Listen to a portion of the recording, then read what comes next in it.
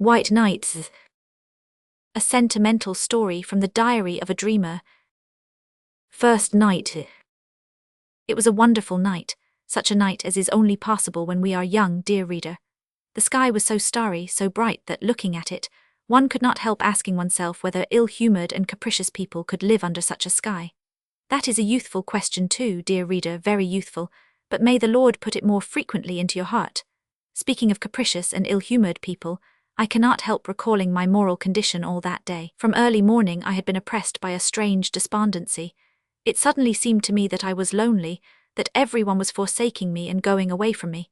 Of course, anyone is entitled to ask who everyone was, for though I had been living almost 8 years in Petersburg, I had hardly an acquaintance. But what did I want with acquaintances? I was acquainted with all Petersburg as it was.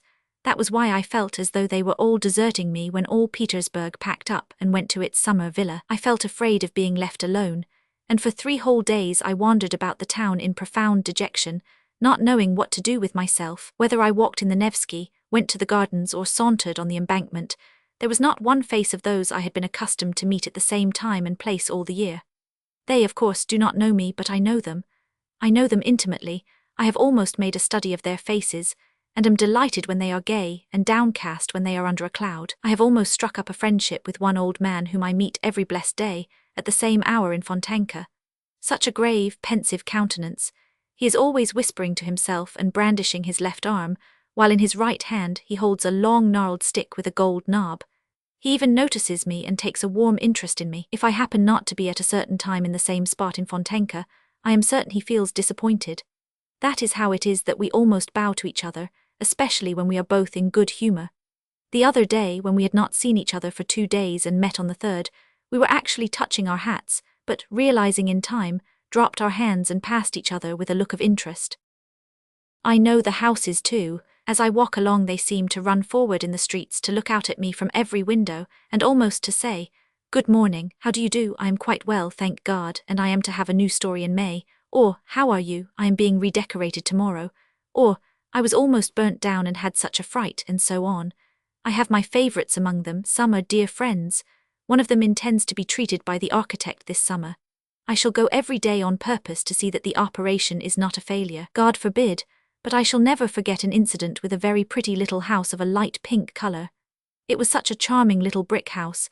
It looked so hospitably at me, and so proudly at its ungainly neighbours, that my heart rejoiced whenever I happened to pass it. Suddenly last week I walked along the street, and when I looked at my friend I heard a plaintive, "They are painting me yellow. The villains, the barbarians." They had spared nothing, neither columns nor cornices, and my poor little friend was as yellow as a canary. It almost made me bilious, and to this day I have not had the courage to visit my poor disfigured friend, painted the colour of the celestial empire. So now you understand, reader, in what sense I am acquainted with all Petersburg. I have mentioned already that I had felt worried for 3 whole days before I guessed the cause of my uneasiness, and I felt ill at ease in the street. This one had gone and that one had gone, and what had become of the other? And at home, I did not feel like myself either. For 2 evenings I was puzzling my brains to think what was amiss in my corner, why I felt so uncomfortable in it, and in perplexity I scanned my grimy green walls, my ceiling covered with a spider's web, the growth of which Matrona has so successfully encouraged. I looked over all my furniture, examined every chair, wondering whether the trouble lay there, for if one chair is not standing in the same position as it stood the day before, I am not myself. I looked at the window, but it was all in vain. I was not a bit the better for it. I even bethought me to send for Matrona, and was giving her some fatherly admonitions in regard to the spider's web and sluttishness in general. But she simply stared at me in amazement and went away without saying a word, so that the spider's web is comfortably hanging in its place to this day. I only at last this morning realized what was wrong. Why they are giving me the slip and making off to their summer villas. Forgive the triviality of the expression, but I am in no mood for fine language, for everything that had been in Petersburg had gone or was going away for the holidays. For every respectable gentleman of dignified appearance who took a cab was at once transformed, in my eyes, into a respectable head of a household, who after his daily duties were over, was making his way to the bosom of his family, to the summer villa. For all the passers-by had now quite a peculiar air which seemed to say to everyone they met, "We are only here for the moment, gentlemen, and in another 2 hours we shall be going off to the summer villa. If a window opened after delicate fingers white as snow had tapped upon the pane, and the head of a pretty girl was thrust out, calling to a street seller with pots of flowers, at once on the spot, I fancied that those flowers were being bought not simply in order to enjoy the flowers and the spring in stuffy town lodgings, but because they would all be very soon moving into the country, and could take the flowers with them. What is more, I made such progress in my new peculiar sort of investigation that I could distinguish correctly from the mere air of each in what summer villa he was living. The inhabitants of Kameny and Aptekarsky Islands, or of the Peterhof Road, were marked by the studied elegance of their manner, their fashionable summer suits, and the fine carriages in which they drove to town. Visitors to Pargalovo and places further away impressed one at first sight by their reasonable and dignified air. The tripper to Krestovsky Island could be recognized by his look of irrepressible gaiety. If I chanced to meet a long procession of wagoners walking lazily with the reins in their hands, beside wagons loaded with regular mountains of furniture, tables, chairs, ottomans and sofas, and domestic utensils of all sorts, frequently with a decrepit cook sitting on the top of it all, guarding her master's property as though it were the apple of her eye, or if I saw boats heavily loaded with household goods crawling along the Neva or Fontenka to the Black River or the islands, the wagons and the boats were multiplied tenfold, hundredfold in my eyes. I fancied that everything was astir and moving, everything was going in regular caravans to the summer villas. It seemed as though Petersburg threatened to become a wilderness, so that at last I felt ashamed, mortified, and sad that I had nowhere to go for the holidays and no reason to go away. I was ready to go away with every wagon, to drive off with every gentleman of respectable appearance who took a cab, but no one, absolutely no one, invited me. It seemed they had forgotten me, as though really I were a stranger to them. I took long walks, succeeding, as I usually did, in quite forgetting where I was, when I suddenly found myself at the city gates.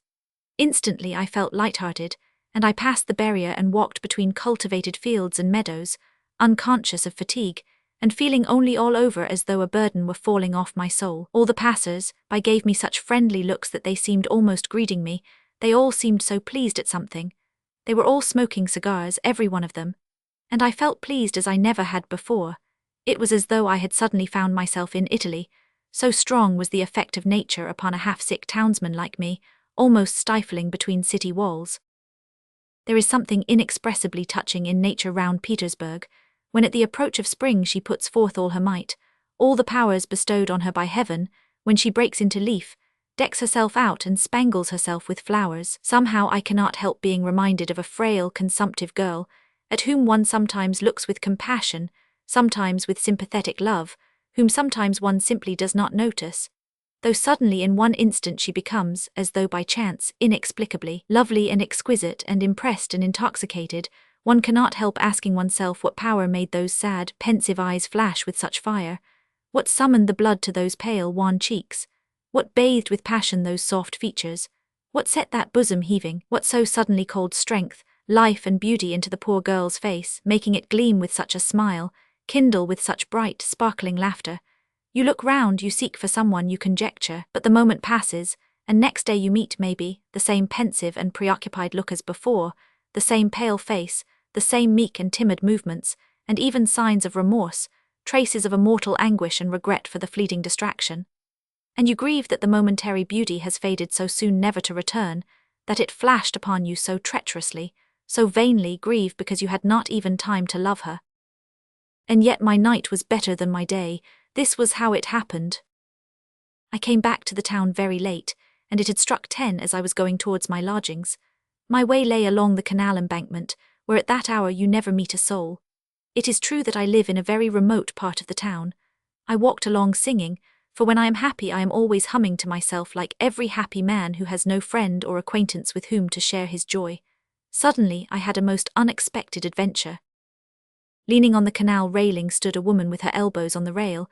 She was apparently looking with great attention at the muddy water of the canal. She was wearing a very charming yellow hat and a jaunty little black mantle. She's a girl, and I am sure she is dark, I thought. She did not seem to hear my footsteps, and did not even stir when I passed by with bated breath and loudly throbbing heart. Strange, I thought, she must be deeply absorbed in something, and all at once I stopped as though petrified. I heard a muffled sob.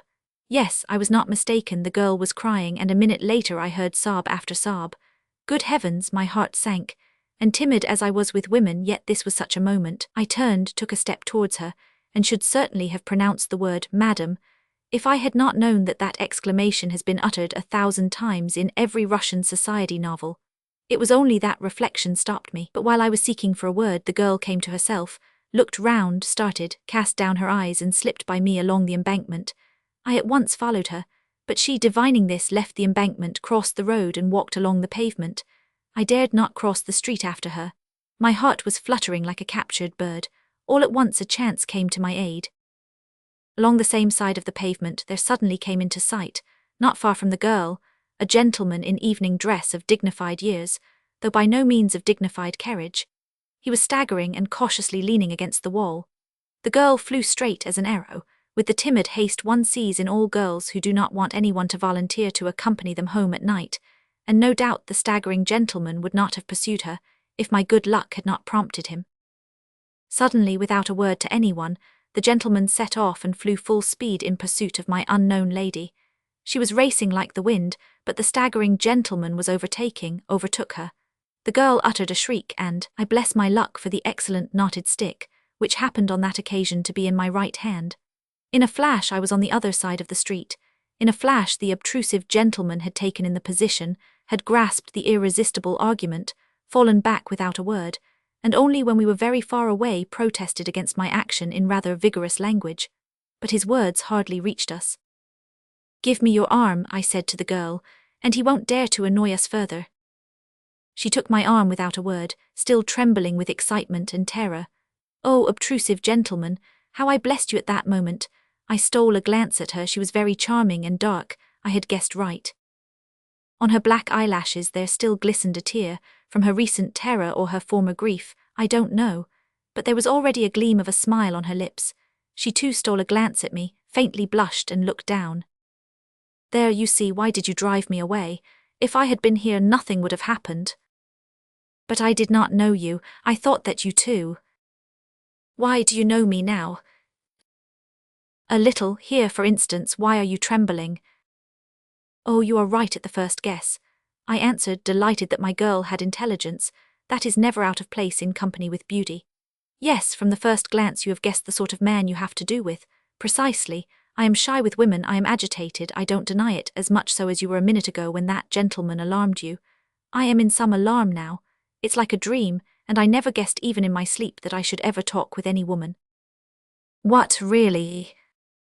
"Yes, if my arm trembles it is because it has never been held by a pretty little hand like yours. I am a complete stranger to women, that is, I have never been used to them. You see, I am alone. I don't even know how to talk to them. Here, I don't know now whether I have not said something silly to you. Tell me frankly.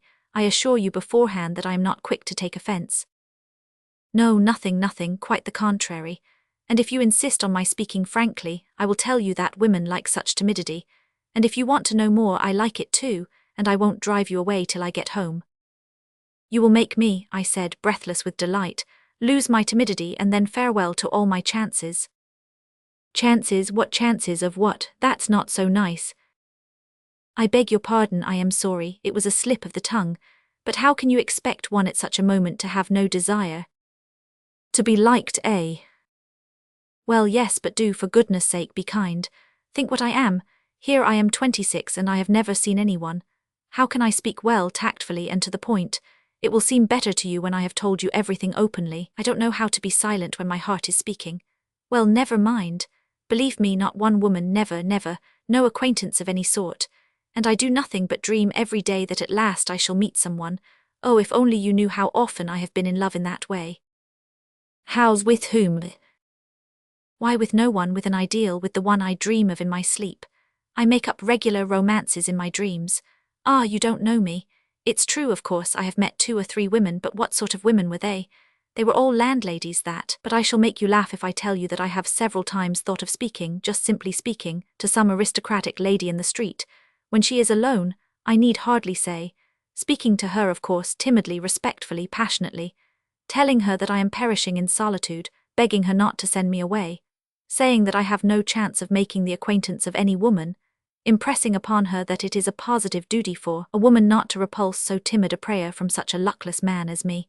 That in fact all I ask is that she should say 2 or 3 sisterly words with sympathy, should not repulse me at first sight, should take me on trust and listen to what I say, should laugh at me if she likes, encourage me, say 2 words to me, only 2 words, even though we never meet again afterwards. But you are laughing, however, that is why I am telling you. Don't be vexed, I am only laughing at your being your own enemy, and if you had tried you would have succeeded perhaps, even though it had been in the street. The simpler the better. No kind-hearted woman, unless she were stupid or, still more, vexed about something at the moment, could bring herself to send you away without those 2 words which you ask for so timidly. But what am I saying? Of course she would take you for a madman. I was judging by myself. I know a good deal about other people's lives. Oh, thank you, I cried. You don't know what you have done for me now. I am glad, but tell me, how did you find out that I was the sort of woman with whom you think worthy of attention and friendship, in fact not a landlady as you say? What made you decide to come up to me? What made me? But you were alone, that gentleman was too insolent, it's night. You must admit that it was a duty. No, I mean before, on the other side, you know you meant to come up to me. On the other side, really I don't know how to answer, I am afraid to. Do you know I have been happy today? I walked along singing, I went out into the country, I have never had such happy moments. Perhaps it was my fancy. Forgive me for referring to it, I fancied you were crying and I could not bear to hear it. It made my heart ache. Oh my goodness, surely I might be troubled about you. Surely there was no harm in feeling brotherly compassion for you. I beg your pardon, I said compassion. Well, in short, surely you would not be offended at my involuntary impulse to go up to you. Stop, that's enough, don't talk of it, said the girl, looking down and pressing my hand. It's my fault for having spoken of it, but I am glad I was not mistaken in you. But here I am home, I must go down this turning, it's 2 steps from here. Goodbye, thank you. Surely you don't mean that we shall never see each other again. Surely this is not to be the end. You see, said the girl, laughing, at first you only wanted 2 words and now, however, I won't say anything, perhaps we shall meet. I shall come here tomorrow, I said.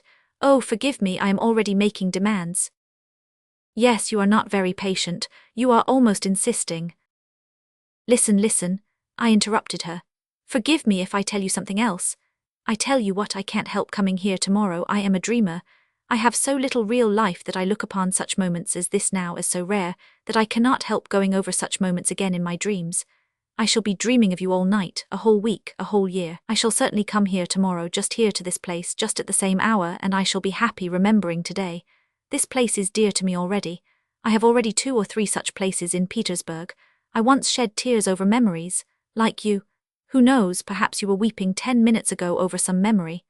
But, forgive me, I have forgotten myself again. Perhaps you have once been particularly happy here. Very good, said the girl. Perhaps I will come here tomorrow too at 10 o'clock. I see that I can't forbid you. The fact is I have to be here. Don't imagine that I am making an appointment with you. I tell you beforehand that I have to be here on my own account.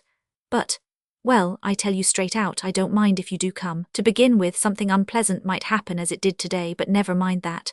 In short, I should simply like to see you, to say 2 words to you. Only mind, you must not think the worse of me now. Don't think I make appointments so lightly. I shouldn't make it except that. But let that be my secret, only a compact beforehand. A compact, speak, tell me all beforehand. I agree to anything, I am ready for anything, I cried, delighted. I answer for myself, I will be obedient, respectful. You know me. It's just because I do know you that I ask you to come tomorrow, said the girl, laughing. I know you perfectly. But mind, you will come on the condition, in the first place, only be good, do what I ask. You see, I speak frankly, you won't fall in love with me. That's impossible, I assure you. I am ready for friendship, here's my hand. But you mustn't fall in love with me, I beg you. I swear, I cried, gripping her hand. Hush, don't swear, I know you are ready to flare up like gunpowder. Don't think ill of me for saying so. If only you knew. I, too, have no one to whom I can say a word, whose advice I can ask. Of course, one does not look for an adviser in the street, but you are an exception. I know you as though we had been friends for 20 years. You won't deceive me, will you? You will see. The only thing is, I don't know how I am going to survive the next 24 hours. Sleep soundly. Good night, and remember that I have trusted you already. But you exclaimed so nicely just now. Surely one can't be held responsible for every feeling, even for brotherly sympathy. Do you know, that was so nicely said that the idea struck me at once that I might confide in you. For God's sake do, but about what? What is it? Wait till tomorrow, meanwhile let that be a secret, so much the better for you, it will give it a faint flavor of romance. Perhaps I will tell you tomorrow and perhaps not. I will talk to you a little more beforehand, we will get to know each other better.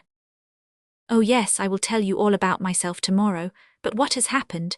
It is as though a miracle had befallen me. My God, where am I? Come, tell me, aren't you glad that you were not angry and did not drive me away at the first moment as any other woman would have done? In 2 minutes you have made me happy forever. Yes, happy. Who knows, perhaps you have reconciled me with myself, solved my doubts. Perhaps such moments come upon me. But there, I will tell you all about it tomorrow. You shall know everything, everything. Very well, I consent. You shall begin. Agreed. Goodbye till tomorrow. Till tomorrow. And we parted. I walked about all night. I could not make up my mind to go home. I was so happy. Tomorrow. Second night. Well, so you have survived, she said, pressing both my hands. I've been here for the last 2 hours. You don't know what a state I have been in all day. I know, but to business. Do you know why I have come? Not to talk nonsense as I did yesterday. I tell you what, we must behave more sensibly in future. I thought a great deal about it last night. In what way, in what must we be more sensible? I am ready for my part. But really nothing more sensible has happened to me in my life than this now. Really, in the first place, I beg you not to squeeze my hand so. Secondly, I must tell you that I spent a long time thinking about you and feeling doubtful today. And how did it end? How did it end? The upshot of it is that we must begin all over again, because the conclusion I reached today was that I don't know you at all. That I behaved like a baby last night, like a little girl. And of course the fact of it is that it's my soft heart that is to blame. That is, I sang my own praises, as one always does in the end when one analyzes one's conduct. And therefore, to correct my mistake, I've made up my mind to find out all about you minutely. But as I have no one from whom I can find out anything, you must tell me everything fully yourself. Well, what sort of man are you? Come, make haste, begin, tell me your whole history. My history, I cried in alarm. My history, but who has told you I have a history? I have no history. Then how have you lived if you have no history? She interrupted, laughing. Absolutely without any history. I have lived, as they say, keeping myself to myself, that is, utterly alone, entirely alone. Do you know what it means to be alone? But how alone? Do you mean you never saw anyone? Oh no, I see people, of course, but still I am alone. Why do you never talk to anyone? Strictly speaking, with no one. Who are you then? Explain yourself. Stay, I guess, most likely like me you have a grandmother. She is blind and will never let me go anywhere, so that I have almost forgotten how to talk. And when I played some pranks 2 years ago and she saw there was no holding me in, she called me up and pinned my dress to hers, and ever since we sit like that for days together. She knits a stocking, though she's blind, and I sit beside her, sew or read aloud to her. It's such a queer habit. Here for 2 years I've been pinned to her. Good heavens, what misery! But no, I haven't a grandmother like that. Well, if you haven't, why do you sit at home? Listen, do you want to know the sort of man I am? Yes. In the strict sense of the word. In the very strictest sense of the word. Very well, I am a type. Type, what sort of type? Cried the girl, laughing as though she had not had a chance of laughing for a whole year. Yes, it's very amusing talking to you. Look, here's a seat, let us sit down. No one is passing here, no one will hear us, and begin your history. For it's no good your telling me I know you have a history, only you are concealing it. To begin with, what is a type? A type is an original, it's an absurd person, I said, infected by her childish laughter. It's a character. Listen, do you know what is meant by a dreamer? A dreamer, indeed I should think I do know, I am a dreamer myself. Sometimes, as I sit by grandmother, all sorts of things come into my head. Why, when one begins dreaming, one lets one's fancy run away with one. Why, I marry a Chinese prince. Though sometimes it is a good thing to dream. But goodness knows, especially when one has something to think of apart from dreams, added the girl, this time rather seriously. Excellent, if you have been married to a Chinese emperor, you will quite understand me. Come, listen. but 1 minute I don't know your name yet. At last, you have been in no hurry to think of it. Oh my goodness, it never entered my head. I felt quite happy as it was. My name is Nastenka. Nastenka and nothing else. Nothing else? Why is not that enough for you, you insatiable person? Not enough, on the contrary, it's a great deal, a very great deal, Nastenka. You kind girl, if you are Nastenka for me from the first. Quite so, well. Well, listen, Nastenka, now for this absurd history. I sat down beside her, assumed a pedantically serious attitude, and began as though reading from a manuscript. There are, Nastenka, though you may not know it, strange nooks in Petersburg. It seems as though the same sun as shines for all Petersburg people does not peep into those spots, but some other different new one, bespoken expressly for those nooks, and it throws a different light on everything. In these corners, dear Nastenka, quite a different life is lived, quite unlike the life that is surging round us, but such as perhaps exists in some unknown realm, not among us in our serious, over-serious time.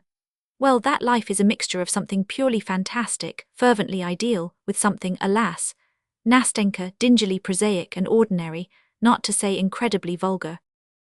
Foo, good heavens, what a preface, what do I hear? Listen, Nastenka, it seems to me I shall never be tired of calling you Nastenka. Let me tell you that in these corners live strange people, dreamers. The dreamer, if you want an exact definition, is not a human being, but a creature of an intermediate sort. For the most part he settles in some inaccessible corner, as though hiding from the light of day. Once he slips into his corner he grows to it like a snail, or anyway, he is in that respect very much like that remarkable creature, which is an animal and a house both at once, and is called a tortoise. Why do you suppose he is so fond of his four walls, which are invariably painted green, grimy, dismal, and reeking unpardonably of tobacco smoke? Why is it that when this absurd gentleman is visited by one of his few acquaintances, and he ends by getting rid of all his friends, why does this absurd person meet him with such embarrassment, changing countenance and overcome with confusion, as though he had only just committed some crime within his four walls, as though he had been forging counterfeit notes, or as though he were writing verses to be sent to a journal with an anonymous letter in which he states that the real poet is dead, and that his friend thinks it his sacred duty to publish his things?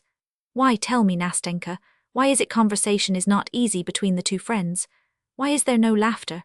Why does no lively word fly from the tongue of the perplexed newcomer, who at other times may be very fond of laughter, lively words, conversation about the fair sex and other cheerful subjects? And why does this friend, probably a new friend and on his first visit, for there will hardly be a second, and the friend will never come again, why is the friend himself so confused, so tongue-tied in spite of his wit, if he has any, as he looks at the downcast face of his host, who in his turn becomes utterly helpless and at his wit's end after gigantic but fruitless efforts to smooth things over and enliven the conversation, to show his knowledge of polite society, to talk, too, of the fair sex, and by such humble endeavour, to please the poor man, who like a fish out of water has mistakenly come to visit him? Why does the gentleman, all at once remembering some very necessary business which never existed, suddenly seize his hat and hurriedly make off, snatching away his hand from the warm grip of his host, who was trying his utmost to show his regret and retrieve the lost position? Why does the friend chuckle as he goes out of the door,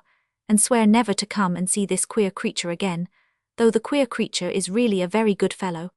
And at the same time he cannot refuse his imagination the little diversion of comparing the queer fellow's countenance during their conversation with the expression of an unhappy kitten treacherously captured, roughly handled, frightened and subjected to all sorts of indignities by children, till, utterly crestfallen, it hides away from them under a chair in the dark, and there must needs at its leisure bristle up, spit, and wash its insulted face with both paws, and long afterwards look angrily at life and nature, and even at the bits saved from the master's dinner for it by the sympathetic housekeeper.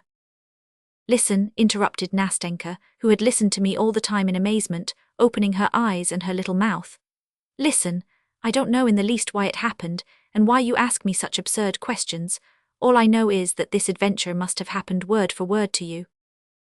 Doubtless, I answered with the gravest face. Well, since there is no doubt about it, go on, said Nastenka, because I want very much to know how it will end. You want to know, Nastenka, what our hero, that is I, for the hero of the whole business was my humble self, did in his corner.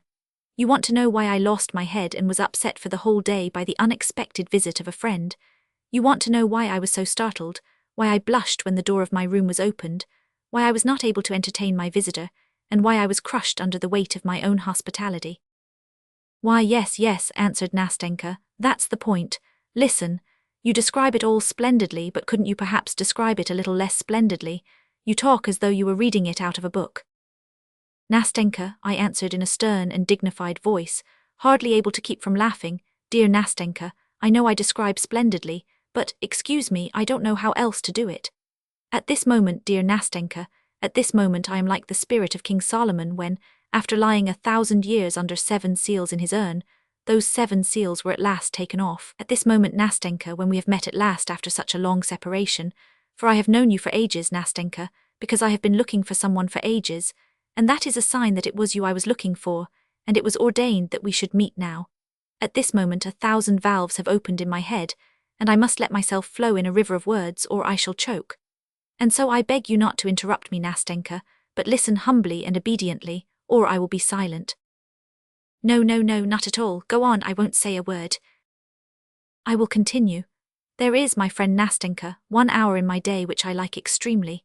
That is the hour when almost all business, work and duties are over, and everyone is hurrying home to dinner, to lie down, to rest, and on the way all are cogitating on other more cheerful subjects relating to their evenings, their nights, and all the rest of their free time. At that hour our hero, for allow me, Nastenka, to tell my story in the third person, for one feels awfully ashamed to tell it in the first person, and so at that hour our hero, who had his work too, was pacing along after the others.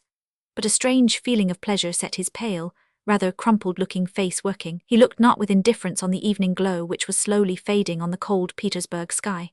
When I say he looked, I am lying.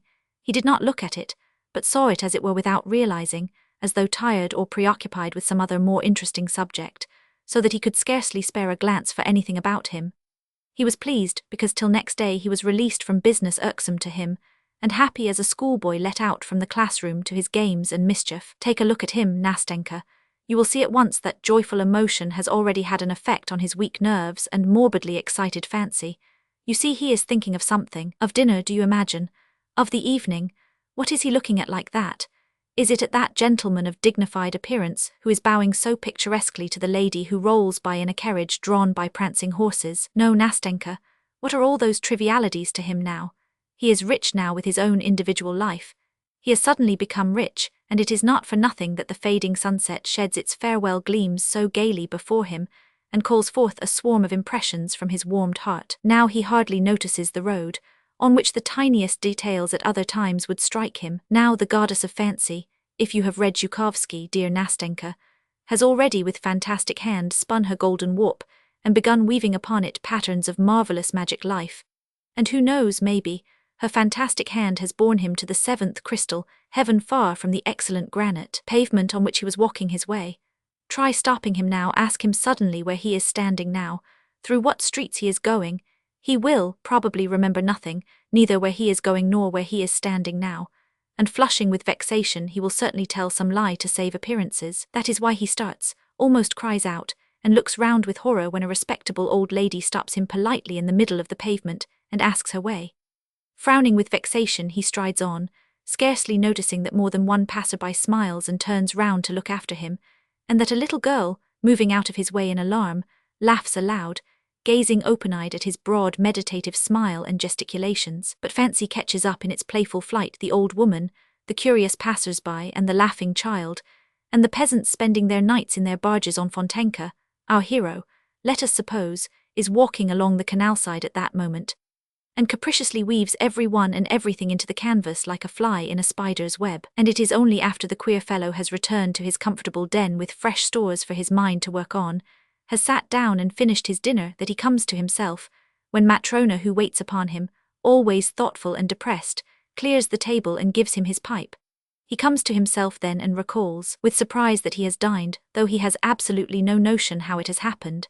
It has grown dark in the room, his soul is sad and empty, the whole kingdom of fancies drops to pieces about him, drops to pieces without a trace, without a sound, floats away like a dream, and he cannot himself remember what he was dreaming, but a vague sensation faintly stirs his heart and sets it aching, Some new desire temptingly tickles and excites his fancy, and imperceptibly evokes a swarm of fresh phantoms. Stillness reigns in the little room.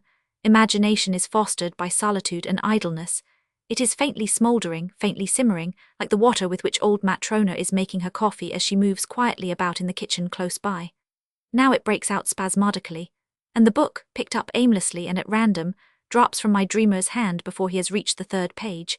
His imagination is again stirred and at work, and again a new world, a new fascinating life opens vistas before him, a fresh dream, fresh happiness, a fresh rush of delicate, voluptuous poison. What is real life to him? To his corrupted eyes we live, you and I, Nastenka, so torpidly, slowly, insipidly. In his eyes we are all so dissatisfied with our fate, so exhausted by our life. And truly, see how at first sight everything is cold, morose, as though ill-humoured among us. Poor things, thinks our dreamer. And it is no wonder that he thinks it. Look at these magic phantasms, which so enchantingly, so whimsically, so carelessly and freely group before him in such a magic animated picture, in which the most prominent figure in the foreground is of course himself, our dreamer, in his precious person. See what varied adventures, what an endless swarm of ecstatic dreams. You ask perhaps what he is dreaming of. Why ask that? Why of everything, of the lot of the poet, first unrecognized, then crowned with laurels, of friendship with Hoffmann St. Bartholomew's Night, of Diana Vernon, of playing the hero at the taking of Kazan by Ivan Vassilievich, of Clara Mowbray, of Effie Deans, of the council of the prelates and Huss before them, of the rising of the dead in Robert the Devil. Do you remember the music, its smells of the churchyard? Of Minna and Brenda, of the Battle of Berezina, of the reading of a poem at Countess V.D.'s, of Danton, of Cleopatra I Sue Amante, of a little house in Columna, of a little home of one's own and beside one a dear creature who listens to one on a winter's evening, opening her little mouth and eyes, as you are listening to me now, my angel. No, Nastenka, what is there for him, voluptuous sluggard in this life, for which you and I have such a longing? He thinks that this is a poor pitiful life, not foreseeing that for him too, maybe, sometime the mournful hour may strike, when for one day of that pitiful life he would give all his years of fantasy, and would give them not only for joy and for happiness, but without caring to make distinctions in that hour of sadness, remorse and unchecked grief. But so far that threatening has not arrived. He desires nothing, because he is superior to all desire, because he has everything, because he is satiated, because he is the artist of his own life, and creates it for himself every hour to suit his latest whim. And you know this fantastic world of fairyland is so easily, so naturally created, as though it were not a delusion. Indeed, he is ready to believe at some moments that all this life is not suggested by feeling, is not mirage, not a delusion of the imagination, but that it is concrete, real, substantial. Why is it, Nastenka? Why is it at such moments one holds one's breath?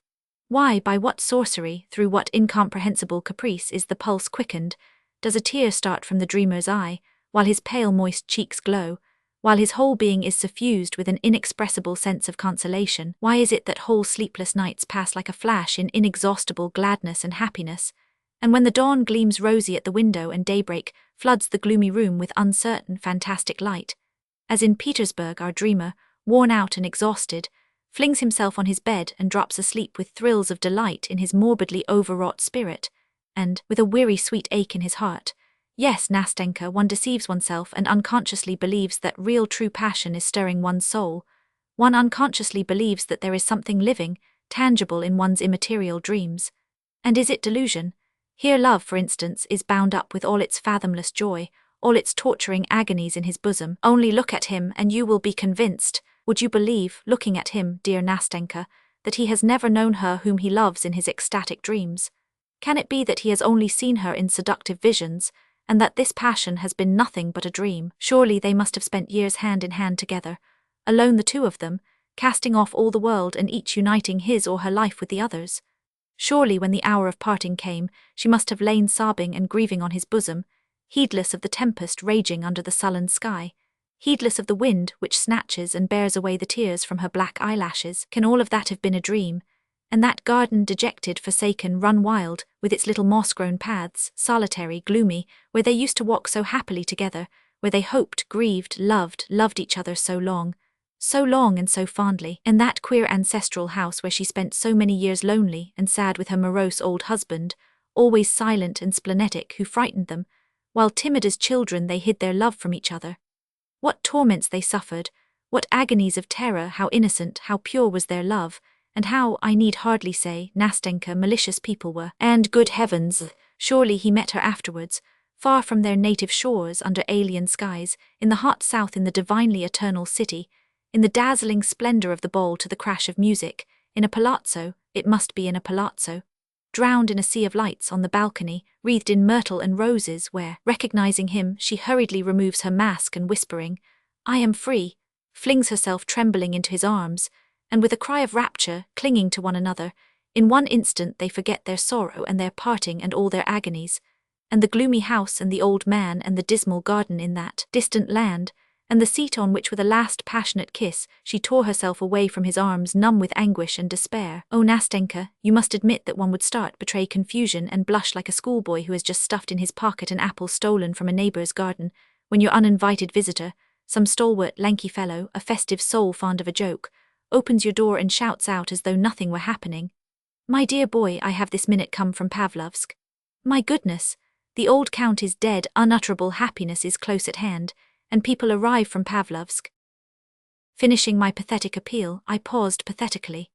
I remembered that I had an intense desire to force myself to laugh, for I was already feeling that a malignant demon was stirring within me, that there was a lump in my throat, that my chin was beginning to twitch, and that my eyes were growing more and more moist. I expected Nastenka, who listened to me opening her clever eyes, would break into her childish, irrepressible laugh, and I was already regretting that I had gone so far, that I had unnecessarily described what had long been simmering in my heart, about which I could speak as though from a written account of it, because I had long ago passed judgment on myself, and now could not resist reading it, making my confession, without expecting to be understood.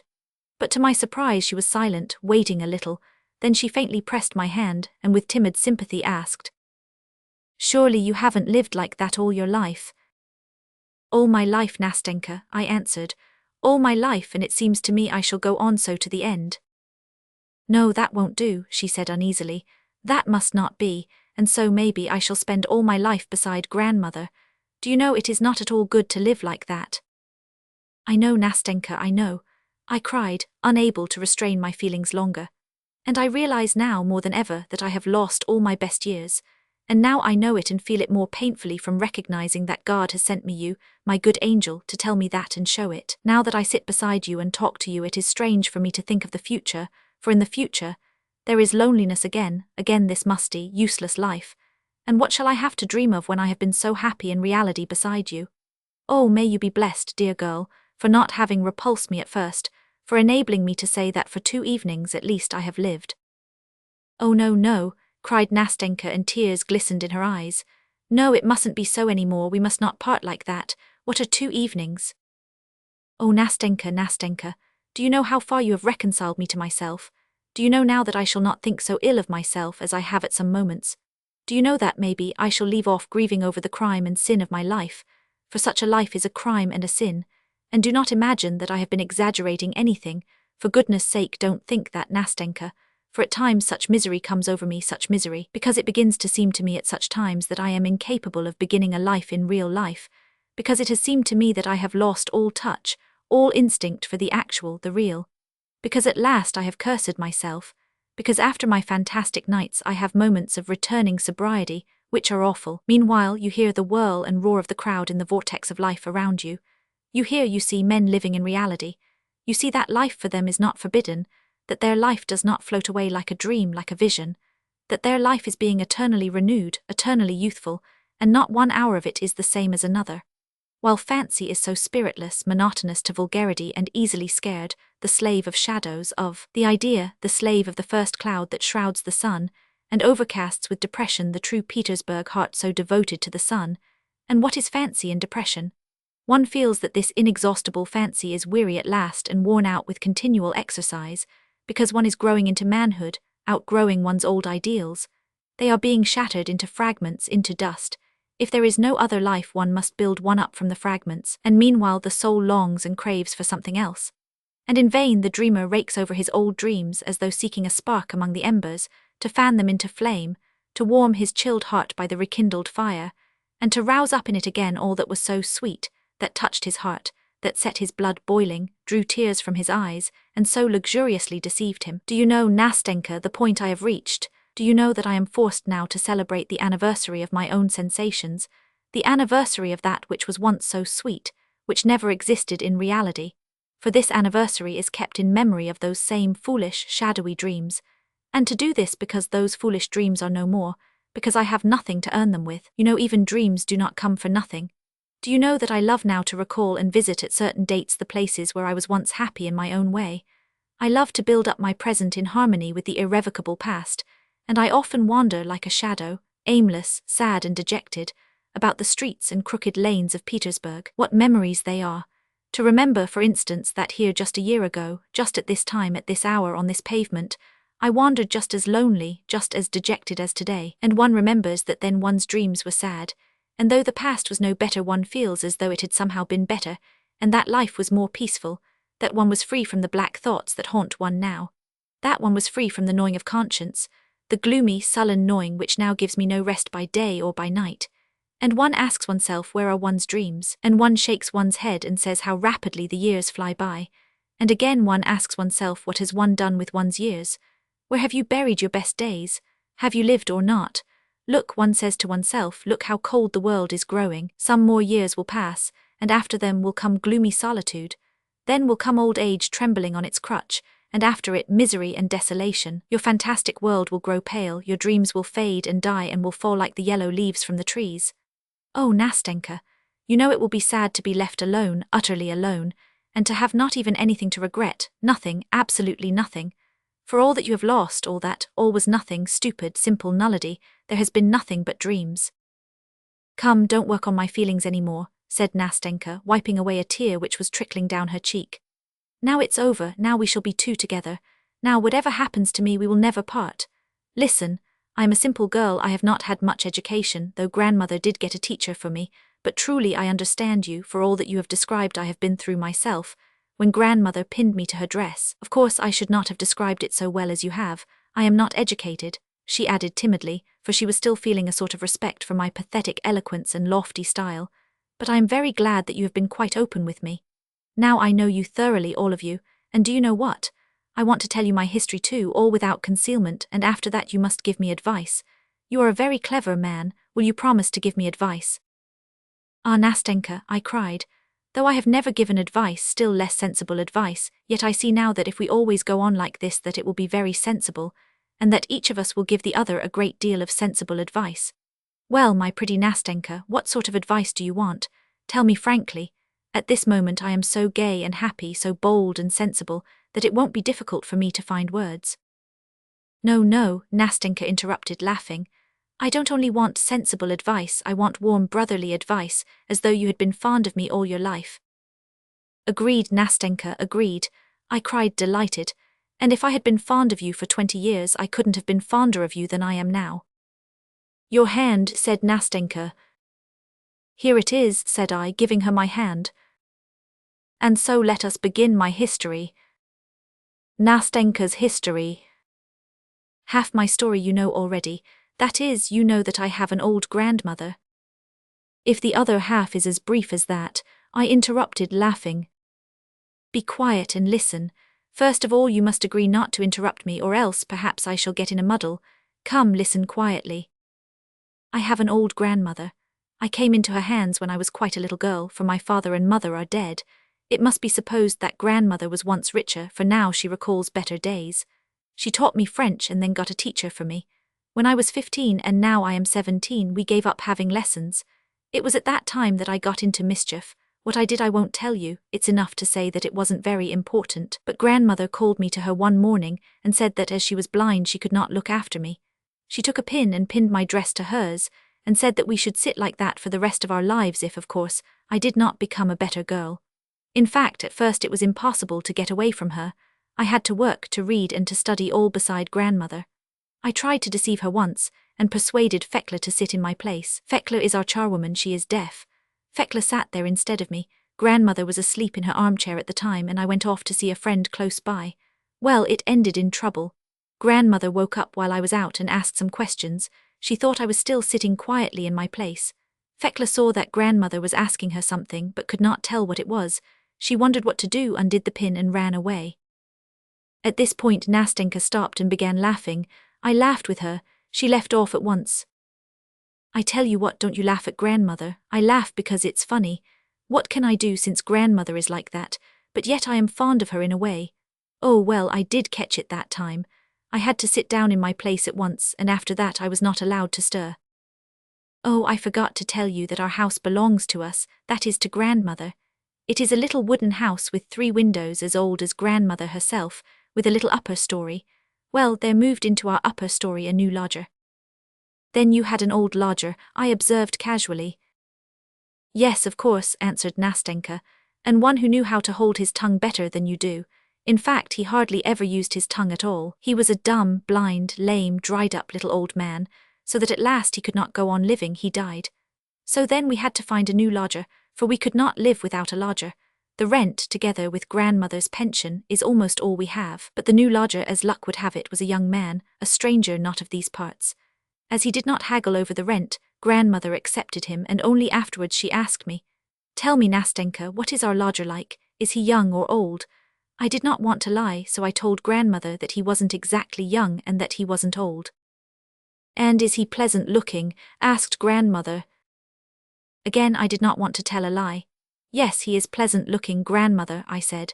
And grandmother said, "Oh, what a nuisance, what a nuisance. I tell you this, grandchild, that you may not be looking after him. What times these are. Why, a paltry lodger like this, and he must be pleasant looking too. It was very different in the old days." Grandmother was always regretting the old days. She was younger in old days, and the sun was warmer in old days, and cream did not turn so sour in old days. It was always the old days. I would sit still and hold my tongue and think to myself, why did grandmother suggest it to me? Why did she ask whether the lodger was young and good-looking? But that was all. I just thought it, began counting my stitches again, went on knitting my stocking, and forgot all about it. Well, one morning the lodger came in to see us. He asked about a promise to paper his rooms. One thing led to another. Grandmother was talkative and she said, "Go, Nastenka, into my bedroom and bring me my reckoner." I jumped up at once. I blushed all over, I don't know why, and forgot I was sitting pinned to grandmother. Instead of quietly undoing the pin so that the lodger should not see, I jumped so that grandmother's chair moved. When I saw that the lodger knew all about me now, I blushed, stood still as though I had been shot, and suddenly began to cry. I felt so ashamed and miserable at that minute that I didn't know where to look. Grandmother called out, "What are you waiting for?" And I went on worse than ever. When the lodger saw that I was ashamed on his account, he bowed and went away at once. After that I felt ready to die at the least sound in the passage. It's the lodger, I kept thinking. I stealthily undid the pin in case. But it always turned out not to be. He never came. A fortnight passed. The lodger sent word through Fyodor that he had a great number of French books, and that they were all good books that I might read. So would not grandmother like me to read them, that I might not be dull? Grandmother agreed with gratitude, but kept asking if they were moral books, for if the books were immoral it would be out of the question. One would learn evil from them. "And what should I learn, grandmother? What is there written in them?" "Ah," she said, "what's described in them is how young men seduce virtuous girls, how on the excuse that they want to marry them they carry them off from their parents' houses, how afterwards they leave these unhappy girls to their fate and they perish in the most pitiful way." "I read a great many books," said grandmother, "and it is all so well described that one sits up all night and reads them on the sly. So mind you don't read them, Nastenka," said she. "What books has he sent?" "They are all Walter Scott's novels, grandmother." "Walter Scott's novels, but stay, isn't there some trick about it? Look, hasn't he stuck a love letter among them?" "No, grandmother," I said, "there isn't a love letter." "But look under the binding. They sometimes stuff it under the bindings, the rascals." "No, grandmother, there is nothing under the binding." "Well, that's all right." So we began reading Walter Scott, and in a month or so we had read almost half. Then he sent us more and more. He sent us Pushkin too, so that at last I could not get on without a book and left off dreaming of how fine it would be to marry a Chinese prince. That's how things were when I chanced one day to meet our lodger on the stairs. Grandmother had sent me to fetch something. He stopped, I blushed and he blushed. He laughed though, said good morning to me, asked after grandmother and said, "Well, have you read the books?" I answered that I had. "Which did you like best?" he asked. I said Ivanhoe and Pushkin best of all, and so our talk ended for that time. A week later I met him again on the stairs. That time grandmother had not sent me, I wanted to get something for myself. It was past 2 and the lodger used to come home at that time. Good afternoon, said he. I said good afternoon too. Aren't you dull, he said, sitting all day with your grandmother? When he asked that I blushed, I don't know why. I felt ashamed and again I felt offended, I suppose because other people had begun to ask me about that. I wanted to go away without answering, but I hadn't the strength. Listen, he said, you are a good girl. Excuse my speaking to you like that, but I assure you that I wish for your welfare quite as much as your grandmother. Have you no friends that you could go and visit? I told him I hadn't any, that I had had no friend but Mashenka, and she had gone away to Pskov. Listen, he said, would you like to go to the theatre with me? To the theatre? What about grandmother? But you must go without your grandmother's knowing it, he said. No, I said, I don't want to deceive grandmother. Goodbye. Well, goodbye, he answered and said nothing more. Only after dinner he came to see us, sat a long time talking to grandmother, asked her whether she ever went out anywhere, whether she had acquaintances, and suddenly said, I have taken a box at the opera for this evening. They are giving the Barber of Seville. My friends meant to go but afterwards refused, so the ticket is left on my hands. The Barber of Seville, cried grandmother. Why, the same they used to act in old days. Yes, it's the same barber, he said, and glanced at me. I saw what it meant and turned crimson, and my heart began throbbing with suspense. To be sure, I know it, said grandmother. Why, I took the part of Rossina myself in old days at a private performance. So wouldn't you like to go today, said the lodger, or my ticket will be wasted. By all means let us go, said grandmother. Why shouldn't we? And my Nastenka here has never been to the theatre. My goodness, what joy! We got ready at once, put on our best clothes and set off. Though grandmother was blind, still she wanted to hear the music. Besides, she is a kind old soul. What she cared most for was to amuse me. We should never have gone of ourselves. What my impressions of the Barber of Seville were I won't tell you, but all that evening our lodger looked at me so nicely, talked so nicely, that I saw at once that he had meant to test me in the morning when he proposed that I should go with him alone. Well, it was joy. I went to bed so proud, so gay, my heart beat so that I was a little feverish, and all night I was raving about the Barber of Seville. I expected that he would come and see us more and more often after that, but it wasn't so at all. He almost entirely gave up coming. He would just come in about once a month, and then only to invite us to the theatre. We went twice again, only I wasn't at all pleased with that. I saw that he was simply sorry for me because I was so hardly treated by grandmother, and that was all. As time went on, I grew more and more restless. I couldn't sit still, I couldn't read, I couldn't work. Sometimes I laughed and did something to annoy grandmother, at another time I would cry. At last I grew thin and was very nearly ill. The opera season was over, and our lodger had quite given up coming to see us. Whenever we met, always on the same staircase, of course, he would bow so silently, so gravely, as though he did not want to speak, and go down to the front door, while I went on standing in the middle of the stairs as red as a cherry, for all the blood rushed to my head at the sight of him. Now the end is near. Just a year ago in May the lodger came to us and said to grandmother that he had finished his business here, and that he must go back to Moscow for a year. When I heard that, I sank into a chair half dead. Grandmother did not notice anything, and having informed us that he should be leaving us, he bowed and went away. What was I to do? I thought and fretted, and at last I made up my mind. Next day he was to go away, and I made up my mind to end it all that evening when grandmother went to bed. And so it happened. I made up all my clothes in a parcel, all the linen I needed, and with the parcel in my hand, more dead than alive, went upstairs to our lodger. I believe I must have stayed an hour on the staircase. When I opened his door he cried out as he looked at me.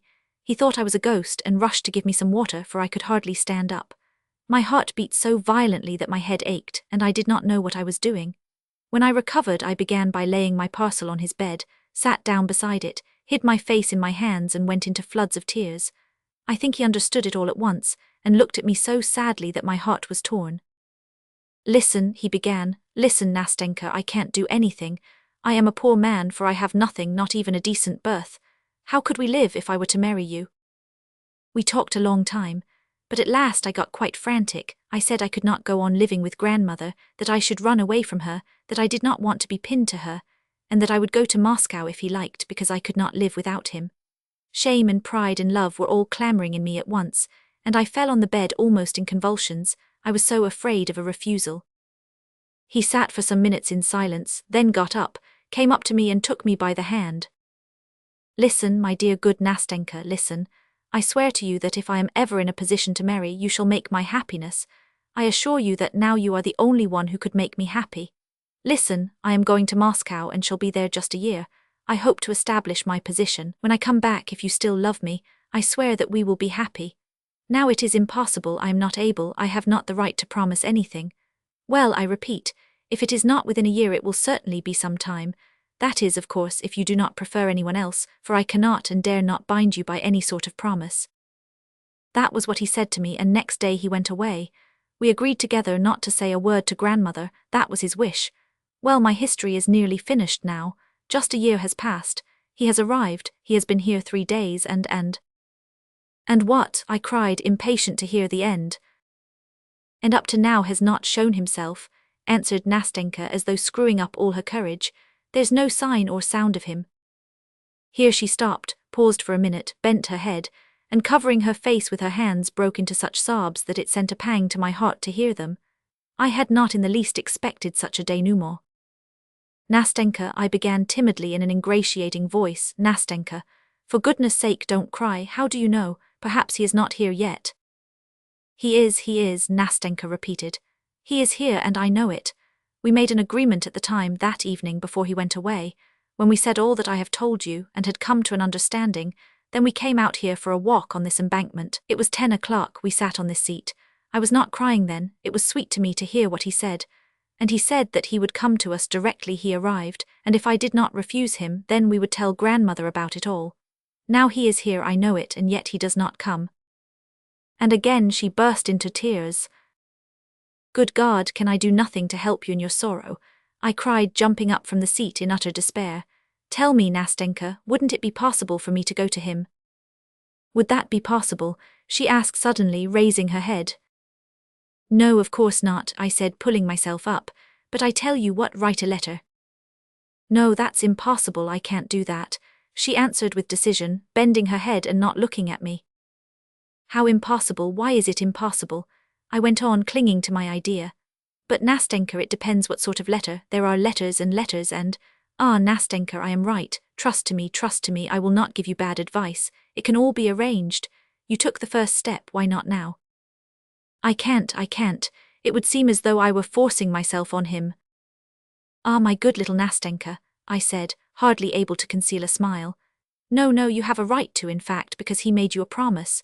Besides, I can see from everything that he is a man of delicate feeling, that he behaved very well.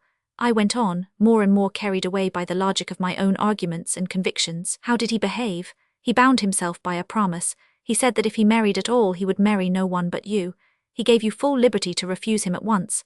Under such circumstances, you may take the first step. You have the right. You are in the privileged position, if, for instance, you wanted to free him from his promise. Listen, how would you write? Write what? This letter. I tell you how I would write, dear sir. Must I really begin like that, dear sir? You certainly must, though after all I don't know, I imagine. Well, what next? Dear sir, I must apologize for, but no, there's no need to apologize, the fact itself justifies everything. Write simply. I am writing to you. Forgive me my impatience, but I have been happy for a whole year in hope. Am I to blame for being unable to endure a day of doubt now? Now that you have come, perhaps you have changed your mind. If so, this letter is to tell you that I do not repine nor blame you. I do not blame you because I have no power over your heart, such is my fate. You are an honorable man. You will not smile or be vexed at these impatient lines. Remember, they are written by a poor girl, that she is alone, that she has no one to direct her, no one to advise her, and that she herself could never control her heart. But forgive me that a doubt has stolen, if only for one instant, into my heart. You are not capable of insulting, even in thought, her who so loved and so loves you. Yes, that's exactly what I was thinking, cried Nastenka, and her eyes beamed with delight. Oh, you have solved my difficulties. God has sent you to me. Thank you. What for? For God's sending me, I answered, looking delighted at her joyful little face. Why, yes, for that too.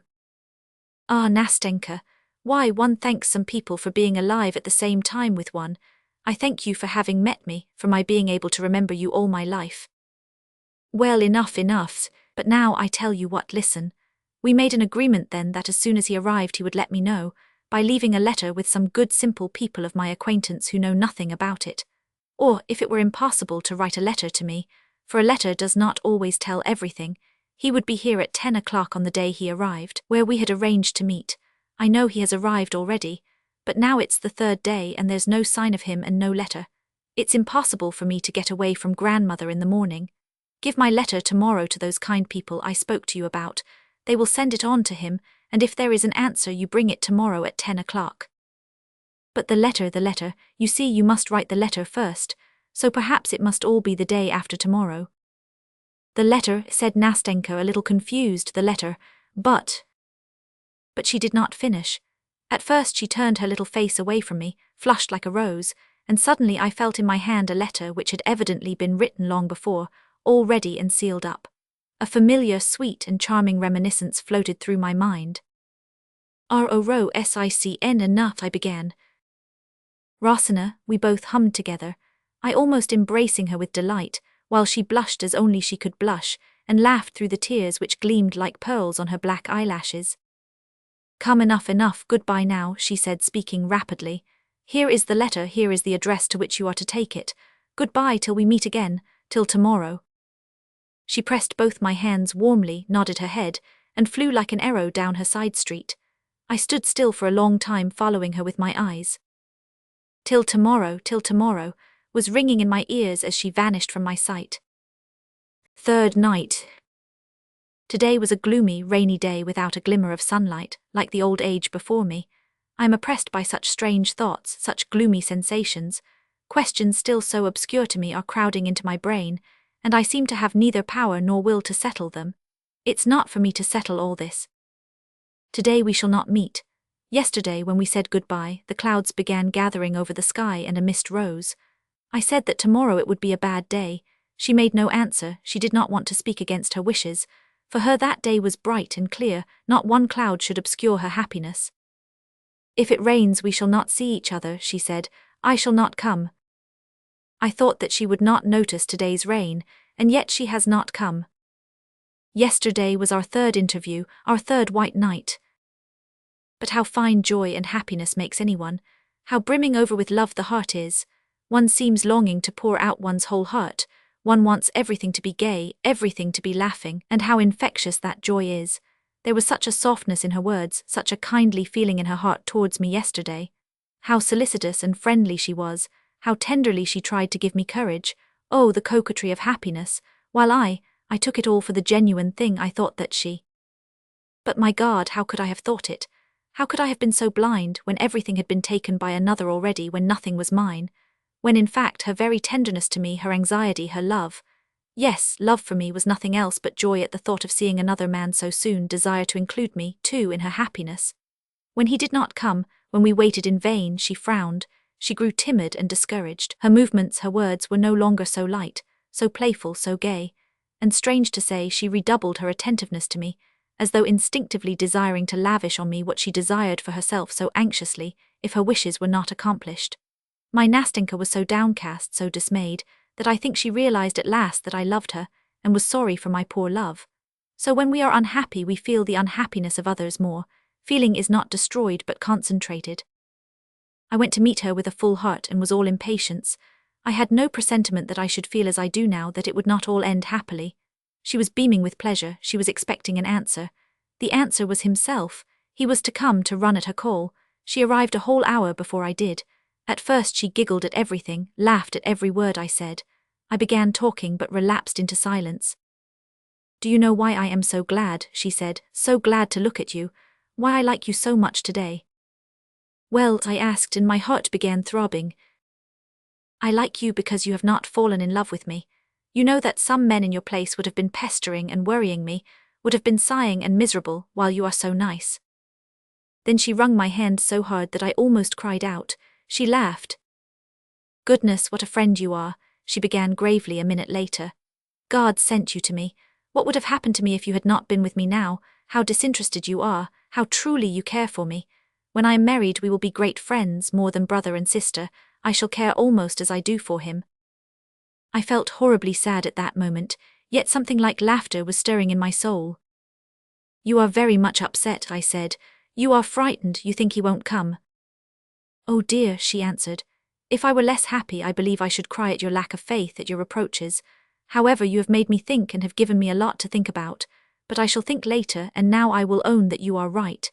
Yes, I am somehow not myself, I am all suspense and feel everything as it were too lightly. But hush, that's enough about feelings."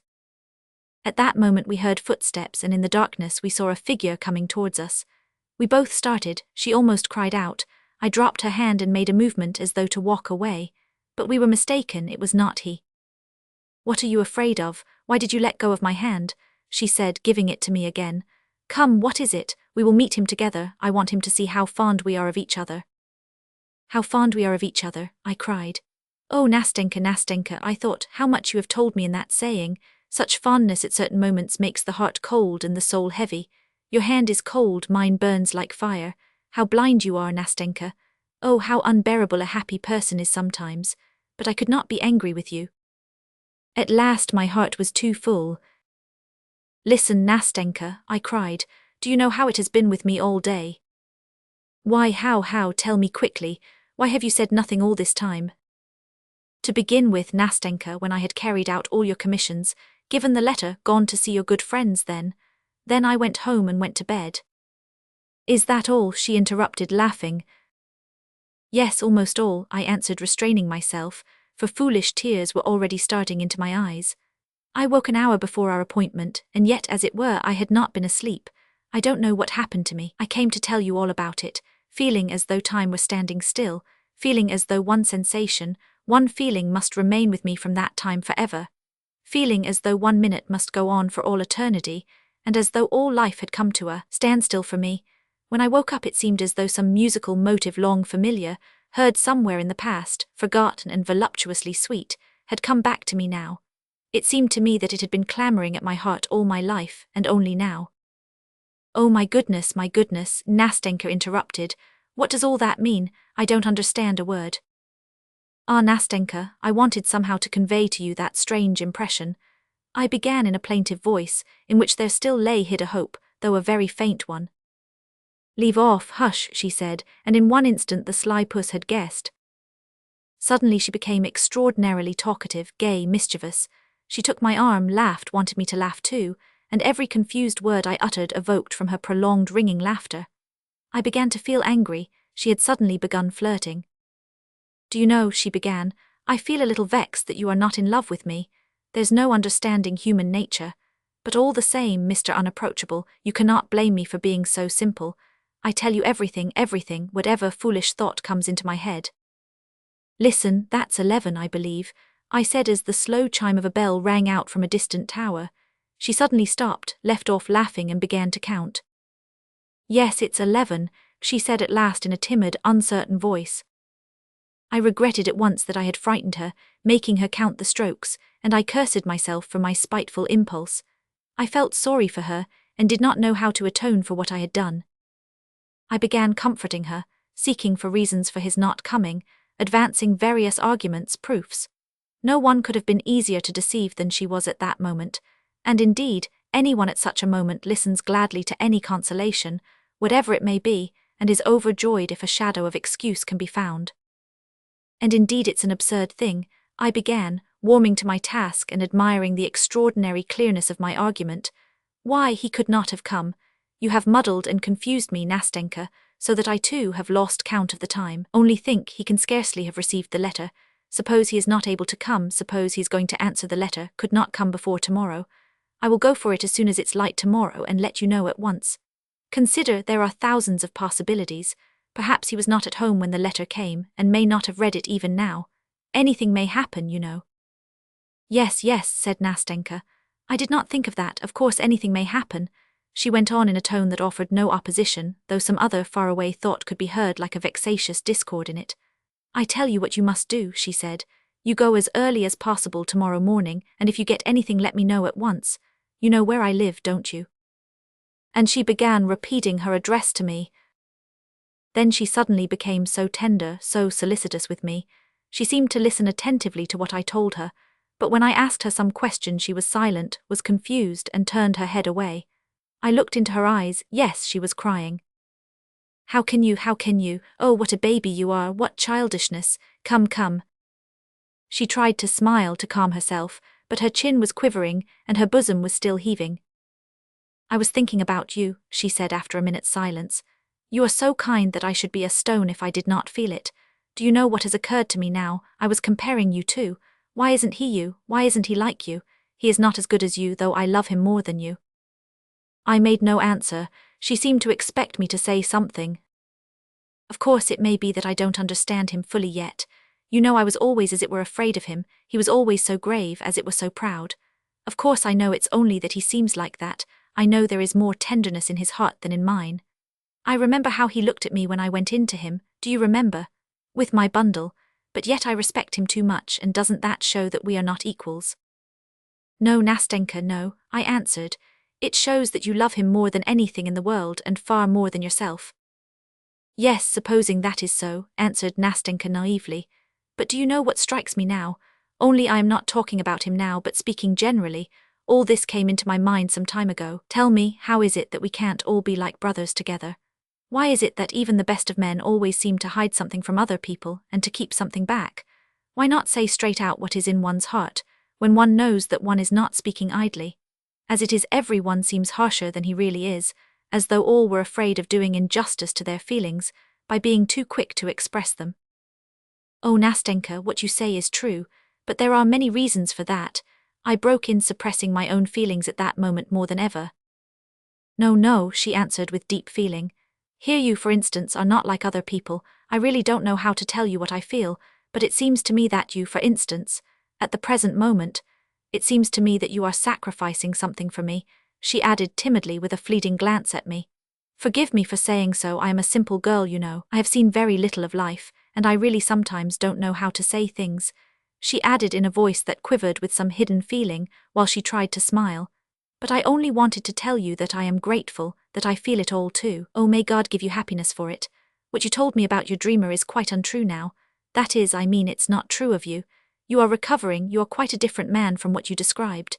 If you ever fall in love with someone, God give you happiness with her. I won't wish anything for her, for she will be happy with you. I know I am a woman myself, so you must believe me when I tell you so. She ceased speaking and pressed my hand warmly. I too could not speak without emotion. Some minutes passed. Yes, it's clear he won't come tonight, she said at last, raising her head. It's late. He will come tomorrow, I said in the most firm and convincing tone. Yes, she added with no sign of her former depression.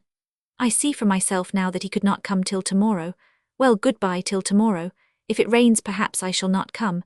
But the day after tomorrow I shall come. I shall come for certain, whatever happens. Be sure to be here. I want to see you. I will tell you everything. And then when we parted, she gave me her hand and said, looking at me candidly, we shall always be together, shan't we? Oh, Nastenka, Nastenka, if only you knew how lonely I am now. As soon as it struck 9 o'clock, I could not stay indoors, but put on my things and went out in spite of the weather. I was there, sitting on our seat. I went to her street, but I felt ashamed and turned back without looking at their windows when I was 2 steps from her door. I went home more depressed than I had ever been before. What a damp, dreary day. If it had been fine, I should have walked about all night. But tomorrow she will tell me everything. The letter has not come today, however, but that was to be expected. They are together by now. 4th night. My God, how it has all ended. What it has all ended in. I arrived at 9 o'clock. She was already there. I noticed her a good way off. She was standing as she had been that first time, with her elbows on the railing, and she did not hear me coming up to her. Nastenka, I called to her, suppressing my agitation with an effort. She turned to me quickly. Well, she said, well, make haste. I looked at her in perplexity. Well, where is the letter? Have you brought the letter? She repeated, clutching at the railing. No, there is no letter, I said at last. Hasn't he been to you yet? She turned fearfully pale and looked at me for a long time without moving. I had shattered her last hope. Well, God be with him, she said at last in a breaking voice. God be with him if he leaves me like that. She dropped her eyes, then tried to look at me and could not. For several minutes she was struggling with her emotion. All at once she turned away, leaning her elbows against the railing, and burst into tears. "Oh, don't," I began, but looking at her I had not the heart to go on, and what was I to say to her? "Don't try and comfort me," she said. "Don't talk about him, don't tell me that he will come, that he has not cast me off so cruelly and so inhumanly as he has. What for, what for? Can there have been something in my letter, that unlucky letter?" At that point sobs stifled her voice. My heart was torn as I looked at her. "Oh, how inhumanly cruel it is," she began again. "And not a line, not a line. He might at least have written that he does not want me, that he rejects me, but not a line for 3 days. How easy it is for him to wound, to insult a poor defenseless girl whose only fault is that she loves him. Oh, what I've suffered during these 3 days. Oh dear. When I think that I was the first to go to him, that I humbled myself before him, cried, that I begged of him a little love, and after that, listen," she said, turning to me, and her black eyes flashed. "It isn't so, it can't be so, it isn't natural. Either you are mistaken or I. Perhaps he has not received the letter. Perhaps he still knows nothing about it. How could anyone judge for yourself? Tell me, for goodness sake explain it to me, I can't understand it. How could anyone behave with such barbarous coarseness as he has behaved to me? Not one word. Why, the lowest creature on earth is treated more compassionately. Perhaps he has heard something, perhaps someone has told him something about me," she cried, turning to me inquiringly. "What do you think?" "Listen, Nastenka, I shall go to him tomorrow in your name. Yes. I will question him about everything, I will tell him everything. Yes. You write a letter. Don't say no, Nastenka, don't say no. I will make him respect your action, he shall hear all about it, and if—" "No, my friend, no," she interrupted. "Enough, not another word, not another line from me, enough. I don't know him, I don't love him any more, I will forget him." She could not go on. Calm yourself. Sit here, Nastenka," I said, making her sit down on the seat. "I am calm, don't trouble, it's nothing. It's only tears, they will soon dry. Why do you imagine I shall do away with myself, that I shall throw myself into the river?" My heart was full, I tried to speak but I could not. "Listen," she said, taking my hand. "Tell me, you wouldn't have behaved like this, would you? You would not have abandoned a girl who had come to you of herself, you would not have thrown into her face a shameless taunt at her weak, foolish heart. You would have taken care of her. You would have realized that she was alone, that she did not know how to look after herself, that she could not guard herself from loving you, that it was not her fault, that she had done nothing. Oh dear, oh dear." "Nastenka," I cried at last, unable to control my emotion. "Nastenka, you torture me. You wound my heart, you are killing me, Nastenka. I cannot be silent. I must speak at last, give utterance to what is surging in my heart." As I said this, I got up from the seat. She took my hand and looked at me in surprise. "What is the matter with you?" she said at last. "Listen," I said resolutely. "Listen to me, Nastenka. What I am going to say to you now is all nonsense, all impossible, all stupid. I know that this can never be, but I cannot be silent. For the sake of what you are suffering now, I beg you beforehand to forgive me." What is it? She said, drying her tears and looking at me intently, while a strange curiosity gleamed in her astonished eyes. "What is the matter?" "It's impossible, but I love you, Nastenka. There it is, now everything is told," I said with a wave of my hand. "Now you will see whether you can go on talking to me as you did just now, whether you can listen to what I am going to say to you." "Well, what then?" Nastenka interrupted me. "What of it? I knew you loved me long ago, only I always thought that you simply liked me very much. Oh dear, oh dear. At first it was simply liking, Nastenka, but now, I am just in the same position as you were when you went to him with your bundle. In a worse position than you, Nastenka, because he cared for no one else as you do." "What are you saying to me? I don't understand you in the least. But tell me, what's this for? I don't mean what for, but why are you, so suddenly? Oh dear, I am talking nonsense. But you—" And Nastenka broke off in confusion. Her cheeks flamed, she dropped her eyes. "What's to be done, Nastenka? What am I to do? I am to blame, I have abused you. But no, I am not to blame, Nastenka. I feel that, I know that, because my heart tells me I am right, for I cannot hurt you in any way, I cannot wound you. I was your friend, but I am still your friend, I have betrayed no trust. Here my tears are falling, Nastenka. Let them flow, they don't hurt anybody. They will dry, Nastenka." Sit down, she said, making me sit down on the seat. "Oh my God."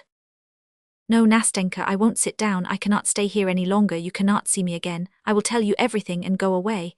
I only want to say that you would never have found out that I loved you. I should have kept my secret. I would not have worried you at such a moment with my egoism. No, but I could not resist it now, you spoke of it yourself, it is your fault and not mine. You cannot drive me away from you. No, I don't drive you away, no, said Nastenka, concealing her confusion as best she could, poor child. You don't drive me away, no, but I meant to run from you myself. I will go away, but first I will tell you all, for when you were crying here I could not sit unmoved, when you wept, when you were in torture at being, I will speak of it, Nastenka, at being forsaken, at your love being repulsed. I felt that in my heart there was so much love for you, Nastenka, so much love. And it seemed so bitter that I could not help you with my love, that my heart was breaking, and I could not be silent, I had to speak, Nastenka, I had to speak. Yes, tell me, talk to me, said Nastenka with an indescribable gesture.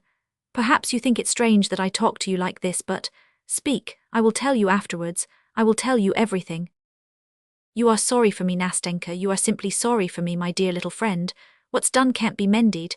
What is said cannot be taken back. Isn't that so?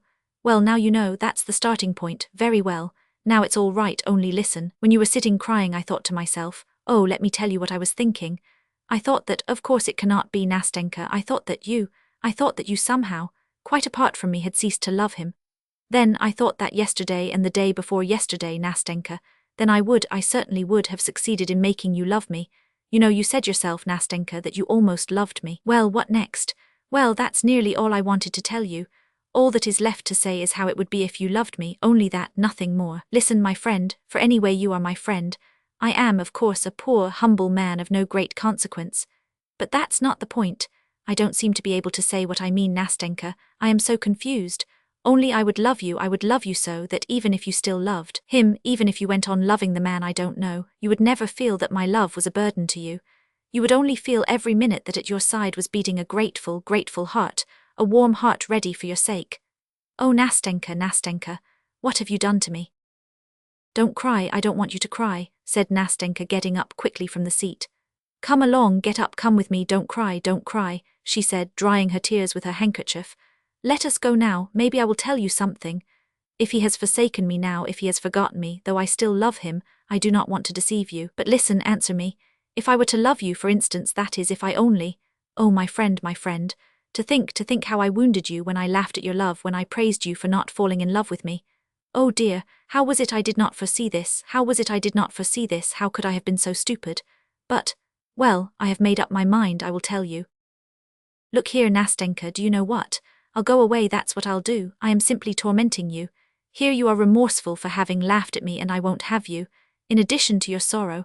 Of course it is my fault, Nastenka, but goodbye. Stay, listen to me, can you wait? What for, how? I love him, but I shall get over it, I must get over it, I cannot fail to get over it. I am getting over it, I feel that. Who knows, perhaps it will all end today, for I hate him. For he has been laughing at me while you have been weeping here with me, for you have not repulsed me as he has, for you love me while he has never loved me, for in fact I love you myself. Yes, I love you as you love me. I have told you so before, you heard it yourself. I love you because you are better than he is, because you are nobler than he is, because he… The poor girl's emotion was so violent that she could not say more. She laid her head upon my shoulder, then upon my bosom, and wept bitterly. I comforted her, I persuaded her, but she could not stop crying. She kept pressing my hand and saying between her sobs, Wait, it will be over in a minute, I want to tell you. You mustn't think that these tears, it's nothing, it's weakness, wait till it's over. At last she left off crying, dried her eyes, and we walked on again. I wanted to speak, but she still begged me to wait. We were silent. At last she plucked up courage and began to speak. It's like this, she began in a weak and quivering voice, in which, however, there was a note that pierced my heart with a sweet pang. Don't think that I am so light and inconstant. Don't think that I can forget and change so quickly. I have loved him for a whole year, and I swear by God that I have never, even in thought, been unfaithful to him. He has despised me, he has been laughing at me, God forgive him. But he has insulted me and wounded my heart. I do not love him, for I can only love what is magnanimous, what understands me, what is generous. For I am like that myself, and he is not worthy of me. Well, that's enough of him. He has done better than if he had deceived my expectations later and shown me later what he was. Well, it's over, but who knows, my dear friend, she went on pressing my hand, who knows, perhaps my whole love was a mistaken feeling, a delusion. Perhaps it began in mischief, in nonsense, because I was kept so strictly by grandmother. Perhaps I ought to love another man, not him, a different man who would have pity on me but don't let us say any more about that. Nastenka broke off, breathless with emotion. I wanted to tell you that if, although I love him, did love him, if in spite of this you still say, if you feel that your love is so great that it may at last drive from my heart my old feeling, if you will have pity on me, if you do not want to leave me alone to my fate without hope, without consolation, if you are ready to love me always as you do now, I swear to you that gratitude, that my love will be at last worthy of your love. Will you take my hand? Nastenka, I cried, breathless with sobs. Nastenka, oh Nastenka. Enough, enough. Well, now it's quite enough, she said, hardly able to control herself. Well, now all has been said, hasn't it? Hasn't it? You are happy, I am happy too. Not another word about it. Wait, spare me. Talk of something else, for God's sake. Yes, Nastenka, yes, enough about that, now I am happy. Yes, Nastenka, yes, let us talk of other things, let us make haste and talk. Yes, I am ready. And we did not know what to say. We laughed, we wept, we said thousands of things meaningless and incoherent. At one moment we walked along the pavement, then suddenly turned back and crossed the road. Then we stopped and went back again to the embankment. We were like children. I am living alone now, Nastenka, I began, but tomorrow. Of course you know, Nastenka, I am poor, I have only got 1,200 rubles, but that doesn't matter. Of course not, and Granny has her pension, so she will be no burden. We must take Granny. Of course we must take Granny, but there's Matrona. Yes, and we've got Fyodor too. Matrona is a good woman, but she has one fault. She has no imagination, Nastenka, absolutely none, but that doesn't matter. That's all right, they can live together, only you must move to us tomorrow. To you, how so? All right, I am ready. Yes, hire a room from us, we have a top floor, it's empty. We had an old lady lodging there, but she has gone away, and I know Granny would like to have a young man. I said to her, why a young man? And she said, oh, because I am old, only don't you fancy, Nastenka, that I want him as a husband for you. So I guessed it was with that idea. Oh, Nastenka. And we both laughed. Come, that's enough, but where do you live? I've forgotten. Over that way near 10 Bridge, Baronikov's buildings. It's that big house. Yes, that big house. Oh, I know, a nice house, only you know you had better give it up and come to us as soon as possible. Tomorrow, Nastenka, tomorrow. I owe a little for my rent there, but that doesn't matter. I shall soon get my salary. And do you know, I will perhaps give lessons. I will learn something myself and then give lessons. Capital, and I shall soon get a bonus. So by tomorrow you will be my lodger. And we will go to the barber of Seville, for they are soon going to give it again. Yes, we'll go, said Nastenka, but better see something else and not the barber of Seville. Very well, something else. Of course that will be better, I did not think. As we talked like this, we walked along in a sort of delirium, a sort of intoxication, as though we did not know what was happening to us. At one moment we stopped and talked for a long time at the same place. Then we went on again, and goodness knows where we went. And again tears and again laughter. All of a sudden Nastenka would want to go home, and I would not dare to detain her but would want to see her to the house. We set off, and in a quarter of an hour found ourselves at the embankment by our seat. Then she would sigh, and tears would come into her eyes again. I would turn chill with dismay. But she would press my hand and force me to walk, to talk, to chatter as before. It's time I was home at last. I think it must be very late, Nastenka said at last. We must give over being childish. Yes, Nastenka, only I shan't sleep tonight. I am not going home. I don't think I shall sleep either, only see me home. I should think so. Only this time we really must get to the house. We must. Honor bright, for you know one must go home some time. Honor bright, I answered, laughing. Well, come along. Come along, look at the sky, Nastenka. Look, tomorrow it will be a lovely day. What a blue sky, what a moon. Look, that yellow cloud is covering it now, look. No, it has passed by, look. But Nastenka did not look at the cloud. She stood mute as though turned to stone. A minute later she huddled timidly close up to me. Her hand trembled in my hand. I looked at her. She pressed still more closely to me. At that moment a young man passed by us. He suddenly stopped, looked at us intently, and then again took a few steps on. My heart began throbbing. "Who is it, Nastenka?" I said in an undertone. "It's he," she answered in a whisper, huddling up to me still more closely, still more tremulously. I could hardly stand on my feet. "Nastenka, Nastenka, it's you." I heard a voice behind us, and at the same moment the young man took several steps towards us. My God, how she cried out, how she started, how she tore herself out of my arms and rushed to meet him. I stood and looked at them, utterly crushed. But she had hardly given him her hand, had hardly flung herself into his arms when she turned to me again, was beside me again in a flash, and before I knew where I was she threw both arms round my neck and gave me a warm, tender kiss. Then, without saying a word to me, she rushed back to him again, took his hand and drew him after her. I stood a long time looking after them. At last the two vanished from my sight. Morning. My night ended with the morning. It was a wet day. The rain was falling and beating disconsolately upon my window pane. It was dark in the room and grey outside. My head ached and I was giddy. Fever was stealing over my limbs. "There's a letter for you, sir. The postman brought it," Matrona said, stooping over me. "A letter from whom?" I cried, jumping up from my chair. "I don't know, sir. Better look. Maybe it is written there whom it is from." I broke the seal. It was from her. "Oh, forgive me, forgive me. I beg you on my knees to forgive me. I deceived you and myself. It was a dream, a mirage. My heart aches for you today. Forgive me, forgive me. Don't blame me, for I have not changed to you in the least. I told you that I would love you. I love you now. I more than love you. Oh my God, if only I could love you both at once. Oh, if only you were he. Oh, if only he were you," echoed in my mind. I remembered your words, Nastenka. "God knows what I would do for you now. I know that you are sad and dreary. I have wounded you, but you know when one loves a wrong is soon forgotten, and you love me.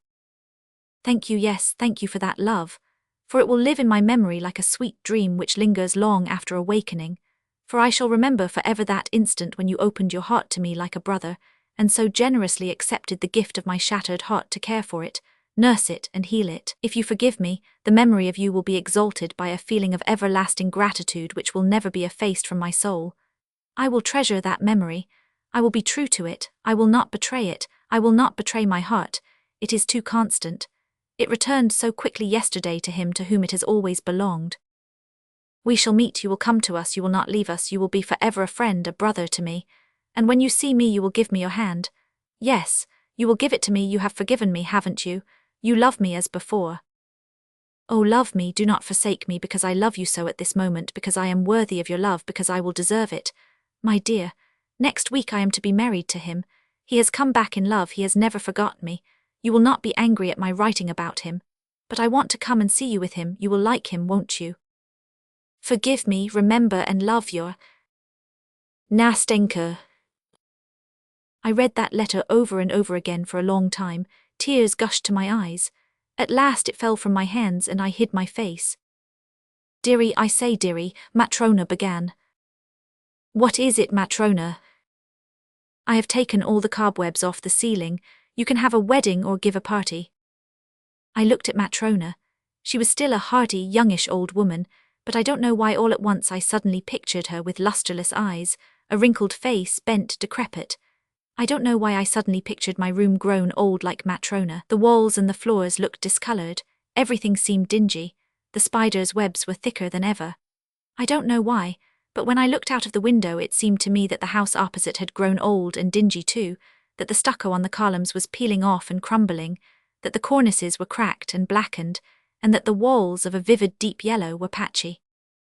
Either the sunbeams suddenly peeping out from the clouds for a moment were hidden again behind a veil of rain, and everything had grown dingy again before my eyes, or perhaps the whole vista of my future flashed before me so sad and forbidding, and I saw myself just as I was now, 15 years hence, older in the same room, just as solitary, with the same Matrona grown no cleverer for those 15 years. But to imagine that I should bear you a grudge, Nastenka, that I should cast a dark cloud over your serene, untroubled happiness, that by my bitter reproaches I should cause distress to your heart, should poison it with secret remorse, and should force it to throb with anguish at the moment of bliss, that I should crush a single one of those tender blossoms which you have twined in your dark tresses when you go with him to the altar. Oh, never, never. May your sky be clear, may your sweet smile be bright and untroubled, and may you be blessed for that moment of blissful happiness which you gave to another, lonely and grateful heart. My God, a whole moment of happiness, is that too little for the whole of a man's life? Notes from Underground. A novel. Part 1. Underground. 1. I'm a sick man, I'm a spiteful man, I'm an unattractive man, I believe my liver is diseased. However, I know nothing at all about my disease and do not know for certain what ails me. I don't consult a doctor for it and never have, though I have a respect for medicine and doctors. Besides, I am extremely superstitious, sufficiently so to respect medicine anyway. I am well educated enough not to be superstitious, but I am superstitious. No, I refuse to consult a doctor from spite. That you probably will not understand. Well, I understand it though. Of course, I can't explain who it is precisely that I am mortifying in this case by my spite. I am perfectly well aware that I cannot pay out the doctors by not consulting them. I know better than anyone that by all this I am only injuring myself and no one else. But still, if I don't consult a doctor it is from spite. My liver is bad, well, let it get worse. I have been going on like that for a long time, 20 years. Now I am 40. I used to be in the government service but am no longer. I was a spiteful official. I was rude and took pleasure in being so. I did not take bribes, you see, so I was bound to find a recompense in that at least. A poor jest, but I will not scratch it out. I wrote it thinking it would sound very witty, but now that I have seen myself that I only wanted to show off in a despicable way, I will not scratch it out on purpose. When petitioners used to come for information to the table at which I sat, I used to grind my teeth at them, and felt intense enjoyment when I succeeded in making anybody unhappy. I almost always did succeed. For the most part they were all timid people. Of course, they were petitioners, but of the uppish ones there was one officer in particular I could not endure. He simply would not be humble and clanked his sword in a disgusting way. I carried on a feud with him for 18 months over that sword. At last I got the better of him. He left off clanking it. That happened in my youth, though. But do you know, gentlemen, what was the chief point about my spite? Why, the whole point, the real sting of it lay in the fact that continually, even in the moment of the acutest spleen, I was inwardly conscious with shame that I was not only not a spiteful but not even an embittered man, that I was simply scaring sparrows at random and amusing myself by it. I might foam at the mouth but bring me a doll to play with, give me a cup of tea with sugar in it, and maybe I should be appeased. I might even be genuinely touched, though probably I should grind my teeth at myself afterwards and lie awake at night with shame for months after. That was my way. I was lying when I said just now that I was a spiteful official. I was lying from spite. I was simply amusing myself with the petitioners and with the officer, and in reality I never could become spiteful. I was conscious every moment in myself of many, very many elements absolutely opposite to that. I felt them positively swarming in me, these opposite elements. I knew that they had been swarming in me all my life and craving some outlet from me, but I would not let them, purposely would not let them come out. They tormented me till I was ashamed. They drove me to convulsions and sickened me at last. How they sickened me. Now are not you fancying, gentlemen, that I am expressing remorse for something now, that I am asking your forgiveness for something? I am sure you are fancying that. However, I assure you I do not care if you are. It was not only that I could not become spiteful, I did not know how to become anything. Neither spiteful nor kind, neither a rascal nor an honest man, neither a hero nor an insect. Now I am living out my life in my corner, taunting myself with the spiteful and useless consolation that an intelligent man cannot become anything seriously, and it is only the fool who becomes anything. Yes, a man in the 19th century must and morally ought to be preeminently a characterless creature. A man of character, an active man, is preeminently a limited creature. That is my conviction of 40 years. I am 40 years old now, and you know 40 years is a whole lifetime. You know it is extreme old age. To live longer than 40 years is bad manners, is vulgar, immoral. Who does live beyond 40? Answer that sincerely and honestly. I will tell you who do, fools and worthless fellows. I tell all old men that to their face, all these venerable old men, all these silver-haired and reverend seniors. I tell the whole world that to its face. I have a right to say so, for I shall go on living to 60 myself. To 70, to 80. Stay, let me take breath. You imagine, no doubt, gentlemen, that I want to amuse you.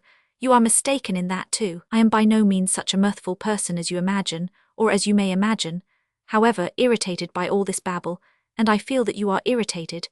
You think fit to ask me who am I, then my answer is I am a collegiate assessor. I was in the service that I might have something to eat, and solely for that reason. And when last year a distant relation left me 6,000 rubles in his will, I immediately retired from the service, and settled down in my corner. I used to live in this corner before, but now I have settled down in it. My room is a wretched, horrid one in the outskirts of the town. My servant is an old countrywoman, ill-natured from stupidity, and moreover, there is always a nasty smell about her. I am told that the Petersburg climate is bad for me, and that with my small means it is very expensive to live in Petersburg. I know all that better than all these sage and experienced counsellors and monitors, but I am remaining in Petersburg. I am not going away from Petersburg. I am not going away because… why, it is absolutely no matter whether I am going away or not going away. But what can a decent man speak of with most pleasure? Answer of himself. Well, so I will talk about myself. Chapter 2. I want now to tell you, gentlemen, whether you care to hear it or not, why I could not even become an insect. I tell you solemnly that I have many times tried to become an insect, but I was not equal even to that. I swear, gentlemen, that to be too conscious is an illness, a real thoroughgoing illness, for man's everyday needs. It would have been quite enough to have the ordinary human consciousness, that is, half or a quarter of the amount which falls to the lot of a cultivated man of our unhappy 19th century, especially one who has the fatal ill luck to inhabit Petersburg, the most theoretical and intentional town on the whole terrestrial globe. There are intentional and unintentional towns. It would have been quite enough, for instance, to have the consciousness by which all so-called direct persons and men of action live. I bet you think I am writing all this from affectation, to be witty at the expense of men of action. And what is more, that from ill-bred affectation, I am clanking a sword like my officer. But gentlemen, whoever can pride himself on his diseases and even swagger over them? Though after all, every one does do that. People do pride themselves on their diseases, and I do, maybe, more than anyone. We will not dispute it. My contention was absurd. But yet I am firmly persuaded that a great deal of consciousness, every sort of consciousness, in fact, is a disease. I stick to that. Let us leave that too for a minute. Tell me this, why does it happen that at the very moments when I am most capable of feeling every refinement of all that is good and beautiful, as they used to say at one time, it would, as though of design, happen to me not only to feel but to do such ugly things, such that, well, in short, actions that all perhaps commit, but which, as though purposely, occurred to me at the very time when I was most conscious that they ought not to be committed. The more conscious I was of goodness, and of all that was good and beautiful, the more deeply I sank into my mire, and the more ready I was to sink in it altogether. But the chief point was that all this was, as it were, not accidental in me, but as though it were bound to be so. It was as though it were my most normal condition, and not in the least disease or depravity, so that at last all desire in me to struggle against this depravity passed. It ended by my almost believing, perhaps actually believing, that this was perhaps my normal condition. But at first, in the beginning, what agonies I endured in that struggle! I did not believe it was the same with other people, and all my life I hid this fact about myself as a secret. I was ashamed. Even now perhaps I am ashamed. I got to the point of feeling a sort of secret, abnormal, despicable enjoyment in returning home to my corner on some disgusting Petersburg night, acutely conscious that that day I had committed a loathsome action again, that what was done could never be undone, and secretly, inwardly gnawing at myself for it, tearing and consuming myself till at last the bitterness turned into a sort of shameful, accursed sweetness, and at last into positive real enjoyment. Yes, into enjoyment.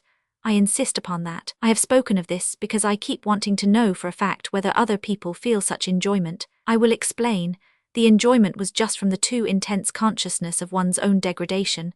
It was from feeling oneself that one had reached the last barrier, that it was horrible but that it could not be otherwise, that there was no escape for you, that you never could become a different man, that even if time and faith were still left you to change into something different you would most likely not wish to change, or if you did wish to, even then you would do nothing, because perhaps in reality there was nothing for you to change into.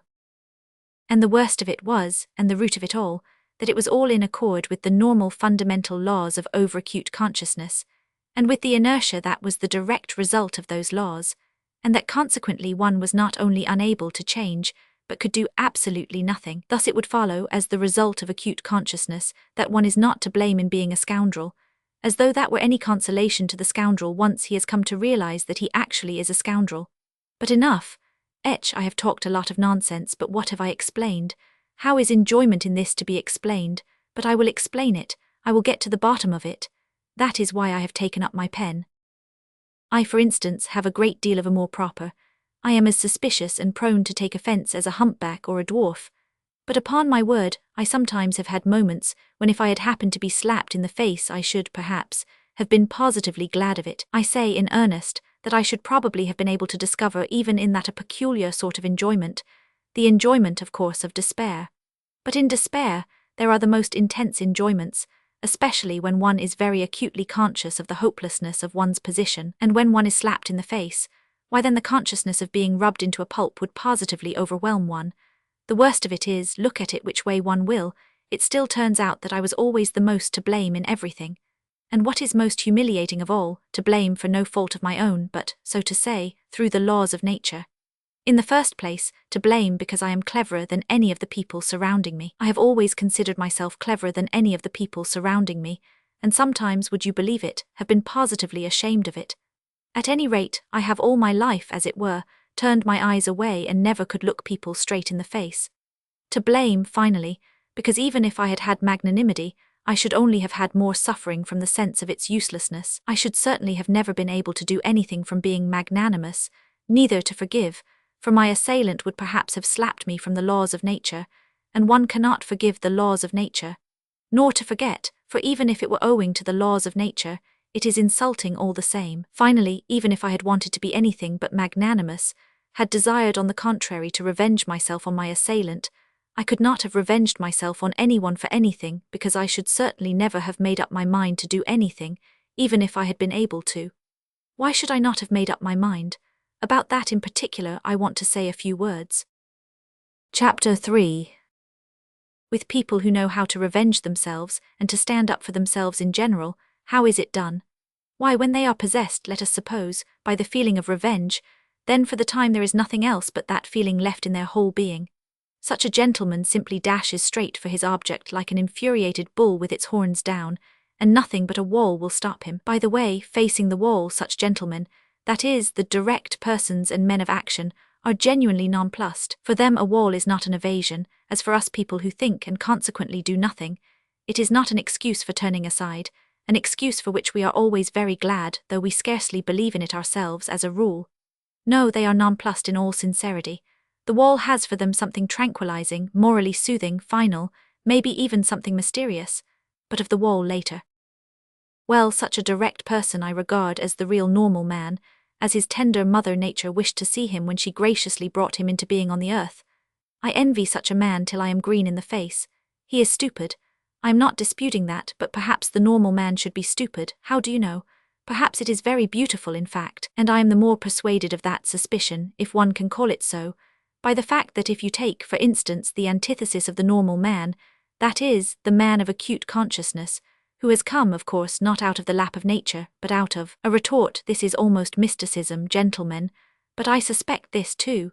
This retort-made man is sometimes so nonplussed in the presence of his antithesis, that with all his exaggerated consciousness, he genuinely thinks of himself as a mouse and not a man. It may be an acutely conscious mouse, yet it is a mouse while the other is a man, and therefore etc., etc. And the worst of it is he himself, his very own self, looks on himself as a mouse. No one asks him to do so, and that is an important point. Now let us look at this mouse in action. Let us suppose, for instance, that it feels insulted too, and it almost always does feel insulted, and wants to revenge itself too. There may even be a greater accumulation of spite in it than in l'homme de la nature, et de la vérité. The base and nasty desire to vent that spite on its assailant rankles, perhaps even more nastily in it than in l'homme de la nature, et de la vérité, for through his innate stupidity the latter looks upon his revenge as justice pure and simple, while in consequence of his acute consciousness the mouse does not believe in the justice of it.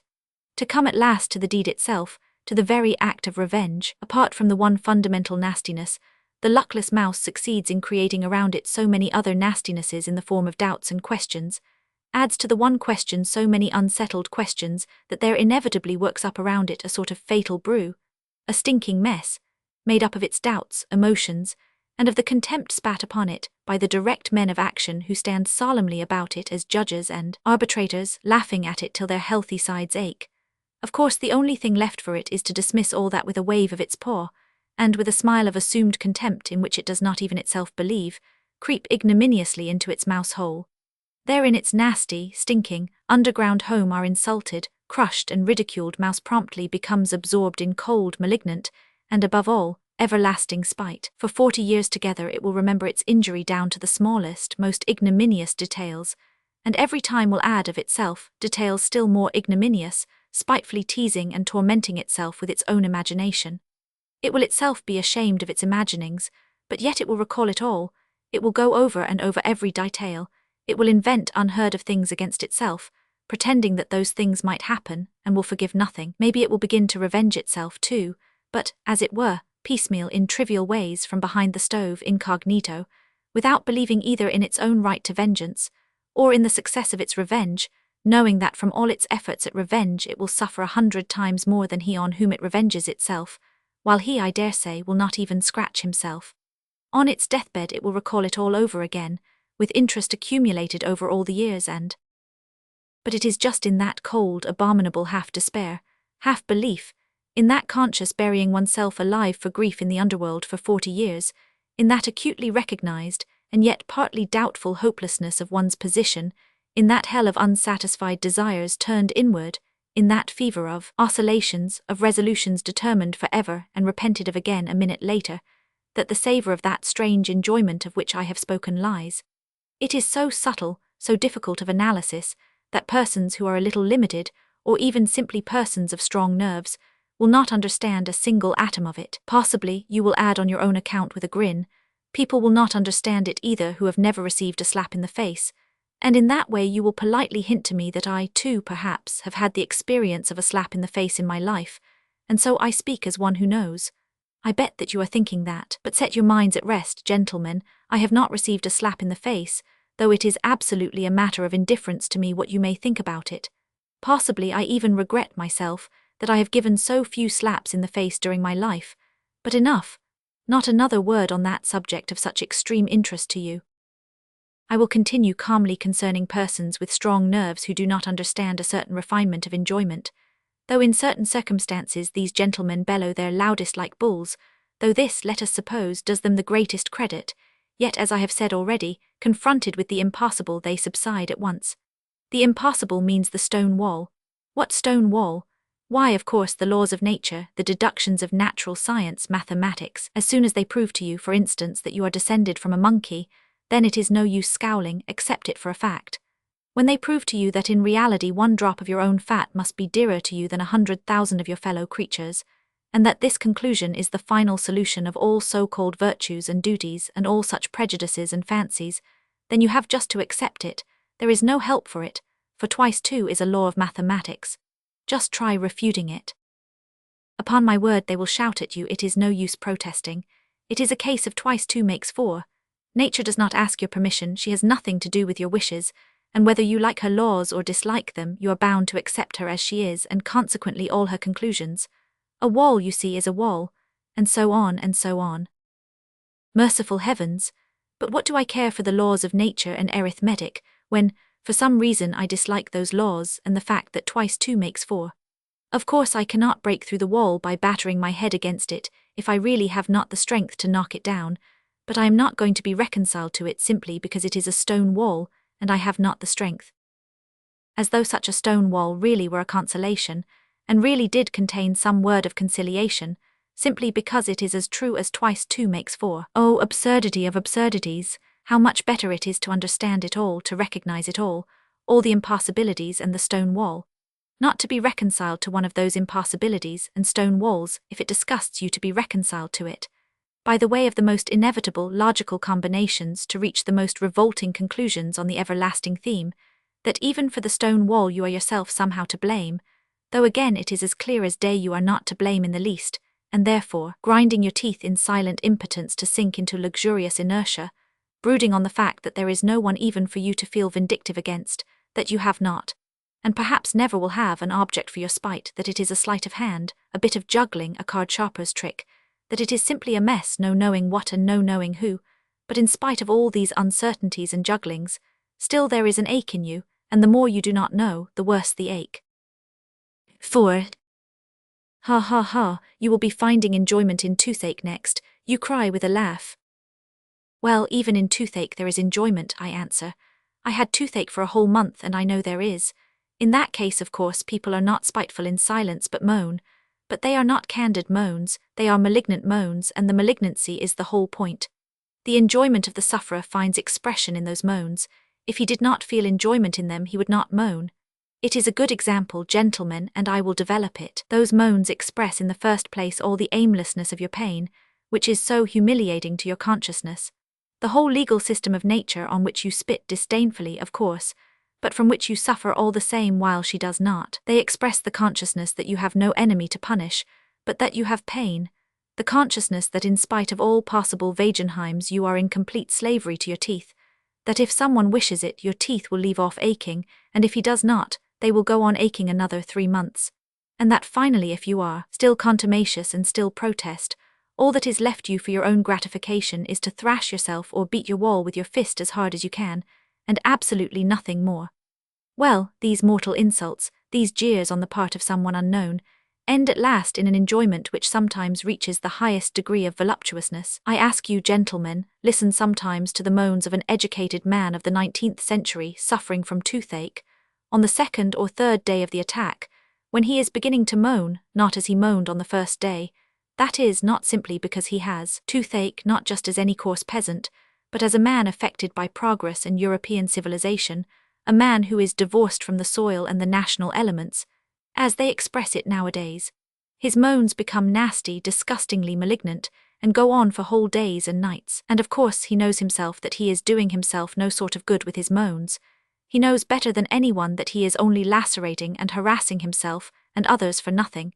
He knows that even the audience before whom he is making his efforts, and his whole family, listen to him with loathing, do not put a ha'porth of faith in him, and inwardly understand that he might moan differently, more simply, without trills and flourishes, and that he is only amusing himself like that from ill humour, from malignancy. Well, in all these recognitions and disgraces it is that there lies a voluptuous pleasure, as though he would say, I am worrying you, I am lacerating your hearts, I am keeping everyone in the house awake. Well, stay awake then, you too, feel every minute that I have toothache. I am not a hero to you now as I tried to seem before, but simply a nasty person, an impostor. Well, so be it then, I am very glad that you see through me. It is nasty for you to hear my despicable moans. Well, let it be nasty. Here I will let you have a nastier flourish in a minute. You do not understand even now, gentlemen. No, it seems our development and our consciousness must go further to understand all the intricacies of this pleasure. You laugh, delighted. My jests, gentlemen, are of course in bad taste, jerky, involved, lacking self-confidence. But of course that is because I do not respect myself. Can a man of perception respect himself at all? 5. Come, can a man who attempts to find enjoyment in the very feeling of his own degradation possibly have a spark of respect for himself? I am not saying this now from any mawkish kind of remorse, and indeed I could never endure saying, Forgive me, Papa, I won't do it again. Not because I am incapable of saying that, on the contrary, perhaps just because I have been too capable of it, and in what a way too? As though of design I used to get into trouble in cases when I was not to blame in any way. That was the nastiest part of it. At the same time I was genuinely touched and penitent. I used to shed tears and of course deceived myself, though I was not acting in the least, and there was a sick feeling in my heart at the time, for that one could not blame even the laws of nature, though the laws of nature have continually all my life offended me more than anything. It is loathsome to remember it all, but it was loathsome even then. Of course, a minute or so later I would realize wrathfully that it was all a lie, a revolting lie, an affected lie, that is, all this penitence, this emotion, these vows of reform. You will ask, why did I worry myself with such antics? Answer, because it was very dull to sit with one's hands folded, and so one began cutting capers. That is really it. Observe yourselves more carefully, gentlemen, then you will understand that it is so. I invented adventures for myself and made up a life, so as at least to live in some way. How many times it has happened to me, well, for instance, to take offence simply on purpose, for nothing, and one knows oneself, of course, that one is offended at nothing, that one is putting it on, but yet one brings oneself, at last, to the point of being really offended. All my life I have had an impulse to play such pranks, so that in the end I could not control it in myself. Another time, twice in fact, I tried hard to be in love. I suffered too, gentlemen, I assure you. In the depth of my heart there was no faith in my suffering, only a faint stir of mockery, but yet I did suffer, and in the real, orthodox way. I was jealous beside myself. And it was all from ennui, gentlemen, all from ennui. Inertia overcame me. You know, the direct, legitimate fruit of consciousness is inertia, that is, conscious sitting with the hands folded. I have referred to this already. I repeat with emphasis, all direct persons and men of action are active just because they are stupid and limited. How explain that? I will tell you. In consequence of their limitation, they take immediate and secondary causes for primary ones, and in that way persuade themselves more quickly and easily than other people do that they have found an infallible foundation for their activity, and their minds are at ease, and you know that is the chief thing. To begin to act, you must first have your mind completely at ease and no trace of doubt left in it. Why, how am I, for example, to set my mind at rest? Where are the primary causes on which I am to build? Where are my foundations? Where am I to get them from? I exercise myself in reflection, and consequently with me every primary cause at once draws after itself another still more primary, and so on to infinity. That is just the essence of every sort of consciousness and reflection. It must be a case of the laws of nature again. What is the result of it in the end? Why, just the same. Remember, I spoke just now of vengeance. I am sure you did not take it in. I said that a man revenges himself because he sees justice in it. Therefore he has found a primary cause, that is, justice, and so he is at rest on all sides, and consequently he carries out his revenge calmly and successfully, being persuaded that he is doing a just and honest thing. But I see no justice in it, I find no sort of virtue in it either, and consequently if I attempt to revenge myself, it is only out of spite. Spite, of course, might overcome everything, all my doubts, and so might serve quite successfully in place of a primary cause, precisely because it is not a cause. But what is to be done if I have not even spite?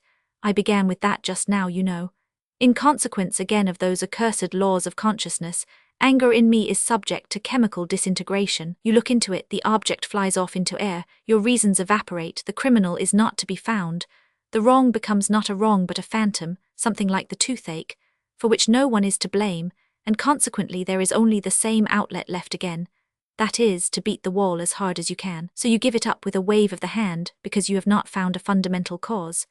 And try letting yourself be carried away by your feelings, blindly, without reflection, without a primary cause, repelling consciousness at least for a time.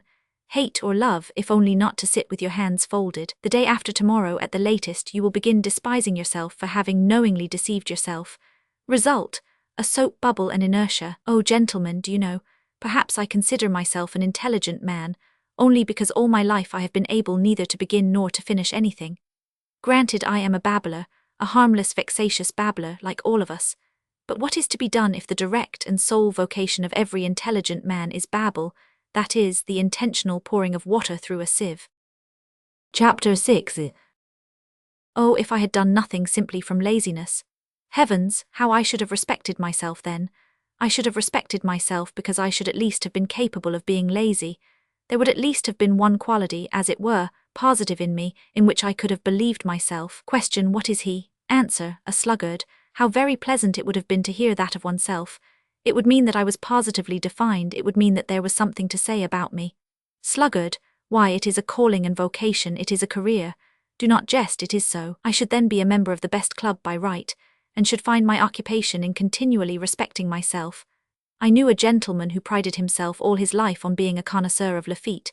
He considered this as his positive virtue, and never doubted himself.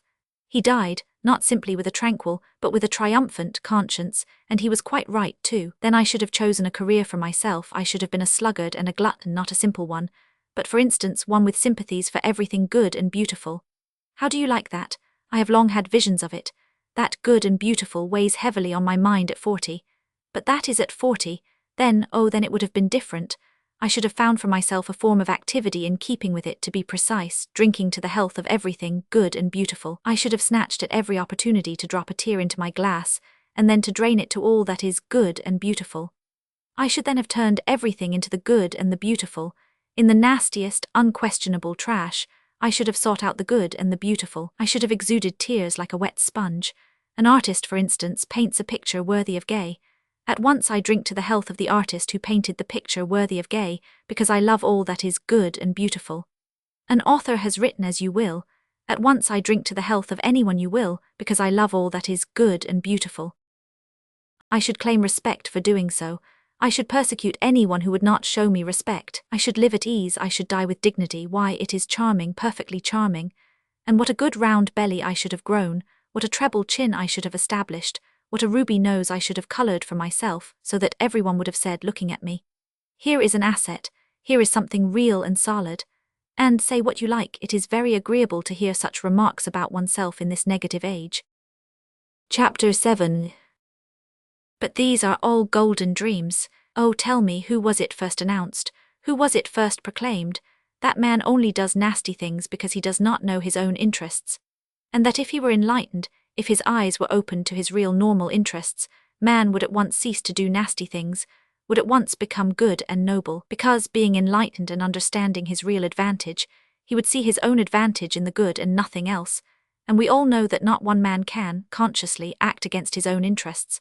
Consequently, so to say, through necessity, he would begin doing good. Oh, the babe!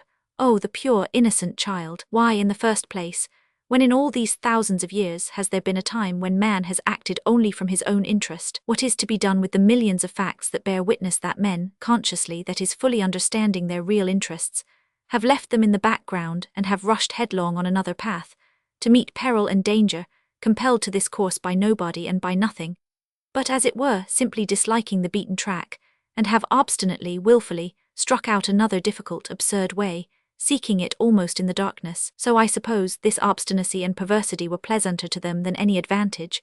Advantage? What is advantage? And will you take it upon yourself to define with perfect accuracy in what the advantage of man consists? And what if it so happens that a man's advantage sometimes, not only may, but even must, consist in his desiring in certain cases what is harmful to himself and not advantageous? And if so, if there can be such a case, the whole principle falls into dust. What do you think, are there such cases? You laugh away, gentlemen, but only answer me.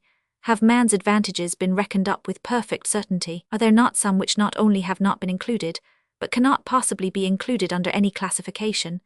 You see, you gentlemen have, to the best of my knowledge, taken your whole register of human advantages from the averages of statistical figures and politico-economical formulas.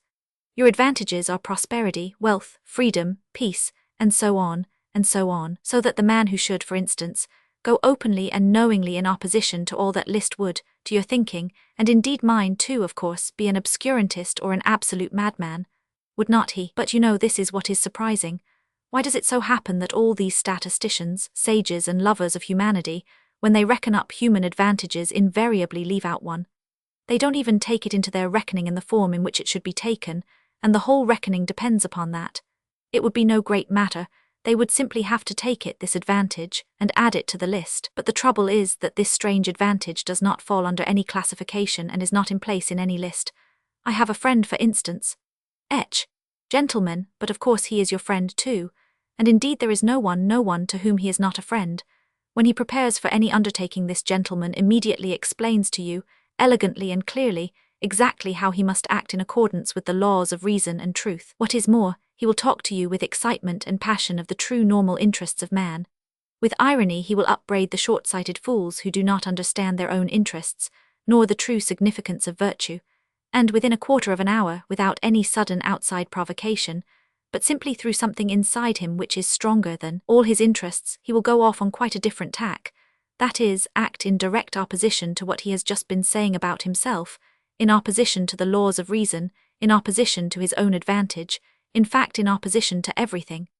I warn you that my friend is a compound personality, and therefore it is difficult to blame him as an individual. The fact is, gentlemen, it seems there must really exist something that is dearer to almost every man than his greatest advantages, or, not to be illogical, there is a most advantageous advantage, the very one omitted of which we spoke just now, which is more important and more advantageous than all other advantages, for the sake of which a man, if necessary, is ready to act in opposition to all laws.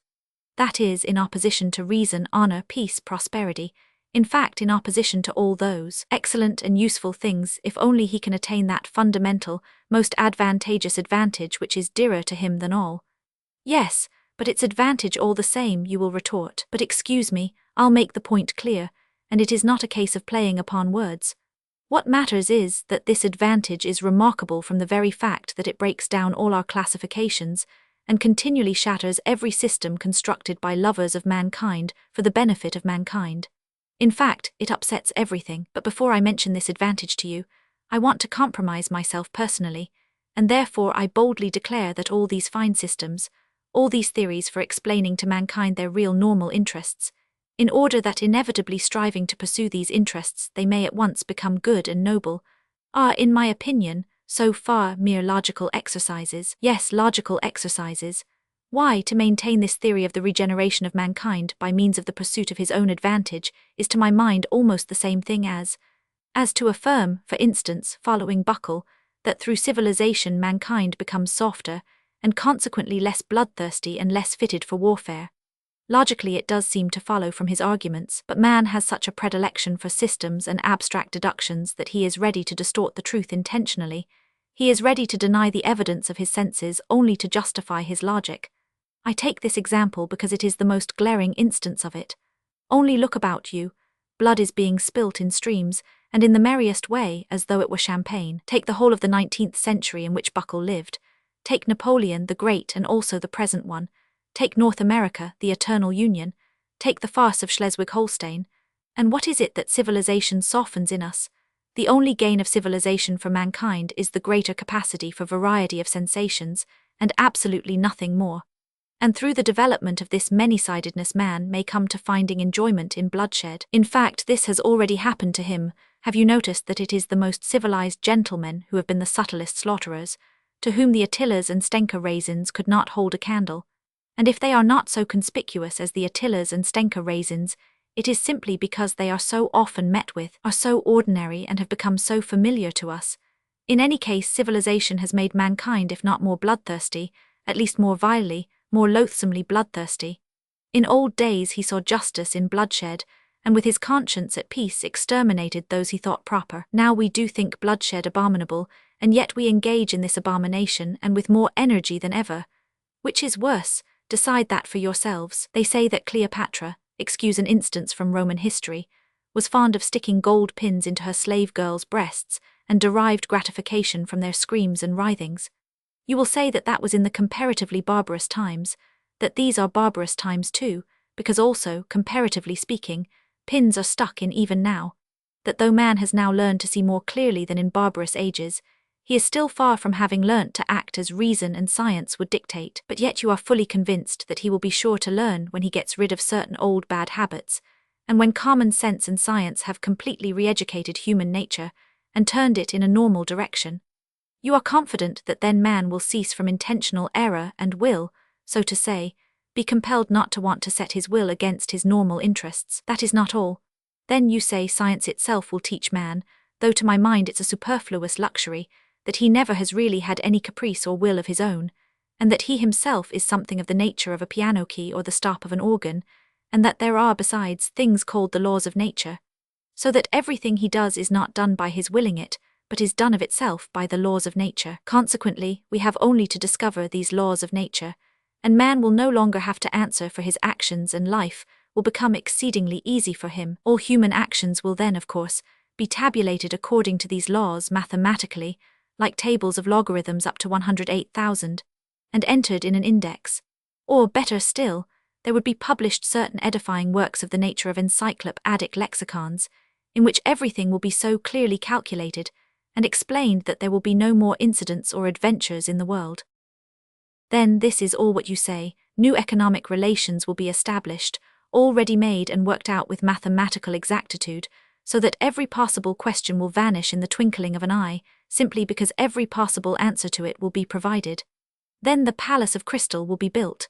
Then, in fact, those will be halcyon days. Of course there is no guaranteeing, this is my comment, that it will not be, for instance, frightfully dull then, for what will one have to do when everything will be calculated and tabulated? But on the other hand, everything will be extraordinarily rational. Of course boredom may lead you to anything. It is boredom sets one sticking golden pins into people, but all that would not matter. What is bad, this is my comment again, is that I dare say people will be thankful for the gold pins then. Man is stupid, phenomenally stupid, or rather he is not at all stupid, but he is so ungrateful that you could not find another like him in all creation. I, for instance, would not be in the least surprised if all of a sudden, apropos of nothing, in the midst of general prosperity a gentleman with an ignoble, or rather with a reactionary and ironical, countenance were to arise and, putting his arms akimbo, say to us all, "I say, gentlemen, hadn't we better kick over the whole show and scatter rationalism to the winds, simply to send these logarithms to the devil, and to enable us to live once more at our own sweet foolish will?" That again would not matter, but what is annoying is that he would be sure to find followers. Such is the nature of man, and all that for the most foolish reason, which one would think was hardly worth mentioning. That is, that man everywhere and at all times, whoever he may be, has preferred to act as he chose, and not in the least as his reason and advantage dictated. And one may choose what is contrary to one's own interests, and sometimes one positively ought. That is my idea. One's own free unfettered choice, one's own caprice, however wild it may be, one's own fancy worked up at times to frenzy, is that very most advantageous advantage which we have overlooked, which comes under no classification, and against which all systems and theories are continually being shattered to atoms. And how do these wiseacres know that man wants a normal, a virtuous choice? What has made them conceive that man must want a rationally advantageous choice? What man wants is simply independent choice, whatever that independence may cost and wherever it may lead. And choice, of course, the devil only knows what choice. Chapter 8. Ha ha ha, but there is no such thing as choice in reality. Say what you like. You will interpose with a chuckle. Science has succeeded in so far analyzing man that we know already that choice and what is called freedom of will is nothing else than. Stay, gentlemen, I meant to begin with that myself. I confess I was rather frightened. I was just going to say that the devil only knows what choice depends on, and that perhaps that was a very good thing, but I remembered the teaching of science, and pulled myself up. And here you have begun upon it. Indeed, if there really is some day discovered a formula for all our desires and caprices, that is, an explanation of what they depend upon, by what laws they arise, how they develop, what they are aiming at in one case and in another, and so on, that is a real mathematical formula. Then, most likely, man will at once cease to feel desire. Indeed, he will be certain to, for who would want to choose by rule? Besides, he will at once be transformed from a human being into an organ stop or something of the sort. For what is a man without desires, without free will and without choice, if not a stop in an organ? What do you think? Let us reckon the chances. Can such a thing happen or not? You decide. Our choice is usually mistaken from a false view of our advantage. We sometimes choose absolute nonsense, because in our foolishness we see in that nonsense the easiest means for attaining a supposed advantage. But when all that is explained and worked out on paper, which is perfectly possible, for it is contemptible and senseless to suppose that some laws of nature man will never understand, then certainly so-called desires will no longer exist. For if a desire should come into conflict with reason, we shall then reason and not desire, because it will be impossible retaining our reason to be senseless in our desires, and in that way knowingly act against reason and desire to injure ourselves. And as all choice and reasoning can be really calculated, because there will some day be discovered the laws of our so-called free will, so, joking apart, there may one day be something like a table constructed of them, so that we really shall choose in accordance with it. If, for instance, some day they calculate and prove to me that I made a long nose at someone because I could not help making a long nose at him, and that I had to do it in that particular way, what freedom is left me, especially if I am a learned man and have taken my degree somewhere? Then I should be able to calculate my whole life for 30 years beforehand. In short, if this could be arranged, there would be nothing left for us to do. Anyway, we should have to understand that, and in fact, we ought unwearyingly to repeat to ourselves that at such and such a time, and in such and such circumstances nature does not ask our leave, that we have got to take her as she is and not fashion her to suit our fancy, and if we really aspire to formulas and tables of rules and well, even to the chemical retort, there's no help for it, we must accept the retort too, or else it will be accepted without our consent. Yes, but here I come to a stop. Gentlemen, you must excuse me for being over-philosophical. It's the result of 40 years underground. Allow me to indulge my fancy. You see, gentlemen, reason is an excellent thing, there's no disputing that. But reason is nothing but reason and satisfies only the rational side of man's nature, while will is a manifestation of the whole life. that is, of the whole human life including reason and all the impulses, and although our life in this manifestation of it is often worthless, yet it is life and not simply extracting square roots. Here I, for instance, quite naturally want to live, in order to satisfy all my capacities for life, and not simply my capacity for reasoning, that is, not simply 1/20th of my capacity for life. What does reason know? Reason only knows what it has succeeded in learning, some things perhaps it will never learn. This is a poor comfort, but why not say so frankly? And human nature acts as a whole with everything that is in it, consciously or unconsciously, and even if it goes wrong it lives. I suspect, gentlemen, that you are looking at me with compassion. You tell me again that an enlightened and developed man, such in short as the future man will be, cannot consciously desire anything disadvantageous to himself, that can be proved mathematically. I thoroughly agree, it can by mathematics, but I repeat for the 100th time, there is one case, one only, when man may consciously, purposely, desire what is injurious to himself, what is stupid, very stupid, simply in order to have the right to desire for himself even what is very stupid, and not to be bound by an obligation to desire only what is sensible. Of course, this very stupid thing, this caprice of ours, may be in reality, gentlemen, more advantageous for us than anything else on earth, especially in certain cases, and in particular, it may be more advantageous than any advantage even when it does us obvious harm, and contradicts the soundest conclusions of our reason concerning our advantage, for in any circumstances it preserves for us what is most precious and most important, that is, our personality, our individuality. Some, you see, maintain that this really is the most precious thing for mankind. Choice can, of course, if it chooses, be in agreement with reason, and especially if this be not abused but kept within bounds, it is profitable and sometimes even praiseworthy. But very often, and even most often, choice is utterly and stubbornly opposed to reason. And, do you know that that too is profitable, sometimes even praiseworthy? Gentlemen, let us suppose that man is not stupid. Indeed, one cannot refuse to suppose that, if only from the one consideration that, if man is stupid, then who is wise? But if he is not stupid, he is monstrously ungrateful, phenomenally ungrateful.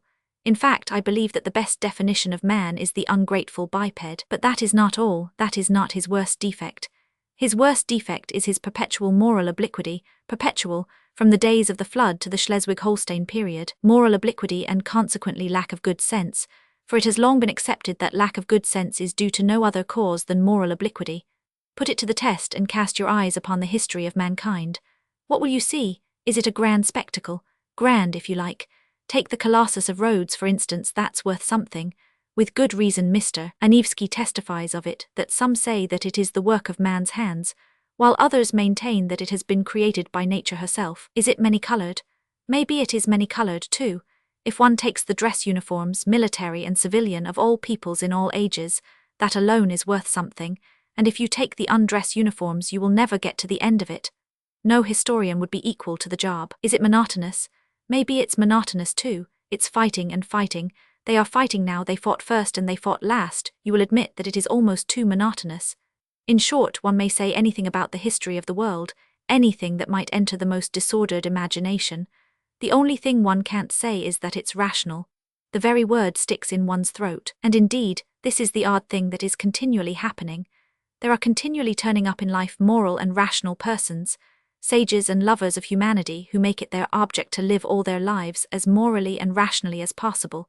To be, so to speak, a light to their neighbours simply in order to show them that it is possible to live morally and rationally in this world. And yet we all know that those very people sooner or later have been false to themselves, playing some queer trick, often a most unseemly one. Now I ask you, what can be expected of man since he is a being endowed with such strange qualities? Shower upon him every earthly blessing, drown him in a sea of happiness, so that nothing but bubbles of bliss can be seen on the surface. Give him economic prosperity, such that he should have nothing else to do but sleep, eat cakes and busy himself with the continuation of his species, and even then out of sheer ingratitude, sheer spite, man would play you some nasty trick. He would even risk his cakes, and would deliberately desire the most fatal rubbish, the most uneconomical absurdity, simply to introduce into all this positive good sense his fatal fantastic element. It is just his fantastic dreams, his vulgar folly that he will desire to retain, simply in order to prove to himself, as though that were so necessary, that men still are men and not the keys of a piano, which the laws of nature threaten to control so completely that soon one will be able to desire nothing but by the calendar. And that is not all. Even if man really were nothing but a piano key, even if this were proved to him by natural science and mathematics, even then he would not become reasonable, but would purposely do something perverse out of simple ingratitude, simply to gain his point. And if he does not find means, he will contrive destruction and chaos, will contrive sufferings of all sorts, only to gain his point. He will launch a curse upon the world, and as only man can curse, it is his privilege, the primary distinction between him and other animals. Maybe by his curse alone he will attain his object, that is, convince himself that he is a man and not a piano key. If you say that all this too can be calculated and tabulated, chaos and darkness and curses, so that the mere possibility of calculating it all beforehand would stop it all, and reason would reassert itself, then man would purposely go mad in order to be rid of reason and gain his point. I believe in it, I answer for it. For the whole work of man really seems to consist in nothing but proving to himself every minute that he is a man and not a piano key. It may be at the cost of his skin, it may be by cannibalism. And this being so, can one help being tempted to rejoice that it has not yet come off, and that desire still depends on something we don't know? You will scream at me, that is, if you condescend to do so, that no one is touching my free will, that all they are concerned with is that my will should of itself, of its own free will, coincide with my own normal interests, with the laws of nature and arithmetic. Good heavens, gentlemen, what sort of free will is left when we come to tabulation and arithmetic, when it will all be a case of twice two make four, twice two makes four without my will, as if free will meant that. Chapter 9. Gentlemen, I am joking, and I know myself that my jokes are not brilliant, but you know one can't take everything as a joke. I am, perhaps, jesting against the grain. Gentlemen, I am tormented by questions, answer them for me. You, for instance, want to cure men of their old habits and reform their will in accordance with science and good sense, but how do you know, not only that it is possible, but also that it is desirable to reform man in that way? And what leads you to the conclusion that man's inclinations need reforming? In short, how do you know that such a reformation will be a benefit to man? And to go to the root of the matter, why are you so positively convinced that not to act against his real, normal interests guaranteed by the conclusions of reason and arithmetic is certainly always advantageous for man, and must always be a law for mankind? So far, you know, this is only your supposition. It may be the law of logic, but not the law of humanity. You think, gentlemen, perhaps that I am mad. Allow me to defend myself. I agree that man is preeminently a creative animal, predestined to strive consciously for an object, and to engage in engineering, that is, incessantly and eternally to make new roads, wherever they may lead. But the reason why he wants sometimes to go off at a tangent may just be that he is predestined to make the road, and perhaps, too, that however stupid the direct, practical man may be, the thought sometimes will occur to him that the road almost always does lead somewhere, and that the destination it leads to is less important than the process of making it, and that the chief thing is to save the well-conducted child from despising engineering, and so giving way to the fatal idleness, which, as we all know, is the mother of all the vices. Man likes to make roads and to create, that is a fact beyond dispute. But why has he such a passionate love for destruction and chaos also? Tell me that. But on that point I want to say a couple of words myself. May it not be that he loves chaos and destruction? There can be no disputing that he does sometimes love it, because he is instinctively afraid of attaining his object, and completing the edifice he is constructing. Who knows, perhaps he only loves that edifice from a distance, and is by no means in love with it at close quarters. Perhaps he only loves building it and does not want to live in it, but will leave it, when completed, for the use of less animox domestiques, such as the ants, the sheep, and so on. Now the ants have quite a different taste. They have a marvelous edifice of that pattern which endures forever, the ant-heap. With the ant-heap the respectable race of ants began, and with the ant-heap they will probably end, which does the greatest credit to their perseverance and good sense. But man is a frivolous and incongruous creature, and perhaps, like a chess player, loves the process of the game, not the end of it. And who knows, there is no saying with certainty. Perhaps the only goal on earth to which mankind is striving lies in this incessant process of attaining, in other words, in life itself, and not in the thing to be attained, which must always be expressed as a formula, as positive as twice two makes four, and such positiveness is not life, gentlemen, but is the beginning of death. Anyway, man has always been afraid of this mathematical certainty, and I am afraid of it now. Granted that man does nothing but seek that mathematical certainty, he traverses oceans, sacrifices his life in the quest, but to succeed, really to find it, he dreads, I assure you. He feels that when he has found it there will be nothing for him to look for. When workmen have finished their work they do at least receive their pay, they go to the tavern, then they are taken to the police station, and there is occupation for a week. But where can man go? Anyway, one can observe a certain awkwardness about him when he has attained such objects. He loves the process of attaining but does not quite like to have attained, and that of course is very absurd. In fact, man is a comical creature. There seems to be a kind of jest in it all. But yet mathematical certainty is, after all, something insufferable. Twice 2 makes 4 seems to me simply a piece of insolence. Twice 2 makes 4 is a pert coxcomb who stands with arms akimbo barring your path and spitting. I admit that twice 2 makes 4 is an excellent thing, but if we are to give everything its due, twice 2 makes 5 is sometimes a very charming thing too. And why are you so firmly, so triumphantly, convinced that only the normal and the positive, in other words, only what is conducive to welfare, is for the advantage of man? Is not reason in error as regards advantage? Does not man perhaps love something besides well-being? Perhaps he is just as fond of suffering. Perhaps suffering is just as great a benefit to him as well-being. Man is sometimes extraordinarily, passionately in love with suffering, and that is a fact. There is no need to appeal to universal history to prove that. Only ask yourself if you are a man and have lived at all. As far as my personal opinion is concerned, to care only for well-being seems to me positively ill-bred. Whether it's good or bad, it is sometimes very pleasant too to smash things.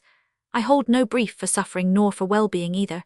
I am standing for my caprice, and for its being guaranteed to me when necessary. Suffering would be out of place in vaudevilles, for instance, I know that.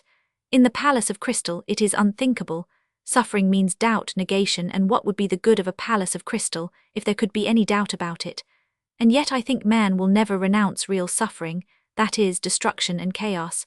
Why, suffering is the sole origin of consciousness. Though I did lay it down at the beginning that consciousness is the greatest misfortune for man, yet I know man prizes it, and would not give it up for any satisfaction. Consciousness, for instance, is infinitely superior to twice 2 makes 4. Once you have mathematical certainty there is nothing left to do or to understand. There will be nothing left but to bottle up your 5 senses and plunge into contemplation. While if you stick to consciousness, even though the same result is attained, you can at least flog yourself at times, and that will at any rate liven you up. Reactionary as it is, corporal punishment is better than nothing. 10. You believe in a palace of crystal that can never be destroyed, a palace at which one will not be able to put out one's tongue or make a long nose on the sly. And perhaps that is just why I am afraid of this edifice, that it is of crystal, and can never be destroyed, and that one cannot put one's tongue out at it even on the sly. You see, if it were not a palace but a hen house, I might creep into it to avoid getting wet, and yet I would not call the hen house a palace out of gratitude to it for keeping me dry. You laugh and say that in such circumstances a hen house is as good as a mansion. Yes, I answer, if one had to live simply to keep out of the rain. But what is to be done if I have taken it into my head that that is not the only object in life, and that if one must live one had better live in a mansion? That is my choice, my desire. You will only eradicate it when you have changed my preference. Well, do change it, allure me with something else, give me another ideal. But meanwhile I will not take a hen house for a mansion. The palace of crystal may be an idle dream. It may be that it is inconsistent with the laws of nature, and that I have invented it only through my own stupidity, through the old-fashioned irrational habits of my generation. But what does it matter to me that it is inconsistent? That makes no difference since it exists in my desires, or rather exists as long as my desires exist. Perhaps you are laughing again. Laugh away. I will put up with any mockery rather than pretend that I am satisfied when I am hungry. I know anyway that I will not be put off with a compromise, with a recurring zero, simply because it is consistent with the laws of nature and actually exists. I will not accept as the crown of my desires a block of buildings with tenements for the poor on a lease of 1,000 years, and perhaps with a signboard of a dentist hanging out. Destroy my desires, eradicate my ideals, show me something better and I will follow you. You will say, perhaps, that it is not worth your trouble, but in that case I can give you the same answer.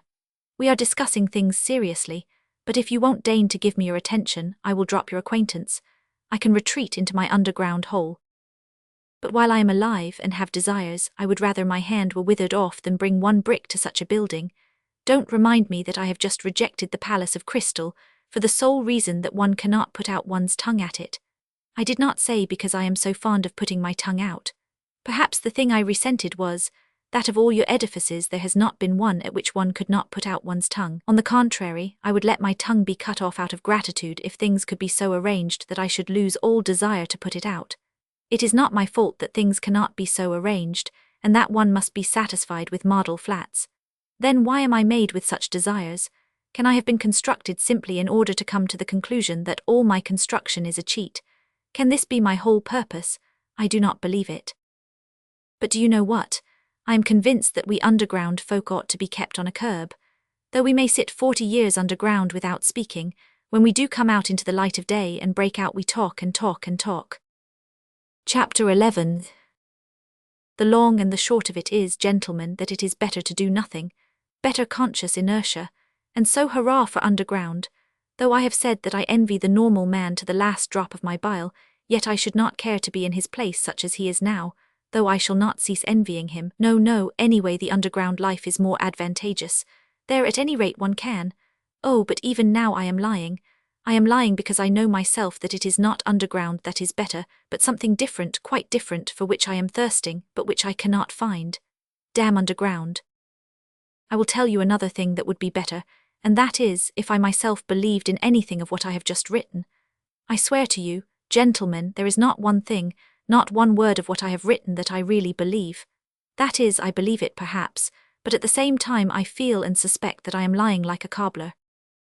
Then why have you written all this, you will say to me? I ought to put you underground for 40 years without anything to do, and then come to you in your cellar, to find out what stage you have reached. How can a man be left with nothing to do for 40 years? Isn't that shameful, isn't that humiliating? You will say, perhaps, wagging your heads contemptuously. You thirst for life and try to settle the problems of life by a logical tangle, and how persistent, how insolent are your sallies, and at the same time what a scare you are in. You talk nonsense and are pleased with it. You say impudent things and are in continual alarm and apologizing for them. You declare that you are afraid of nothing, and at the same time try to ingratiate yourself in our good opinion. You declare that you are gnashing your teeth, and at the same time you try to be witty so as to amuse us. You know that your witticisms are not witty, but you are evidently well satisfied with their literary value. You may perhaps have really suffered, but you have no respect for your own suffering. You may have sincerity, but you have no modesty. Out of the pettiest vanity you expose your sincerity to publicity and ignominy. You doubtlessly mean to say something, but hide your last word through fear, because you have not the resolution to utter it, and only have a cowardly impudence. You boast of consciousness, but you are not sure of your ground, for though your mind works, yet your heart is darkened and corrupt, and you cannot have a full, genuine consciousness without a pure heart. And how intrusive you are, how you insist and grimace. Lies, lies, lies. Of course I have myself made up all the things you say. That, too, is from underground. I have been for 40 years listening to you through a crack under the floor. I have invented them myself. There was nothing else I could invent. It is no wonder that I have learned it by heart, and it has taken a literary form. But can you really be so credulous as to think that I will print all this and give it to you to read too? And another problem, why do I call you gentlemen? Why do I address you as though you really were my readers? Such confessions as I intend to make are never printed nor given to other people to read. Anyway, I am not strong-minded enough for that, and I don't see why I should be. But you see, a fancy has occurred to me and I want to realize it at all costs. Let me explain. Every man has reminiscences which he would not tell to everyone, but only to his friends. He has other matters in his mind which he would not reveal even to his friends, but only to himself, and that in secret. But there are other things which a man is afraid to tell even to himself, and every decent man has a number of such things stored away in his mind. The more decent he is, the greater the number of such things in his mind. Anyway, I have only lately determined to remember some of my early adventures. Till now I have always avoided them, even with a certain uneasiness. Now, when I am not only recalling them, but have actually decided to write an account of them, I want to try the experiment whether one can, even with oneself, be perfectly open and not take fright at the whole truth. I will observe in parenthesis that Heine says that a true autobiography is almost an impossibility, and that man is bound to lie about himself. He considers that Rousseau certainly told lies about himself in his confessions, and even intentionally lied, out of vanity. I am convinced that Heine is right. I quite understand how sometimes one may, out of sheer vanity, attribute regular crimes to oneself, and indeed I can very well conceive that kind of vanity. but Heine judged of people who made their confessions to the public. I write only for myself, and I wish to declare once and for all that if I write as though I were addressing readers, that is simply because it is easier for me to write in that form. It is a form, an empty form. I shall never have readers. I have made this plain already.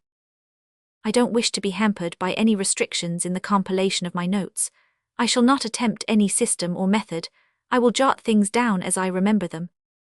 But here perhaps someone will catch at the word and ask me, if you really don't reckon on readers, why do you make such compacts with yourself, and on paper too, that is that you won't attempt any system or method, that you jot things down as you remember them, and so on and so on. Why are you explaining? Why do you apologize? Well, there it is, I answer. There is a whole psychology in all this, though. Perhaps it is simply that I am a coward, and perhaps that I purposely imagine an audience before me in order that I may be more dignified while I write. There are perhaps thousands of reasons. Again, what is my object precisely in writing? If it is not for the benefit of the public, why should I not simply recall these incidents in my own mind without putting them on paper? Quite so, but yet it is more imposing on paper. There is something more impressive in it.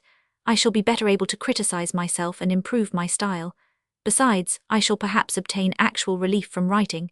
Today, for instance, I am particularly oppressed by one memory of a distant past. It came back vividly to my mind a few days ago, and has remained haunting me like an annoying tune that one cannot get rid of. And yet I must get rid of it somehow. I have hundreds of such reminiscences, but at times someone stands out from the 100 and oppresses me. For some reason I believe that if I write it down I should get rid of it. Why not try? Besides, I am bored and I never have anything to do. Writing will be a sort of work. They say work makes man kind-hearted and honest. Well, here is a chance for me anyway. Snow is falling today, yellow and dingy. It fell yesterday, too, and a few days ago. I fancy it is the wet snow that has reminded me of that incident which I cannot shake off now, and so let it be a story apropos of the falling snow. Part 2. Apropos of the wet snow. When from dark error's subjugation, my words of passionate exhortation had wrenched thy fainting spirit free, and writhing prone in thine affliction, thou didst recall with malediction the vice that had encompassed thee, and when thy slumbering conscience, fretting by recollection's torturing flame, thou didst reveal the hideous setting of thy life's current ere I came, when suddenly I saw thee sicken, and weeping hide thine anguished face, revolted, maddened, horror-stricken, at memories of foul disgrace. Nekrasov translated by Juliet Sarskis. 1. At that time I was only 24. My life was even then gloomy, ill-regulated, and as solitary as that of a savage. I made friends with no one and positively avoided talking, and buried myself more and more in my hole. At work in the office I never looked at anyone, and I was perfectly well aware that my companions looked upon me, not only as a queer fellow, but even looked upon me. I always fancied this, with a sort of loathing. I sometimes wondered why it was that nobody except me fancied that he was looked upon with aversion. One of the clerks had a most repulsive, pock-marked face, which looked positively villainous. I believe I should not have dared to look at anyone with such an unsightly countenance. Another had such a very dirty old uniform that there was an unpleasant odour in his proximity. Yet not one of these gentlemen showed the slightest self-consciousness, either about their clothes or their countenance or their character in any way. Neither of them ever imagined that they were looked at with repulsion. If they had imagined it they would not have minded, so long as their superiors did not look at them in that way. It is clear to me now that, owing to my unbounded vanity and to the high standard I set for myself, I often looked at myself with furious discontent, which verged on loathing, and so I inwardly attributed the same feeling to everyone. I hated my face, for instance. I thought it disgusting, and even suspected that there was something base in my expression, and so every day when I turned up at the office I tried to behave as independently as possible, and to assume a lofty expression, so that I might not be suspected of being abject. My face may be ugly, I thought, but let it be lofty, expressive, and above all extremely intelligent. But I was positively and painfully certain that it was impossible for my countenance ever to express those qualities. And what was worst of all, I thought it actually stupid looking, and I would have been quite satisfied if I could have looked intelligent. In fact, I would even have put up with looking base if at the same time my face could have been thought strikingly intelligent. Of course, I hated my fellow clerks one and all, and I despised them all, yet at the same time I was, as it were, afraid of them. In fact, it happened at times that I thought more highly of them than of myself. It somehow happened quite suddenly that I alternated between despising them and thinking them superior to myself. A cultivated and decent man cannot be vain without setting a fearfully high standard for himself, and without despising and almost hating himself at certain moments. But whether I despised them or thought them superior, I dropped my eyes almost every time I met anyone. I even made experiments whether I could face so-and-so's looking at me, and I was always the first to drop my eyes. This worried me to distraction. I had a sickly dread, too, of being ridiculous, and so had a slavish passion for the conventional in everything external. I loved to fall into the common rut, and had a wholehearted terror of any kind of eccentricity in myself. But how could I live up to it? I was morbidly sensitive, as a man of our age should be. They were all stupid, and as like one another as so many sheep. Perhaps I was the only one in the office who fancied that I was a coward and a slave, and I fancied it just because I was more highly developed. But it was not only that I fancied it, it really was so. I was a coward and a slave. I say this without the slightest embarrassment. Every decent man of our age must be a coward and a slave. That is his normal condition. Of that I am firmly persuaded. He is made and constructed to that very end, and not only at the present time owing to some casual circumstances, but always, at all times, a decent man is bound to be a coward and a slave. It is the law of nature for all decent people all over the earth. If any one of them happens to be valiant about something, he need not be comforted nor carried away by that. He would show the white feather just the same before something else. That is how it invariably and inevitably ends. Only donkeys and mules are valiant, and they only till they are pushed up to the wall.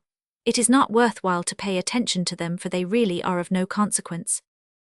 Another circumstance, too, worried me in those days, that there was no one like me and I was unlike anyone else. I am alone and they are everyone, I thought and pondered. From that it is evident that I was still a youngster. The very opposite sometimes happened. It was loathsome sometimes to go to the office. Things reached such a point that I often came home ill. But all at once, apropos of nothing, there would come a phase of skepticism and indifference. Everything happened in phases to me, and I would laugh myself at my intolerance and fastidiousness. I would reproach myself with being romantic. At one time I was unwilling to speak to anyone, while at other times I would not only talk, but go to the length of contemplating making friends with them. All my fastidiousness would suddenly, for no rhyme or reason, vanish. Who knows, perhaps I never had really had it, and it had simply been affected and got out of books. I have not decided that question even now. Once I quite made friends with them, visited their homes, played preference, drank vodka, talked of promotions. But here let me make a digression. We Russians, speaking generally, have never had those foolish transcendental romantics, German and still more French, on whom nothing produces any effect. If there were an earthquake, if all France perished at the barricades, they would still be the same. They would not even have the decency to effect a change, but would still go on singing their transcendental songs to the hour of their death, because they are fools. We in Russia have no fools, that is well known. That is what distinguishes us from foreign lands. Consequently, these transcendental natures are not found amongst us in their pure form. The idea that they are is due to our realistic journalists and critics of that day, always on the lookout for Kostanjoglos and Uncle Pyotr Ivanitchs, and foolishly accepting them as our ideal. They have slandered our romantics, taking them for the same transcendental sort as in Germany or France. On the contrary, the characteristics of our romantics are absolutely and directly opposed to the transcendental European type, and no European standard can be applied to them. Allow me to make use of this word, romantic, an old-fashioned and much-respected word which has done good service and is familiar to all. The characteristics of our romantic are to understand everything, to see everything, and to see it often incomparably more clearly than our most realistic minds see it, to refuse to accept anyone or anything, but at the same time not to despise anything, to give way, to yield from policy, never to lose sight of a useful, practical object, such as rent-free quarters at the government expense, pensions, decorations, to keep their eye on that object through all the enthusiasms and volumes of lyrical poems, and at the same time to preserve the good and the beautiful, inviolate within them to the hour of their death, and to preserve themselves also, incidentally, like some precious jewel wrapped in cotton wool, if only for the benefit of the good and the beautiful. Our romantic is a man of great breadth, and the greatest rogue of all our rogues, I assure you. I can assure you from experience, indeed.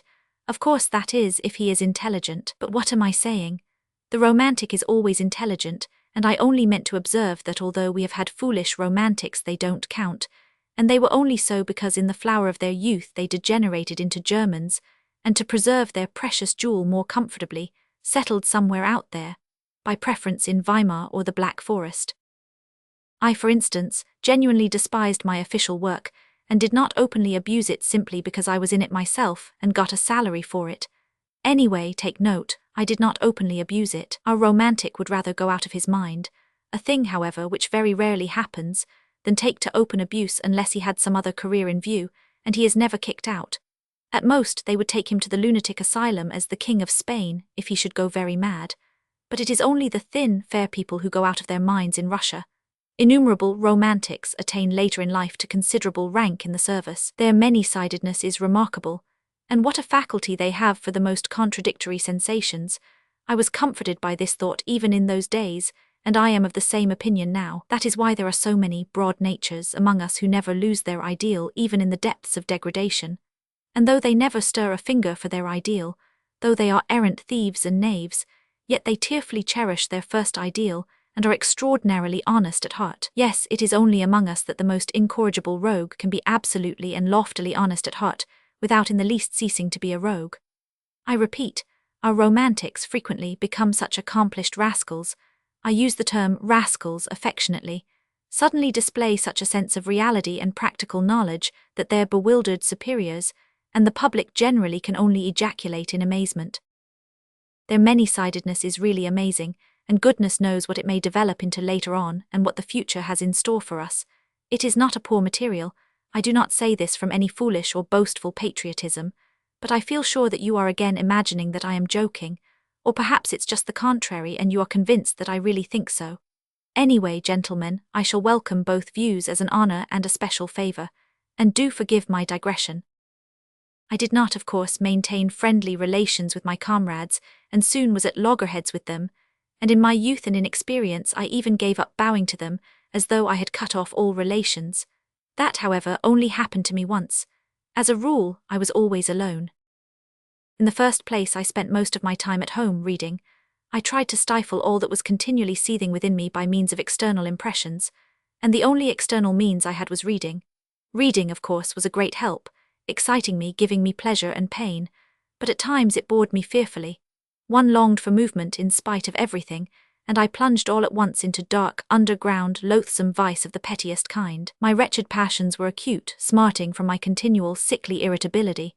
I had hysterical impulses, with tears and convulsions. I had no resource except reading, that is, there was nothing in my surroundings which I could respect, and which attracted me. I was overwhelmed with depression too. I had an hysterical craving for incongruity and for contrast, and so I took to vice. I have not said all this to justify myself, but no, I am lying. I did want to justify myself. I make that little observation for my own benefit, gentlemen. I don't want to lie. I vowed to myself I would not. And so, furtively, timidly, in solitude at night, I indulged in filthy vice, with a feeling of shame which never deserted me, even at the most loathsome moments, and which at such moments nearly made me curse. Already even then I had my underground world in my soul. I was fearfully afraid of being seen, of being met, of being recognized. I visited various obscure haunts. One night as I was passing a tavern, I saw through a lighted window some gentlemen fighting with billiard cues, and saw one of them thrown out of window. At other times I should have felt very much disgusted, but I was in such a mood at the time, that I actually envied the gentleman thrown out of window, and I envied him so much that I even went into the tavern and into the billiard room. Perhaps, I thought, I'll have a fight too, and they'll throw me out of window. I was not drunk, but what is one to do? Depression will drive a man to such a pitch of hysteria. But nothing happened. It seemed that I was not even equal to being thrown out of window, and I went away without having my fight. An officer put me in my place from the first moment. I was standing by the billiard table and in my ignorance blocking up the way, and he wanted to pass. He took me by the shoulders and without a word, without a warning or explanation, moved me from where I was standing to another spot, and passed by as though he had not noticed me. I could have forgiven blows, but I could not forgive his having moved me without noticing me. Devil knows what I would have given for a real regular quarrel, a more decent, a more literary one, so to speak. I had been treated like a fly. This officer was over 6 foot while I was a spindly little fellow, but the quarrel was in my hands. I had only to protest and I certainly would have been thrown out of the window, but I changed my mind and preferred to beat a resentful retreat. I went out of the tavern straight home, confused and troubled, and the next night I went out again with the same lewd intentions, still more furtively, abjectly and miserably than before, as it were, with tears in my eyes, but still I did go out again. Don't imagine, though, it was cowardice made me slink away from the officer. I never have been a coward at heart, though I have always been a coward in action. Don't be in a hurry to laugh, I assure you I can explain it all. Oh, if only that officer had been one of the sort who would consent to fight a duel. But no, he was one of those gentlemen, alas, long extinct, who preferred fighting with cues or, like Gogol's Lieutenant Pirogov, appealing to the police. They did not fight duels and would have thought a duel with a civilian like me an utterly unseemly procedure in any case, and they looked upon the duel altogether as something impossible, something free-thinking and French. But they were quite ready to bully, especially when they were over 6 foot. I did not slink away through cowardice, but through an unbounded vanity. I was afraid not of his 6 foot, not of getting a sound thrashing and being thrown out of the window. I should have had physical courage enough, I assure you, but I had not the moral courage. What I was afraid of was that every one present, from the insolent marker down to the lowest little stinking, pimply clerk in a greasy collar, would jeer at me and fail to understand when I began to protest, and to address them in literary language. For of the point of honour, not of honour, but of the point of honour, point de honneur, one cannot speak among us except in literary language. You can't allude to the point of honour in ordinary language. I was fully convinced, the sense of reality in spite of all my romanticism, that they would all simply split their sides with laughter, and that the officer would not simply beat me, that is, without insulting me, but would certainly prod me in the back with his knee, kick me round the billiard table, and only then perhaps have pity and drop me out of the window. Of course, this trivial incident could not with me end in that. I often met that officer afterwards in the street and noticed him very carefully. I am not quite sure whether he recognized me, I imagine not, I judge from certain signs, but I stared at him with spite and hatred, and so it went on, for several years. My resentment grew even deeper with years.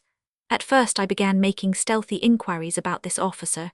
It was difficult for me to do so, for I knew no one, but one day I heard some one shout his surname in the street as I was following him at a distance, as though I were tied to him, and so I learnt his surname. Another time I followed him to his flat, and for 10 kopecks learned from the porter where he lived, on which story, whether he lived alone or with others, and so on. In fact, everything one could learn from a porter. One morning, though I had never tried my hand with the pen, it suddenly occurred to me to write a satire on this officer in the form of a novel which would unmask his villainy. I wrote the novel with relish. I did unmask his villainy, I even exaggerated it. At first I so altered his surname that it could easily be recognized, but on second thoughts I changed it, and sent the story to the Otchestvenia Zapiski. But at that time such attacks were not the fashion and my story was not printed. That was a great vexation to me. Sometimes I was positively choked with resentment. At last I determined to challenge my enemy to a duel. I composed a splendid, charming letter to him, imploring him to apologize to me, and hinting rather plainly at a duel in case of refusal. The letter was so composed that if the officer had had the least understanding of the good and the beautiful he would certainly have flung himself on my neck, and have offered me his friendship. And how fine that would have been, how we should have got on together. He could have shielded me with his higher rank, while I could have improved his mind with my culture, and, well, my ideas, and all sorts of things might have happened. Only fancy, this was 2 years after his insult to me, and my challenge would have been a ridiculous anachronism, in spite of all the ingenuity of my letter in disguising and explaining away the anachronism. But, thank God, to this day I thank the Almighty with tears in my eyes, I did not send the letter to him. Cold shivers run down my back when I think of what might have happened if I had sent it. And all at once I revenged myself in the simplest way, by a stroke of genius. A brilliant thought suddenly dawned upon me. Sometimes on holidays I used to stroll along the sunny side of the Nevsky about 4 o'clock in the afternoon, though it was hardly a stroll so much as a series of innumerable miseries, humiliations and resentments, but no doubt that was just what I wanted. I used to wriggle along in a most unseemly fashion, like an eel, continually moving aside to make way for generals, for officers of the guards and the hussars, or for ladies. At such minutes there used to be a convulsive twinge at my heart, and I used to feel hot all down my back at the mere thought of the wretchedness of my attire, of the wretchedness and abjectness of my little scurrying figure. This was a regular martyrdom, a continual intolerable humiliation at the thought, which passed into an incessant and direct sensation, that I was a mere fly in the eyes of all this world, a nasty, disgusting fly, more intelligent, more highly developed, more refined, in feeling than any of them, of course, but a fly that was continually making way for everyone, insulted and injured by everyone. Why I inflicted this torture upon myself, why I went to the Nevsky, I don't know. I felt simply drawn there at every possible opportunity. Already then I began to experience a rush of the enjoyment of which I spoke in the first chapter. After my affair with the officer, I felt even more drawn there than before. It was on the Nevsky that I met him most frequently. There I could admire him. He, too, went there chiefly on holidays. He, too, turned out of his path for generals and persons of high rank, and he, too, wriggled between them like an eel. But people like me, or even better dressed like me, he simply walked over. He made straight for them as though there was nothing but empty space before him, and never, under any circumstances, turned aside. I gloated over my resentment watching him and, always resentfully, made way for him. It exasperated me that even in the street I could not be on an even footing with him. Why must you invariably be the first to move aside? I kept asking myself in hysterical rage, waking up sometimes at 3 o'clock in the morning. Why is it you and not he? There's no regulation about it, there's no written law. Let the making way be equal as it usually is when refined people meet. He moves halfway and you move halfway. You pass with mutual respect. But that never happened, and I always moved aside, while he did not even notice my making way for him, and lo and behold, a bright idea dawned upon me. What, I thought, if I meet him and don't move on one side? What if I don't move aside on purpose, even if I knock up against him? How would that be? This audacious idea took such a hold on me that it gave me no peace. I was dreaming of it continually, horribly, and I purposely went more frequently to the Nevsky in order to picture more vividly how I should do it when I did do it. I was delighted. This intention seemed to me more and more practical and possible. Of course I shall not really push him, I thought, already more good-natured in my joy. I will simply not turn aside, will run up against him, not very violently, but just shouldering each other, just as much as decency permits. I will push against him just as much as he pushes against me. At last I made up my mind completely, but my preparations took a great deal of time. To begin with, when I carried out my plan I should need to be looking rather more decent, and so I had to think of my get-up. In case of emergency, if for instance there were any sort of public scandal, and the public there is of the most recherche, the Countess walks there, Prince D walks there, all the literary world is there, I must be well dressed. That inspires respect and of itself puts us on an equal footing in the eyes of society. With this object I asked for some of my salary in advance, and bought at Tchurkin's a pair of black gloves and a decent hat. Black gloves seemed to me both more dignified and bon ton than the lemon-coloured ones which I had contemplated at first. The colour is too gaudy, it looks as though one were trying to be conspicuous, and I did not take the lemon-coloured ones. I had got ready long beforehand a good shirt with white bone studs. My overcoat was the only thing that held me back. The coat in itself was a very good one, it kept me warm, but it was wadded and it had a raccoon collar which was the height of vulgarity. I had to change the collar at any sacrifice, and to have a beaver one like an officer's. For this purpose I began visiting the Gostiny d'Ivor, and after several attempts I pitched upon a piece of cheap German beaver. Though these German beavers soon grow shabby and look wretched, yet at first they look exceedingly well, and I only needed it for one occasion. I asked the price. Even so, it was too expensive. After thinking it over thoroughly, I decided to sell my raccoon collar. The rest of the money, a considerable sum for me, I decided to borrow from Anton Antonitch Siertochkin, my immediate superior, an unassuming person though grave and judicious. He never lent money to anyone, but I had, on entering the service, been specially recommended to him by an important personage who had got me my berth. I was horribly worried. To borrow from Anton Antonitch seemed to me monstrous and shameful. I did not sleep for 2 or 3 nights. Indeed, I did not sleep well at that time. I was in a fever. I had a vague sinking at my heart, or else a sudden throbbing. Anton Antonitch was surprised at first, then he frowned, then he reflected, and did after all lend me the money, receiving from me a written authorization to take from my salary a fortnight later the sum that he had lent me. In this way everything was at last ready. The handsome beaver replaced the mean-looking raccoon, and I began by degrees to get to work. It would never have done to act offhand at random. The plan had to be carried out skillfully by degrees. But I must confess that after many efforts I began to despair. We simply could not run into each other. I made every preparation, I was quite determined.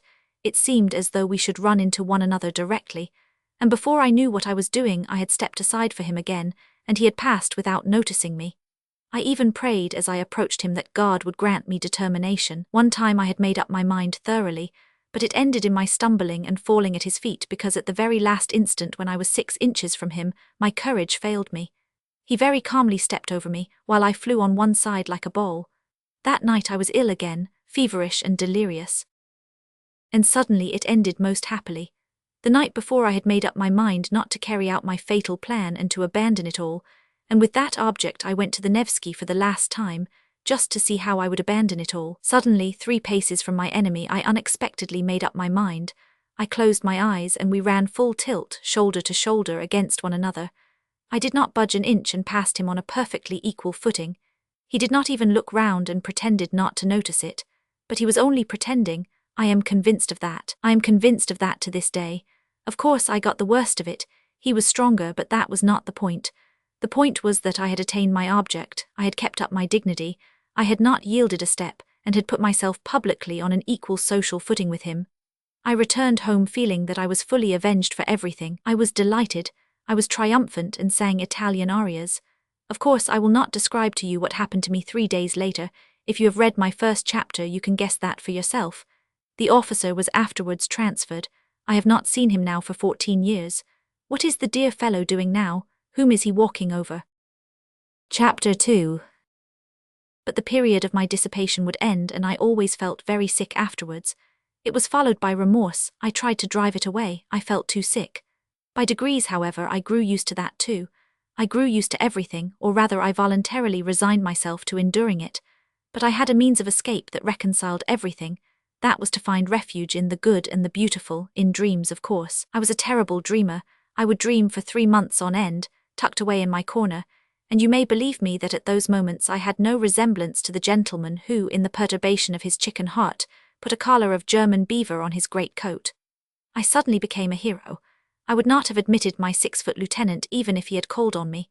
I could not even picture him before me then. What were my dreams and how I could satisfy myself with them? It is hard to say now, but at the time I was satisfied with them. Though indeed even now I am to some extent satisfied with them. Dreams were particularly sweet and vivid after a spell of dissipation.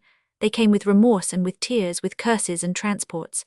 There were moments of such positive intoxication, of such happiness, that there was not the faintest trace of irony within me, on my honor. I had faith, hope, love. I believed blindly at such times that by some miracle, by some external circumstance, all this would suddenly open out, expand. That suddenly a vista of suitable activity, beneficent, good, and above all, ready-made. What sort of activity I had no idea, but the great thing was that it should be all ready for me, would rise up before me, and I should come out into the light of day, almost riding a white horse and crowned with laurel. Anything but the foremost place I could not conceive for myself, and for that very reason I quite contentedly occupied the lowest in reality. Either to be a hero or to grovel in the mud, there was nothing between. That was my ruin. For when I was in the mud I comforted myself with the thought that at other times I was a hero, and the hero was a cloak for the mud. For an ordinary man it was shameful to defile himself, but a hero was too lofty to be utterly defiled, and so he might defile himself. It is worth noting that these attacks of the good and the beautiful visited me even during the period of dissipation, and just at the times when I was touching the bottom. They came in separate spurts, as though reminding me of themselves, but did not banish the dissipation by their appearance. On the contrary, they seemed to add a zest to it by contrast, and were only sufficiently present to serve as an appetizing sauce. That sauce was made up of contradictions and sufferings, of agonizing inward analysis, and all these pangs and pinpricks gave a certain piquancy, even a significance to my dissipation, in fact, completely answered the purpose of an appetizing sauce. There was a certain depth of meaning in it, and I could hardly have resigned myself to the simple, vulgar, direct debauchery of a clerk, and have endured all the filthiness of it. What could have allured me about it then, and have drawn me at night into the street? No, I had a lofty way of getting out of it all. And what loving kindness, O Lord, what loving kindness I felt at times in those dreams of mine. In those flights into the good and the beautiful, though it was fantastic love, though it was never applied to anything human in reality, yet there was so much of this love that one did not feel afterwards even the impulse to apply it in reality. That would have been superfluous. Everything, however, passed satisfactorily by a lazy and fascinating transition into the sphere of art, that is, into the beautiful forms of life, lying ready, largely stolen from the poets and novelists, and adapted to all sorts of needs and uses. I, for instance, was triumphant over everyone. Everyone, of course, was in dust and ashes, and was forced spontaneously to recognize my superiority, and I forgave them all. I was a poet and a grand gentleman. I fell in love.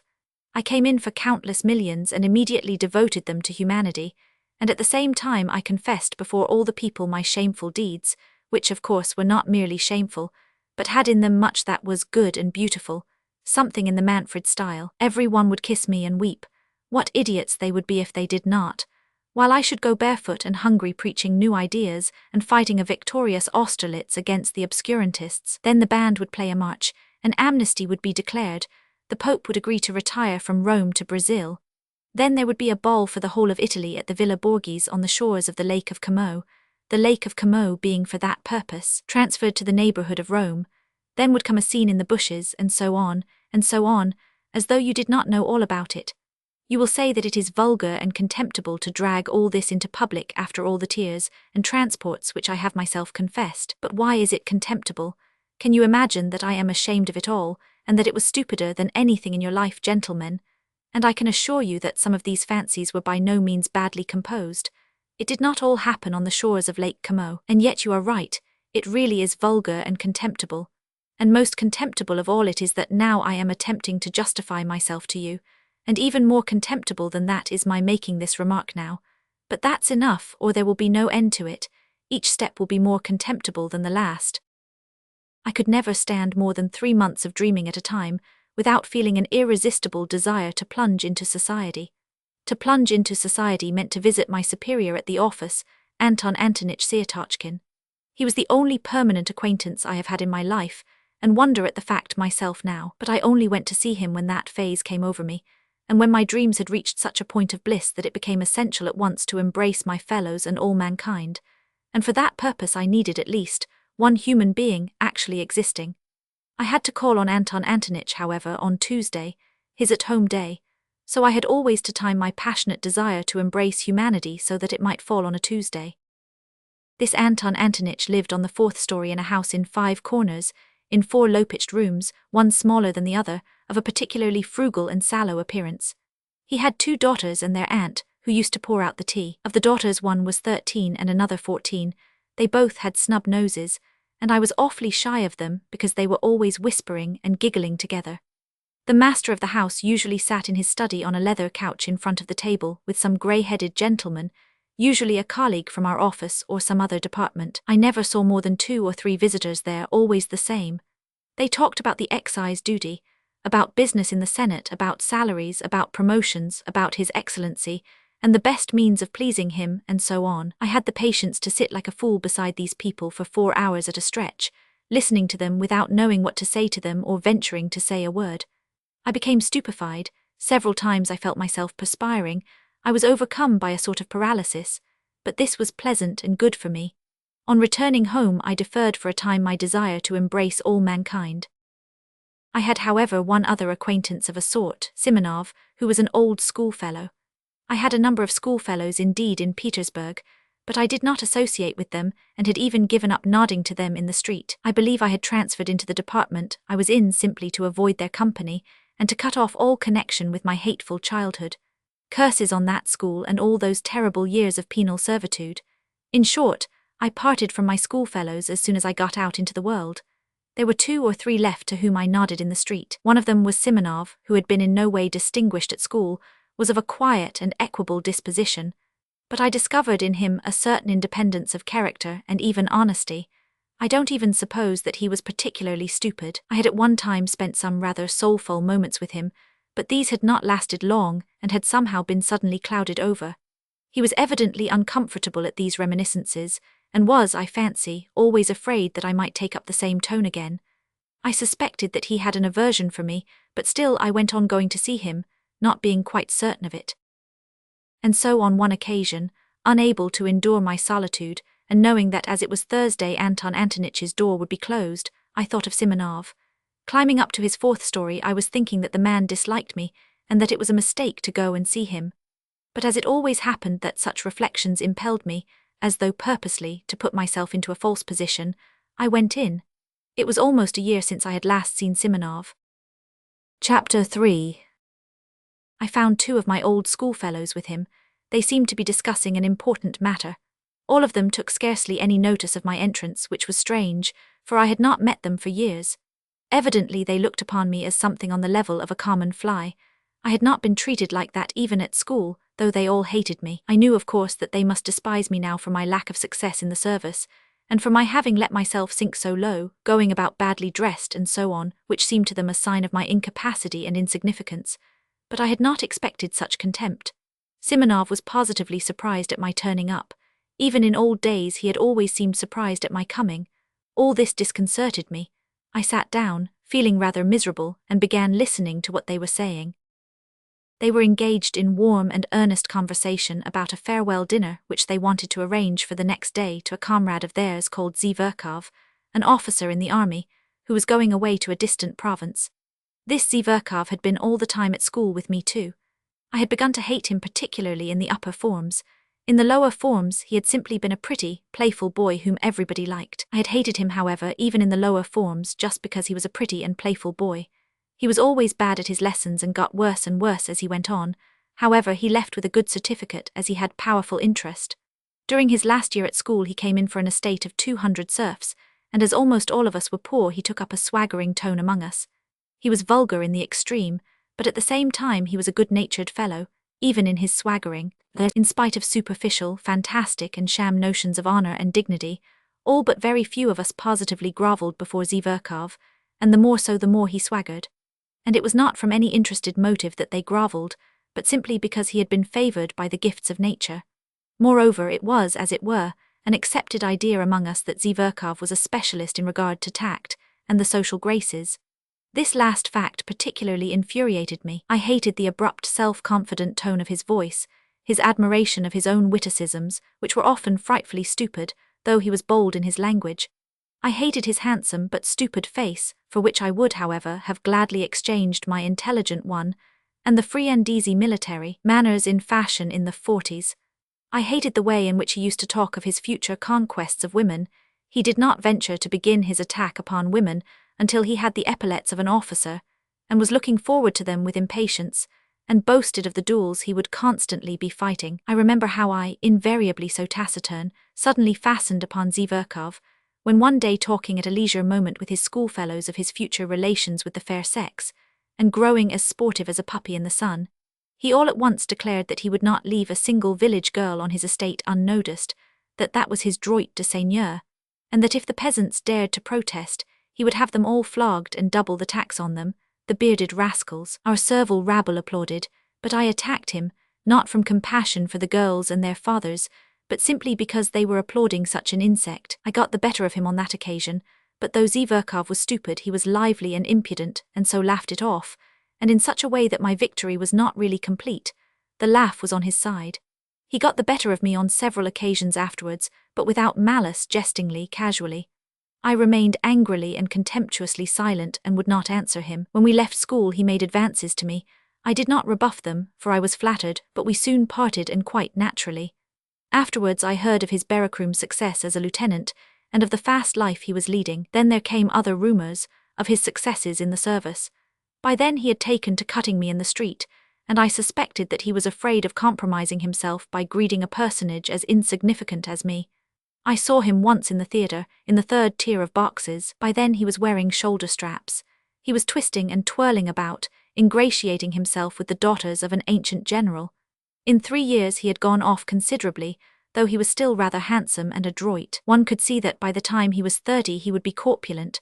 So it was to this Zverkov that my schoolfellows were going to give a dinner on his departure. They had kept up with him for those 3 years, though privately they did not consider themselves on an equal footing with him. I am convinced of that. Of Simonov's 2 visitors, one was Ferfitchkin, a Russianized German, a little fellow with the face of a monkey, a blockhead who was always deriding everyone, a very bitter enemy of mine from our days in the lower forms, a vulgar, impudent, swaggering fellow who affected a most sensitive feeling of personal honor, though of course he was a wretched little coward at heart. He was one of those worshippers of Zverkov who made up to the latter from interested motives, and often borrowed money from him. Simonov's other visitor, Trudolubov, was a person in no way remarkable, a tall young fellow in the army with a cold face, fairly honest, though he worshipped success of every sort, and was only capable of thinking of promotion. He was some sort of distant relation of Zverkov's, and this, foolish as it seems, gave him a certain importance among us. He always thought me of no consequence whatever. His behavior to me, though not quite courteous, was tolerable. Well, with 7 rubles each, said Trudolubov, 21 rubles between the 3 of us, we ought to be able to get a good dinner. Zverkov, of course, won't pay. Of course not, since we are inviting him, Simonov decided. Can you imagine? Ferfitchkin interrupted hotly and conceitedly, like some insolent flunky boasting of his master the general's decorations. Can you imagine that Zverkov will let us pay alone? He will accept from delicacy, but he will order 6 bottles of champagne. Do we want 6 for the 4 of us? Observed Trudolubov, taking notice only of the 6. So the 3 of us with Zverkov for the 4th, 21 rubles at the Hotel de Paris at 5 o'clock tomorrow. Simonov, who had been asked to make the arrangements, concluded finally. How 21 rubles? I asked in some agitation with a show of being offended.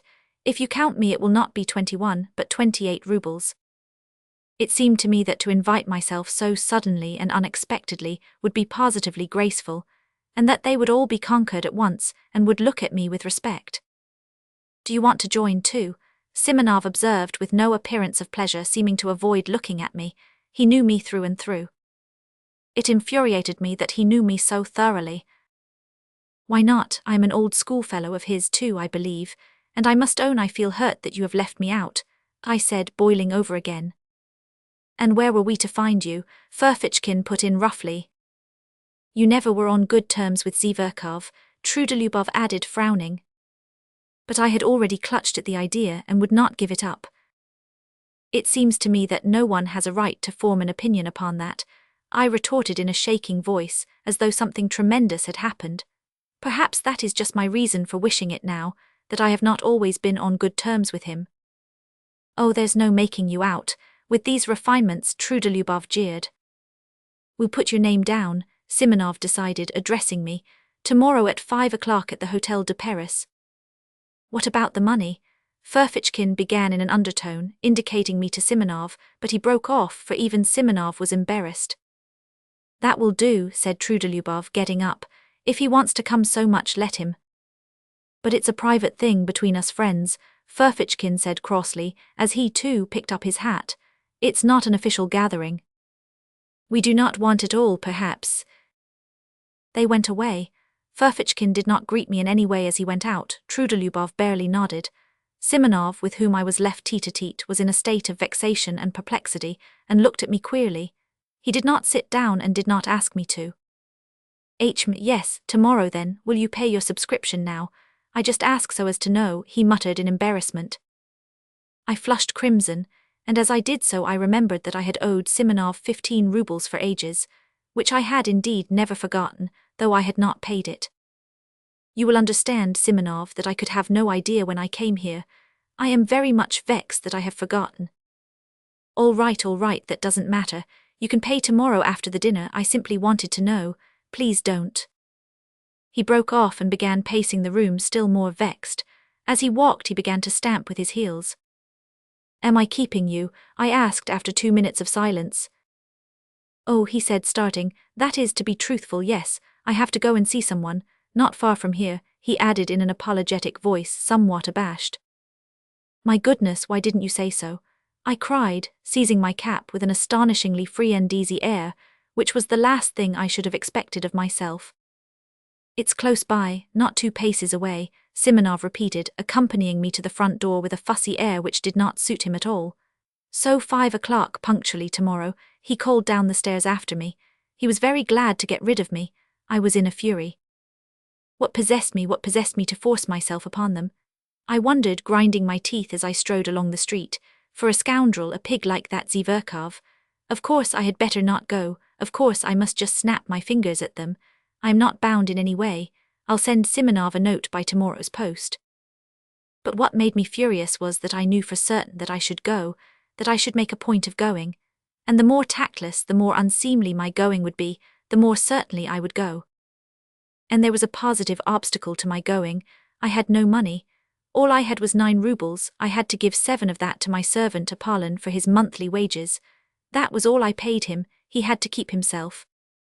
Not to pay him was impossible, considering his character, but I will talk about that fellow, about that plague of mine, another time. However, I knew I should go, and should not pay him his wages. That night I had the most hideous dreams. No wonder. All the evening I had been oppressed by memories of my miserable days at school, and I could not shake them off. I was sent to the school by distant relations, upon whom I was dependent, and of whom I have heard nothing since. They sent me there a forlorn, silent boy, already crushed by their reproaches, already troubled by doubt, and looking with savage distrust at every one. My schoolfellows met me with spiteful and merciless jibes, because I was not like any of them, but I could not endure their taunts. I could not give in to them with the ignoble readiness with which they gave in to one another. I hated them from the first, and shut myself away from every one in timid, wounded and disproportionate pride. Their coarseness revolted me. They laughed cynically at my face, at my clumsy figure, and yet what stupid faces they had themselves. In our school the boys' faces seemed in a special way to degenerate and grow stupider. How many fine-looking boys came to us. In a few years they became repulsive. Even at 16 I wondered at them morosely.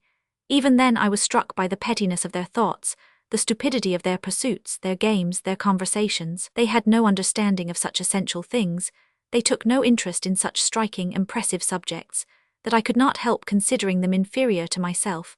It was not wounded vanity that drove me to it, and for God's sake do not thrust upon me your hackneyed remarks repeated to nausea, that I was only a dreamer, while they even then had an understanding of life. They understood nothing, they had no idea of real life, and I swear that that was what made me most indignant with them. On the contrary, the most obvious, striking reality they accepted with fantastic stupidity, and even at that time were accustomed to respect success. Everything that was just but oppressed and looked down upon, they laughed at heartlessly and shamefully. They took rank for intelligence. Even at 16 they were already talking about a snug berth. Of course, a great deal of it was due to their stupidity, to the bad examples with which they had always been surrounded in their childhood and boyhood. They were monstrously depraved. Of course, a great deal of that, too, was superficial and an assumption of cynicism. Of course, there were glimpses of youth and freshness even in their depravity, but even that freshness was not attractive and showed itself in a certain rakishness.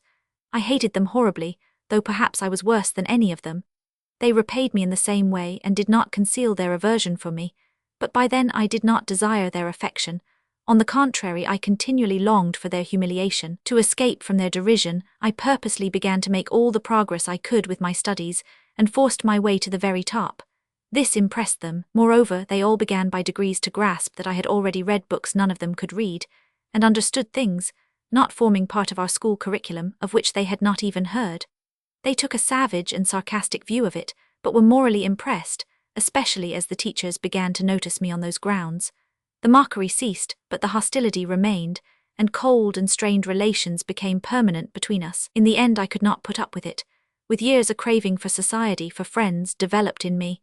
I attempted to get on friendly terms with some of my schoolfellows, but somehow or other my intimacy with them was always strained and soon ended of itself. Once, indeed, I did have a friend, but I was already a tyrant at heart.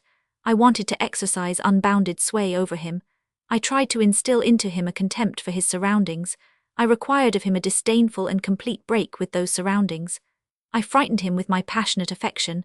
I reduced him to tears, to hysterics. He was a simple and devoted soul. But when he devoted himself to me entirely, I began to hate him immediately and repulsed him, as though all I needed him for was to win a victory over him, to subjugate him and nothing else. But I could not subjugate all of them. My friend was not at all like them either. He was, in fact, a rare exception. The first thing I did on leaving school was to give up the special job for which I had been destined so as to break all ties, to curse my past and shake the dust from off my feet. And goodness knows why, after all that, I should go trudging off to Simonov's.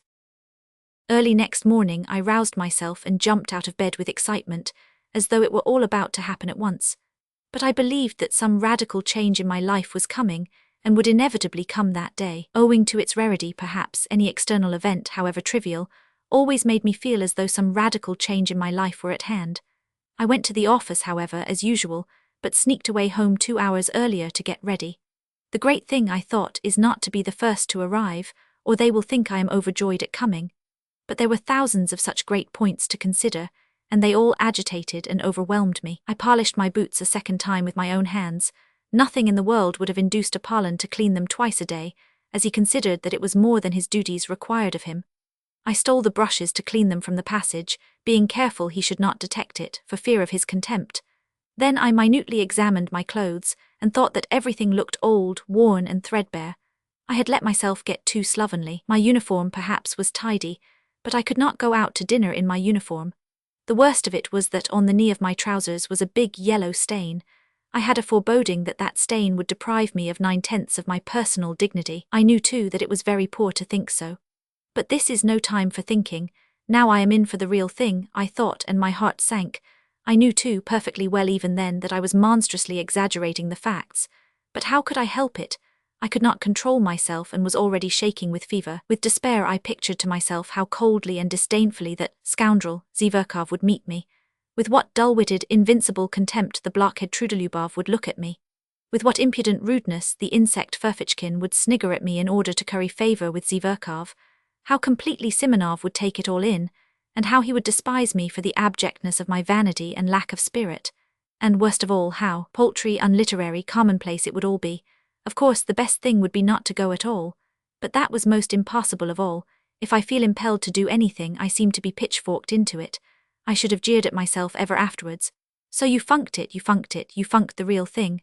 On the contrary, I passionately longed to show all that rabble that I was by no means such a spiritless creature as I seemed to myself. What is more, even in the acutest paroxysm of this cowardly fever, I dreamed of getting the upper hand, of dominating them, carrying them away, making them like me, if only for my elevation of thought and unmistakable wit. They would abandon Zverkov. He would sit on one side, silent and ashamed, while I should crush him. Then, perhaps, we would be reconciled and drink to our everlasting friendship. But what was most bitter and most humiliating for me was that I knew even then, knew fully and for certain, that I needed nothing of all this really, that I did not really want to crush, to subdue, to attract them, and that I did not care a straw really for the result, even if I did achieve it. Oh, how I prayed for the day to pass quickly. In unutterable anguish I went to the window, opened the movable pane, and looked out into the troubled darkness of the thickly falling wet snow. At last my wretched little clock hissed out 5. I seized my hat and, trying not to look at Apollon, who had been all day expecting his month's wages, but in his foolishness was unwilling to be the first to speak about it, I slipped between him and the door, and jumping into a high-class sledge, on which I spent my last half-ruble, I drove up in grand style to the Hotel de Paris. 4. I had been certain the day before that I should be the first to arrive, but it was not a question of being the first to arrive. Not only were they not there, but I had difficulty in finding our room. The table was not laid even. What did it mean? After a good many questions I elicited from the waiters that the dinner had been ordered not for 5 but for 6 o'clock. This was confirmed at the buffet too. I felt really ashamed to go on questioning them. It was only 25 minutes past 5. If they changed the dinner hour, they ought at least to have let me know. That is what the post is for, and not to have put me in an absurd position in my own eyes and even before the waiters. I sat down. The servant began laying the table. I felt even more humiliated when he was present. Towards 6 o'clock they brought in candles, though there were lamps burning in the room. It had not occurred to the waiter, however, to bring them in at once when I arrived. In the next room 2 gloomy, angry-looking persons were eating their dinners in silence at 2 different tables. There was a great deal of noise, even shouting, in a room further away. One could hear the laughter of a crowd of people, and nasty little shrieks in French. There were ladies at the dinner. It was sickening, in fact. I rarely passed more unpleasant moments, so much so that when they did arrive all together punctually at 6 I was overjoyed to see them, as though they were my deliverers, and even forgot that it was incumbent upon me to show resentment. Zverkov walked in at the head of them. Evidently he was the leading spirit. He and all of them were laughing, but seeing me, Zverkov drew himself up a little, walked up to me deliberately with a slight, rather jaunty bend from the waist.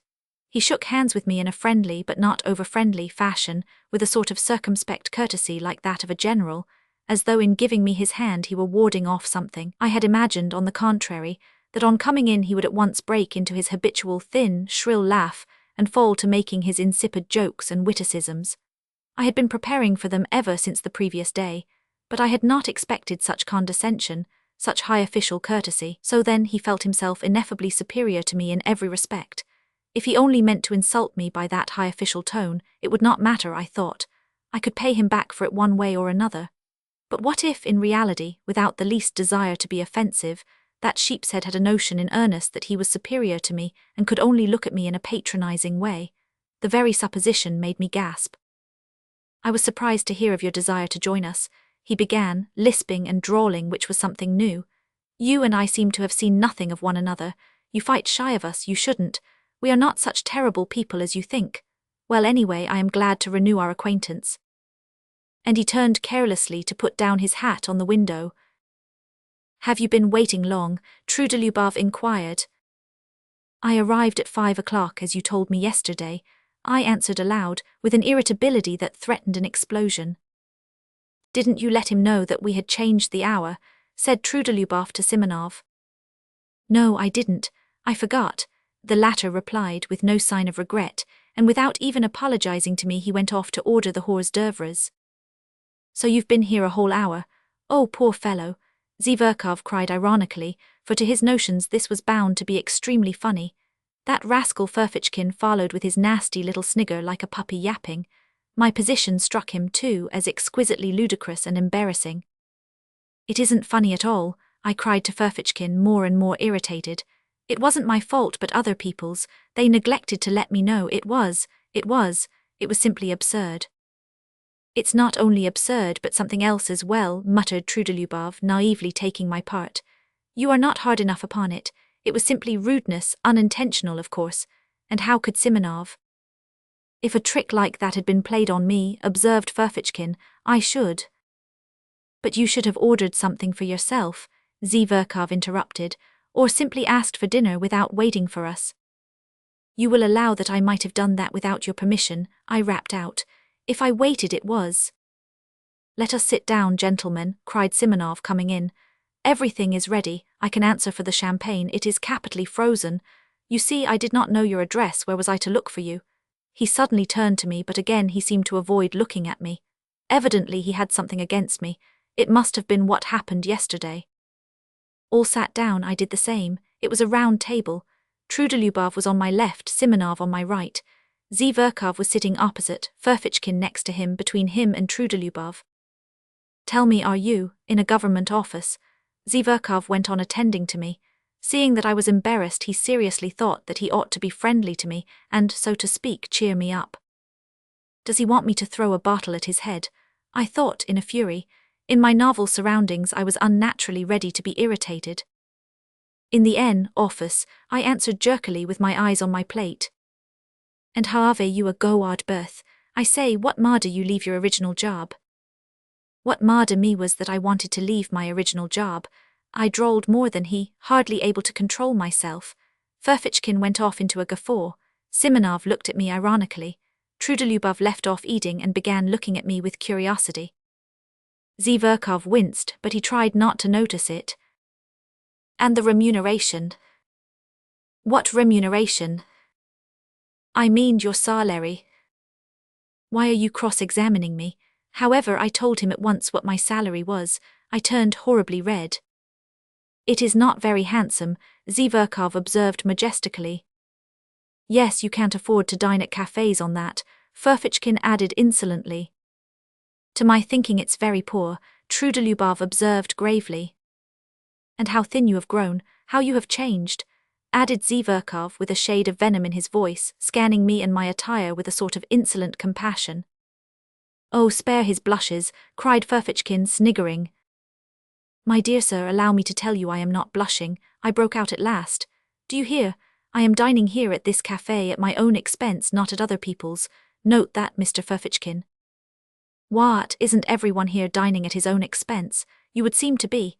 Ferfitchkin flew out at me, turning as red as a lobster and looking me in the face with fury. That, I answered, feeling I had gone too far, and I imagine it would be better to talk of something more intelligent. You intend to show off your intelligence, I suppose. Don't disturb yourself, that would be quite out of place here. Why are you clacking away like that, my good sir, eh? Have you gone out of your wits in your office? Enough, gentlemen, enough, Zverkov cried authoritatively. How stupid it is, muttered Simonov. It really is stupid. We have met here, a company of friends, for a farewell dinner to a comrade, and you carry on an altercation, said Trudolubov, rudely addressing himself to me alone. You invited yourself to join us, so don't disturb the general harmony. Enough, enough, cried Zverkov. Give over, gentlemen, it's out of place. Better let me tell you how I nearly got married the day before yesterday. And then followed a burlesque narrative of how this gentleman had almost been married 2 days before. There was not a word about the marriage, however, but the story was adorned with generals, colonels and kammerjunkers, while Zverkov almost took the lead among them. It was greeted with approving laughter. Ferfitchkin positively squealed. No one paid any attention to me, and I sat crushed and humiliated. Good heavens, these are not the people for me, I thought. And what a fool I have made of myself before them. I let Ferfitchkin go too far, though.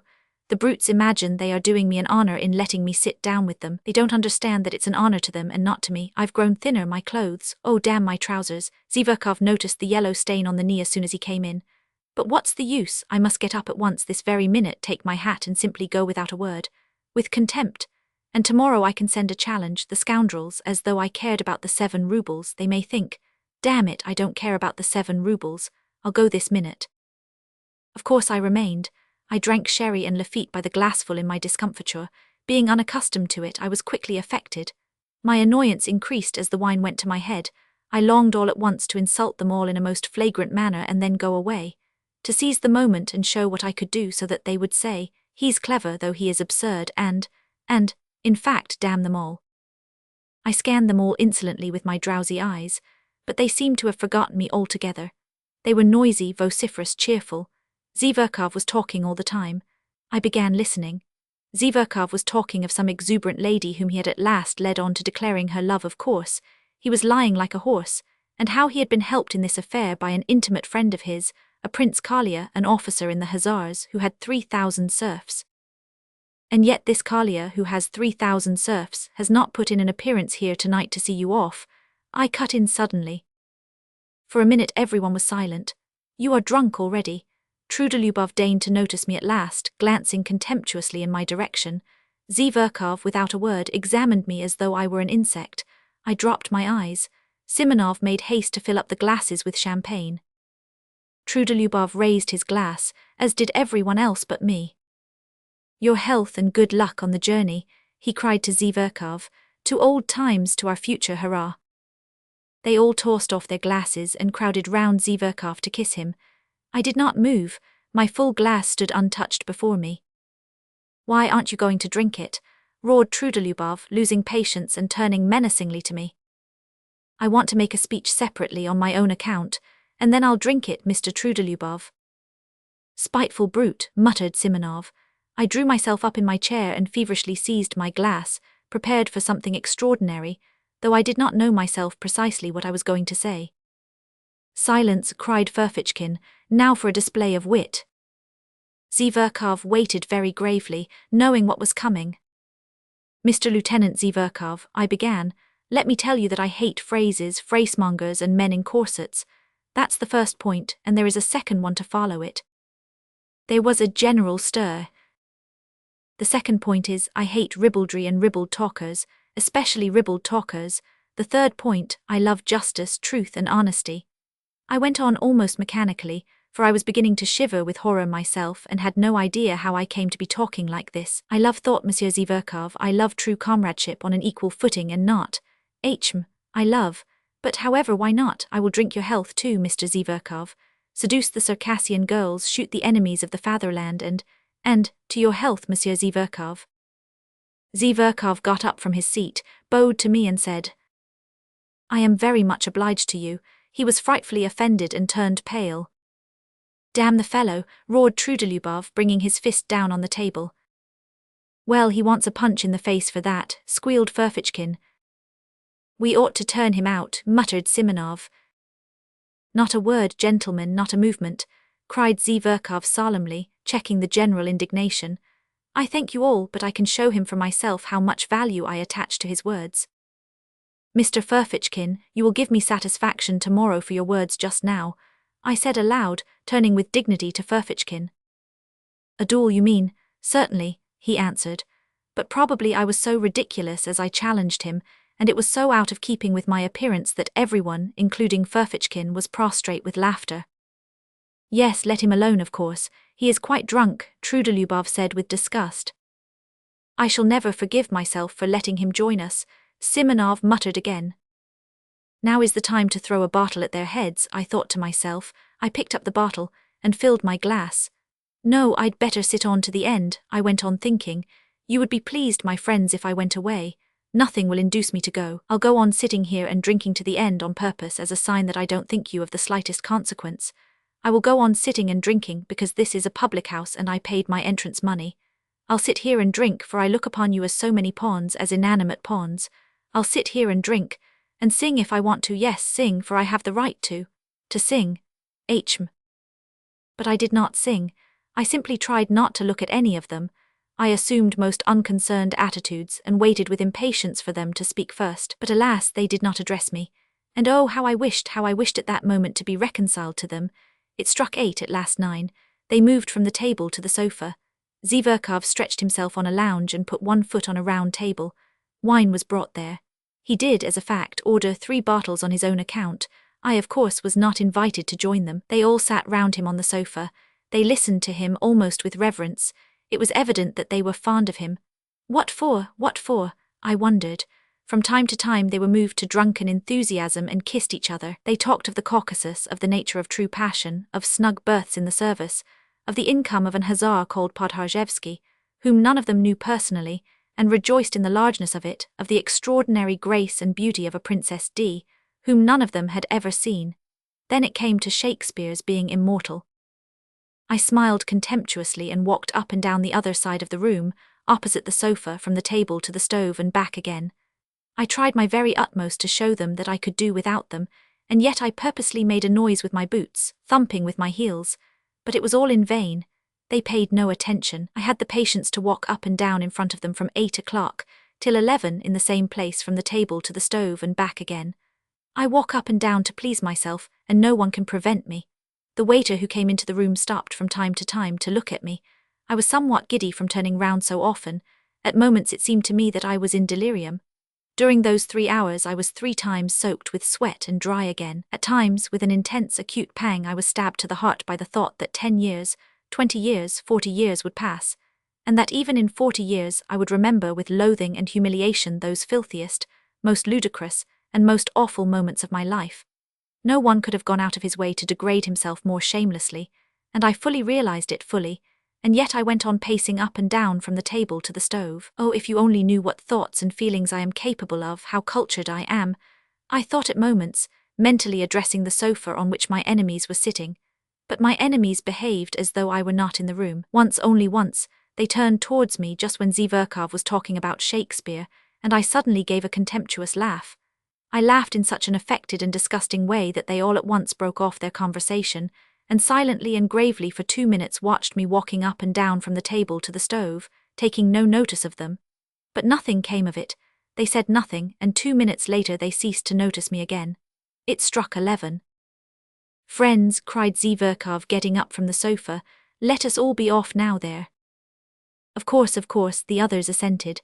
I turned sharply to Zverkov. I was so harassed, so exhausted, that I would have cut my throat to put an end to it. I was in a fever.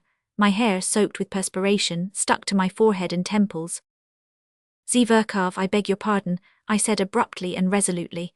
Ferfitchkin, yours too, and everyone's, I have insulted you all. Aha, a duel is not in your line, old man, Ferfitchkin hissed venomously. It sent a sharp pang to my heart. No, it's not the duel I am afraid of, Ferfitchkin. I am ready to fight you tomorrow after we are reconciled. I insist upon it, in fact, and you cannot refuse. I want to show you that I am not afraid of a duel. You shall fire first, and I shall fire into the air. He is comforting himself, said Simonov. He's simply raving, said Trudolyubov. But let us pass. Why are you barring our way? What do you want? Zverkov answered disdainfully. They were all flushed, their eyes were bright, they had been drinking heavily. I ask for your friendship, Zverkov, I insulted you but… You insulted me. Understand, sir, that you never, under any circumstances, could possibly insult me. And that's enough for you, out of the way, concluded Trudolyubov. Olympia is mine, friends, that's agreed, cried Zverkov. We won't dispute your right, we won't dispute your right, the others answered, laughing. I stood as though spat upon. The party went noisily out of the room. Trudolyubov struck up some stupid song. Simonov remained behind for a moment to tip the waiters. I suddenly went up to him. Simonov, give me 6 rubles, I said with desperate resolution. He looked at me in extreme amazement with vacant eyes. He too was drunk. You don't mean you are coming with us? Yes. I've no money, he snapped out, and with a scornful laugh he went out of the room. I clutched at his overcoat. It was a nightmare. Simonov, I saw you had money. Why do you refuse me? Am I a scoundrel? Beware of refusing me, if you knew why I am asking. My whole future, my whole plans depend upon it. Simonov pulled out the money and almost flung it at me. Take it if you have no sense of shame, he pronounced pitilessly and ran to overtake them. I was left for a moment alone. Disorder, the remains of dinner, a broken wine glass on the floor, spilt wine, cigarette ends, fumes of drink and delirium in my brain, an agonizing misery in my heart, and finally the waiter, who had seen and heard all and was looking inquisitively into my face. I am going there, I cried. Either they shall all go down on their knees to beg for my friendship, or I will give Zverkov a slap in the face. 5. So this is it at last, contact with real life, I muttered as I ran headlong downstairs. This is very different from the Pope's leaving Rome and going to Brazil, very different from the ball on Lake Como. You are a scoundrel, a thought flashed through my mind, if you laugh at this now. No matter, I cried, answering myself, now everything is lost. There was no trace to be seen of them, but that made no difference, I knew where they had gone. At the steps was standing a solitary night sledge driver in a rough peasant coat, powdered over with the still falling, wet, and as it were warm snow. It was hot and steamy. The little shaggy piebald horse was also covered with snow and coughing. I remember that very well. I made a rush for the roughly made sledge, but as soon as I raised my foot to get into it, the recollection of how Simonov had just given me 6 rubles seemed to double me up, and I tumbled into the sledge like a sack. No, I must do a great deal to make up for all that, I cried, but I will make up for it or perish on the spot this very night. Start. We set off. There was a perfect whirl in my head. They won't go down on their knees to beg for my friendship. That is a mirage, cheap mirage, revolting, romantic and fantastical. That's another ball on Lake Como. And so I am bound to slap Zverkov's face. It is my duty to. And so it is settled. I am flying to give him a slap in the face. Hurry up. The driver tugged at the reins. As soon as I go in, I'll give it him.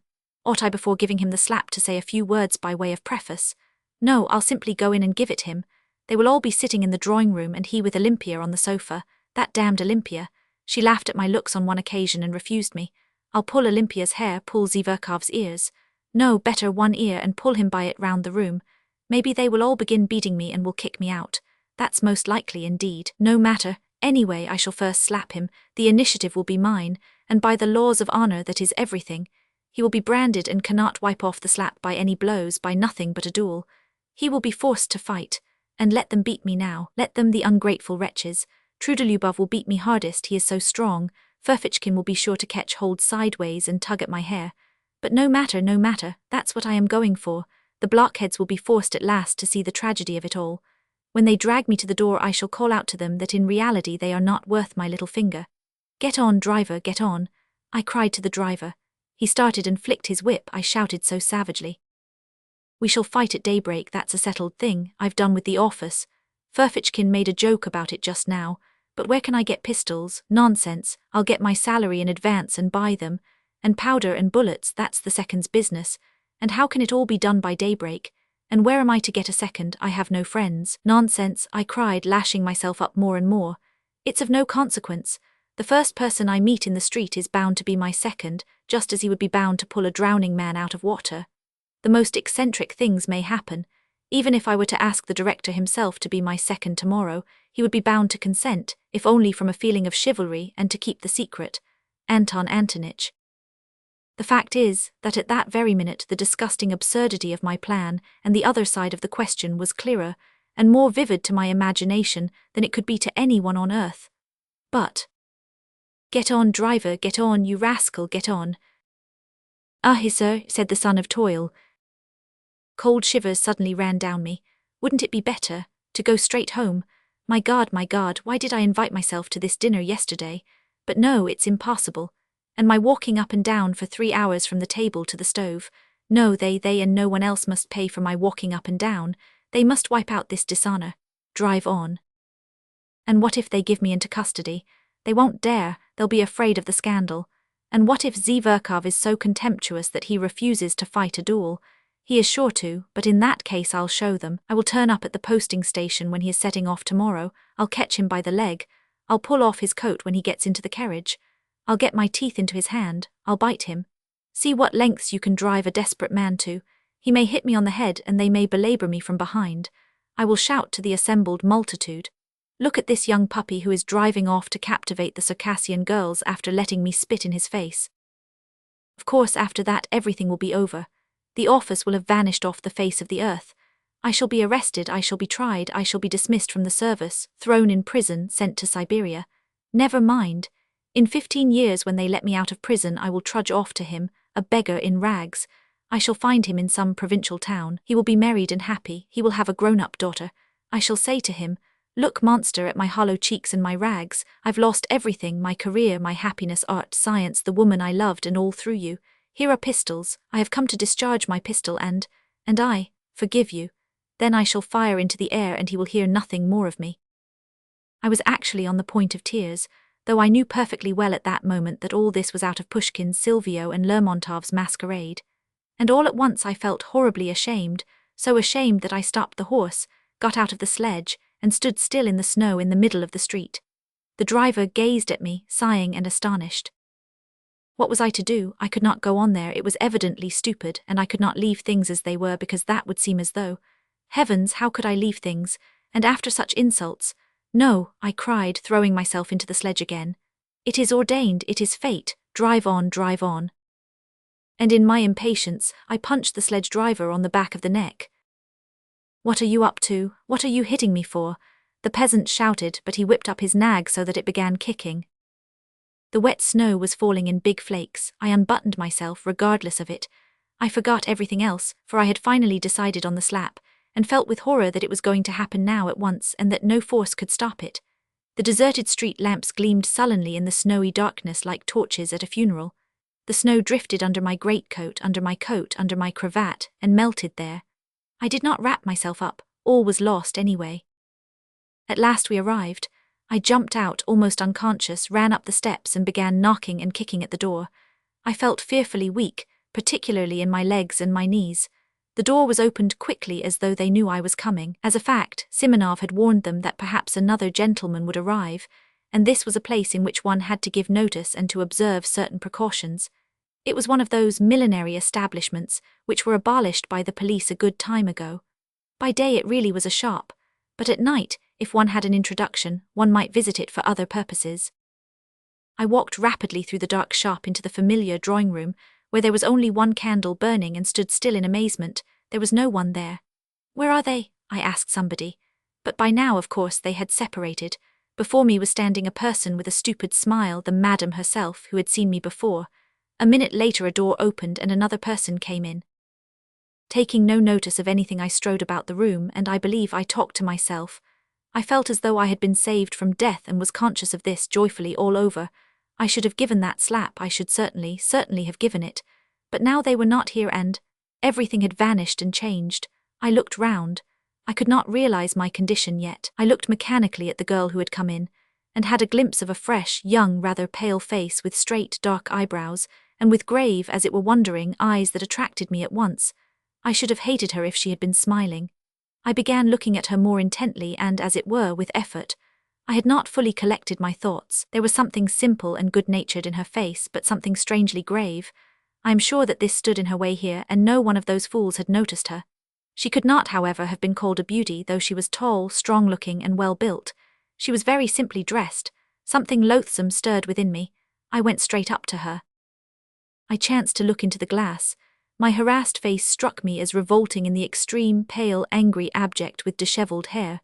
No matter, I am glad of it, I thought. I am glad that I shall seem repulsive to her. I like that. Chapter 6. Somewhere behind a screen a clock began wheezing as though oppressed by something, as though someone was strangling it. After an unnaturally prolonged wheezing there followed a shrill, nasty, and as it were unexpectedly rapid chime, as though someone was suddenly jumping forward. It struck 2. I woke up, though I had indeed not been asleep but lying half-conscious. It was almost completely dark in the narrow, cramped, low-pitched room, cumbered up with an enormous wardrobe and piles of cardboard boxes, and all sorts of frippery and litter. The candle end that had been burning on the table was going out, and gave a faint flicker from time to time. In a few minutes there would be complete darkness. I was not long in coming to myself. Everything came back to my mind at once without an effort, as though it had been in ambush to pounce upon me again. And indeed, even while I was unconscious, a point seemed continually to remain in my memory unforgotten, and round it my dreams moved drearily. But strange to say, everything that had happened to me in that day seemed to me now, on waking, to be in the far, far away past, as though I had long, long ago lived all that down. My head was full of fumes. Something seemed to be hovering over me, rousing me, exciting me, and making me restless. Misery and spite seemed surging up in me again and seeking an outlet. Suddenly I saw beside me 2 wide-open eyes scrutinizing me curiously and persistently. The look in those eyes was coldly detached, sullen, as it were utterly remote. It weighed upon me. A grim idea came into my brain and passed all over my body, as a horrible sensation, such as one feels when one goes into a damp and mouldy cellar. There was something unnatural in those 2 eyes, beginning to look at me only now. I recalled, too, that during those 2 hours I had not said a single word to this creature, and had in fact considered it utterly superfluous.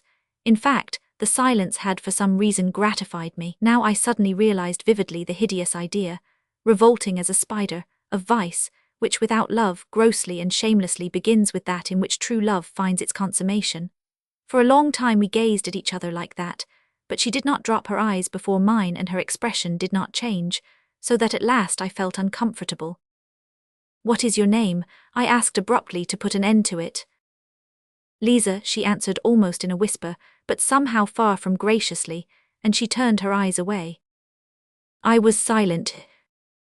"What weather, the snow, it's disgusting," I said almost to myself, putting my arm under my head despondently and gazing at the ceiling. She made no answer. This was horrible. "Have you always lived in Petersburg?" I asked a minute later, almost angrily, turning my head slightly towards her. "No." "Where do you come from?" "From Riga," she answered reluctantly. "Are you a German?" "No, Russian." "Have you been here long?" "Where?" "In this house." "A fortnight." She spoke more and more jerkily. The candle went out. I could no longer distinguish her face. "Have you a father and mother?" "Yes, no, I have." "Where are they?" "There's in Riga." "What are they?" "Oh, nothing." "Nothing, why, what class are they?" "Tradespeople." "Have you always lived with them?" "Yes." "How old are you?" 20. "Why did you leave them?" "Oh, for no reason." That answer meant, let me alone, I feel sick sad. We were silent. God knows why I did not go away. I felt myself more and more sick and dreary. The images of the previous day began of themselves, apart from my will, flitting through my memory in confusion. I suddenly recalled something I had seen that morning, when full of anxious thoughts, I was hurrying to the office. I saw them carrying a coffin out yesterday and they nearly dropped it. I suddenly said aloud, not that I desired to open the conversation, but as it were by accident. "A coffin?" "Yes, in the Haymarket. They were bringing it up out of a cellar." "From a cellar?" "Not from a cellar but from a basement.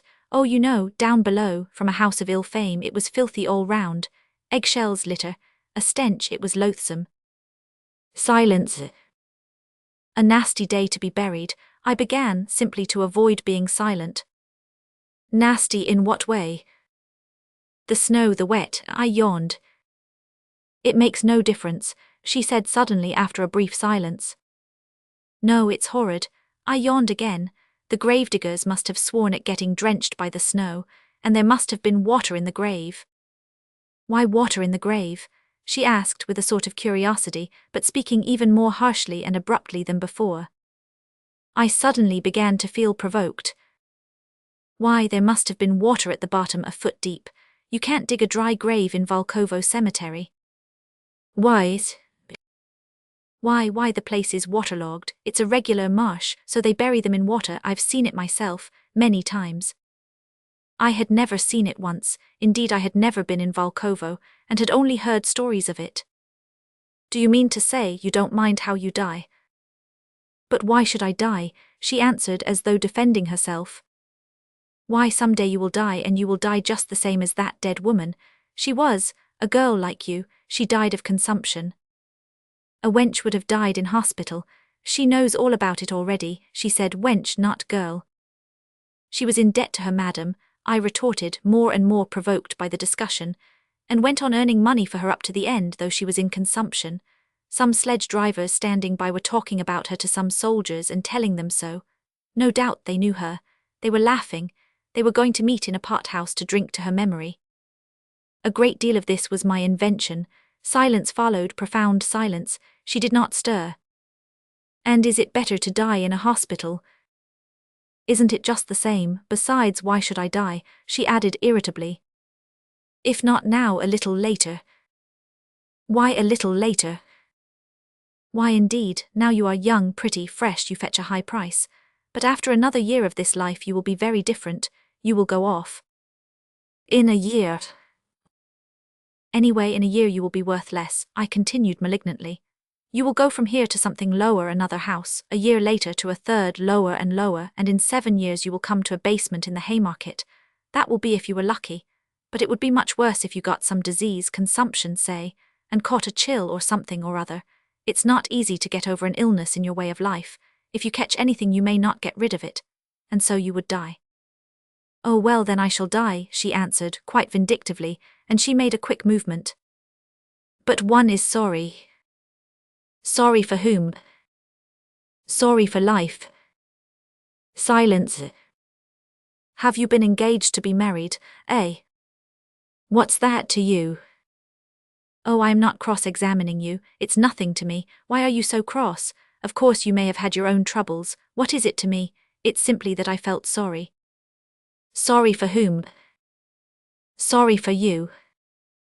No need, she whispered hardly audibly, and again made a faint movement.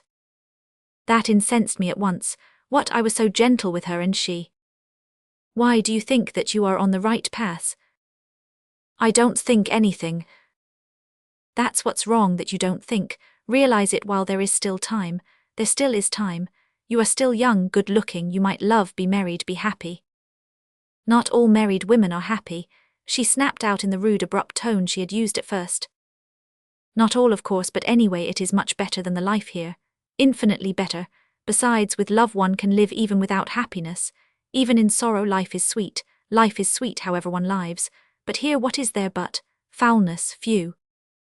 I turned away with disgust. I was no longer reasoning coldly. I began to feel myself what I was saying and warmed to the subject. I was already longing to expound the cherished ideas I had brooded over in my corner. Something suddenly flared up in me. An object had appeared before me. Never mind my being here, I am not an example for you. I am perhaps worse than you are.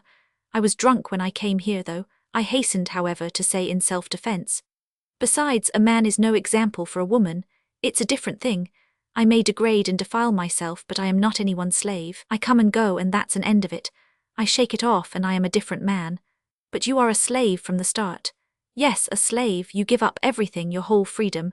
If you want to break your chains afterwards you won't be able to, you will be more and more fast in the snares. It is an accursed bondage, I know it. I won't speak of anything else, maybe you won't understand, but tell me. No doubt you are in debt to your madam. There you see, I added, though she made no answer but only listened in silence, entirely absorbed. That's a bondage for you. You will never buy your freedom. They will see to that. It's like selling your soul to the devil. And besides, perhaps I too am just as unlucky. How do you know, and wallow in the mud on purpose out of misery? You know men take to drink from grief. Well, maybe I am here from grief. Come, tell me, what is there good here? Here you and I came together just now and did not say one word to one another all the time, and it was only afterwards you began staring at me like a wild creature, and I at you. Is that loving? Is that how one human being should meet another? It's hideous, that's what it is. Yes, she assented sharply and hurriedly. I was positively astounded by the promptitude of this yes. So the same thought may have been straying through her mind when she was staring at me just before, so she too was capable of certain thoughts. Damn it all, this was interesting, this was a point of likeness, I thought, almost rubbing my hands, and indeed it's easy to turn a young soul like that. It was the exercise of my power that attracted me most. She turned her head nearer to me, and it seemed to me in the darkness that she propped herself on her arm. Perhaps she was scrutinizing me. How I regretted that I could not see her eyes. I heard her deep breathing. Why have you come here? I asked her with a note of authority already in my voice. Oh, I don't know. But how nice it would be to be living in your father's house. It's warm and free, you have a home of your own. But what if it's worse than this? I must take the right tone, flashed through my mind. I may not get far with sentimentality, but it was only a momentary thought. I swear she really did interest me. Besides, I was exhausted and moody, and cunning so easily goes hand in hand with feeling. Who denies it? I hastened to answer. Anything may happen. I am convinced that someone has wronged you and that you are more sinned against than sinning. Of course, I know nothing of your story, but it's not likely a girl like you has come here of her own inclination. A girl like me, she whispered hardly audibly, but I heard it. Damn it all, I was flattering her. That was horrid, but perhaps it was a good thing she was silent. See, Lisa, I will tell you about myself. If I had had a home from childhood, I shouldn't be what I am now. I often think that. However bad it may be at home, anyway they are your father and mother and not enemies, strangers. Once a year at least they'll show their love of you. Anyway, you know you are at home. I grew up without a home, and perhaps that's why I've turned so unfeeling. I waited again. Perhaps she doesn't understand, I thought, and indeed it is absurd, it's moralizing. If I were a father and had a daughter, I believe I should love my daughter more than my sons, really. I began indirectly, as though talking of something else to distract her attention. I must confess I blushed. Why so? She asked. Ah, so she was listening. I don't know, Lisa. I knew a father who was a stern, austere man, but used to go down on his knees to his daughter, used to kiss her hands, her feet. He couldn't make enough of her, really. When she danced at parties, he used to stand for 5 hours at a stretch, gazing at her. He was mad over her. I understand that. She would fall asleep tired at night, and he would wake to kiss her in her sleep and make the sign of the cross over her. He would go about in a dirty old coat. He was stingy to everyone else but would spend his last penny for her, giving her expensive presents, and it was his greatest delight when she was pleased with what he gave her. Fathers always love their daughters more than the mothers do. Some girls live happily at home, and I believe I should never let my daughters marry. What next? She said with a faint smile. I should be jealous, I really should. To think that she should kiss anyone else, that she should love a stranger more than her father, it's painful to imagine it. Of course, that's all nonsense, of course every father would be reasonable at last, but I believe before I should let her marry, I should worry myself to death. I should find fault with all her suitors, but I should end by letting her marry whom she herself loved. The one whom the daughter loves always seems the worst to the father, you know. That is always so. So many family troubles come from that. Some are glad to sell their daughters, rather than marrying them honorably. Ah, so that was it. Such a thing, Lisa, happens in those accursed families in which there is neither love nor God, I retorted warmly, and where there is no love there is no sense either. There are such families, it's true, but I am not speaking of them. You must have seen wickedness in your own family if you talk like that. Truly, you must have been unlucky. That sort of thing mostly comes about through poverty. And is it any better with the gentry? Even among the poor, honest people live happily. Yes, perhaps. Another thing, Lisa, man is fond of reckoning up his troubles but does not count his joys. If he counted them up as he ought, he would see that every lot has enough happiness provided for it. And what if all goes well with the family, if the blessing of God is upon it, if the husband is a good one, loves you, cherishes you, never leaves you? There is happiness in such a family. Even sometimes there is happiness in the midst of sorrow, and indeed sorrow is everywhere. If you marry, you will find out for yourself. But think of the first years of married life with one you love. What happiness there sometimes is in it. And indeed it's the ordinary thing. In those early days even quarrels with one's husband end happily. Some women get up quarrels with their husbands just because they love them. Indeed, I knew a woman like that. She seemed to say that because she loved him, she would torment him and make him feel it. You know that you may torment a man on purpose through love. Women are particularly given to that, thinking to themselves, I will love him so, I will make so much of him afterwards, that it's no sin to torment him a little now, and all in the house rejoice in the sight of you, and you are happy and gay and peaceful and honourable. Then there are some women who are jealous. If he went off anywhere, I knew one such woman, she couldn't restrain herself, but would jump up at night and run off on the sly to find out where he was, whether he was with some other woman. That's a pity, and the woman knows herself it's wrong, and her heart fails her and she suffers, but she loves, it's all through love. And how sweet it is to make it up after quarrels, to own herself in the wrong or to forgive him.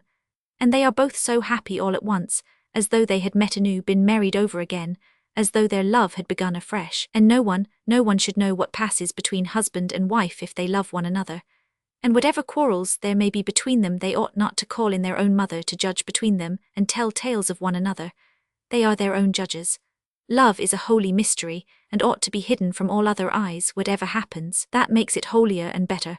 They respect one another more, and much is built on respect. And if once there has been love, if they have been married for love, why should love pass away?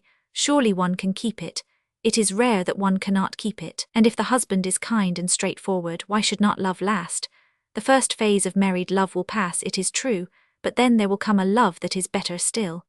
Then there will be the union of souls, they will have everything in common, there will be no secrets between them, and once they have children, the most difficult times will seem to them happy, so long as there is love and courage. Even toil will be a joy, you may deny yourself bread for your children, and even that will be a joy. They will love you for it afterwards, so you are laying by for your future. As the children grow up, you feel that you are an example, a support for them, that even after you die your children will always keep your thoughts and feelings, because they have received them from you, they will take on your semblance and likeness. So you see, this is a great duty. How can it fail to draw the father and mother nearer? People say it's a trial to have children.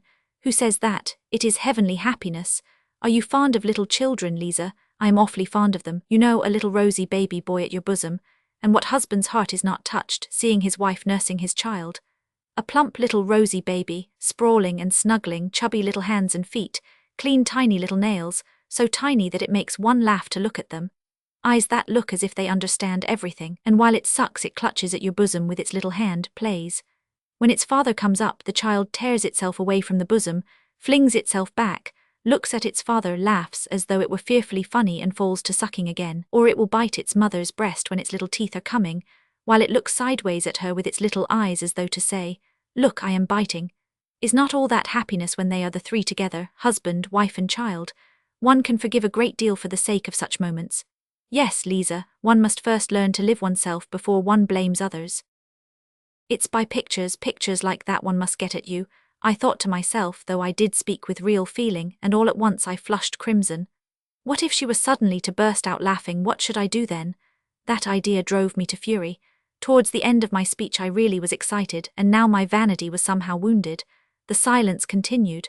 I almost nudged her. "Why are you?" she began and stopped. But I understood. There was a quiver of something different in her voice, not abrupt, harsh and unyielding as before, but something soft and shamefaced, so shamefaced that I suddenly felt ashamed and guilty. "What?" I asked with tender curiosity. "Why you? What?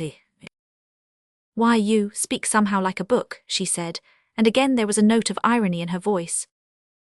That remark sent a pang to my heart. It was not what I was expecting.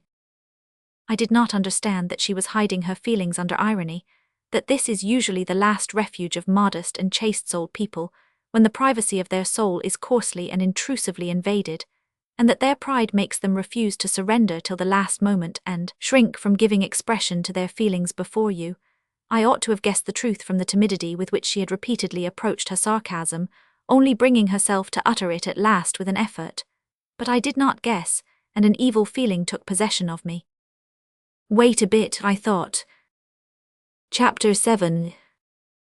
Oh hush, Lisa, how can you talk about being like a book when it makes even me, an outsider, feel sick, though I don't look at it as an outsider, for indeed it touches me to the heart.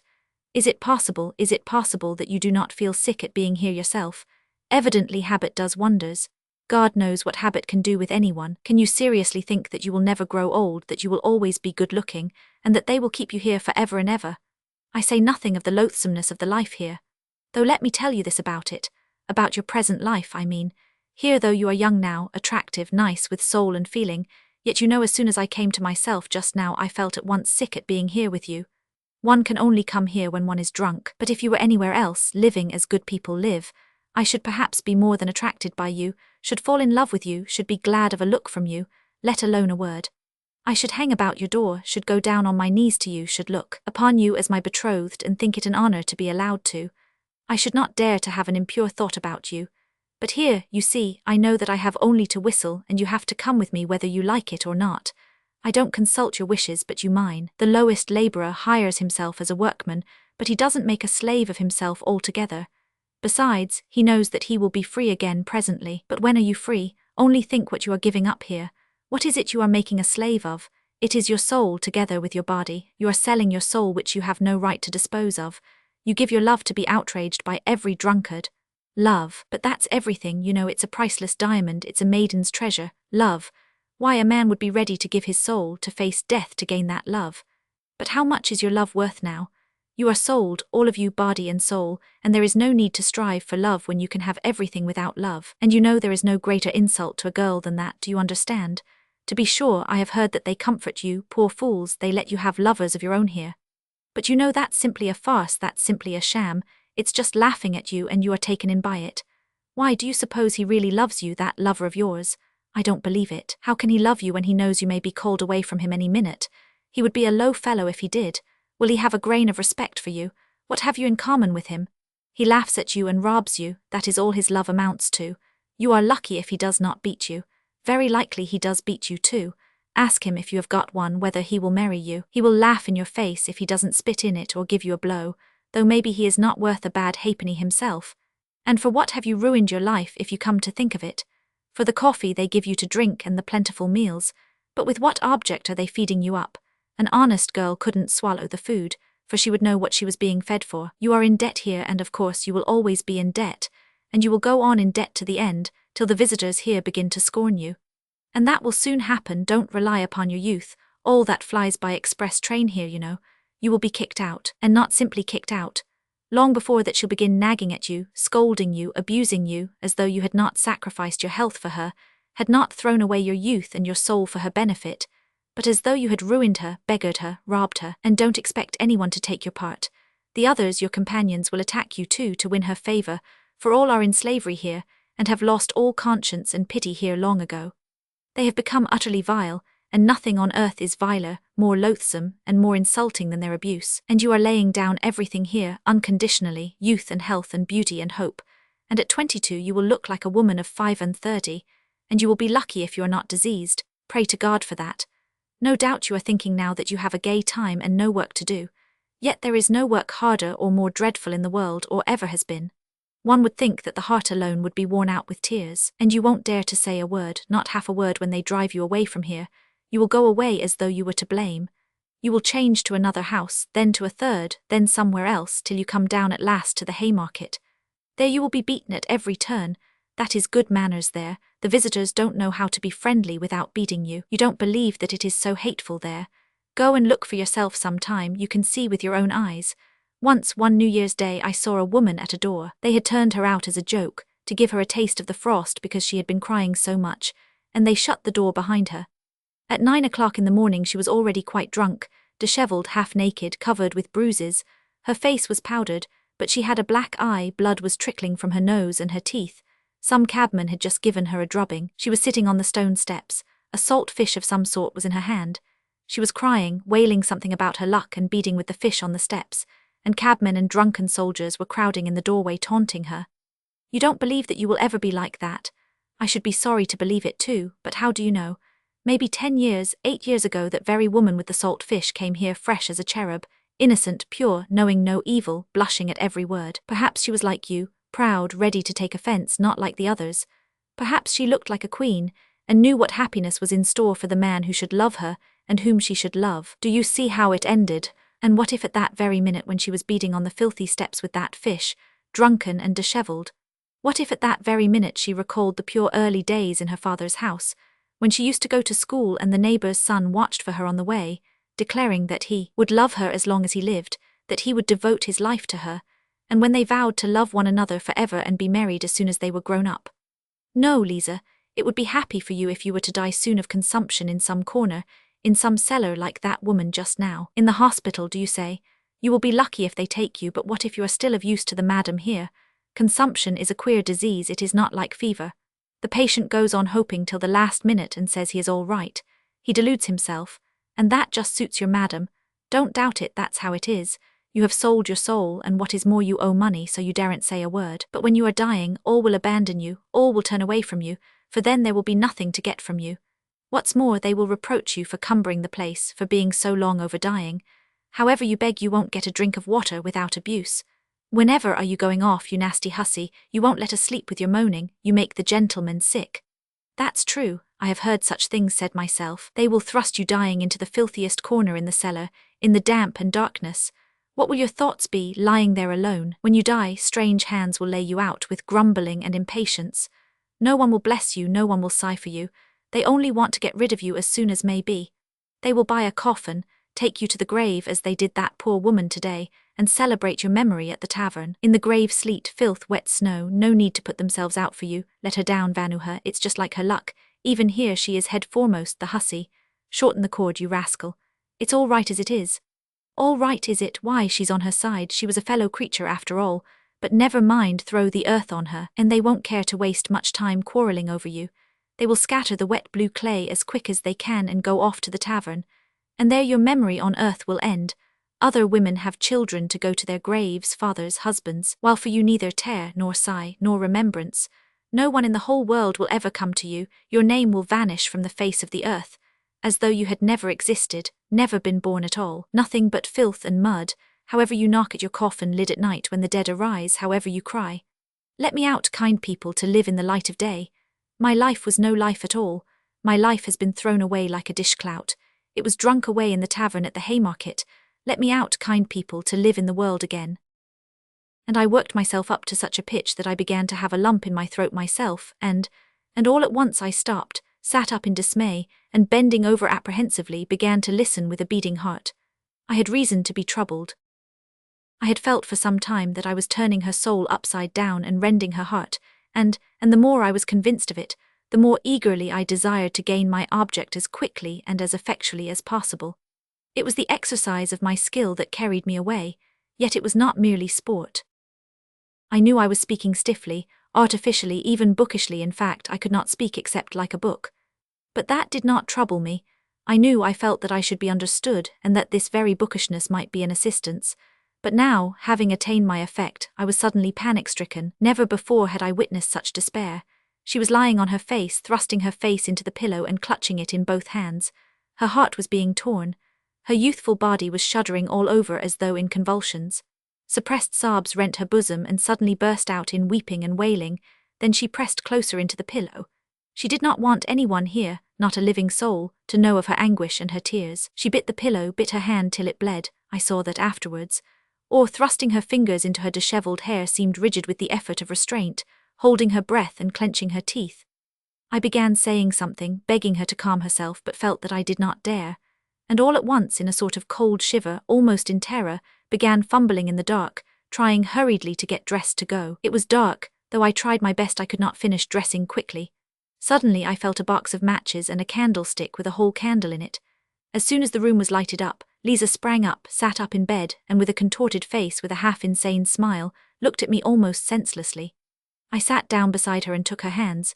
She came to herself, made an impulsive movement towards me, would have caught hold of me but did not dare, and slowly bowed her head before me. "Lisa, my dear, I was wrong. Forgive me, my dear," I began, but she squeezed my hand in her fingers so tightly that I felt I was saying the wrong thing and stopped. "This is my address, Lisa, come to me." "I will come," she answered resolutely, her head still bowed. "But now I am going, goodbye, till we meet again." I got up, she too stood up and suddenly flushed all over, gave a shudder, snatched up a shawl that was lying on a chair and muffled herself in it to her chin. As she did this she gave another sickly smile, blushed and looked at me strangely. I felt wretched. I was in haste to get away, to disappear. "Wait a minute," she said suddenly, in the passage just at the doorway, stopping me with her hand on my overcoat. She put down the candle in hot haste and ran off. Evidently she had thought of something or wanted to show me something. As she ran away she flushed, her eyes shone, and there was a smile on her lips. What was the meaning of it? Against my will I waited. She came back a minute later with an expression that seemed to ask forgiveness for something. In fact, it was not the same face, not the same look as the evening before. Sullen, mistrustful and obstinate. Her eyes now were imploring, soft, and at the same time trustful, caressing, timid.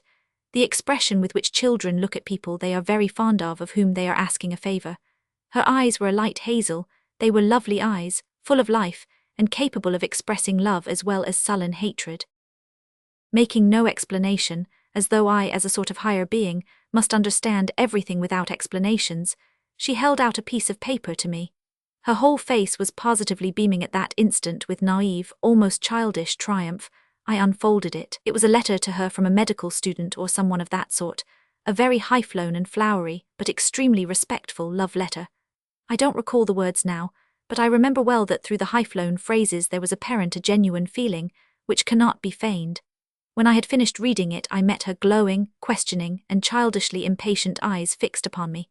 She fastened her eyes upon my face and waited impatiently for what I should say. In a few words, hurriedly, but with a sort of joy and pride, she explained to me that she had been to a dance somewhere in a private house, a family of very nice people, who knew nothing, absolutely nothing, for she had only come here so lately and it had all happened. And she hadn't made up her mind to stay and was certainly going away as soon as she had paid her debt. And at that party there had been the student who had danced with her all the evening. He had talked to her, and it turned out that he had known her in old days at Riga when he was a child. They had played together but a very long time ago, and he knew her parents, but about this he knew nothing, nothing whatever, and had no suspicion. And the day after the dance, 3 days ago, he had sent her that letter through the friend with whom she had gone to the party. And, well, that was all. She dropped her shining eyes with a sort of bashfulness as she finished. The poor girl was keeping that student's letter as a precious treasure, and had run to fetch it, her only treasure, because she did not want me to go away without knowing that she, too, was honestly and genuinely loved, that she, too, was addressed respectfully. No doubt that letter was destined to lie in her box and lead to nothing, but none the less, I am certain that she would keep it all her life as a precious treasure, as her pride and justification. And now at such a minute she had thought of that letter and brought it with naive pride to raise herself in my eyes that I might see, that I too might think well of her. I said nothing, pressed her hand and went out. I so longed to get away. I walked all the way home, in spite of the fact that the melting snow was still falling in heavy flakes. I was exhausted, shattered in bewilderment, but behind the bewilderment the truth was already gleaming, the loathsome truth. Chapter 8. It was some time, however, before I consented to recognize that truth. Waking up in the morning after some hours of heavy, leaden sleep, and immediately realizing all that had happened on the previous day, I was positively amazed at my last night's sentimentality with Lisa, at all those outcries of horror and pity.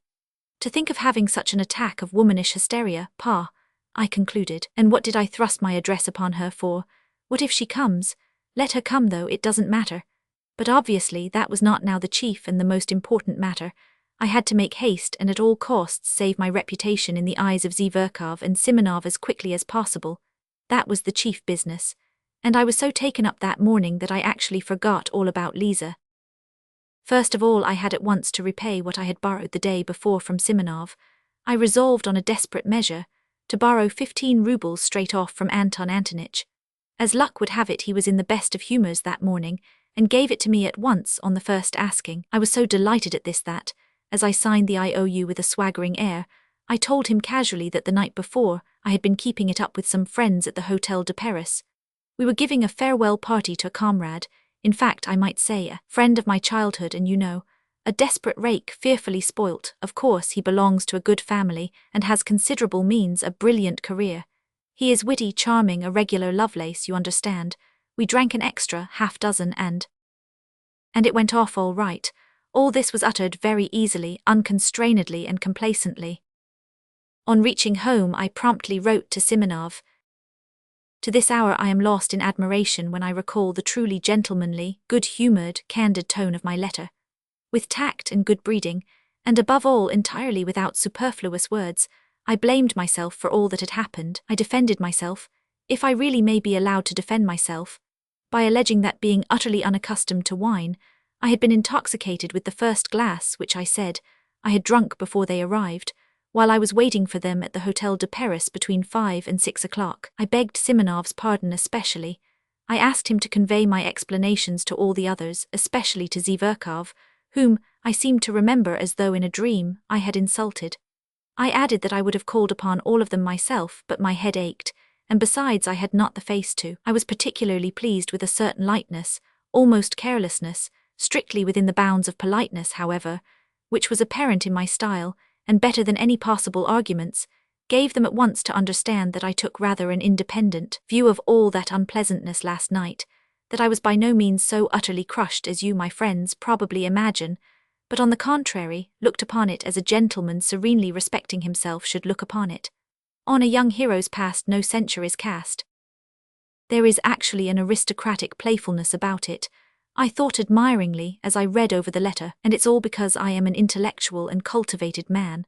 Another man in my place would not have known how to extricate himself, but here I have got out of it, and am as jolly as ever again, and all because I am a cultivated and educated man of our day. And indeed perhaps everything was due to the wine yesterday. No, it was not the wine. I did not drink anything at all between 5 and 6 when I was waiting for them. I had lied to Simonov, I had lied shamelessly, and indeed I wasn't ashamed now. Hang it all though, the great thing was that I was rid of it. I put 6 rubles in the letter, sealed it up, and asked Apollon to take it to Simonov. When he learned that there was money in the letter, Apollon became more respectful and agreed to take it. Towards evening I went out for a walk. My head was still aching and giddy after yesterday. But as evening came on and the twilight grew denser, my impressions and, following them, my thoughts, grew more and more different and confused. Something was not dead within me, in the depths of my heart and conscience it would not die, and it showed itself in acute depression. For the most part I jostled my way through the most crowded business streets, along Myashchansky Street, along Sadovy Street, and in Yusupov Garden. I always liked particularly sauntering along these streets in the dusk, just when there were crowds of working people of all sorts going home from their daily work, with faces looking cross with anxiety. What I liked was just that cheap bustle, that bare prose. On this occasion the jostling of the streets irritated me more than ever. I could not make out what was wrong with me, I could not find the clue. Something seemed rising up continually in my soul, painfully, and refusing to be appeased. I returned home completely upset. It was just as though some crime were lying on my conscience. The thought that Lisa was coming worried me continually. It seemed queer to me that of all my recollections of yesterday this tormented me, as it were, especially as it were, quite separately. Everything else I had quite succeeded in forgetting by the evening. I dismissed it all and was still perfectly satisfied with my letter to Simonov. But on this point I was not satisfied at all. It was as though I were worried only by Lisa. What if she comes, I thought incessantly. Well, it doesn't matter, let her come. It's horrid that she should see, for instance, how I live. Yesterday I seemed such a hero to her, while now it's horrid though that I have let myself go so. The room looks like a beggar's. And I brought myself to go out to dinner in such a suit, and my American leather sofa with the stuffing sticking out, and my dressing gown, which will not cover me, such tatters, and she will see all this, and she will see Apollon. That beast is certain to insult her. He will fasten upon her in order to be rude to me. And I, of course, shall be panic-stricken as usual. I shall begin bowing and scraping before her and pulling my dressing gown round me. I shall begin smiling, telling lies. Oh, the beastliness. And it isn't the beastliness of it that matters most. There is something more important, more loathsome, viler. Yes, viler, and to put on that dishonest lying mask again. When I reached that thought I fired up all at once. Why dishonest? How dishonest? I was speaking sincerely last night. I remember there was real feeling in me too. What I wanted was to excite an honourable feeling in her. Her crying was a good thing, it will have a good effect. Yet I could not feel at ease. All that evening, even when I had come back home, even after 9 o'clock, when I calculated that Lisa could not possibly come, she still haunted me, and what was worse, she came back to my mind always in the same position. One moment out of all that had happened last night stood vividly before my imagination, the moment when I struck a match and saw her pale, distorted face with its look of torture. And what a pitiful, what an unnatural, what a distorted smile she had at that moment. But I did not know then, that 15 years later I should still in my imagination see Lisa, always with the pitiful, distorted, inappropriate smile which was on her face at that minute. Next day I was ready again to look upon it all as nonsense, due to overexcited nerves, and above all as exaggerated. I was always conscious of that weak point of mine, and sometimes very much afraid of it. I exaggerate everything, that is where I go wrong, I repeated to myself every hour, but however, Lisa will very likely come all the same, was the refrain with which all my reflections ended. I was so uneasy that I sometimes flew into a fury. She'll come, she is certain to come, I cried, running about the room. If not today, she will come tomorrow, she'll find me out. The damnable romanticism of these pure hearts. Oh, the vileness, oh, the silliness, oh, the stupidity of these wretched sentimental souls. Why, how fail to understand? How could one fail to understand? But at this point I stopped short, and in great confusion indeed. And how few words, I thought in passing, were needed. How little of the idyllic and affectedly, bookishly, artificially idyllic too, had sufficed to turn a whole human life at once according to my will. That's virginity, to be sure, freshness of soil. At times a thought occurred to me to go to her, to tell her all, and beg her not to come to me. But this thought stirred such wrath in me that I believed I should have crushed that damned Lisa if she had chanced to be near me at the time. I should have insulted her, have spat at her, have turned her out, have struck her. One day passed, however, another and another.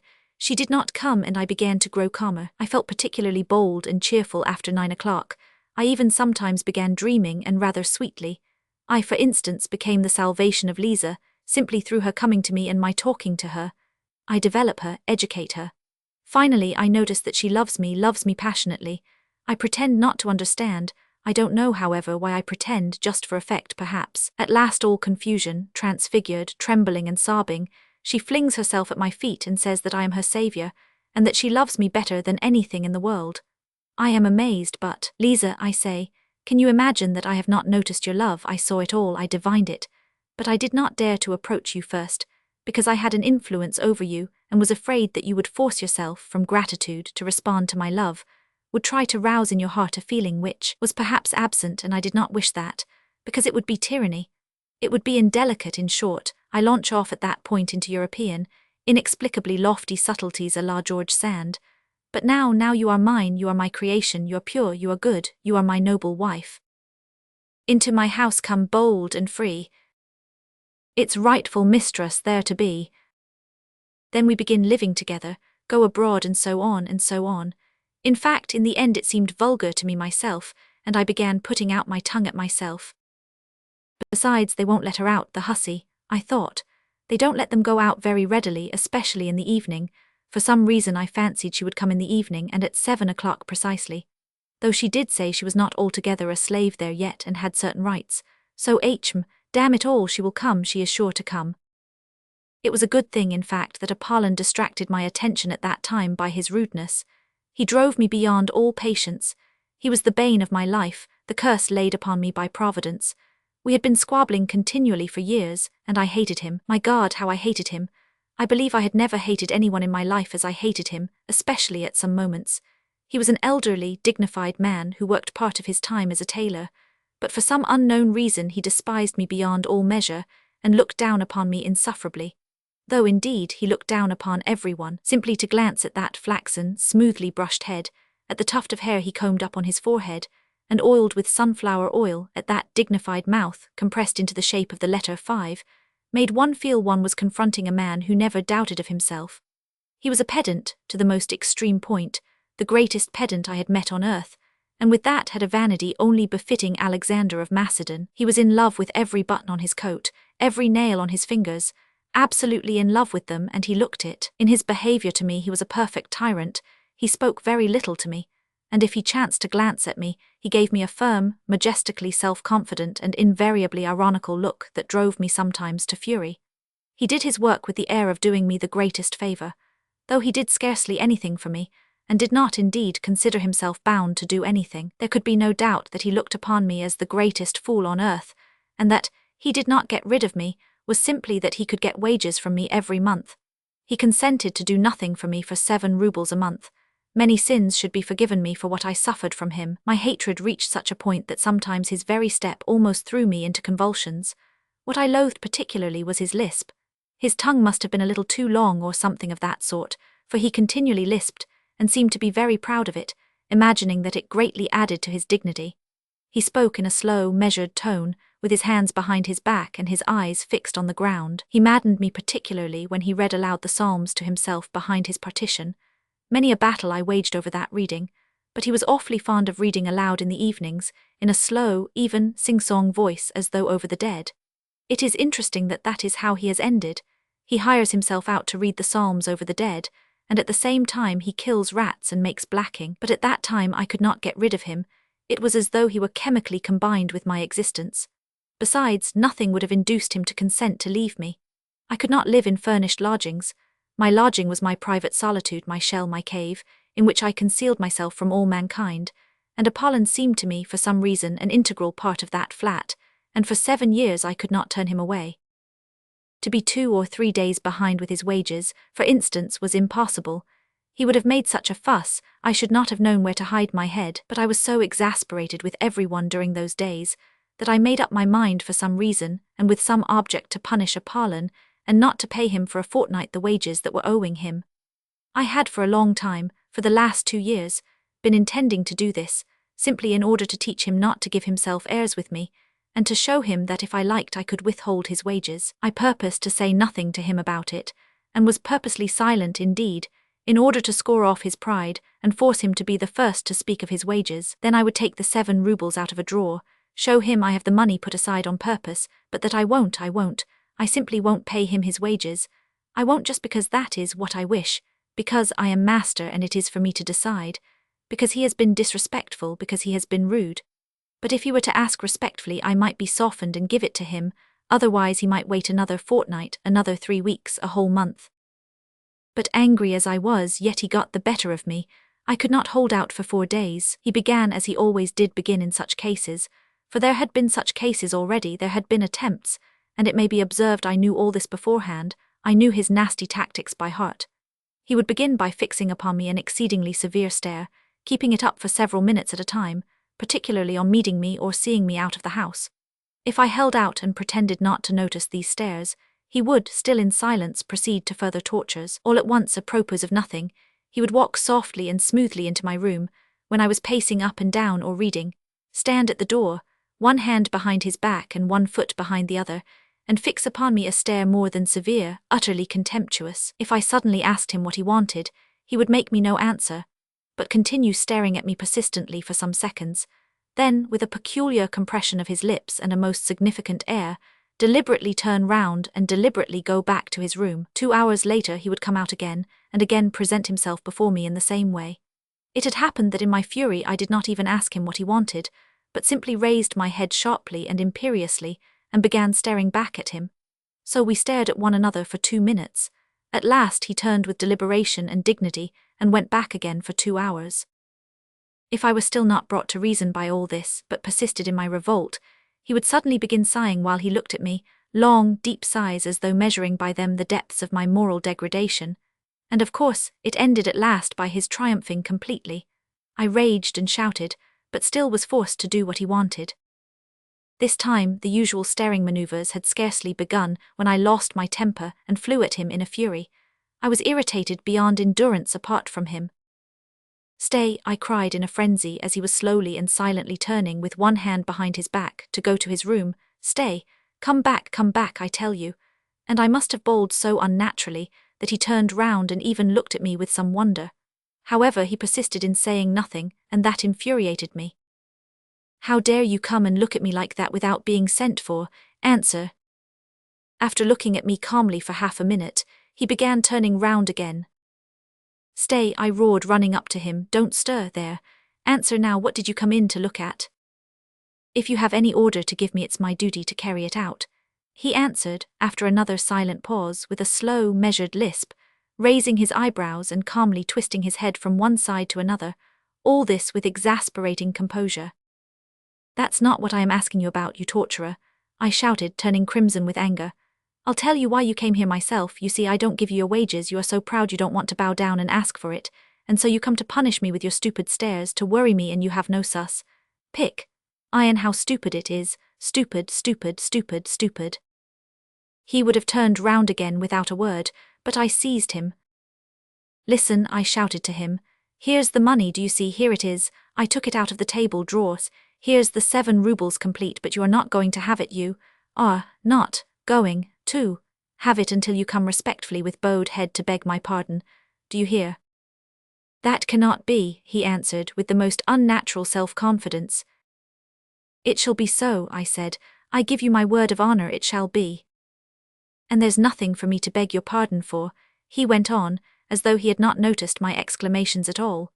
"Why, besides, you called me a torturer, for which I can summon you at the police station at any time for insulting behavior." "Go summon me," I roared. "Go at once, this very minute, this very second. You are a torturer all the same, a torturer." But he merely looked at me, then turned, and regardless of my loud calls to him, he walked to his room with an even step and without looking round. If it had not been for Lisa, nothing of this would have happened, I decided inwardly. Then, after waiting a minute, I went myself behind his screen with a dignified and solemn air, though my heart was beating slowly and violently. "Apollon," I said quietly and emphatically, though I was breathless, "go at once without a minute's delay and fetch the police officer." He had meanwhile settled himself at his table, put on his spectacles and taken up some sewing, but hearing my order he burst into a guffaw. "At once, go this minute. Go on, or else you can't imagine what will happen." "You are certainly out of your mind," he observed without even raising his head, lisping as deliberately as ever and threading his needle. "Whoever heard of a man sending for the police against himself? And as for being frightened, you are upsetting yourself about nothing, for nothing will come of it." "Go," I shrieked, clutching him by the shoulder. I felt I should strike him in a minute. But I did not notice the door from the passage softly and slowly open at that instant, and a figure come in, stop short, and begin staring at us in perplexity. I glanced, nearly swooned with shame, and rushed back to my room. There, clutching at my hair with both hands, I leaned my head against the wall and stood motionless in that position. 2 minutes later I heard Apollon's deliberate footsteps. "There is some woman asking for you," he said, looking at me with peculiar severity. Then he stood aside and let in Lisa. He would not go away but stared at us sarcastically. Go away," I commanded in desperation. At that moment my clock began whirring and wheezing and struck 7. Chapter 9. Into my house come bold and free, its rightful mistress there to be.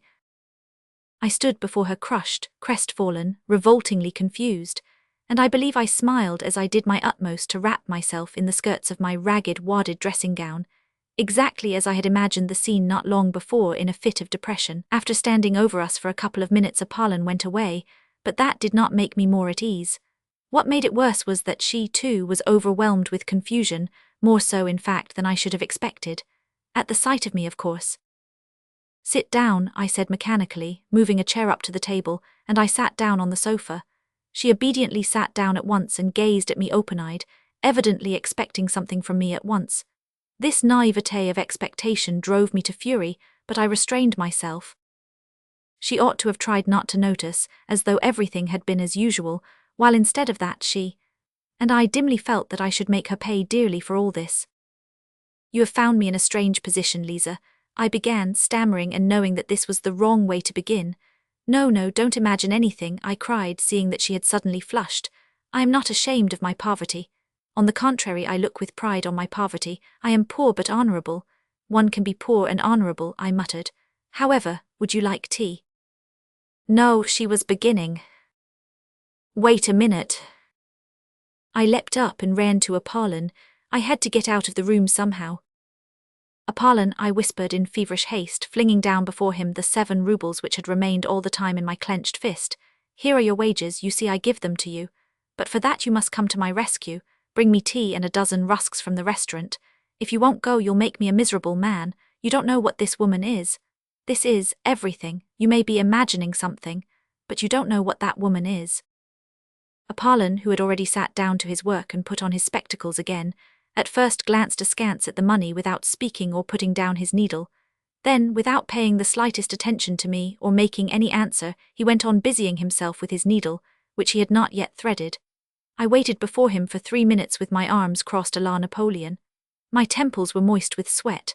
I was pale, I felt it, but thank God, he must have been moved to pity looking at me. Having threaded his needle, he deliberately got up from his seat, deliberately moved back his chair, deliberately took off his spectacles, deliberately counted the money, and finally asking me over his shoulder, "Shall I get a whole portion?" deliberately walked out of the room. As I was going back to Lisa, the thought occurred to me on the way. Shouldn't I run away just as I was in my dressing gown, no matter where, and then let happen what would? I sat down again. She looked at me uneasily. For some minutes we were silent. "I will kill him," I shouted suddenly, striking the table with my fist so that the ink spurted out of the inkstand. "What are you saying?" she cried, starting.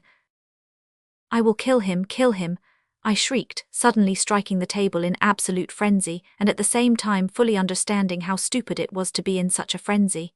"You don't know, Lisa, what that torturer is to me. He is my torturer. He has gone now to fetch some rusks, And suddenly I burst into tears. It was an hysterical attack. How ashamed I felt in the midst of my sobs, but still I could not restrain them. She was frightened. "What is the matter? What is wrong?" she cried, fussing about me. "Water, give me water over there," I muttered in a faint voice, though I was inwardly conscious that I could have got on very well without water and without muttering in a faint voice. But I was, what is called, putting it on to save appearances, though the attack was a genuine one. She gave me water, looking at me in bewilderment. At that moment Apollon brought in the tea. It suddenly seemed to me that this commonplace, prosaic tea was horribly undignified and paltry after all that had happened, and I blushed crimson. Lisa looked at Apollon with positive alarm. He went out without a glance at either of us. "Lisa, do you despise me?" I asked, looking at her fixedly, trembling with impatience to know what she was thinking. She was confused and did not know what to answer. "Drink your tea," I said to her angrily. I was angry with myself, but of course it was she who would have to pay for it. A horrible spite against her suddenly surged up in my heart. I believe I could have killed her. To revenge myself on her, I swore inwardly not to say a word to her all the time. She is the cause of it all, I thought. Our silence lasted for 5 minutes. The tea stood on the table, we did not touch it. I had got to the point of purposely refraining from beginning in order to embarrass her further. It was awkward for her to begin alone. Several times she glanced at me with mournful perplexity. I was obstinately silent. I was, of course, myself the chief sufferer, because I was fully conscious of the disgusting meanness of my spiteful stupidity, and yet at the same time I could not restrain myself. "I want to get away from there altogether," she began to break the silence in some way, but poor girl, that was just what she ought not to have spoken about at such a stupid moment to a man so stupid as I was. My heart positively ached with pity for her tactless and unnecessary straightforwardness, but something hideous at once stifled all compassion in me. It even provoked me to greater venom. I did not care what happened. Another 5 minutes passed. "Perhaps I am in your way," she began timidly, hardly audibly, and was getting up. But as soon as I saw this first impulse of wounded dignity, I positively trembled with spite, and at once burst out.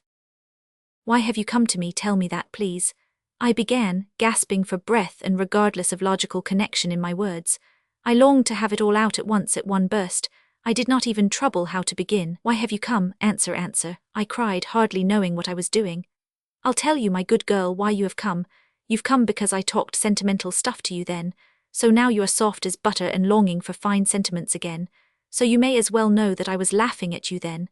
And I am laughing at you now. Why are you shuddering? Yes, I was laughing at you.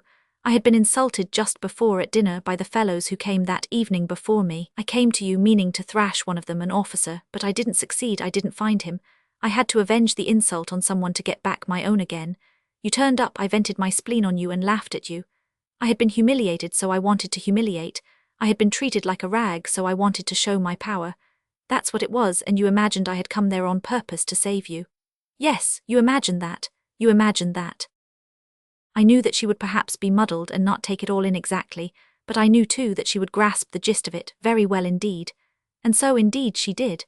She turned white as a handkerchief, tried to say something, and her lips worked painfully, but she sank on a chair as though she had been felled by an axe. And all the time afterwards she listened to me with her lips parted and her eyes wide open, shuddering with awful terror. The cynicism of my words overwhelmed her. "Save you," I went on, jumping up from my chair and running up and down the room before her. "Save you from what? But perhaps I am worse than you myself. Why didn't you throw it in my teeth when I was giving you that sermon? But what did you come here yourself for? Was it to read us a sermon? Power was what I wanted then. Sport was what I wanted. I wanted to wring out your tears, your humiliation, your hysteria. That was what I wanted then. Of course I couldn't keep it up then, because I am a wretched creature. I was frightened, and the devil knows why, gave you my address in my folly. Afterwards, before I got home, I was cursing and swearing at you because of that address. I hated you already because of the lies I had told you, because I only like playing with words, only dreaming. But do you know what I really want is that you should all go to hell. That is what I want. I want peace. Yes, I'd sell the whole world for a farthing, straight off, so long as I was left in peace. Is the world to go to pot, or am I to go without my tea? I say that the world may go to pot for me so long as I always get my tea. Did you know that, or not? Well, anyway, I know that I am a blackguard, a scoundrel, an egoist, a sluggard. Here I have been shuddering for the last 3 days at the thought of your coming. And do you know what has worried me particularly for these 3 days? That I posed as such a hero to you, and now you would see me in a wretched torn dressing gown, beggarly, loathsome. I told you just now that I was not ashamed of my poverty, so you may as well know that I am ashamed of it. I am more ashamed of it than of anything, more afraid of it than of being found out if I were a thief, because I am as vain as though I had been skinned, and the very air blowing on me hurt. Surely by now you must realize that I shall never forgive you for having found me in this wretched dressing gown, just as I was flying at a parlon like a spiteful cur. The saviour, the former hero, was flying like a mangy, unkempt sheepdog at his lackey, and the lackey was jeering at him. And I shall never forgive you for the tears I could not help shedding before you just now, like some silly woman put to shame. And for what I am confessing to you now, I shall never forgive you either. Yes, you must answer for it all because you turned up like this, because I am a blackguard, because I am the nastiest, stupidest, absurdest, and most envious of all the worms on earth, who are not a bit better than I am, but the devil knows why are never put to confusion, while I shall always be insulted by every louse. That is my doom. And what is it to me that you don't understand a word of this? And what do I care about you and whether you go to ruin there or not? Do you understand how I shall hate you now after saying this, for having been here and listening? Why, it's not once in a lifetime a man speaks out like this, and then it is in hysterics. What more do you want? Why do you still stand confronting me after all this? Why are you worrying me? Why don't you go? But at this point a strange thing happened. I was so accustomed to think and imagine everything from books, and to picture everything in the world to myself just as I had made it up in my dreams beforehand, that I could not all at once take in this strange circumstance. What happened was this. Lisa, insulted and crushed by me, understood a great deal more than I imagined. She understood from all this what a woman understands first of all, if she feels genuine love, that is, that I was myself unhappy. The frightened and wounded expression on her face was followed first by a look of sorrowful perplexity. When I began calling myself a scoundrel and a blackguard and my tears flowed, the tirade was accompanied throughout by tears. Her whole face worked convulsively. She was on the point of getting up and stopping me. When I finished she took no notice of my shouting, "Why are you here? Why don't you go away?" but realized only that it must have been very bitter to me to say all this. Besides, she was so crushed, poor girl. She considered herself infinitely beneath me. How could she feel anger or resentment? She suddenly leapt up from her chair with an irresistible impulse and held out her hands, yearning towards me, though still timid and not daring to stir. At this point there was a revulsion in my heart too. Then she suddenly rushed to me, threw her arms round me and burst into tears. I too could not restrain myself and sobbed as I never had before. "They won't let me. I can't be good," I managed to articulate. Then I went to the sofa, fell on it face downwards, and sobbed on it for a quarter of an hour in genuine hysterics. She came close to me, put her arms round me and stayed motionless in that position, but the trouble was that the hysterics could not go on forever, and I am writing the loathsome truth, lying face downwards on the sofa with my face thrust into my nasty leather pillow. I began by degrees to be aware of a faraway, involuntary but irresistible feeling that it would be awkward now for me to raise my head and look Lisa straight in the face. Why was I ashamed? I don't know, but I was ashamed. The thought, too, came into my overwrought brain that our parts now were completely changed, that she was now the heroine, while I was just such a crushed and humiliated creature as she had been before me that night, 4 days before. And all this came into my mind during the minutes I was lying on my face on the sofa. My God, surely I was not envious of her then. I don't know, to this day I cannot decide, and at the time, of course, I was still less able to understand what I was feeling than now. I cannot get on without domineering and tyrannizing over someone, but there is no explaining anything by reasoning, and so it is useless to reason. I conquered myself, however, and raised my head. I had to do so sooner or later, and I am convinced to this day that it was just because I was ashamed to look at her that another feeling was suddenly kindled and flamed up in my heart. A feeling of mastery and possession. My eyes gleamed with passion and I gripped her hands tightly. How I hated her and how I was drawn to her at that minute. The one feeling intensified the other. It was almost like an act of vengeance. At first there was a look of amazement, even of terror on her face, but only for one instant. She warmly and rapturously embraced me. 10. A quarter of an hour later I was rushing up and down the room in frenzied impatience. From minute to minute I went up to the screen and peeped through the crack at Lisa. She was sitting on the ground with her head leaning against the bed and must have been crying. But she did not go away, and that irritated me. This time she understood it all. I had insulted her finally, but there's no need to describe it. She realized that my outburst of passion had been simply revenge, a fresh humiliation, and that to my earlier, almost causeless hatred was added now a personal hatred born of envy. Though I do not maintain positively that she understood all this distinctly, but she certainly did fully understand that I was a despicable man, and what was worse, incapable of loving her. I know I shall be told that this is incredible, but it is incredible to be as spiteful and stupid as I was. It may be added that it was strange I should not love her, or at any rate, appreciate her love. Why is it strange? In the first place, by then I was incapable of love, for I repeat, with me loving meant tyrannizing and showing my moral superiority. I have never in my life been able to imagine any other sort of love, and have nowadays come to the point of sometimes thinking that love really consists in the right, freely given by the beloved object, to tyrannize over her. Even in my underground dreams, I did not imagine love except as a struggle. I began it always with hatred and ended it with moral subjugation, and afterwards I never knew what to do with the subjugated object. And what is there to wonder at in that, since I had succeeded in so corrupting myself, since I was so out of touch with real life, as to have actually thought of reproaching her, and putting her to shame for having come to me to hear fine sentiments, and did not even guess that she had come not to hear fine sentiments, but to love me, because to a woman all reformation, all salvation from any sort of ruin, and all moral renewal is included in love, and can only show itself in that form.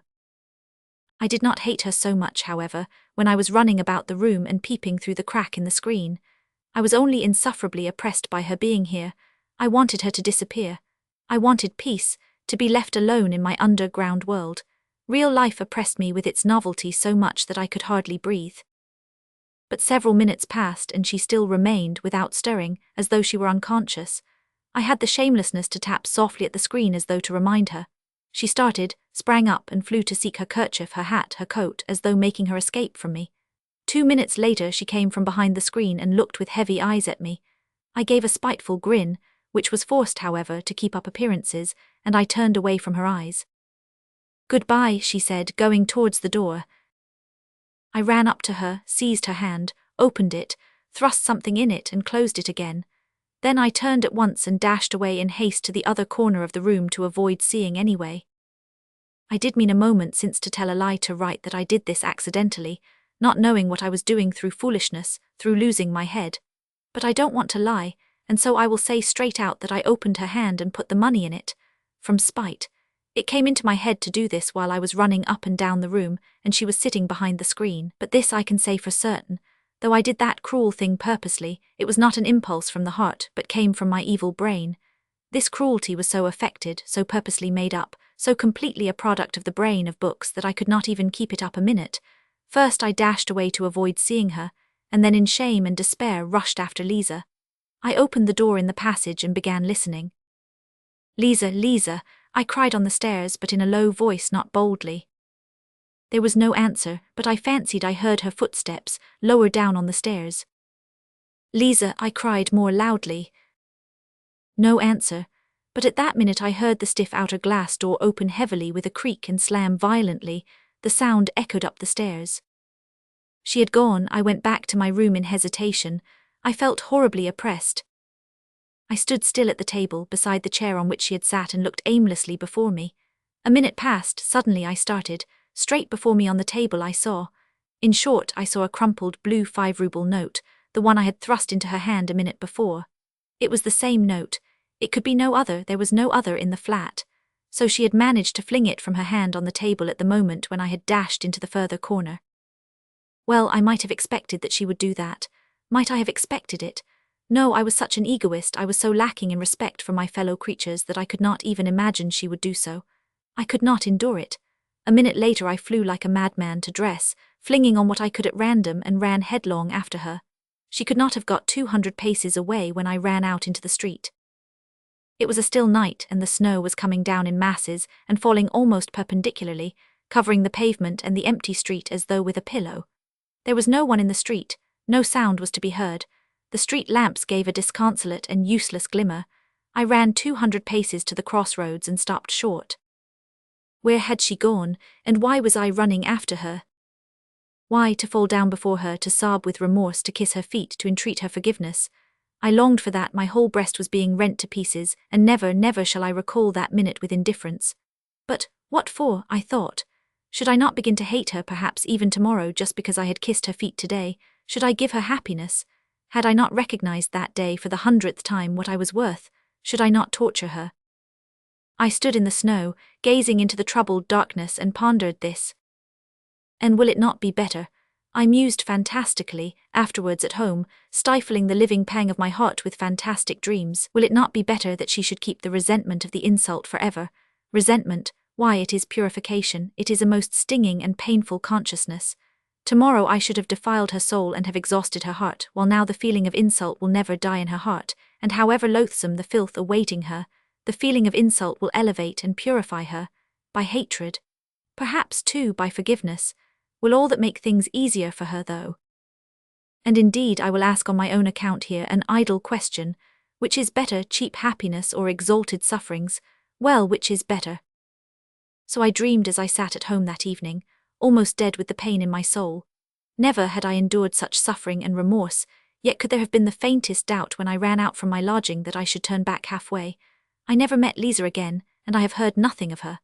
I will add, too, that I remained for a long time afterwards pleased with the phrase about the benefit from resentment and hatred in spite of the fact that I almost fell ill from misery. Even now, so many years later, all this is somehow a very evil memory. I have many evil memories now, but hadn't I better end my notes here? I believe I made a mistake in beginning to write them. Anyway, I have felt ashamed all the time I've been writing this story. So it's hardly literature so much as a corrective punishment. Why, to tell long stories, showing how I have spoiled my life through morally rotting in my corner, through lack of fitting environment, through divorce from real life and rankling spite in my underground world, would certainly not be interesting. A novel needs a hero, and all the traits for an anti-hero are expressly gathered together here, and what matters most, it all produces an unpleasant impression. For we are all divorced from life, we are all cripples, every one of us more or less. We are so divorced from it that we feel at once a sort of loathing for real life, and so cannot bear to be reminded of it. Why, we have come almost to looking upon real life as an effort, almost as hard work, and we are all privately agreed that it is better in books. And why do we fuss and fume sometimes? Why are we perverse and ask for something else? We don't know what ourselves. It would be the worse for us if our petulant prayers were answered. Come, try, give any one of us, for instance, a little more independence, untie our hands, widen the spheres of our activity, relax the control, and yes, I assure you, we should be begging to be under control again at once. I know that you will very likely be angry with me for that, and will begin shouting and stamping. Speak for yourself, you will say, and for your miseries in your underground holes, and don't dare to say all of us. Excuse me, gentlemen, I am not justifying myself with that all of us. As for what concerns me in particular, I have only in my life carried to an extreme what you have not dared to carry halfway, and what's more, you have taken your cowardice for good sense, and have found comfort in deceiving yourselves. So that perhaps, after all, there is more life in me than in you. Look into it more carefully. Why, we don't even know what living means now, what it is and what it is called. Leave us alone without books, and we shall be lost and in confusion at once. We shall not know what to join on to, what to cling to, what to love and what to hate, what to respect and what to despise. We are oppressed at being men, men with a real individual body and blood, we are ashamed of it, we think it a disgrace and try to contrive to be some sort of impossible generalized man. We are stillborn, and for generations past have been begotten, not by living fathers, and that suits us better and better. We are developing a taste for it. Soon we shall contrive to be born somehow from an idea. But enough, I don't want to write more from underground. The notes of this paradoxalist do not end here, however. He could not refrain from going on with them, but it seems to us that we may stop here.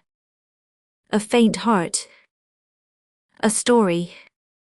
Under the same roof in the same flat on the same fourth story lived two young men, colleagues in the service, Arkady Ivanovich Nefedevich and Vasya Shumkov. The author, of course, feels the necessity of explaining to the reader why one is given his full title, while the other's name is abbreviated, if only that such a mode of expression may not be regarded as unseemly and rather familiar. But to do so, it would first be necessary to explain and describe the rank and years and calling and duty in the service, and even indeed the characters of the persons concerned.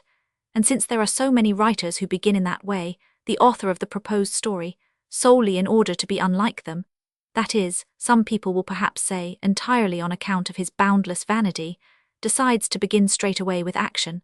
Having completed this introduction, he begins. Towards 6 o'clock on New Year's Eve, Shumkov returned home. Arkady Ivanovich, who was lying on the bed, woke up and looked at his friend with half-closed eyes. He saw that Vasya had on his very best trousers and a very clean shirt front. That, of course, struck him. Where had Vasya to go like that? And he had not dined at home either. Meanwhile, Shumkov had lighted a candle, and Arkady Ivanovich guessed immediately that his friend was intending to wake him accidentally. Vasya did, in fact, clear his throat twice, walked twice up and down the room, and at last, quite accidentally, let the pipe, which he had begun filling in the corner by the stove, slip out of his hands. Arkady Ivanovich laughed to himself. "Vasya, give over pretending," he said. "Arkasha, you are not asleep." "I really cannot say for certain, it seems to me I am not." "Oh, Arkasha, how are you, dear boy? Well, brother, you don't know what I have to tell you." "I certainly don't know, come here." As though expecting this, Vasya went up to him at once, not at all anticipating, however, treachery from Arkady Ivanovich. The other seized him very adroitly by the arms, turned him over, held him down and began, as it is called, strangling his victim, and apparently this proceeding afforded the light-hearted Arkady Ivanovich great satisfaction. "Caught," he cried, "caught." Arkasha, what are you about? Let me go. For goodness sake, let me go, I shall crumple my dress coat." "As though that mattered, what do you want with a dress coat? Why were you so confiding as to put yourself in my hands? Tell me, where have you been, where have you dined?" "Arkasha, for goodness sake, let me go." "Where have you dined?" "Why, it's about that I want to tell you." "Tell away, then." "But first let me go." "Not a bit of it, I won't let you go till you tell me." Arkasha, but do you understand, I can't, it is utterly impossible," cried Vasya, helplessly wriggling out of his friend's powerful clutches. "You know there are subjects." "How subjects?" "Why, subjects that you can't talk about in such a position without losing your dignity. It's utterly impossible. It would make it ridiculous, and this is not a ridiculous matter, it is important." "Here, he's going in for being important, that's a new idea. You tell me so as to make me laugh, that's how you must tell me. I don't want anything important, or else you are no true friend of mine.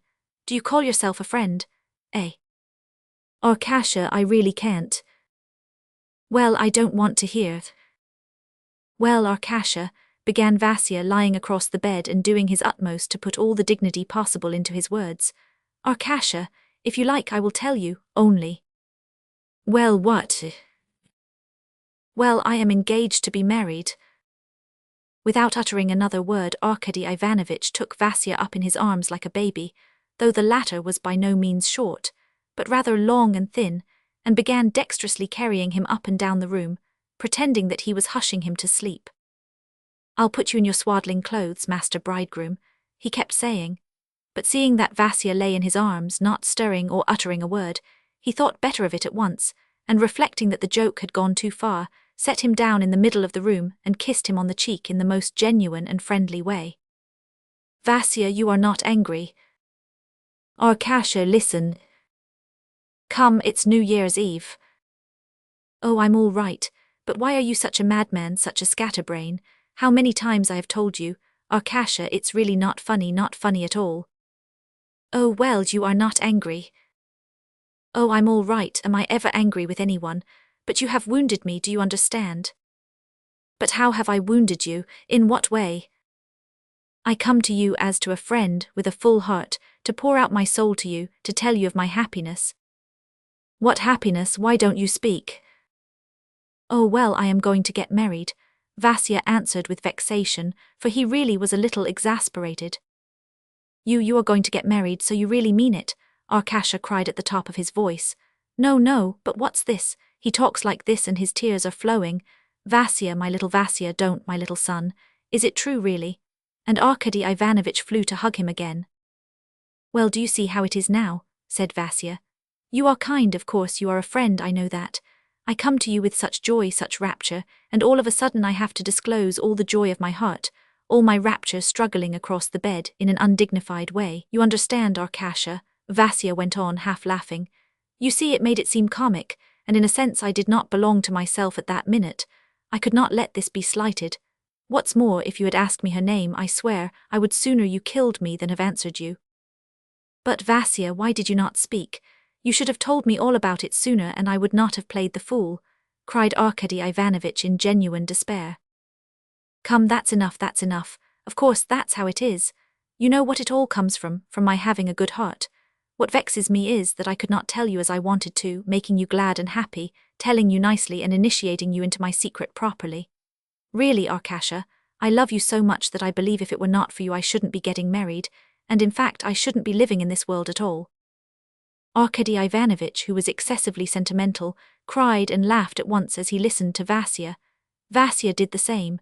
Both flew to embrace one another again and forgot the past. How is it? Tell me all about it, Vasya. I am astonished, excuse me, brother, but I am utterly astonished. It's a perfect thunderbolt, by Jove.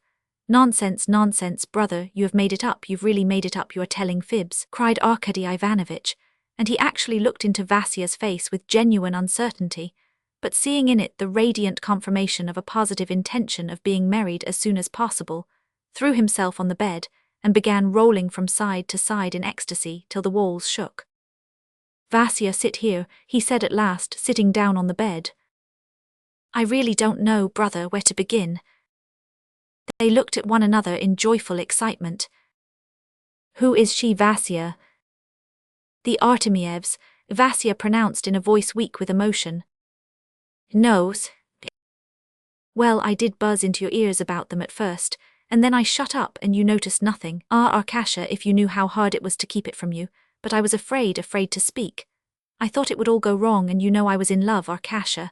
My God, you see this was the trouble, he began, pausing continually from agitation. She had a suitor a year ago, but he was suddenly ordered somewhere. I knew him. He was a fellow, bless him. Well, he did not write at all, he simply vanished. They waited and waited, wondering what it meant. 4 months ago he suddenly came back married and has never set foot within their doors. It was coarse, shabby, and they had no one to stand up for them. She cried and cried, poor girl, and I fell in love with her. Indeed, I had been in love with her long before, all the time. I began comforting her and was always going there. Well, and I really don't know how it has all come about, only she came to love me. A week ago I could not restrain myself, I cried, I sobbed, and told her everything. Well, that I love her, everything, in fact. I am ready to love you too, Vasily Petrovitch, only I am a poor girl, don't make a mock of me, I don't dare to love anyone. Well, brother, you understand. On that we got engaged on the spot. I kept thinking, I said to her, how are we to tell your mother? She said, it will be hard, wait a little, she's afraid, and now maybe she would not let you have me, she keeps crying too. Without telling her I blurted it out to her mother today. Lizanka fell on her knees before her, I did the same. Well, she gave us her blessing. Arkasha, my dear fellow, we will live together. No, I won't part from you for anything. Vasya, look at you as I may, I can't believe it, I don't believe it, I swear, I keep feeling as though… Listen, how can you be engaged to be married? How is it I didn't know, eh? Do you know, Vasya, I will confess it to you now. I was thinking of getting married myself, but now since you are going to be married it is just as good. Be happy. Brother, I feel so light-hearted now, there is such sweetness in my soul, said Vasya, getting up and pacing about the room excitedly. Don't you feel the same? We shall be poor, of course, but we shall be happy, and you know it is not a wild fancy, our happiness is not a fairy tale, we shall be happy in reality. Vasya, listen. What? Said Vasya, standing before Arkady Ivanovitch. The idea occurs to me, I am really afraid to say it to you. Forgive me and settle my doubts. What are you going to live on? You know I am delighted that you are going to be married, of course I am delighted, and I don't know what to do with myself, but what are you going to live on? Eh? Oh, good heavens, what a fellow you are, Arkasha, said Vasya, looking at Nefedevich in profound astonishment. What do you mean? Even her old mother, even she did not think of that for 2 minutes when I put it all clearly before her. You had better ask what they are living on. They have 500 rubles a year between the three of them. The pension, which is all they have since the father died. She and her old mother and her little brother, whose schooling is paid for out of that income too. That is how they live. It's you and I are the capitalists. Some good years it works out to as much as 700 for me. I say, Vasya, excuse me, I really, you know I am only thinking how to prevent things going wrong. How do you mean 700? It's only 300. 300, and Yulian Mastakovich, have you forgotten him? Yulian Mastakovich. But you know that's uncertain, brother. That's not the same thing as 300 rubles of secure salary, where every ruble is a friend you can trust. Yulian Mastakovich, of course, he's a great man, in fact I respect him, I understand him, though he is so far above us. And by Jove, I love him, because he likes you and gives you something for your work, though he might not pay you, but simply order a clerk to work for him. But you will agree, Vasya. Let me tell you too, I am not talking nonsense. I admit in all Petersburg you won't find a handwriting like your handwriting. I am ready to allow that to you, Nefedevich concluded, not without enthusiasm. But, God forbid, you may displease him all at once, you may not satisfy him, your work with him may stop, he may take another clerk. All sorts of things may happen, in fact. You know Yulian Mastakovich may be here today and gone tomorrow. Well, Arkasha, the ceiling might fall on our heads this minute. Oh, of course, I mean nothing. But listen, hear what I have got to say. You know I don't see how he can part with me. No, hear what I have to say. Hear what I have to say. You see, I perform all my duties punctually. You know how kind he is, you know, Arkasha, he gave me 50 rubles in silver today. Did he really, Vasya? A bonus for you? Bonus indeed, it was out of his own pocket. He said, Why, you have had no money for 5 months, brother, take some if you want it. Thank you, I am satisfied with you. Yes, really. Yes, you don't work for me for nothing, said he. He did indeed, that's what he said. It brought tears into my eyes, Arkasha. Good heavens, yes. I say, Vasya, have you finished copying those papers? Number, I haven't finished them yet. Vasya, my angel, what have you been doing? Listen, Arkasha, it doesn't matter, they are not wanted for another 2 days. I have time enough. How is it you have not done them? That's all right, that's all right. You look so horror-stricken that you turn me inside out and make my heart ache. You are always going on at me like this. He's forever crying out, oh, only consider, what does it matter? Why, I shall finish it, of course I shall finish it. What if you don't finish it? Cried Arkady, jumping up, and he has made you a present today, and you going to be married? Tut, tut, tut. It's all right, cried Shumkov. I shall sit down directly, I shall sit down this minute. How did you come to leave it, Vasya? Oh, Arkasha, how could I sit down to work? Have I been in a fit state? Why, even at the office I could scarcely sit still, I could scarcely bear the beating of my heart.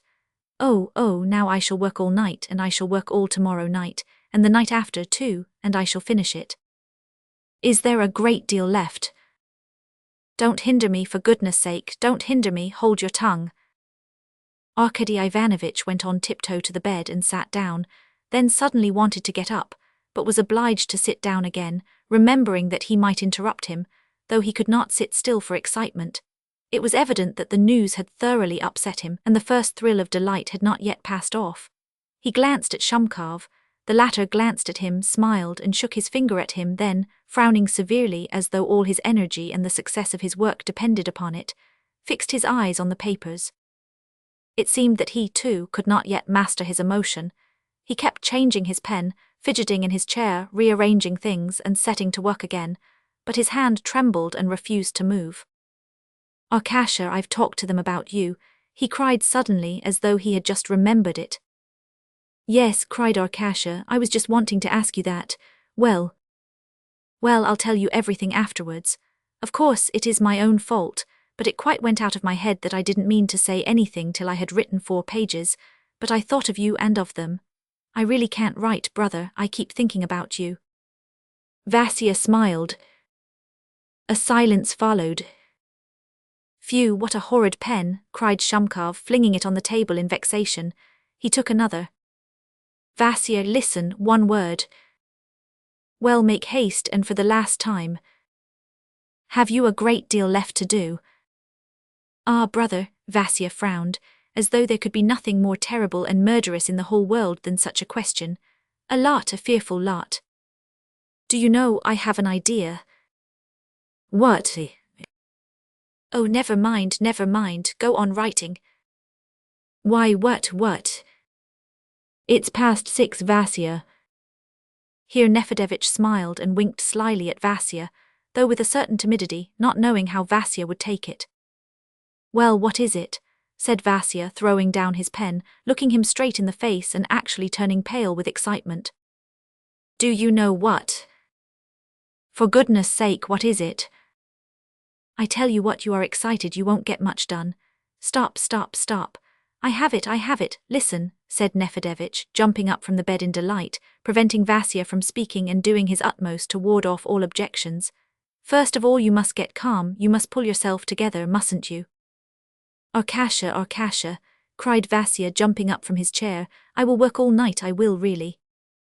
Of course, you won't go to bed till morning. I won't go to bed at all.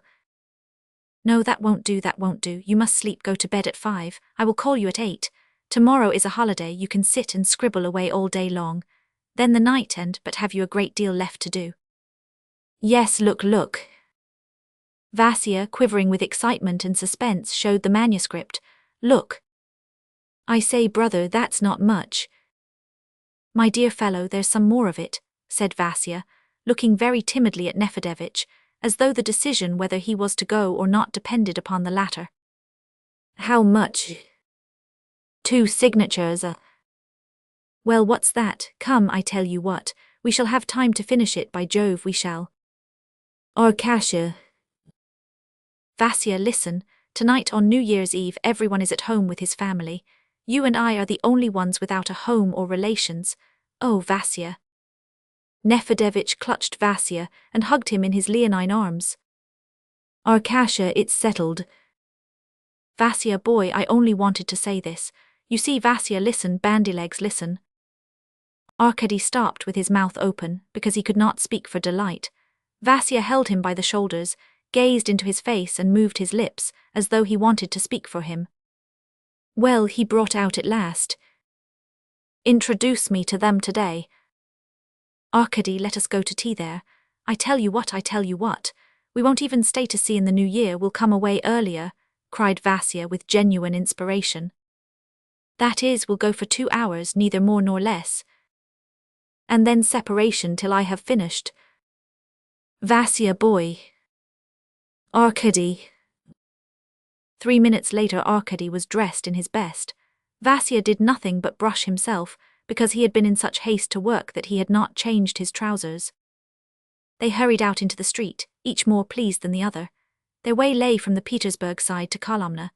Arkady Ivanovich stepped out boldly and vigorously, so that from his walk alone one could see how glad he was at the good fortune of his friend, who was more and more radiant with happiness.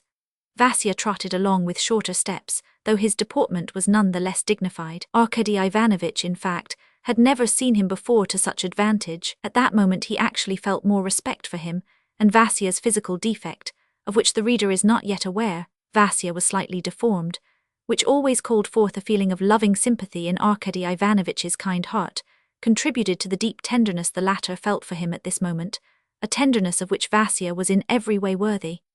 Arkady Ivanovich felt ready to weep with happiness, but he restrained himself. Where are you going, Vasya? It is nearer this way, he cried, seeing that Vasya was making in the direction of Voznesenky. Hold your tongue, Arkasha.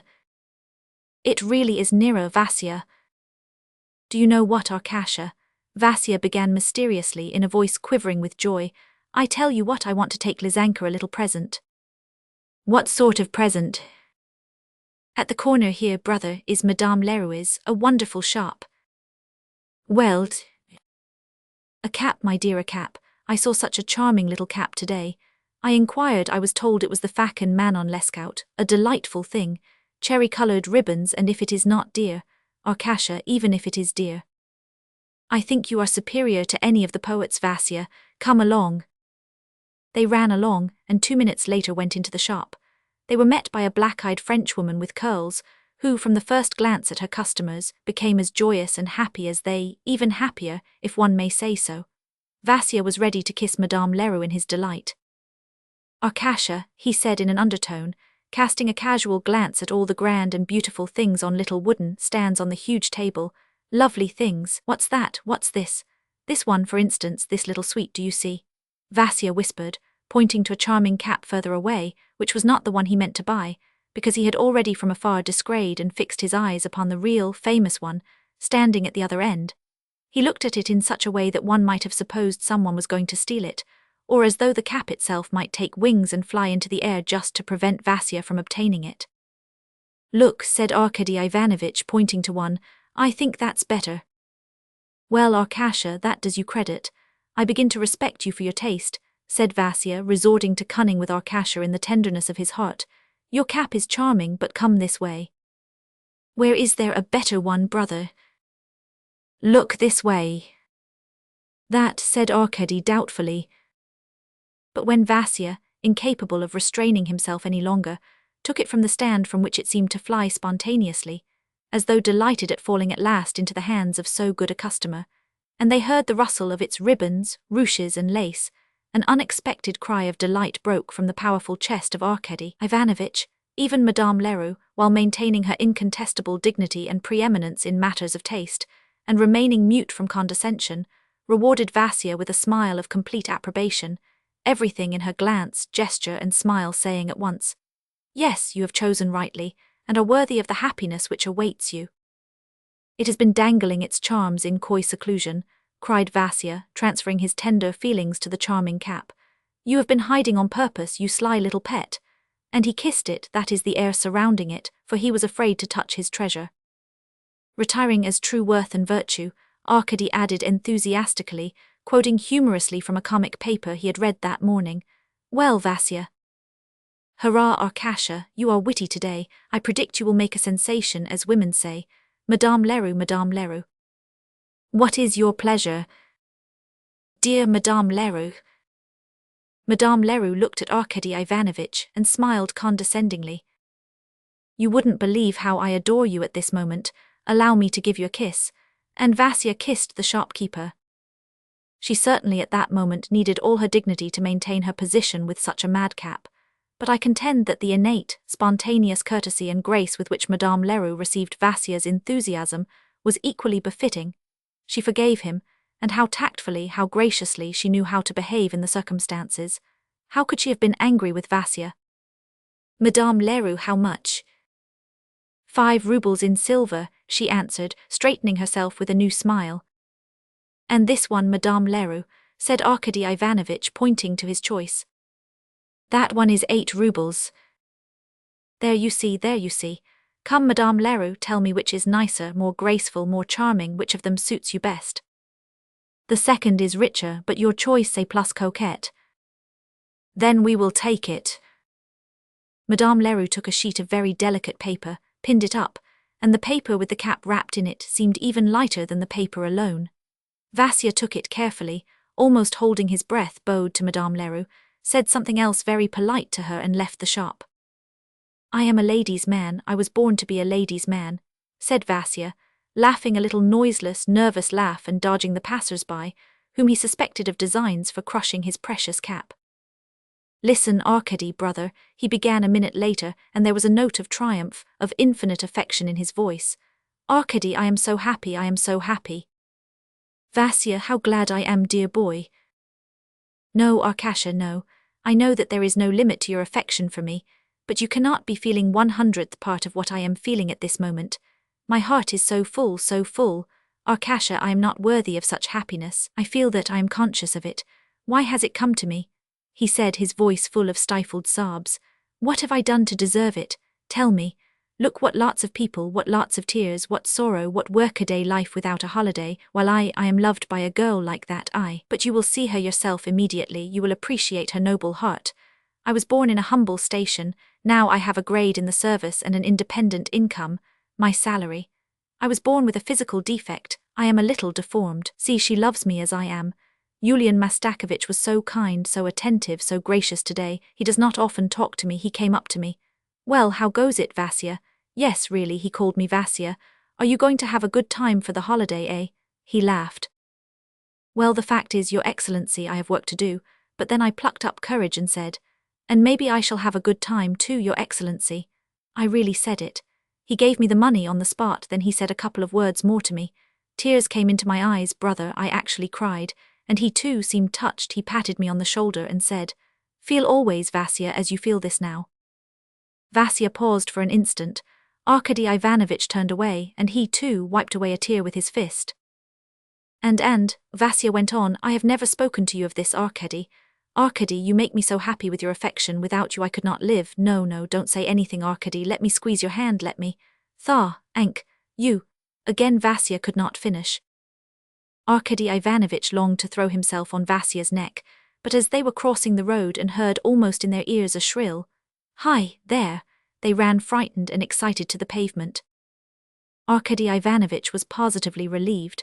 He set down Vasya's outburst of gratitude to the exceptional circumstances of the moment. He was vexed. He felt that he had done so little for Vasya hitherto. He felt actually ashamed of himself when Vasya began thanking him for so little. But they had all their lives before them, and Arkady Ivanovich breathed more freely. The Artemievs had quite given up expecting them.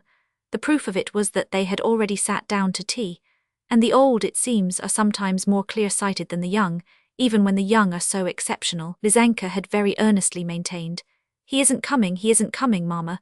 I feel in my heart he is not coming. While her mother, on the contrary, declared that she had a feeling that he would certainly come, that he would not stay away, that he would run round, that he could have no office work now on New Year's Eve. Even as Lizanka opened the door, she did not in the least expect to see them, and greeted them breathlessly, with her heart throbbing like a captured bird's, flushing and turning as red as a cherry, a fruit which she wonderfully resembled. Good heavens, what a surprise it was! What a joyful "oh" broke from her lips. Deceiver, my darling, she cried, throwing her arms round Vasya's neck. But imagine her amazement, her sudden confusion. Just behind Vasya, as though trying to hide behind his back, stood Arkady Ivanovich, a trifle out of countenance. It must be admitted that he was awkward in the company of women, very awkward indeed. In fact, on one occasion something occurred. But of that later. You must put yourself in his place, however. There was nothing to laugh at. He was standing in the entry in his galoshes and overcoat, and in a cap with flaps over the ears which he would have hastened to pull off, but he had, all twisted round in a hideous way, a yellow knitted scarf, which, to make things worse, was knotted at the back. He had to disentangle all this, to take it off as quickly as possible, to show himself to more advantage, for there is no one who does not prefer to show himself to advantage. And then Vasya, vexatious, insufferable Vasya, of course always the same dear kind Vasya, but now insufferable, ruthless Vasya. Here, he shouted, Lizanka, I have brought you my Arkady. What do you think of him? He is my best friend, embrace him, kiss him, Lizanka, give him a kiss in advance. Afterwards, you will know him better, you can take it back again.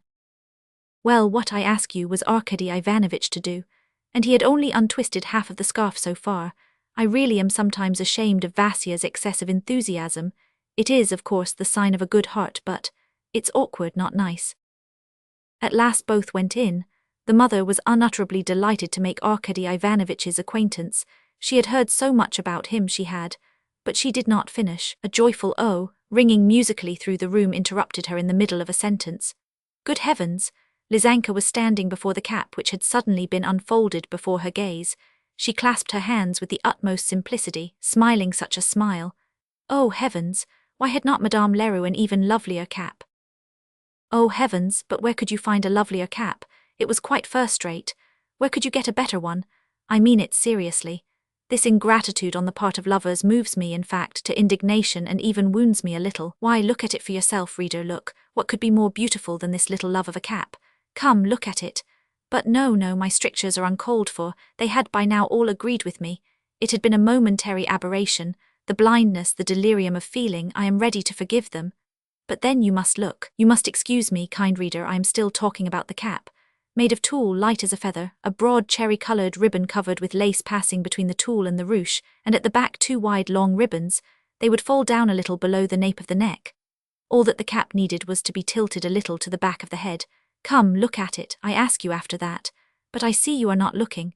You think it does not matter. You are looking in a different direction. You are looking at 2 big tears, big as pearls, that rose in 2 jet black eyes, quivered for 1 instant on the eyelashes, and then dropped on the ethereal tulle of which Madame Leroux's artistic masterpiece was composed.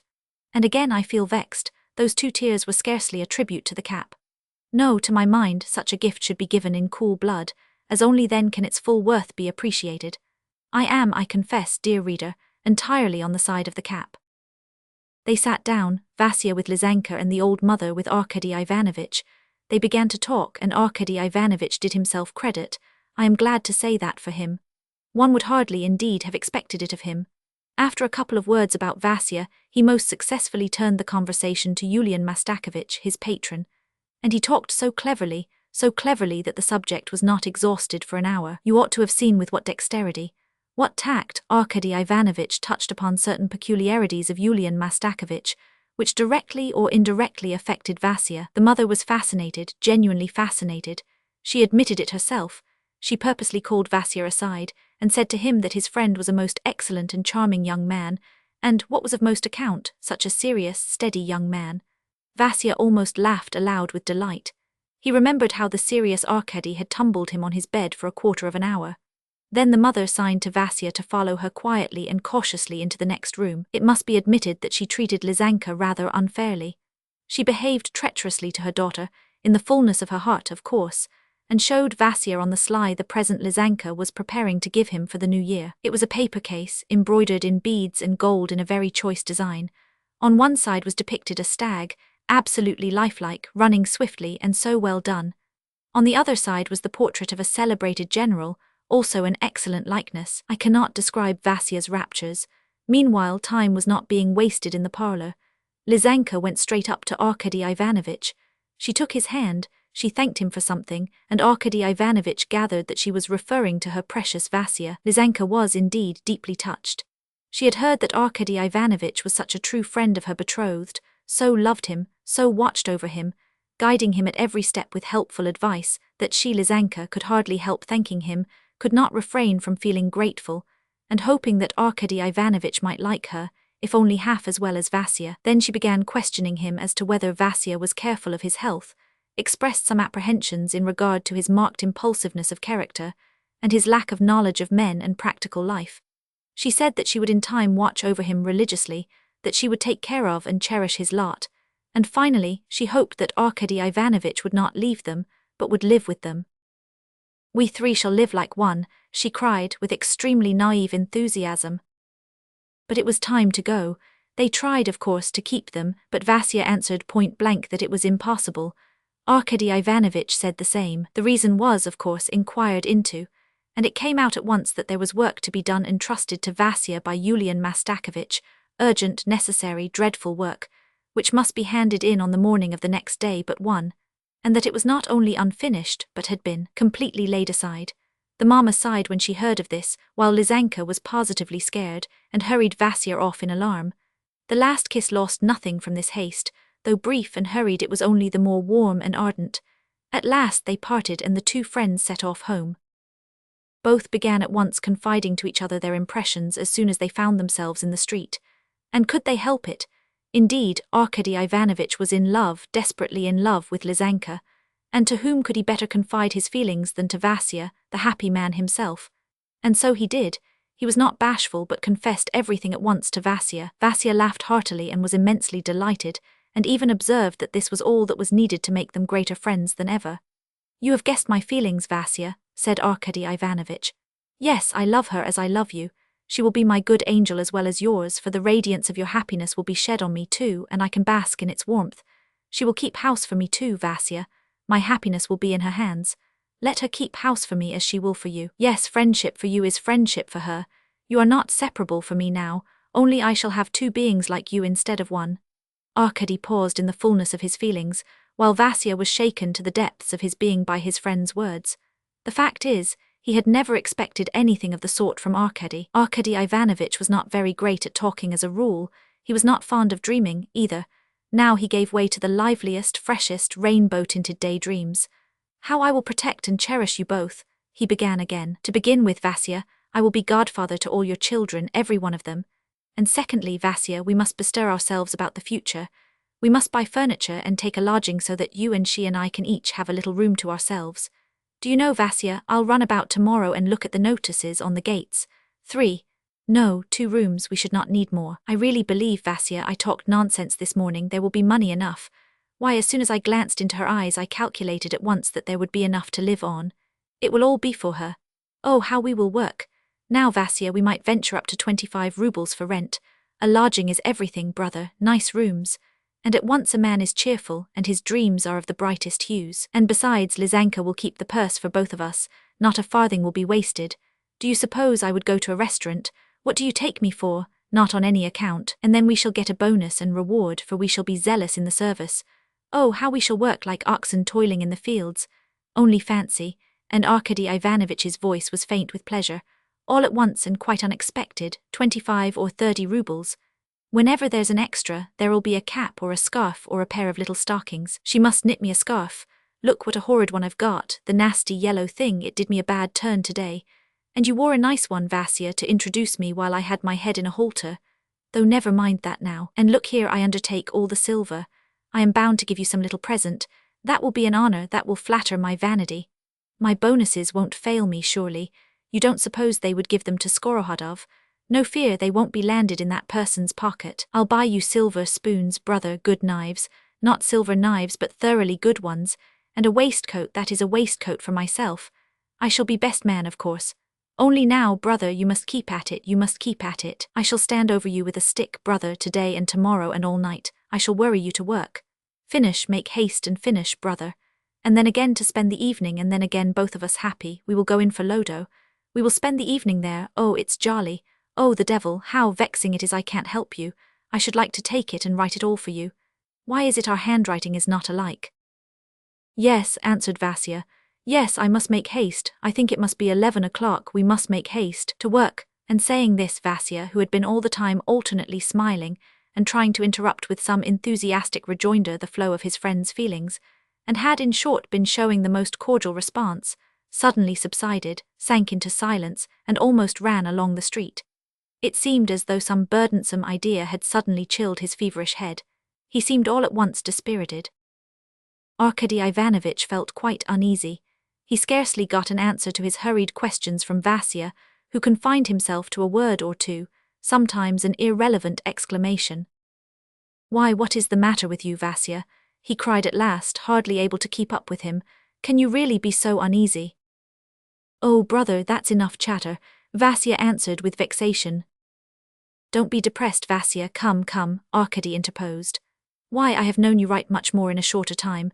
What's the matter? You've simply a talent for it. You can write quickly in an emergency, they are not going to lithograph your copy. You've plenty of time. The only thing is that you are excited now and preoccupied, and the work won't go so easily." Vasya made no reply, or muttered something to himself, and they both ran home in genuine anxiety. Vasya sat down to the papers at once. Arkady Ivanovich was quiet and silent. He noiselessly undressed and went to bed, keeping his eyes fixed on Vasya. A sort of panic came over him. What is the matter with him? He thought to himself, looking at Vasya's face that grew whiter and whiter, at his feverish eyes, at the anxiety that was betrayed in every movement he made. Why, his hand is shaking. What a stupid! Why did I not advise him to sleep for a couple of hours, till he had slept off his nervous excitement anyway? Vasya had just finished a page. He raised his eyes, glanced casually at Arkady, and at once, looking down, took up his pen again. "Listen, Vasya," Arkady Ivanovich began suddenly. "Wouldn't it be best to sleep a little now? Look, you are in a regular fever." Vasya glanced at Arkady with vexation, almost with anger, and made no answer. "Listen, Vasya, you'll make yourself ill." Vasya at once changed his mind. "How would it be to have tea, Arkady?" he said. "How so? Why?" "It will do me good. I am not sleepy, I am not going to bed, I am going on writing. But now I should like to rest and have a cup of tea, and the worst moment will be over." "First rate, brother Vasya, delightful. Just so, I was wanting to propose it myself, and I can't think why it did not occur to me to do so. But I say, Mavra won't get up, she won't wake for anything. Truth. That's no matter though, cried Arkady Ivanovitch, leaping out of bed. I will set the samovar myself, it won't be the first time. Arkady Ivanovitch ran to the kitchen and set to work to get the samovar. Vasya meanwhile went on writing. Arkady Ivanovitch, moreover, dressed and ran out to the baker's, so that Vasya might have something to sustain him for the night. A quarter of an hour later the samovar was on the table. They began drinking tea, but conversation flagged. Vasya still seemed preoccupied. Tomorrow, he said at last, as though he had just thought of it, I shall have to take my congratulations for the new year. You need not go at all. Oh yes, brother, I must, said Vasya. Why, I will sign the visitors' book for you everywhere. How can you work tomorrow? You must work tonight till 5 o'clock in the morning, as I said, and then get to bed, or else you will be good for nothing tomorrow. I'll wake you at 8 o'clock punctually. But will it be all right you're signing for me? Said Vasya, half assenting. Why, what could be better? Everyone does it. I am really afraid. Why? It's all right, with other people, but Yulian Mastakovich, he has been so kind to me, Arkasha, and when he notices it's not my own signature. Notices? Why, what a fellow you are, really, Vasya. How could he notice? Come, I can imitate your signature awfully well and make just the same flourish to it, upon my word I can. What nonsense, who would notice? Vasya made no reply but emptied his glass hurriedly. Then he shook his head doubtfully. Vasya, dear boy, if only we succeed. Vasya, what's the matter with you? You quite frighten me. Do you know, Vasya, I am not going to bed now, I am not going to sleep. Show me, have you a great deal left? Vasya gave Arkady such a look that his heart sank, and his tongue failed him. Vasya, what is the matter? What are you thinking? Why do you look like that? Arkady, I really must go tomorrow to wish Yulian Mastakovich a happy new year. Well, go then, said Arkady, gazing at him open-eyed in uneasy expectation. I say, Vasya, do write faster. I am advising you for your good, I really am. How often Yulian Mastakovich himself has said that what he likes particularly about your writing is its legibility. Why, it is all that Skoroplekhin cares for, that writing should be good and distinct like a copy, so as afterwards to pocket the paper and take it home for his children to copy. He can't buy copybooks, the blockhead. Yulian Mastakovich is always saying, always insisting, legible, legible, legible. What is the matter? Vasya, I really don't know how to talk to you. It quite frightens me. You crush me with your depression. It's all right, said Vasya, and he fell back in his chair as though fainting. Arkady was alarmed. Will you have some water, Vasya, Vasya? Don't, said Vasya, pressing his hand. I am all right, I only feel sad, I can't tell why. Better talk of something else, let me forget it. Calm yourself, for goodness sake, calm yourself, Vasya. You will finish it all right, on my honor you will. And even if you don't finish, what will it matter? You talk as though it were a crime. Arkady, said Vasya, looking at his friend with such meaning that Arkady was quite frightened, for Vasya had never been so agitated before. If I were alone as I used to be. No, I don't mean that, I keep wanting to tell you as a friend, to confide in you. But why worry you, though?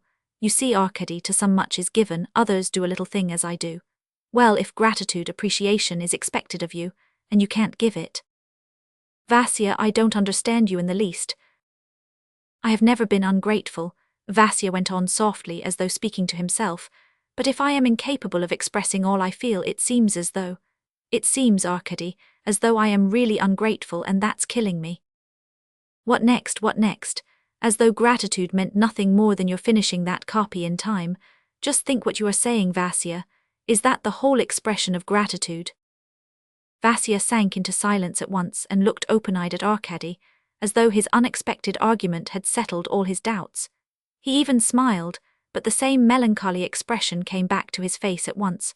Arkady, taking this smile as a sign that all his uneasiness was over, and the look that succeeded it as an indication that he was determined to do better, was greatly relieved. Well, brother Arkasha, you will wake up, said Vasya. Keep an eye on me, if I fall asleep it will be dreadful. I'll set to work now, Arkasha. What? Oh, it's nothing, I meant... Vasya settled himself and said no more. Arkady got into bed. Neither of them said one word about their friends, the Artemievs. Perhaps both of them felt that they had been a little to blame, and that they ought not to have gone for their jaunt when they did. Arkady soon fell asleep, still worried about Vasya. To his own surprise, he woke up exactly at 8 o'clock in the morning. Vasya was asleep in his chair with the pen in his hand, pale and exhausted. The candle had burnt out. Mavra was busy getting the samovar ready in the kitchen. Vasya, Vasya, Arkady cried in alarm, when did you fall asleep? Vasya opened his eyes and jumped up from his chair. Oh, he cried, I must have fallen asleep. He flew to the papers. Everything was right. All were in order. There was not a blot of ink nor spot of grease from the candle on them. I think I must have fallen asleep about 6 o'clock, said Vasya. How cold it is in the night. Let us have tea and I will go on again. Do you feel better? Yes, I'm all right now. A happy new year to you, brother Vasya. And to you too, brother, the same to you, dear boy. They embraced each other. Vasya's chin was quivering and his eyes were moist. Arkady Ivanovich was silent, he felt sad. They drank their tea hastily. Arkady, I've made up my mind. I am going myself to Yulian Mastakovich. Why, he wouldn't notice. But my conscience feels ill at ease, brother. But you know it's for his sake you are sitting here. It's for his sake you are wearing yourself out. Enough. Do you know what, brother, I'll go round and see. Whom? Asked Vasya. The Artemievs. I'll take them your good wishes for the new year as well as mine. My dear fellow, well, I'll stay here, and I see it's a good idea of yours. I shall be working here, I shan't waste my time. Wait 1 minute, I'll write a note. Yes, do, brother, do, there's plenty of time. I've still to wash and shave and to brush my best coat. Well, Vasya, we are going to be contented and happy. Embrace me, Vasya. Ah, if only we may, brother. Does Mr. Shumkov live here? They heard a child's voice on the stairs. Yes, my dear, yes, said Mavra, showing the visitor in. What's that? What is it? Cried Vasya, leaping up from the table and rushing to the entry. Petinka, you. Good morning, I have the honor to wish you a happy new year, Vasily Petrovich, said a pretty boy of 10 years old with curly black hair. Sister sends you her love, and so does Mama, and Sister told me to give you a kiss for her. Vasya caught the messenger up in the air and printed a long, enthusiastic kiss on his lips, which were very much like Lizanka's. Kiss him, Arkady, he said, handing Petya to him, and without touching the ground the boy was transferred to Arkady Ivanovich's powerful and eager arms. Will you have some breakfast, dear? Thank you very much. We have had it already, we got up early today, the others have gone to church. Sister was 2 hours curling my hair and pomading it, washing me and mending my trousers, for I tore them yesterday, playing with Sashka in the street. We were snowballing. Well. So she dressed me up to come and see you, and then pomaded my head and then gave me a regular kissing. She said, go to Vasya, wish him a happy new year and ask whether they are happy, whether they had a good night, and to ask something else, oh yes, whether you had finished the work you spoke of yesterday, when you were there. Oh, I've got it all written down, said the boy, reading from a slip of paper which he took out of his pocket. Yes, they were uneasy. It will be finished, it will be, tell her that it will be, I shall finish it on my word of honor. And something else, oh yes, I forgot. Sister sent a little note and a present and I was forgetting it. My goodness, oh you little darling, where is it? Where is it? That's it, oh look brother, see what she writes, the darling, the precious. You know I saw there yesterday a paper case for me. It's not finished, so she says, I am sending you a lock of my hair and the other will come later. Look brother, look. And overwhelmed with rapture, he showed Arkady Ivanovich a curl of luxuriant jet-black hair. Then he kissed it fervently and put it in his breast pocket, nearest his heart.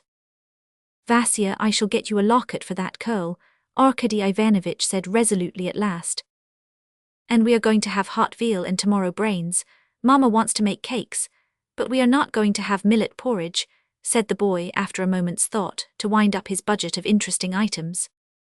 Oh, what a pretty boy, cried Arkady Ivanovich. Vasya, you are the happiest of mortals. The boy finished his tea, took from Vasya a note, 1,000 kisses, and went out happy and frolicsome as before. Well, brother, began Arkady Ivanovich, highly delighted, you see how splendid it all is, you see. Everything is going well, don't be downcast, don't be uneasy. Go ahead, get it done, Vasya, get it done. I'll be home at 2 o'clock. I'll go round to them and then to Yulian Mastakovich. Well, goodbye, brother, goodbye. Oh, if only. Very good, you go, very good, said Vasya. Then I really won't go to Yulian Mastakovich. Goodbye.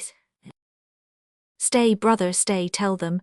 Well, whatever you think fit, kiss her, and give me a full account of everything afterwards. Come, of course, I know all about it. This happiness has upset you. The suddenness of it all, you've not been yourself since yesterday. You have not got over the excitement of yesterday. Well, it's settled. Now try and get over it, Vasya. Goodbye, goodbye. At last the friends parted.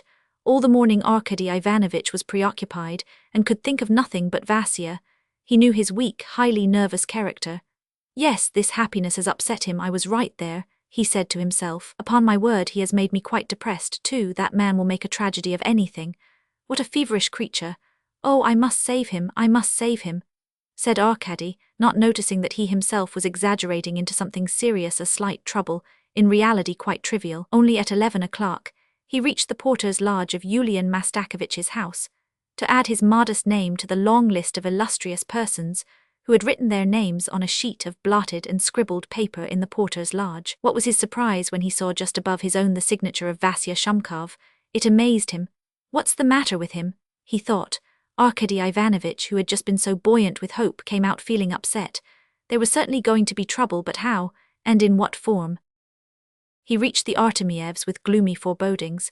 He seemed absent-minded from the first, and after talking a little with Lizanka went away with tears in his eyes. He was really anxious about Vasya. He went home running, and on the Neva came full tilt upon Vasya himself. The latter, too, was uneasy. "Where are you going?" cried Arkady Ivanovich. Vasya stopped as though he had been caught in a crime. "Oh, it's nothing, brother, I wanted to go for a walk." "You could not stand it and have been to the Artemievs. Oh, Vasya, Vasya, why did you go to Yulian Mastakovich?" Vasya did not answer, but then with a wave of his hand he said, "Arkady, I don't know what is the matter with me. Come, Vasya, I know what it is. Calm yourself. You've been excited and overwrought ever since yesterday. Only think, it's not much to bear. Everybody's fond of you, everybody's ready to do anything for you. Your work is getting on all right. You will get it done, you will certainly get it done. I know that you have been imagining something, you have had apprehensions about something. No, it's all right, it's all right. Do you remember, Vasya, do you remember it was the same with you once before? Do you remember when you got your promotion, in your joy and thankfulness you were so zealous that you spoilt all your work for a week? It is just the same with you now." Yes, Arkady, but now it is different, it is not that at all." "How is it different? And very likely the work is not urgent at all while you are killing yourself." It's nothing, I am all right, it's nothing. Well, come along." "Why are you going home and not to them?" "Yes, brother, how could I have the face to turn up there? I have changed my mind. It was only that I could not stay on alone without you. Now you are coming back with me, I'll sit down to write again. Let us go." They walked along and for some time were silent. Vasya was in haste. "Why don't you ask me about them?" said Arkady Ivanovich. "Oh yes, well, Arkasha, what about them?" "Vasya, you are not like yourself." "Oh, I am all right, I am all right. Tell me everything, Arkasha," said Vasya in an imploring voice as though to avoid further explanations. Arkady Ivanovich sighed. He felt utterly at a loss looking at Vasya. His account of their friends roused Vasya. He even grew talkative. They had dinner together. Lizanka's mother had filled Arkady Ivanovich's pockets with little cakes, and eating them the friends grew more cheerful. After dinner Vasya promised to take a nap so as to sit up all night. He did in fact lie down. In the morning, someone whom it was impossible to refuse had invited Arkady Ivanovich to tea. The friends parted. Arkady promised to come back as soon as he could, by 8 o'clock if possible. The 3 hours of separation seemed to him like 3 years. At last he got away and rushed back to Vasya. When he went into the room he found it in darkness. Vasya was not at home. He asked Mavra. Mavra said that he had been writing all the time and had not slept at all. Then he had paced up and down the room, and after that an hour before he had run out, saying he would be back in half an hour. "And when," says he, "Arkady Ivanovich comes in, tell him, old woman," says he. Mavra told him in conclusion. That I have gone out for a walk, and he repeated the order 3 or 4 times. He is at the Artemievs, thought Arkady Ivanovitch, and he shook his head. A minute later he jumped up with renewed hope. He has simply finished, he thought, that's all it is, he couldn't wait but ran off there. But no, he would have waited for me, let's have a peep what he has there. He lighted a candle, and ran to Vasya's writing table. The work had made progress, and it looked as though there were not much left to do. Arkady Ivanovitch was about to investigate further, when Vasya himself walked in. "Oh, you are here," he cried with a start of dismay. Arkady Ivanovitch was silent. He was afraid to question Vasya. The latter dropped his eyes and remained silent too as he began sorting the papers. At last their eyes met. The look in Vasya's was so beseeching, imploring and broken that Arkady shuddered when he saw it. His heart quivered and was full. "Vasya, my dear boy, what is it? What's wrong?" he cried, rushing to him and squeezing him in his arms. "Explain to me, I don't understand you and your depression. What is the matter with you, my poor, tormented boy? What is it? Tell me all about it without hiding anything. It can't be only this." Vasya held him tight and could say nothing. He could scarcely breathe. "Don't, Vasya, don't. Well, if you don't finish it, what then? I don't understand you, tell me your trouble. You see it is for your sake oh dear, he said, walking up and down the room and clutching at everything he came across as though seeking at once some remedy for Vasya. "I will go to Yulian Mastakovich instead of you tomorrow. I will ask him, entreat him, to let you have another day. I will explain it all to him, anything, if it worries you so." "God forbid," cried Vasya and turned as white as the wall. He could scarcely stand on his feet. "Vasya, Vasya." Vasya pulled himself together. His lips were quivering. He tried to say something but could only convulsively squeeze Arkady's hand in silence. His hand was cold. Arkady stood facing him, full of anxious and miserable suspense. Vasya raised his eyes again. "Vasya, God bless you, Vasya. You wring my heart, my dear boy, my friend." Tears gushed from Vasya's eyes. He flung himself on Arkady's bosom. "I have deceived you, Arkady," he said. "I have deceived you, forgive me, I have been faithless to your friendship." "What is it, Vasya? What is the matter?" asked Arkady in real alarm. "Look," and with a gesture of despair Vasya tossed out of the drawer onto the table 6 thick manuscripts, similar to the one he had copied. "What's this?" "What I have to get through by the day after tomorrow. I haven't done a quarter. Don't ask me how it has happened," Vasya went on, speaking at once of what was distressing him so terribly. "Arkady, dear friend, I don't know myself what came over me. I feel as though I were coming out of a dream. I have wasted 3 weeks doing nothing. I kept going to see her. My heart was aching, I was tormented by the uncertainty.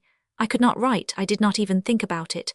Only now, when happiness is at hand for me, I have come to my senses." "Vasya," began Arkady Ivanovitch resolutely, "Vasya, I will save you. I understand it all, it's a serious matter, I will save you. Listen to me, I will go to Yulian Mastakovich tomorrow. Don't shake your head, no, listen. I will tell him exactly how it has all been, let me do that. I will explain to him. I will go into everything. I will tell him how crushed you are, how you are worrying yourself." "Do you know that you are killing me now?" Vasya brought out, turning cold with horror. Arkady Ivanovitch turned pale, but at once controlling himself, laughed. Is that all, he said. "Upon my word, Vasya, upon my word, aren't you ashamed? Come, listen, I see that I am grieving you. You see, I understand you, I know what is passing in your heart. Why, we have been living together for 5 years, thank God. You are such a kind, soft-hearted fellow, but weak, unpardonably weak. Why, even Lizaveta Mikhailovna has noticed it. And you are a dreamer, and that's a bad thing too. You may go from bad to worse, brother. I tell you, I know what you want. You would like Yulian Mastakovich, for instance, to be beside himself and maybe to give a ball too from joy because you are going to get married. Stop, you are frowning. You see that at one word from me, you are offended on Yulian Mastakovich's account. I'll let him alone. You know I respect him just as much as you do. But argue as you may, you can't prevent my thinking that you would like there to be no one unhappy in the whole world when you are getting married. Yes, brother, you must admit that you would like me, for instance, your best friend, to come in for a fortune of 100,000 all of a sudden. You would like all the enemies in the world to be suddenly, for no rhyme or reason, reconciled, so that in their joy they might all embrace one another in the middle of the street and then perhaps come here to call on you. Vasya, my dear boy, I am not laughing, it is true, you've said as much to me long ago in different ways. Because you are happy, you want everyone, absolutely everyone, to become happy at once. It hurts you and troubles you to be happy alone, and so you want at once to do your utmost to be worthy of that happiness, and maybe to do some great deed to satisfy your conscience. Oh, I understand how ready you are to distress yourself for having suddenly been remiss just where you ought to have shown your zeal, your capacity. Well, maybe your gratitude, as you say. It is very bitter for you to think that Yulian Mastakovich may frown and even be angry when he sees that you have not justified the expectations he had of you. It hurts you to think that you may hear reproaches from the man you look upon as your benefactor, and at such a moment, when your heart is full of joy and you don't know on whom to lavish your gratitude. Isn't that true? It is, isn't it? Arkady Ivanovich, whose voice was trembling, paused and drew a deep breath. Vasya looked affectionately at his friend. A smile passed over his lips, his face even lighted up as though with a gleam of hope. Well, listen then, Arkady Ivanovich began again, growing more hopeful. There's no necessity that you should forfeit Yulian Mastakovich's favor. Is there, dear boy, is there any question of it? And since it is so, said Arkady, jumping up, I shall sacrifice myself for you. I am going tomorrow to Yulian Mastakovich, and don't oppose me. You magnify your failure to a crime, Vasya. Yulian Mastakovich is magnanimous and merciful, and what is more, he is not like you. He will listen to you and me and get us out of our trouble, brother Vasya. Well, are you calmer? Vasya pressed his friend's hands with tears in his eyes.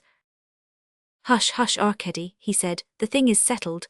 I haven't finished so very well. If I haven't finished, I haven't finished, and there's no need for you to go. I will tell him all about it, I will go myself. I am calmer now, I am perfectly calm, only you mustn't go. But listen. Vasya, my dear boy, Arkady Ivanovich cried joyfully, I judged from what you said. I am glad that you have thought better of things and have recovered yourself. But whatever may befall you, whatever happens, I am with you, remember that. I see that it worries you to think of my speaking to Yulian Mastakovich, and I won't say a word, not a word, you shall tell him yourself. You see, you shall go tomorrow. Oh no, you had better not go, you'll go on writing here, you see, and I'll find out about this work, whether it is very urgent or not, whether it must be done by the time or not, and if you don't finish it in time, what will come of it? Then I will run back to you. Do you see, there is still hope. Suppose the work is not urgent, it may be all right. Yulian Mastakovich may not remember, then all is saved. Vasya shook his head doubtfully, but his grateful eyes never left his friend's face. Come, that's enough, I am so weak, so tired, he said, sighing. I don't want to think about it, let us talk of something else. I won't write either now. Do you know I'll only finish 2 short pages just to get to the end of a passage? Listen, I have long wanted to ask you, how is it you know me so well? Tears dropped from Vasya's eyes on Arkady's hand. If you knew, Vasya, how fond I am of you, you would not ask that. Yes, Arkady, I don't know that because I don't know why you are so fond of me. Yes, Arkady, do you know, even your love has been killing me. Do you know, ever so many times, particularly when I am thinking of you in bed, for I always think of you when I am falling asleep, I shed tears and my heart throbs at the thought. At the thought? Well, at the thought that you are so fond of me, while I can do nothing to relieve my heart, can do nothing to repay you. You see, Vasya, you see what a fellow you are. Why, how upset you are now, said Arkady, whose heart ached at that moment and who remembered the scene in the street the day before. Nonsense, you want me to be calm, but I never have been so calm and happy, do you know? Listen, I want to tell you all about it, but I am afraid of wounding you. You keep scolding me and being vexed, and I am afraid. See how I am trembling now, I don't know why. You see, this is what I want to say. I feel as though I had never known myself before. Yes, I only began to understand other people too yesterday. I did not feel or appreciate things fully, brother. My heart was hard. Listen, how has it happened that I have never done good to anyone in the world because I couldn't? I am not even pleasant to look at. But everybody does me good. You to begin with, do you suppose I don't see that? Only I said nothing. Hush, Vasya. Oh, Arkasha, it's all right, Vasya interrupted, hardly able to articulate for tears. I talked to you yesterday about Yulian Mastakovich, and you know yourself how stern and severe he is, even you have come in for a reprimand from him, yet he deigned to jest with me yesterday to show his affection and kind-heartedness, which he prudently conceals from everyone. Come, Vasya, that only shows you deserve your good fortune. Oh, Arkasha, how I long to finish all this. No, I shall ruin my good luck. I feel that. Oh no, not through that, Vasya added, seeing that Arkady glanced at the heap of urgent work lying on the table. That's nothing, that's only paper covered with writing. It's nonsense, that matter's settled. I went to see them today, Arkasha. I did not go in. I felt depressed and sad. I simply stood at the door. She was playing the piano. I listened. You see, Arkady, he went on, dropping his voice, I did not dare to go in. I say, Vasya, what is the matter with you? You look at one so strangely. Oh, it's nothing. I feel a little sick. My legs are trembling. It's because I sat up last night. Yes, everything looks green before my eyes. It's here. He pointed to his heart. He fainted. When he came to himself, Arkady tried to take forcible measures. He tried to compel him to go to bed. Nothing would induce Vasya to consent. He shed tears, wrung his hands, wanted to write, was absolutely set on finishing his 2 pages.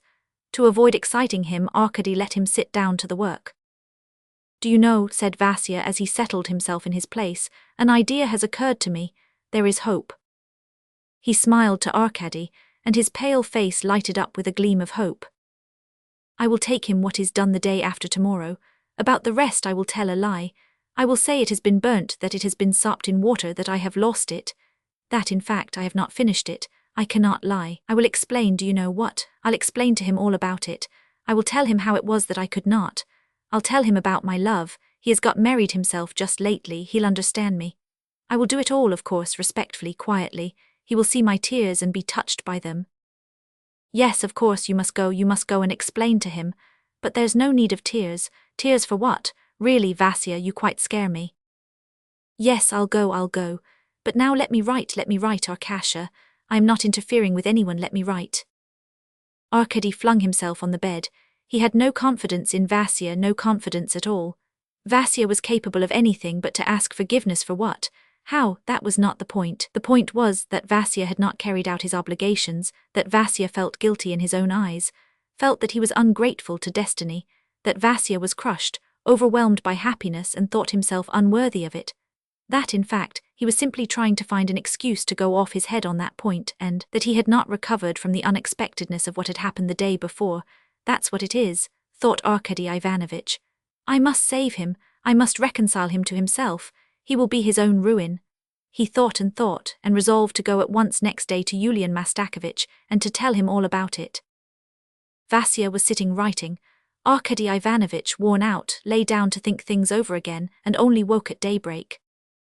Damnation, again, he cried, looking at Vasya. The latter was still sitting writing. Arkady rushed up to him, seized him and forcibly put him to bed. Vasya was smiling, his eyes were closing with sleep. He could hardly speak. I wanted to go to bed, he said. Do you know, Arkady, I have an idea. I shall finish. I made my pen go faster. I could not have sat at it any longer. Wake me at 8 o'clock. Without finishing his sentence, he dropped asleep and slept like the dead. Mavra, said Arkady Ivanovitch to Mavra, who came in with the tea, he asked to be waked in an hour. Don't wake him on any account. Let him sleep 10 hours if he can. Do you understand? I understand, sir. Don't get the dinner, don't bring in the wood, don't make a noise or it will be the worse for you. If he asks for me, tell him I have gone to the office. Do you understand? I understand, bless you, sir. Let him sleep and welcome. I am glad my gentlemen should sleep well, and I take good care of their things. And about that cup that was broken and you blamed me, your honor, it wasn't me, it was poor pussy broke it. I ought to have kept an eye on her. SSH, you confounded thing, I said. Hush, be quiet, be quiet. Arkady Ivanovitch followed Mavra out into the kitchen, asked for the key and locked her up there. Then he went to the office. On the way he considered how he could present himself before Yulian Mastakovich, and whether it would be appropriate and not impertinent. He went into the office timidly, and timidly inquired whether His Excellency were there. Receiving the answer that he was not and would not be, Arkady Ivanovitch instantly thought of going to his flat, but reflected very prudently that if Yulian Mastakovich had not come to the office, he would certainly be busy at home. He remained. The hours seemed to him endless. Indirectly he inquired about the work entrusted to Shumkov, but no one knew anything about this. All that was known was that Yulian Mastakovich did employ him on special jobs, but what they were, no one could say. At last it struck 3 o'clock, and Arkady Ivanovitch rushed out, eager to get home. In the vestibule he was met by a clerk, who told him that Vasily Petrovich Shumkov had come about 1 o'clock and asked, the clerk added, whether you were here and whether Yulian Mastakovich had been here. Hearing this, Arkady Ivanovitch took a sledge and hastened home beside himself with alarm. Shumkov was at home. He was walking about the room in violent excitement. Glancing at Arkady Ivanovich, he immediately controlled himself, reflected, and hastened to conceal his emotion. He sat down to his papers without a word. He seemed to avoid his friend's questions, seemed to be bothered by them, to be pondering to himself on some plan, and deciding to conceal his decision because he could not reckon further on his friend's affection. This struck Arkady, and his heart ached with a poignant and oppressive pain. He sat on the bed and began turning over the leaves of some book, the only one he had in his possession, keeping his eye on poor Vasya, but Vasya remained obstinately silent, writing and not raising his head. So passed several hours, and Arkady's misery reached an extreme point. At last, at 11 o'clock, Vasya lifted his head and looked with a fixed, vacant stare at Arkady. Arkady waited. 2 or 3 minutes passed. Vasya did not speak. "Vasya," cried Arkady. Vasya made no answer. "Vasya," he repeated, jumping up from the bed. "Vasya, what is the matter with you? What is it?" he cried, running up to him. Vasya raised his eyes and again looked at him with the same vacant, fixed stare. "He's in a trance," thought Arkady, trembling all over with fear. He seized a bottle of water, raised Vasya, poured some water on his head, moistened his temples, rubbed his hands in his own, and Vasya came to himself. "Vasya, Vasya," cried Arkady, unable to restrain his tears. "Vasya, save yourself, rouse yourself, rouse yourself." He could say no more but held him tight in his arms. A look as of some oppressive sensation passed over Vasya's face. He rubbed his forehead and clutched at his head, as though he were afraid it would burst. "I don't know what is the matter with me," he added at last. "I feel torn to pieces. Come, it's all right, it's all right. Give over, Arkady, don't grieve," he repeated, looking at him with sad, exhausted eyes. "Why be so anxious? Come." You comforting me," cried Arkady, whose heart was torn. "Vasya," he said at last, "lie down and have a little nap, won't you? Don't wear yourself out for nothing, you'll set to work better afterwards." Yes, said Vasya, "by all means I'll lie down, very good. Yes, you see I meant to finish, but now I've changed my mind, yes." And Arkady led him to the bed. "Listen, Vasya," he said firmly, "we must settle this matter finally. Tell me, what were you thinking about?" "Oh," said Vasya, with a flourish of his weak hand, turning over on the other side. "Come, Vasya, come, make up your mind. I don't want to hurt you. I can't be silent any longer. You won't sleep till you've made up your mind, I know." As you like, Vasya repeated enigmatically. "He will give in," thought Arkady Ivanovich. "Attend to me, Vasya," he said. "Remember what I say, and I will save you tomorrow. Tomorrow I will decide your fate." "What am I saying, your fate? You have so frightened me, Vasya, that I am using your own words. Fate, indeed. It's simply nonsense, rubbish. You don't want to lose Yulian Mastakovich's favor, affection if you like. No, and you won't lose it, you will see. Arkady Ivanovich would have said more, but Vasya interrupted him. He sat up in bed, put both arms round Arkady Ivanovich's neck and kissed him. "Enough," he said in a weak voice, "enough, say no more about that." And again he turned his face to the wall. "My goodness," thought Arkady, "my goodness, what is the matter with him? He is utterly lost. What has he in his mind? He will be his own undoing." Arkady looked at him in despair. If he were to fall ill, thought Arkady, perhaps it would be better. His trouble would pass off with illness, and that might be the best way of settling the whole business. But what nonsense I am talking. Oh my God. Meanwhile Vasya seemed to be asleep. Arkady Ivanovich was relieved. A good sign, he thought. He made up his mind to sit beside him all night. But Vasya was restless. He kept twitching and tossing about on the bed and opening his eyes for an instant. At last exhaustion got the upper hand. He slept like the dead. It was about 2 o'clock in the morning. Arkady Ivanovich began to doze in the chair with his elbow on the table. He had a strange and agitated dream. He kept fancying that he was not asleep, and that Vasya was still lying on the bed. But strange to say, he fancied that Vasya was pretending, that he was deceiving him, that he was getting up, stealthily watching him out of the corner of his eye, and was stealing up to the writing table. Arkady felt a scalding pain at his heart. He felt vexed and sad and oppressed to see Vasya not trusting him, hiding and concealing himself from him. He tried to catch hold of him, to call out, to carry him to the bed. Then Vasya kept shrieking in his arms, and he laid on the bed a lifeless corpse. He opened his eyes and woke up. Vasya was sitting before him at the table, writing. Hardly able to believe his senses, Arkady glanced at the bed. Vasya was not there. Arkady jumped up in a panic, still under the influence of his dream. Vasya did not stir. he went on writing. All at once Arkady noticed with horror that Vasya was moving a dry pen over the paper, was turning over perfectly blank pages, and hurrying to fill up the paper as though he were doing his work in a most thorough and efficient way. No, this is not a trance, thought Arkady Ivanovitch, and he trembled all over. Vasya, Vasya, speak to me, he cried, clutching him by the shoulder. But Vasya did not speak. He went on as before, scribbling with a dry pen over the paper. At last I have made the pen go faster, he said without looking up at Arkady. Arkady seized his hand and snatched away the pen. A moan broke from Vasya. He dropped his hand and raised his eyes to Arkady. Then with an air of misery and exhaustion he passed his hand over his forehead, as though he wanted to shake off some leaden weight that was pressing upon his whole being, and slowly, as though lost in thought, he let his head sink on his breast. Vasya, Vasya, cried Arkady in despair, Vasya. A minute later Vasya looked at him. Tears stood in his large blue eyes, and his pale, mild face wore a look of infinite suffering. He whispered something. What is it? Cried Arkady, bending down to him. What for? Why are they doing it to me? Whispered Vasya. What for? What have I done? Vasya, what is it? What are you afraid of? What is it? Cried Arkady, wringing his hands in despair. Why are they sending me for a soldier? Said Vasya, looking his friend straight in the face. Why is it? What have I done? Arkady's hair stood on end with horror. He refused to believe his ears. He stood over him half dead. A minute later he pulled himself together. It's nothing, it's only for the minute, he said to himself with pale face and blue, quivering lips, and he hastened to put on his outdoor things. He meant to run straight for a doctor. All at once Vasya called to him. Arkady rushed to him and clasped him in his arms like a mother whose child is being torn from her.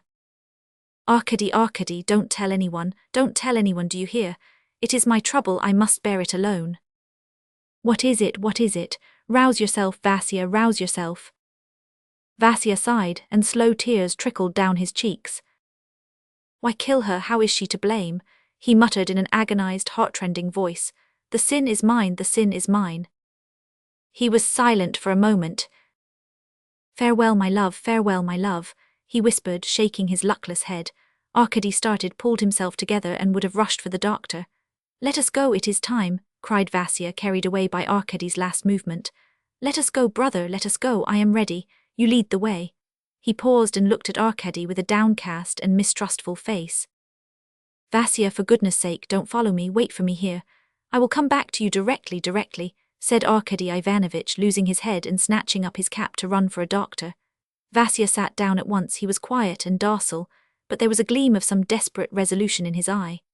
Arkady turned back, snatched up from the table an open penknife, looked at the poor fellow for the last time, and ran out of the flat. It was 8 o'clock. It had been broad daylight for some time in the room. He found no one. He was running about for a full hour.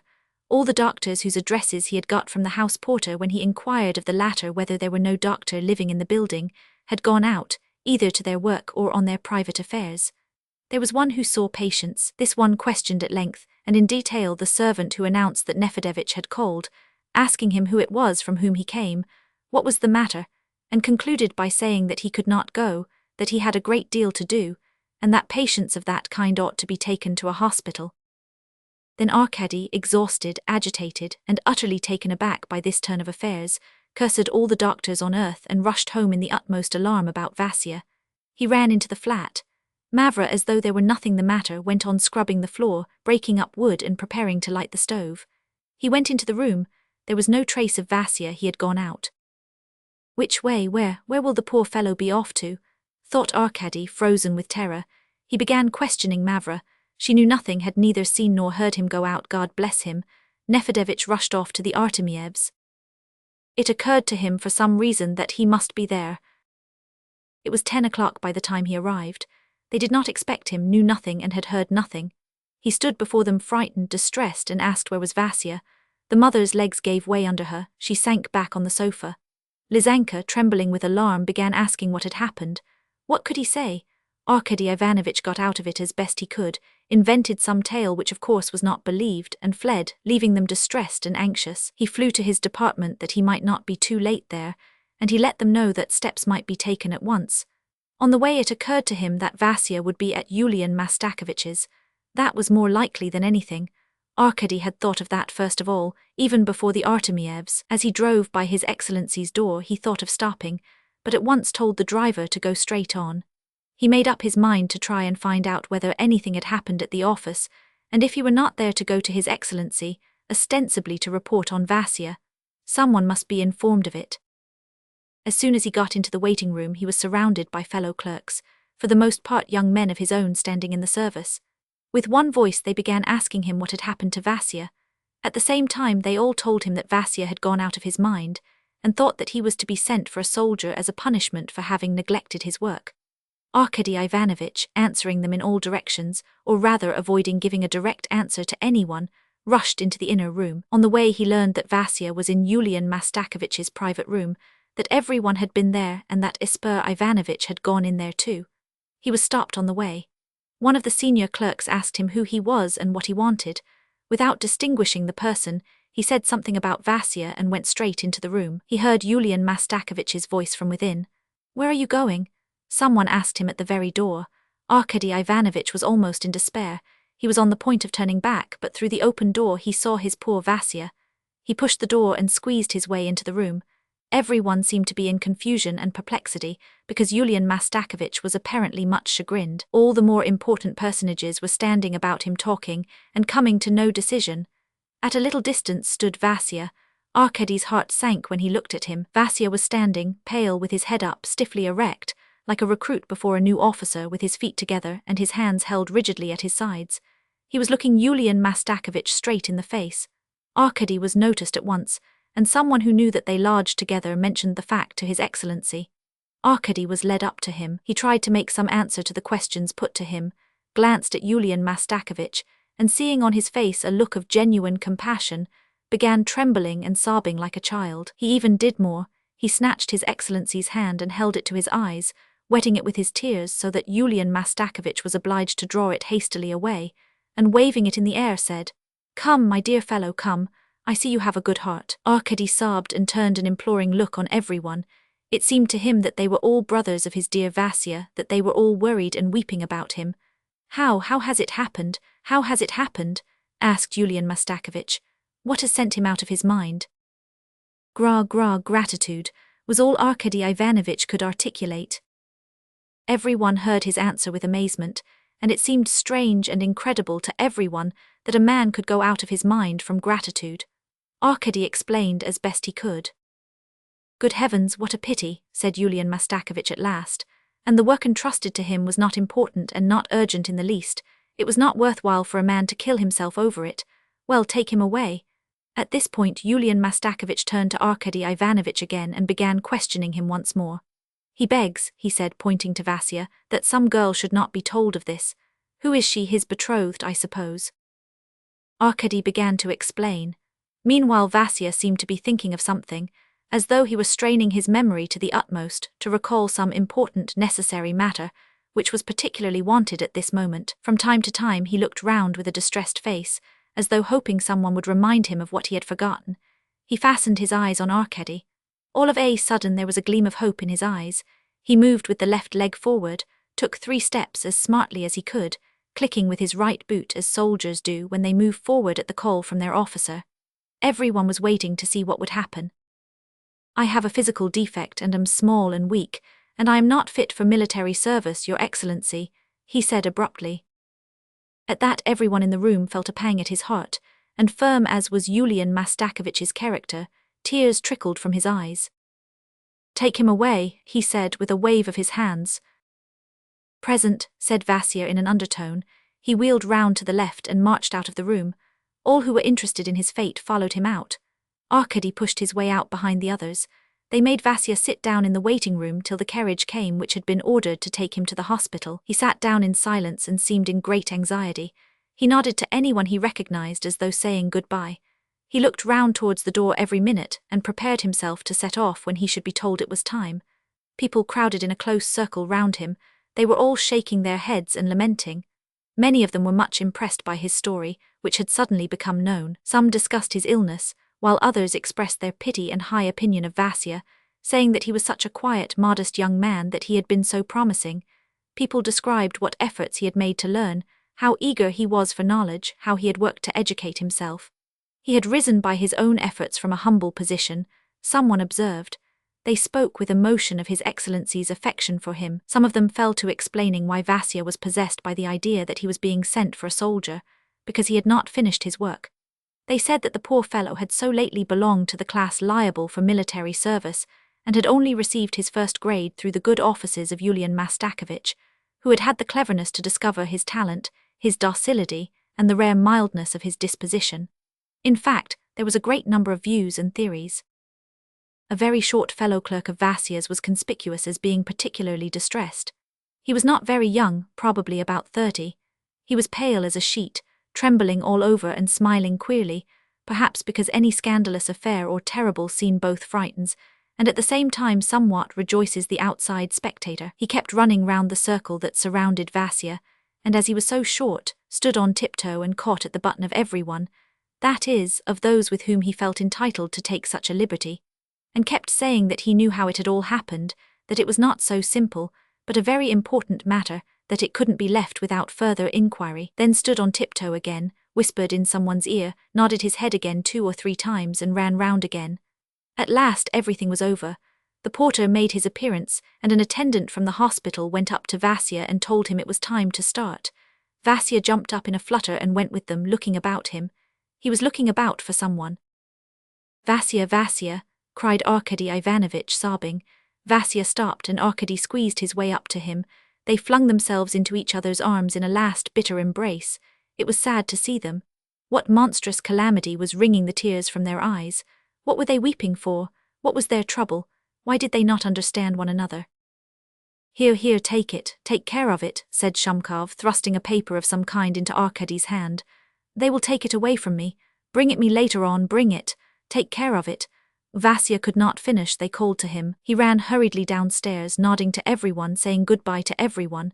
There was despair in his face. At last he was put in the carriage and taken away. Arkady made haste to open the paper. It was Liza's curl of black hair from which Vasya had never parted. Hot tears gushed from Arkady's eyes. Oh, poor Liza. When office hours were over, he went to the Artemievs. There is no need to describe what happened there. Even Petya, little Petya, though he could not quite understand what had happened to dear Vasya, went into a corner, hid his face in his little hands, and sobbed in the fullness of his childish heart.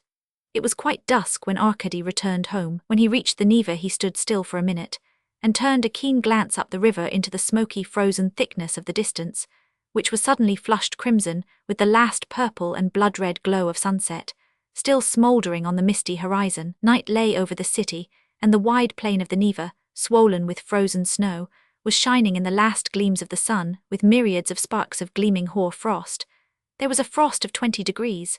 A cloud of frozen steam hung about the overdriven horses and the hurrying people. The condensed atmosphere quivered at the slightest sound, and from all the roofs on both sides of the river, columns of smoke rose up like giants and floated across the cold sky, intertwining and untwining as they went, so that it seemed new buildings were rising up above the old.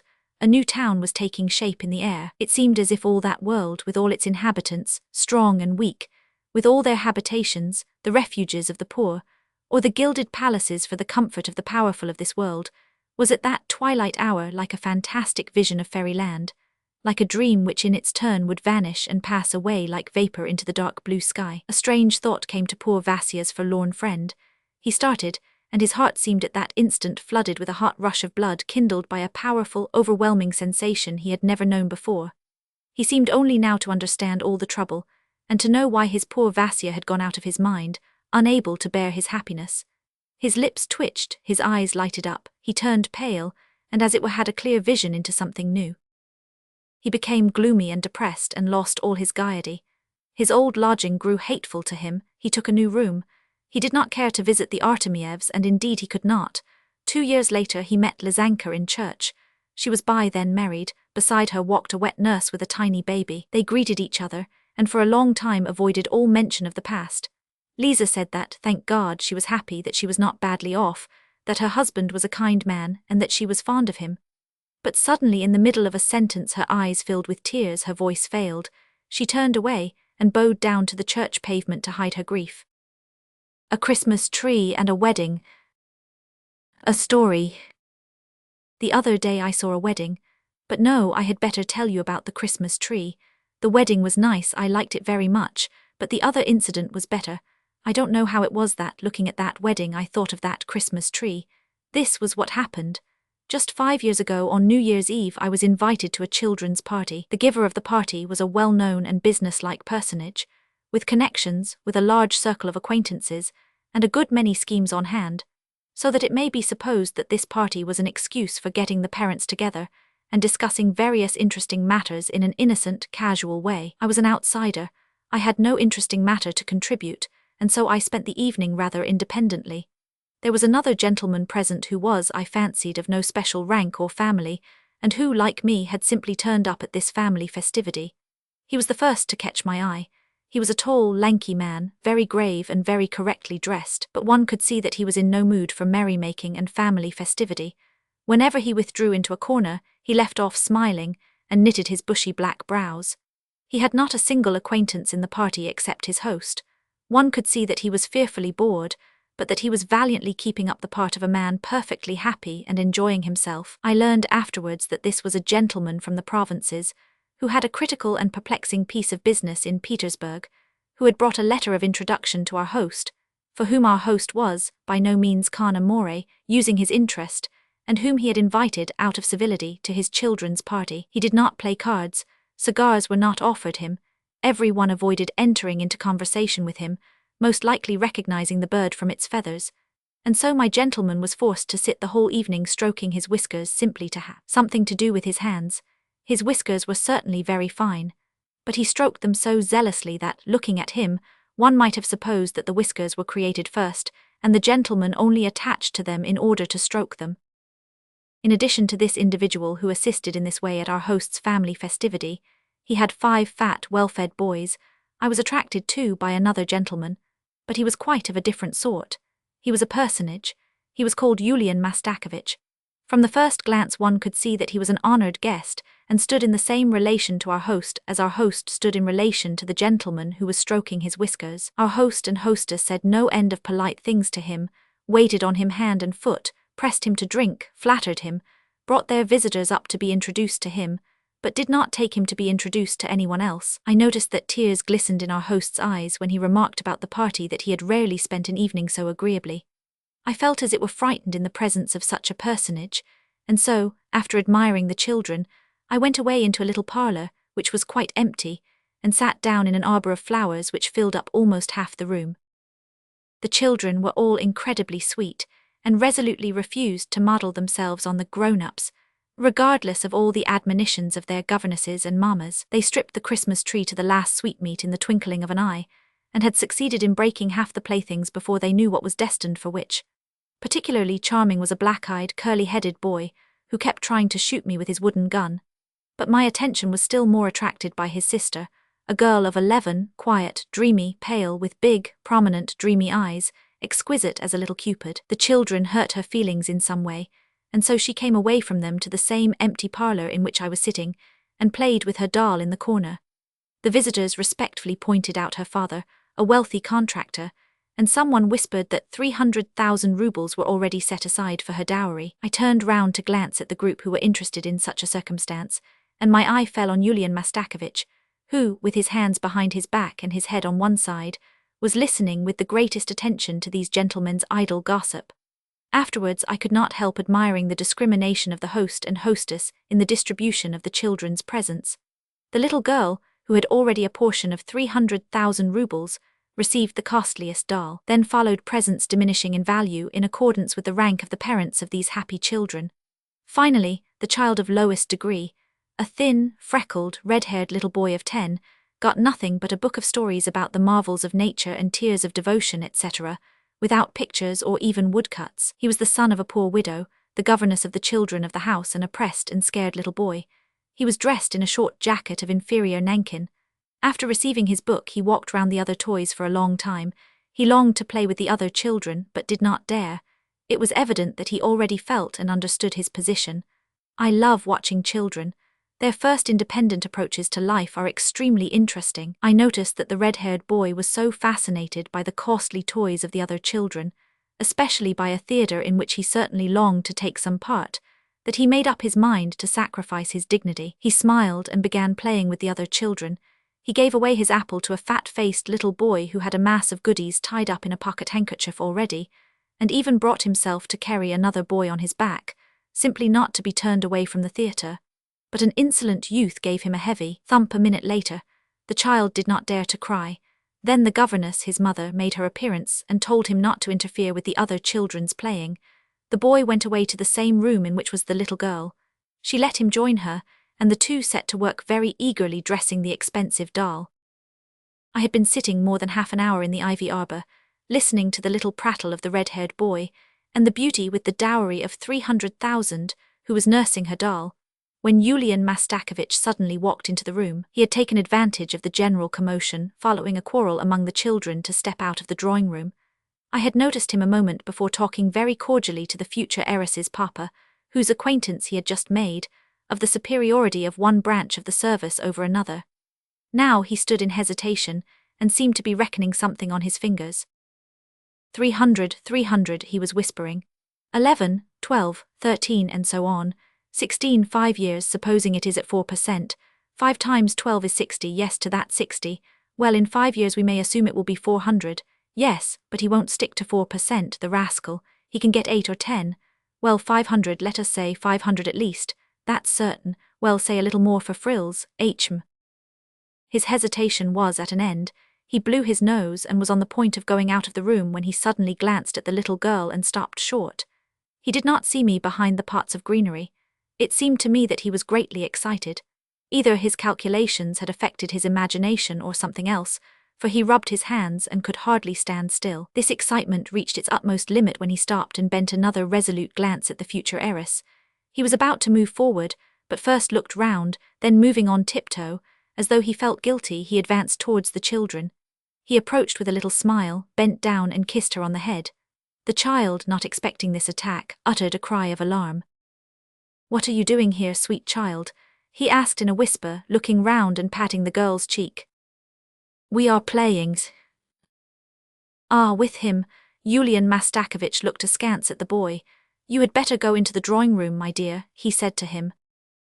The boy looked at him open-eyed and did not utter a word.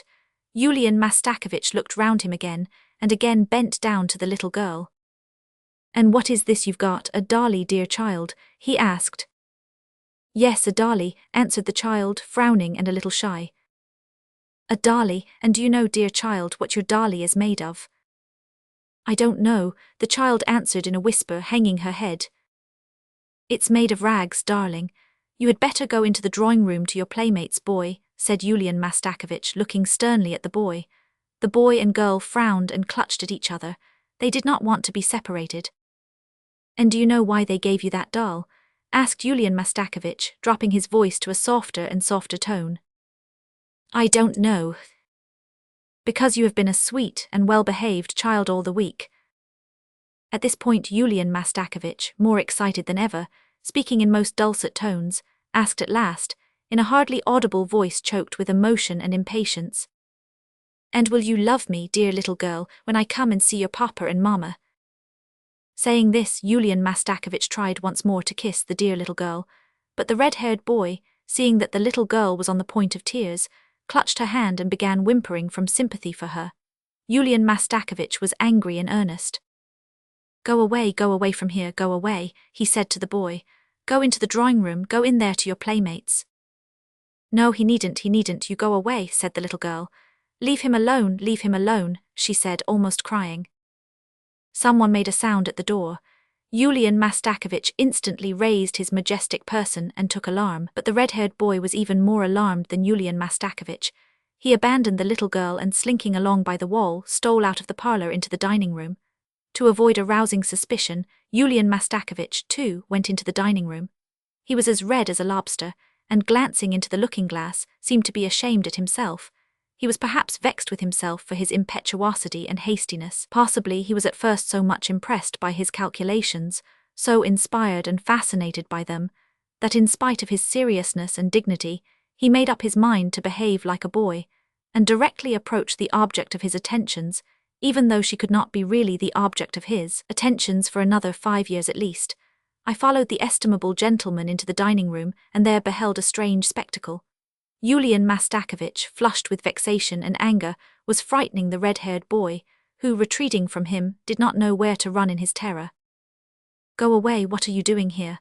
Go away, you scamp, are you after the fruit here, eh? Get along, you naughty boy, get along, you sniveller, to your playmates." The panic-stricken boy in his desperation tried creeping under the table. Then his persecutor, in a fury, took out his large batiste handkerchief and began flicking it under the table at the child, who kept perfectly quiet. It must be observed that Yulian Mastakovich was a little inclined to be fat. He was a sleek, red-faced, solidly built man, paunchy, with thick legs, what is called a fine figure of a man, round as a nut. He was perspiring, breathless, and fearfully flushed. At last he was almost rigid, so great was his indignation and perhaps, who knows, his jealousy. I burst into loud laughter. Yulian Mastakovich turned round, and in spite of all his consequence, was overcome with confusion. At that moment from the opposite door, our host came in. The boy crept out from under the table and wiped his elbows and his knees. Yulian Mastakovich hastened to put to his nose the handkerchief which he was holding in his hand by one end.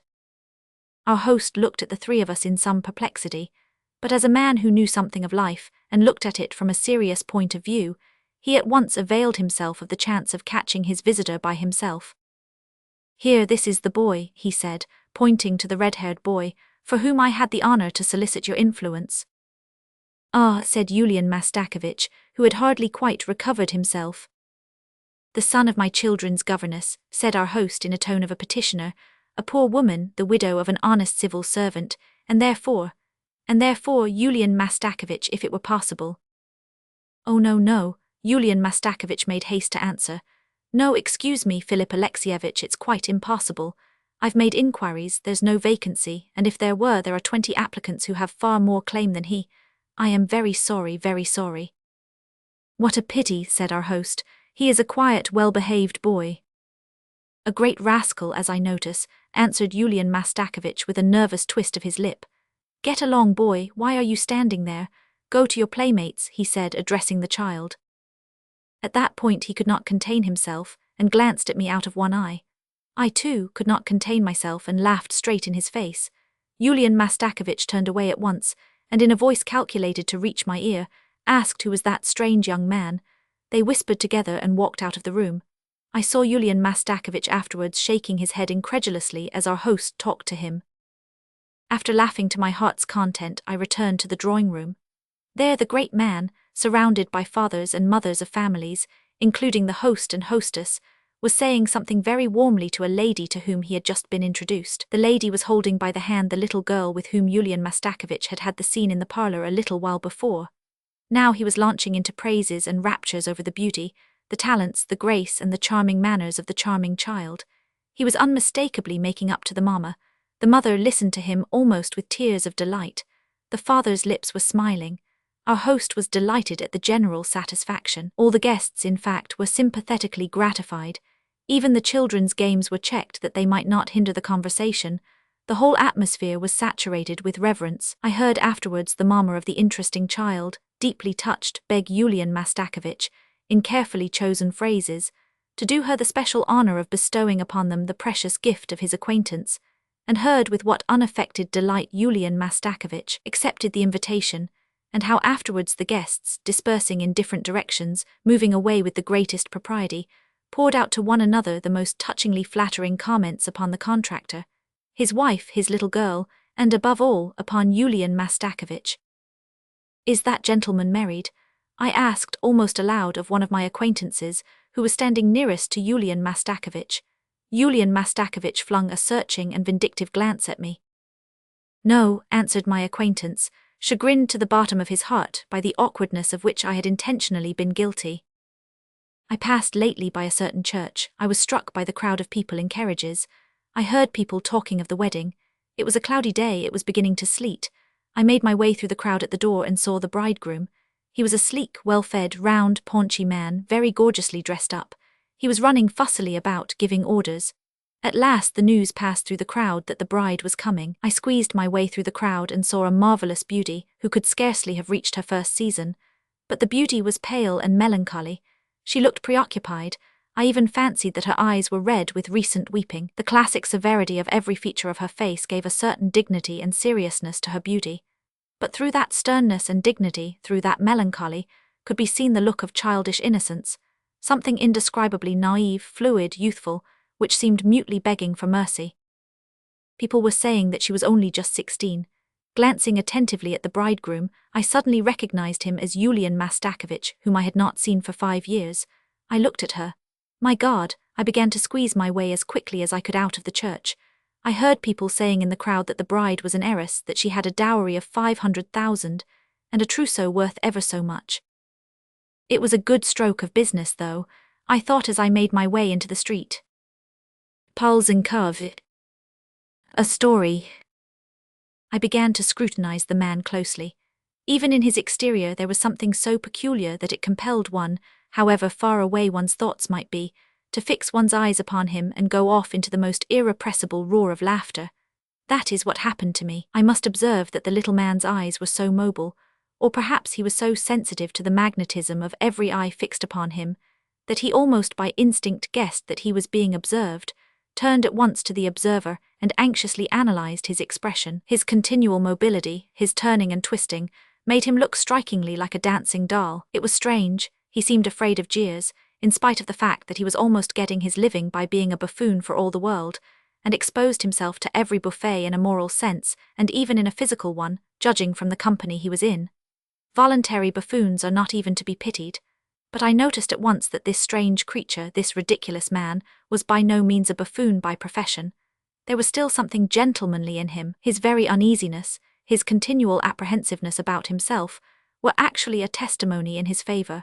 It seemed to me that his desire to be obliging was due more to kindness of heart than to mercenary considerations. He readily allowed them to laugh their loudest at him and in the most unseemly way to his face, but at the same time, and I am ready to take my oath on it, his heart ached and was sore at the thought that his listeners were so caddishly brutal as to be capable of laughing, not at anything said or done, but at him, at his whole being, at his heart, at his head, at his appearance, at his whole body, flesh and blood. I am convinced that he felt at that moment all the foolishness of his position, but the protest died away in his heart at once, though it invariably sprang up again in the most heroic way. I am convinced that all this was due to nothing else but a kind heart, and not to fear of the inconvenience of being kicked out, and being unable to borrow money from someone.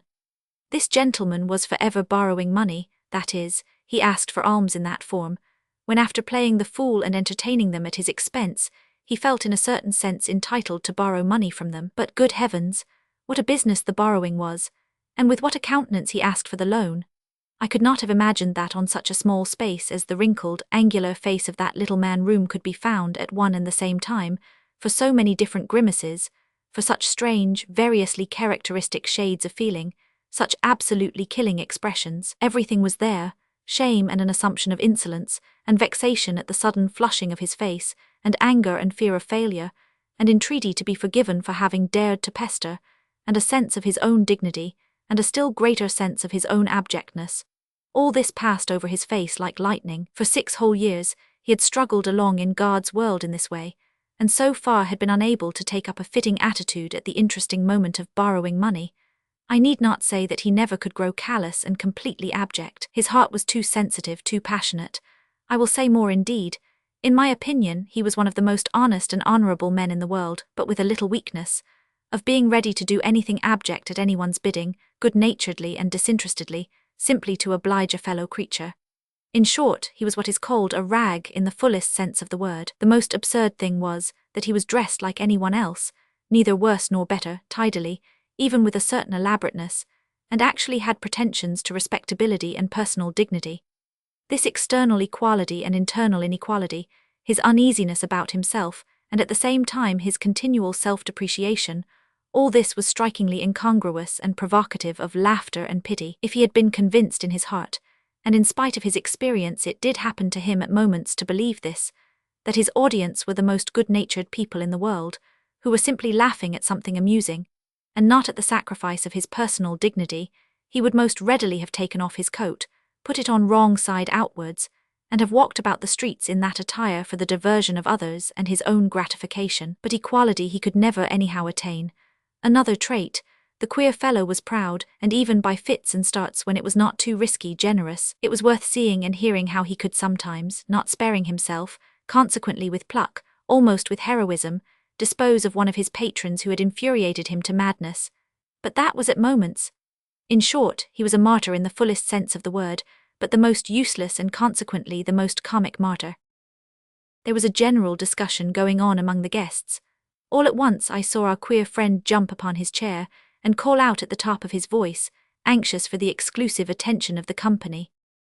"Listen," the master of the house whispered to me. "He sometimes tells the most curious stories. Does he interest you?" I nodded and squeezed myself into the group.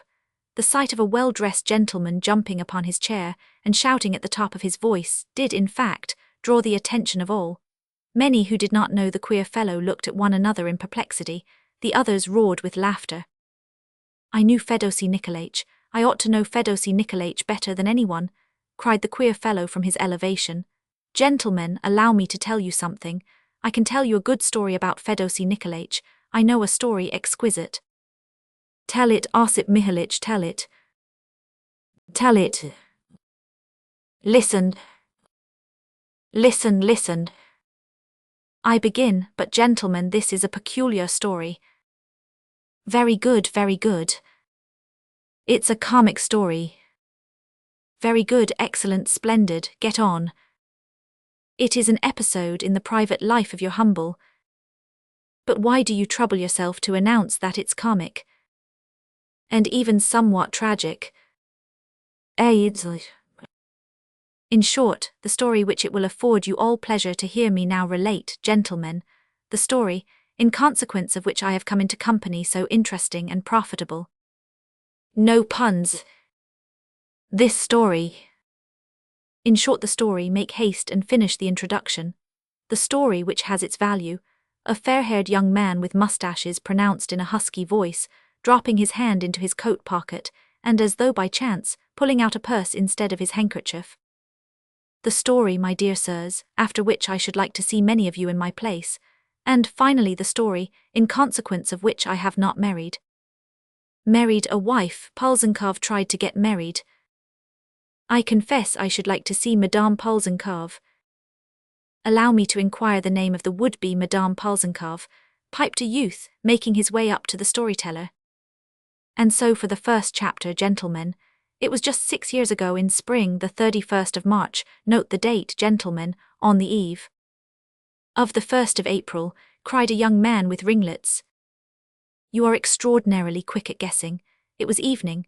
Twilight was gathering over the district town of N, the moon was about to float out, everything in proper style in fact, and so in the very late twilight I too floated out of my poor lodging on the sly, after taking leave of my restricted granny, now dead. Excuse me, gentlemen, for making use of such a fashionable expression, which I heard for the last time from Nikolay Nikolaich.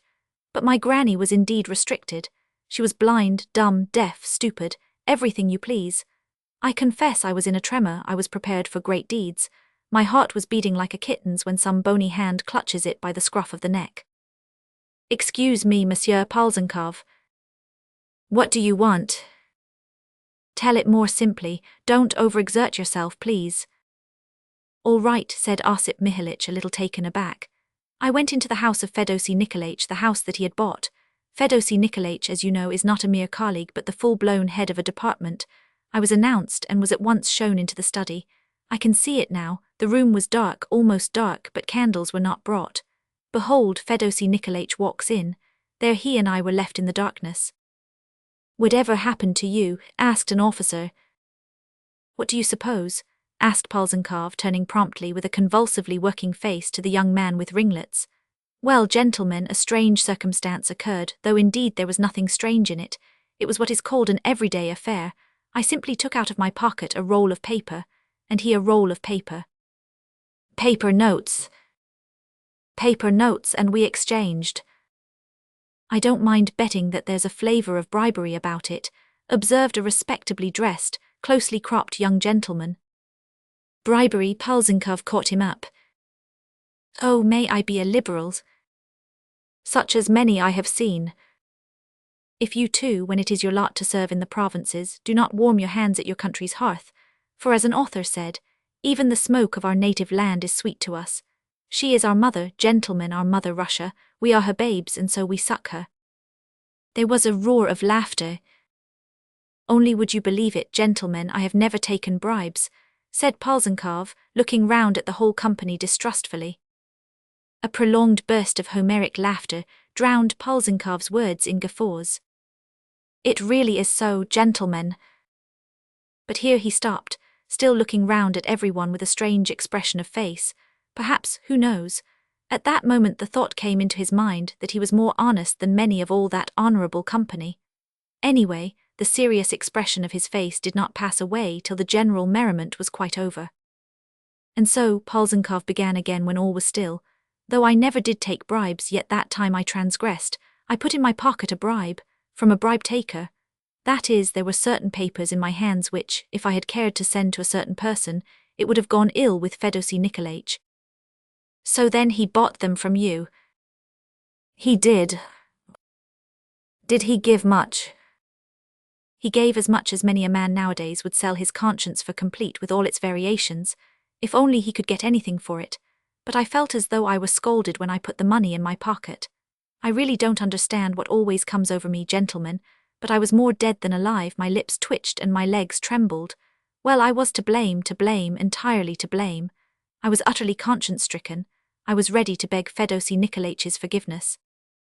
Well, what did he do? Did he forgive you? But I didn't ask his forgiveness. I only mean that that is how I felt. Then I have a sensitive heart, you know. I saw he was looking me straight in the face. Have you no fear of God, Osip Mihailych? Said he. Well, what could I do? From a feeling of propriety I put my head on one side and I flung up my hands. In what way, said I, have I no fear of God, Fyodor Nikolaich? But I just said that from a feeling of propriety. I was ready to sink into the earth, after being so long a friend of our family, after being, I may say, like a son, and who knows what heaven had in store for us, Osip Mihailych. And all of a sudden to inform against me, to think of that now. What am I to think of mankind after that, Osip Mihailych? Yes, gentlemen, he did read me a lecture. Come, he said, you tell me what I am to think of mankind after that, Osip Mihailych.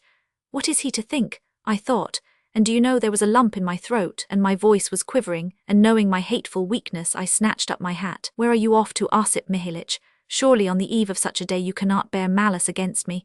What wrong have I done you? Fyodor Nikolaich, I said, Fyodor Nikolaich. In fact, I melted, gentlemen, I melted like a sugar stick, and the roll of notes that was lying in my pocket, that too seemed screaming out, you ungrateful brigand, you accursed thief. It seemed to weigh 100 weight. If only it had weighed 100 weight. I see, says Fyodor Nikolaich, I see your penitence, you know tomorrow. St. Mary of Egypt's day. Well, don't weep, said Fyodor Nikolaich. That's enough, you've erred and you are penitent. Come along.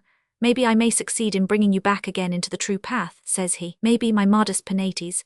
Yes, Penates, I remember he used that expression, the rascal. Will warm, says he, your harden, I will not say hardened but erring heart. He took me by the arm, gentlemen, and led me to his family circle. A cold shiver ran down my back, I shuddered. I thought, with what eyes shall I present myself? You must know, gentlemen. What shall I say? A delicate position had arisen here. Not Madame Polzenkov, Maria Fedosievna, only she was not destined, you know, to bear the name you have given her. She did not attain that honour. Fyodor Nikolaich was right, you see, when he said that I was almost looked upon as a son in the house. It had been so indeed 6 months before, when a certain retired junker called Mihailo Maximich Divigilov was still living. But by God's will he died, and he put off settling his affairs till death settled his business for him. Oh, well, never mind, gentlemen, forgive me, it was a slip of the tongue. It's a bad pun, but it doesn't matter its being bad. What happened was far worse when I was left, so to say, with nothing in prospect but a bullet through the brain. For that junker, though he would not admit me into his house, he lived in grand style, for he had always known how to feather his nest. Yet perhaps correctly he believed me to be his son. Yes, that was how it was, so they began to cold-shoulder me at Fyodor Nikolaich's. I noticed things, I kept quiet, but all at once, unluckily for me, or perhaps luckily, a cavalry officer galloped into our little town like snow on our head. His business, buying horses for the army, was light and active in cavalry style, but he settled himself solidly at Fyodor Nikolaich's, as though he were laying siege to it. I approached the subject in a roundabout way, as my nasty habit is. I said one thing and another, asking him what I had done to be treated so, saying that I was almost like a son to him, and when might I expect him to behave more like a father. Well, he began answering me. And when he begins to speak you are in for a regular epic in 12 cantos, and all you can do is to listen, lick your lips and throw up your hands in delight. And not a ha'porth of sense, at least there's no making out the sense. You stand puzzled like a fool. He puts you in a fog, he twists about like an eel and wriggles away from you. It's a special gift, a real gift. It's enough to frighten people even if it is no concern of theirs. I tried one thing and another and went hither and thither. I took the lady songs and presented her with sweets and thought of witty things to say to her. I tried sighing and groaning. My heart aches, I said, it aches from love. And I went in for tears and secret explanations. Man is foolish, you know. I never reminded myself that I was 30. Not a bit of it. I tried all my arts, it was no go. It was a failure and I gained nothing but jeers and jibes. I was indignant, I was choking with anger. I slunk off and would not set foot in the house. I thought and made up my mind to denounce him. Well, of course, it was a shabby thing. I meant to give away a friend, I confess. I had heaps of material and splendid material, a grand case. It brought me 1,500 rubles when I changed it and my report on it for bank notes. Ah, so that was the bribe. Yes, sir, that was the bribe, and it was a bribe taker who had to pay it, and I didn't do wrong, I can assure you. Well, now I will go on. He drew me, if you will kindly remember, more dead than alive into the room where they were having tea. They all met me, seeming as it were offended, that is, not exactly offended, but hurt, so hurt that it was simply, they seemed shattered, absolutely shattered, and at the same time there was a look of becoming dignity on their faces, a gravity in their expression, something fatherly, parental. The prodigal son had come back to them, that's what it had come to. They made me sit down to tea, but there was no need to do that. I felt as though a samovar was toiling in my bosom and my feet were like ice. I was humbled, I was cowed. Marya Fominishna, his wife, addressed me familiarly from the first word. How is it you have grown so thin, my boy? I've not been very well, Marya Fominishna, I said, my wretched voice shook. And then quite suddenly, she must have been waiting for a chance to get a dig at me, the old snake, she said. I suppose your conscience felt ill at ease, Osip Mihalich, my dear. Our fatherly hospitality was a reproach to you. You have been punished for the tears I have shed. Yes, upon my word, she really said that. She had the conscience to say it. Why, that was nothing to her, she was a terror.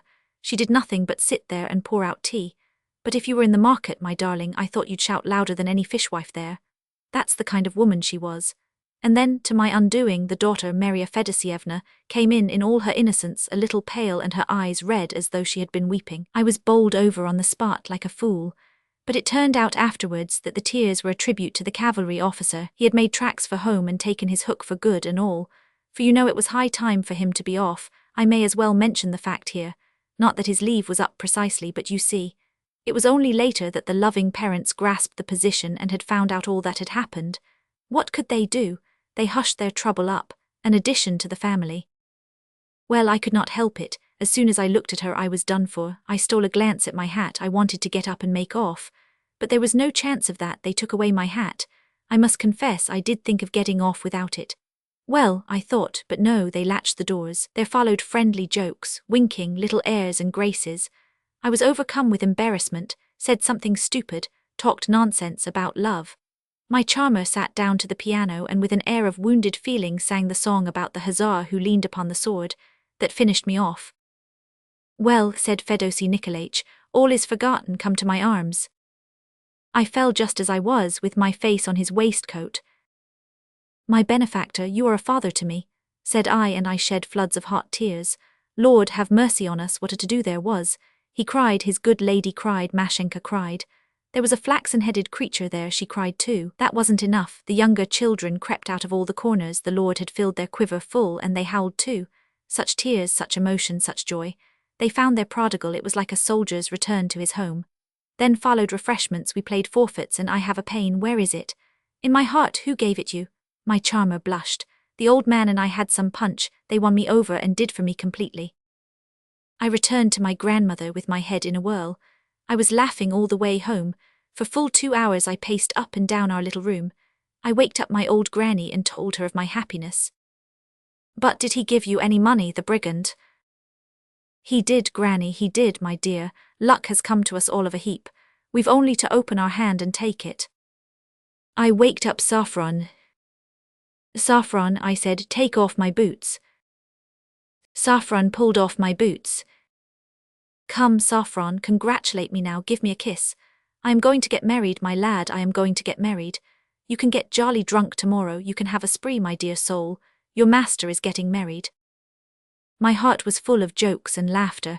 I was beginning to drop off to sleep, but something made me get up again. I sat in thought. Tomorrow is the 1st of April, a bright and playful day. What should I do? And I thought of something. Why, gentlemen, I got out of bed, lighted a candle and sat down to the writing table just as I was. I was in a fever of excitement, quite carried away. You know, gentlemen, what it is when a man is quite carried away. I wallowed joyfully in the mud, my dear friends. You see what I am like. They take something from you and you give them something else as well and say, take that too. They strike you on the cheek, and in your joy you offer them your whole back. Then they try to lure you like a dog with a bun, and you embrace them with your foolish paws and fall to kissing them with all your heart and soul. Why, see what I am doing now, gentlemen. You are laughing and whispering, I see it. After I have told you all my story you will begin to turn me into ridicule, you will begin to attack me, but yet I go on talking and talking and talking. And who tells me to, who drives me to do it? Who is standing behind my back whispering to me, speak, speak, and tell them? And yet I do talk, I go on telling you, I try to please you as though you were my brothers, all my dearest friends. Etch. The laughter which had sprung up by degrees on all sides completely drowned at last the voice of the speaker, who really seemed worked up into a sort of ecstasy. He paused, for several minutes his eyes strayed about the company, then suddenly, as though carried away by a whirlwind, he waved his hand, burst out laughing himself, as though he really found his position amusing, and fell to telling his story again. I scarcely slept all night, gentlemen. I was scribbling all night, you see I thought of a trick. Etch, gentlemen, the very thought of it makes me ashamed. It wouldn't have been so bad if it all had been done at night. I might have been drunk, blundered, been silly and talked nonsense, but not a bit of it. I woke up in the morning as soon as it was light. I hadn't slept more than an hour or two, and was in the same mind. I dressed, I washed, I curled and pomaded my hair, put on my new dress coat and went straight off to spend the holiday with Fyodor Nikolaich, and I kept the joke I had written in my hat. He met me again with open arms and invited me again to his fatherly waistcoat, but I assumed an air of dignity. I had the joke I thought of the night before in my mind. I drew a step back. No, Fyodor Nikolaich, but will you please read this letter? And I gave it him together with my daily report. And do you know what was in it? Why, for such and such reasons the aforesaid Osip Mihalich asks to be discharged, and under my petition I signed my full rank. Just think what a notion. Good Lord, it was the cleverest thing I could think of. As today was the 1st of April, I was pretending, for the sake of a joke, that my resentment was not over, that I had changed my mind in the night and was grumpy, and more offended than ever, as though to say, my dear benefactor, I don't want to know you nor your daughter either. I put the money in my pocket yesterday, so I am secure. So here's my petition for a transfer to be discharged. I don't care to serve under such a chief as Fyodor Nikolaich. I want to go into a different office and then maybe I'll inform. I pretended to be a regular scoundrel. I wanted to frighten them. And a nice way of frightening them, wasn't it? A pretty thing, gentlemen, wasn't it? You see, my heart had grown tender towards them since the day before, so I thought I would have a little joke at the family. I would tease the fatherly heart of Fyodor Nikolaich. As soon as he took my letter and opened it, I saw his whole countenance change. What's the meaning of this, Osip Mihalich? And like a little fool I said, the 1st of April, many happy returns of the day, Fyodor Nikolaich, just like a silly schoolboy who hides behind his grandmother's armchair and then shouts oof into her ear suddenly at the top of his voice, meaning to frighten her. Yes, I feel quite ashamed to talk about it, gentlemen. No, I won't tell you. Nonsense, what happened then? Nonsense, tell us, yes do, rose on all sides. There was an outcry and a hullabaloo, my dear friends, such exclamations of surprise. And you mischievous fellow, you naughty man, and what a fright I had given them, and all so sweet that I felt ashamed and wondered how such a holy place could be profaned by a sinner like me.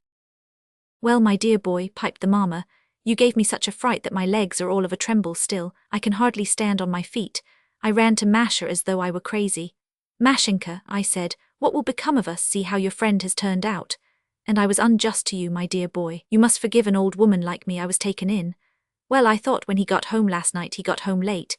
He began thinking, and perhaps he fancied that we sent for him on purpose yesterday, that we wanted to get hold of him.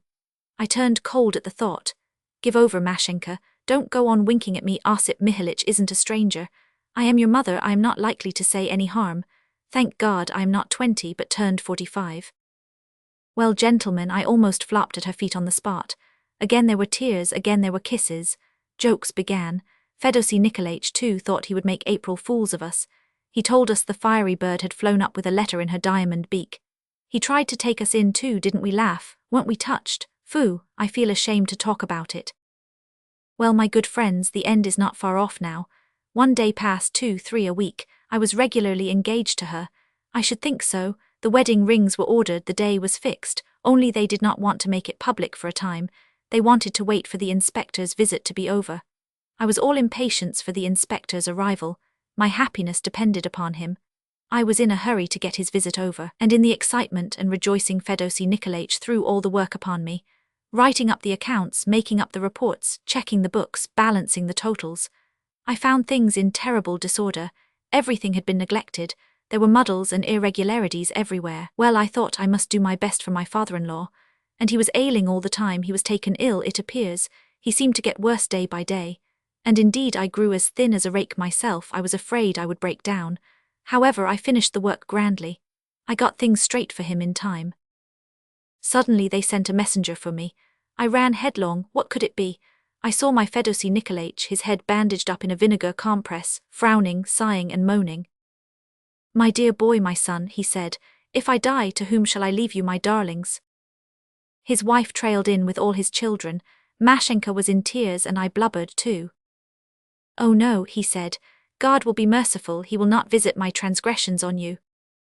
Then he dismissed them all, told me to shut the door after them, and we were left alone, tete-a-tete. I have a favor to ask of you. What favor? Well, my dear boy, there is no rest for me even on my deathbed. I am in want. How so? I positively flushed crimson, I could hardly speak. Why, I had to pay some of my own money into the treasury. I grudge nothing for the public weal, my boy, I don't grudge my life. Don't you imagine any ill. I am sad to think that slanderers have blackened my name to you.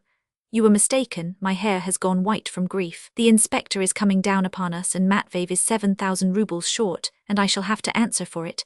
Who else? It will be visited upon me, my boy. Where were my eyes? And how can we get it from Matvey? He has had trouble enough already. Why should I bring the poor fellow to ruin? Holy saints, I thought, what a just man, what a heart. And I don't want to take my daughter's money, which has been set aside for her dowry. That sum is sacred. I have money of my own, it's true, but I have lent it all to friends. How is one to collect it all in a minute? I simply fell on my knees before him. My benefactor, I cried, I've wronged you, I have injured you. It was slanderers who wrote against you. Don't break my heart, take back your money. He looked at me and there were tears in his eyes. That was just what I expected from you, my son. Get up. I forgave you at the time for the sake of my daughter's tears. Now my heart forgives you freely. You have healed my wounds. I bless you for all time. Well, when he blessed me, gentlemen, I scurried home as soon as I could. I got the money. Here, father, here's the money. I've only spent 50 rubles. Well, that's all right, he said. But now every trifle may count. The time is short. Write a report dated some days ago that you were short of money and had taken 50 rubles on account. I'll tell the authorities you had it in advance. Well, gentlemen, what do you think? I did write that report too. Well, what then? What happened? How did it end? As soon as I had written the report, gentlemen, this is how it ended. The next day in the early morning an envelope with a government seal arrived. I looked at it and what had I got? The sack. That is, instructions to hand over my work, to deliver the accounts, and to go about my business. How so? That's just what I cried at the top of my voice. How so? Gentlemen, there was a ringing in my ears. I thought there was no special reason for it, but no, the inspector had arrived in the town. My heart sank. It's not for nothing, I thought, and just as I was I rushed off to Fedosy Nikolaich. How is this? I said. What do you mean? He said. Why, I am dismissed. Dismissed how? Why, look at this. Well, what of it? Why, but I didn't ask for it. Yes, you did. You sent in your papers on the 1st of April. I had never taken that letter back. Fedosy Nikolaich, I can't believe my ears, I can't believe my eyes. Is this you? It is me, why? My God. I am sorry, sir. I am very sorry that you made up your mind to retire from the service so early. A young man ought to be in the service, and you've begun to be a little light-headed of late. And as for your character, set your mind at rest, I'll see to that. Your behavior has always been so exemplary. But that was a little joke, Fedosy Nikolaich. I didn't mean it, I just gave you the letter for your fatherly. That's all. That's all a queer joke, sir. Does one jest with documents like that? Why, you are sometimes sent to Siberia for such jokes. Now goodbye, I am busy, we have the inspector here, the duties of the service before everything. You can kick up your heels, but we have to sit here at work. But I'll get you a character. Oh, another thing, I've just bought a house from Matvey. We are moving in a day or two, so I expect I shall not have the pleasure of seeing you at our new residence. Bon voyage. I ran home. We are lost, Granny. She wailed, poor dear, and then I saw the page from Fedosy Nikolaich's running up with a note and a bird cage, and in the cage there was a starling. In the fullness of my heart I had given her the starling, and in the note there were the words, "Apist," and nothing more. What do you think of that, gentlemen? What happened then? What happened then? What then? I met Fedosy Nikolaich once. I meant to tell him to his face he was a scoundrel. Well, but somehow I couldn't bring myself to it, gentlemen. A little hero. A story. At that time I was nearly 11. I had been sent in July to spend the holiday in a village near Moscow with a relation of mine called T, whose house was full of guests, 50 or perhaps more. I don't remember, I didn't count. The house was full of noise and gaiety. It seemed as though it were a continual holiday, which would never end. It seemed as though our host had taken a vow to squander all his vast fortune as rapidly as possible, and he did indeed succeed, not long ago, in justifying this surmise, that is, in making a clean sweep of it all to the last stick. Fresh visitors used to drive up every minute. Moscow was close by in sight, so that those who drove away only made room for others, and the everlasting holiday went on its course. Festivities succeeded one another, and there was no end in sight to the entertainments. There were riding parties about the environs, excursions to the forest or the river, picnics, dinners in the open air, suppers on the great terrace of the house, bordered with 3 rows of gorgeous flowers that flooded with their fragrance the fresh night air, and illuminated the brilliant lights which made our ladies, who were almost every one of them pretty at all times, seem still more charming with their faces excited by the impressions of the day, with their sparkling eyes, with their interchange of sprightly conversation, their peals of ringing laughter, dancing, music, singing. If the sky were overcast, tableaux vivants, charades, proverbs were arranged, private theatricals were got up. There were good talkers, storytellers, wits. Certain persons were prominent in the foreground. Of course backbiting and slander ran their course, as without them the world could not get on, and millions of persons would perish of boredom like flies. But as I was at that time 11, I was absorbed by very different interests, and either failed to observe these people, or if I noticed anything, did not see it all. It was only afterwards that some things came back to my mind. My childish eyes could only see the brilliant side of the picture, and the general animation, splendor and bustle. All that, seen and heard for the first time, made such an impression upon me that for the first few days, I was completely bewildered, and my little head was in a whirl. I keep speaking of my age, and of course I was a child, nothing more than a child. Many of these lovely ladies petted me without dreaming of considering my age, but strange to say, a sensation which I did not myself understand already had possession of me. Something was already whispering in my heart, of which till then it had had no knowledge, no conception, and for some reason it began all at once to burn and throb, and often my face glowed with a sudden flush. At times I felt as it were abashed, and even resentful of the various privileges of my childish years. At other times a sort of wonder overwhelmed me, and I would go off into some corner where I could sit unseen, as though to take breath and remember something which it seemed to me I had remembered perfectly till then, and now had suddenly forgotten, something without which I could not show myself anywhere, and could not exist at all. At last it seemed to me as though I were hiding something from everyone, but nothing would have induced me to speak of it to anyone, because, small boy that I was ready to weep with shame. Soon in the midst of the vortex around me, I was conscious of a certain loneliness. There were other children, but all were either much older or younger than I. Besides, I was in no mood for them. Of course, nothing would have happened to me if I had not been in an exceptional position. In the eyes of those charming ladies, I was still the little unformed creature whom they at once liked to pet, and with whom they could play as though he were a little doll. One of them particularly, a fascinating fair woman with very thick luxuriant hair, such as I had never seen before and probably shall never see again, seemed to have taken a vow never to leave me in peace. I was confused, while she was amused by the laughter which she continually provoked from all around us by her wild, giddy pranks with me, and this apparently gave her immense enjoyment. At school among her schoolfellows, she was probably nicknamed the Tease. She was wonderfully good-looking, and there was something in her beauty which drew one's eyes from the first moment. And certainly she had nothing in common with the ordinary modest little fair girls, white as down and soft as white mice or pastors' daughters. She was not very tall and was rather plump, but had soft, delicate, exquisitely cut features. There was something quick as lightning in her face, and indeed she was like fire all over, light, swift, alive. Her big open eyes seemed to flash sparks. They glittered like diamonds, and I would never exchange such blue sparkling eyes for any black ones. Were they blacker than any Andalusian orb? And indeed, my blonde was fully a match for the famous brunette, whose praises were sung by a great and well-known poet, who, in a superb poem, vowed by all Castile that he was ready to break his bones to be permitted only to touch the mantle of his divinity with the tip of his finger. Add to that my charmer was the merriest in the world, the wildest giggler, playful as a child, although she had been married for the last 5 years. There was a continual laugh upon her lips, fresh as the morning rose that, with the first ray of sunshine, opens its fragrant crimson bud with the cool dewdrops still hanging heavy upon it. I remember that the day after my arrival private theatricals were being got up. The drawing-room was, as they say, packed to overflowing.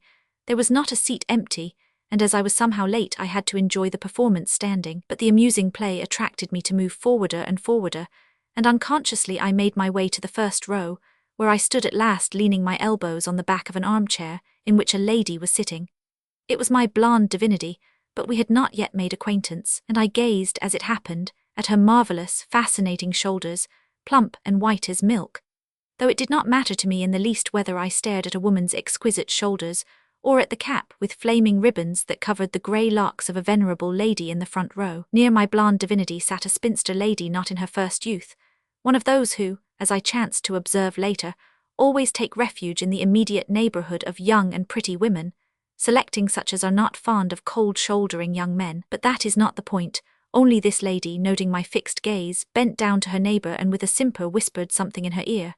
The blonde lady turned at once, and I remember that her glowing eyes so flashed upon me in the half-dark, that not prepared to meet them I started as though I were scolded. The beauty smiled. "Do you like what they are acting?" she asked, looking into my face with a shy and mocking expression. "Yes," I answered, still gazing at her with a sort of wonder that evidently pleased her.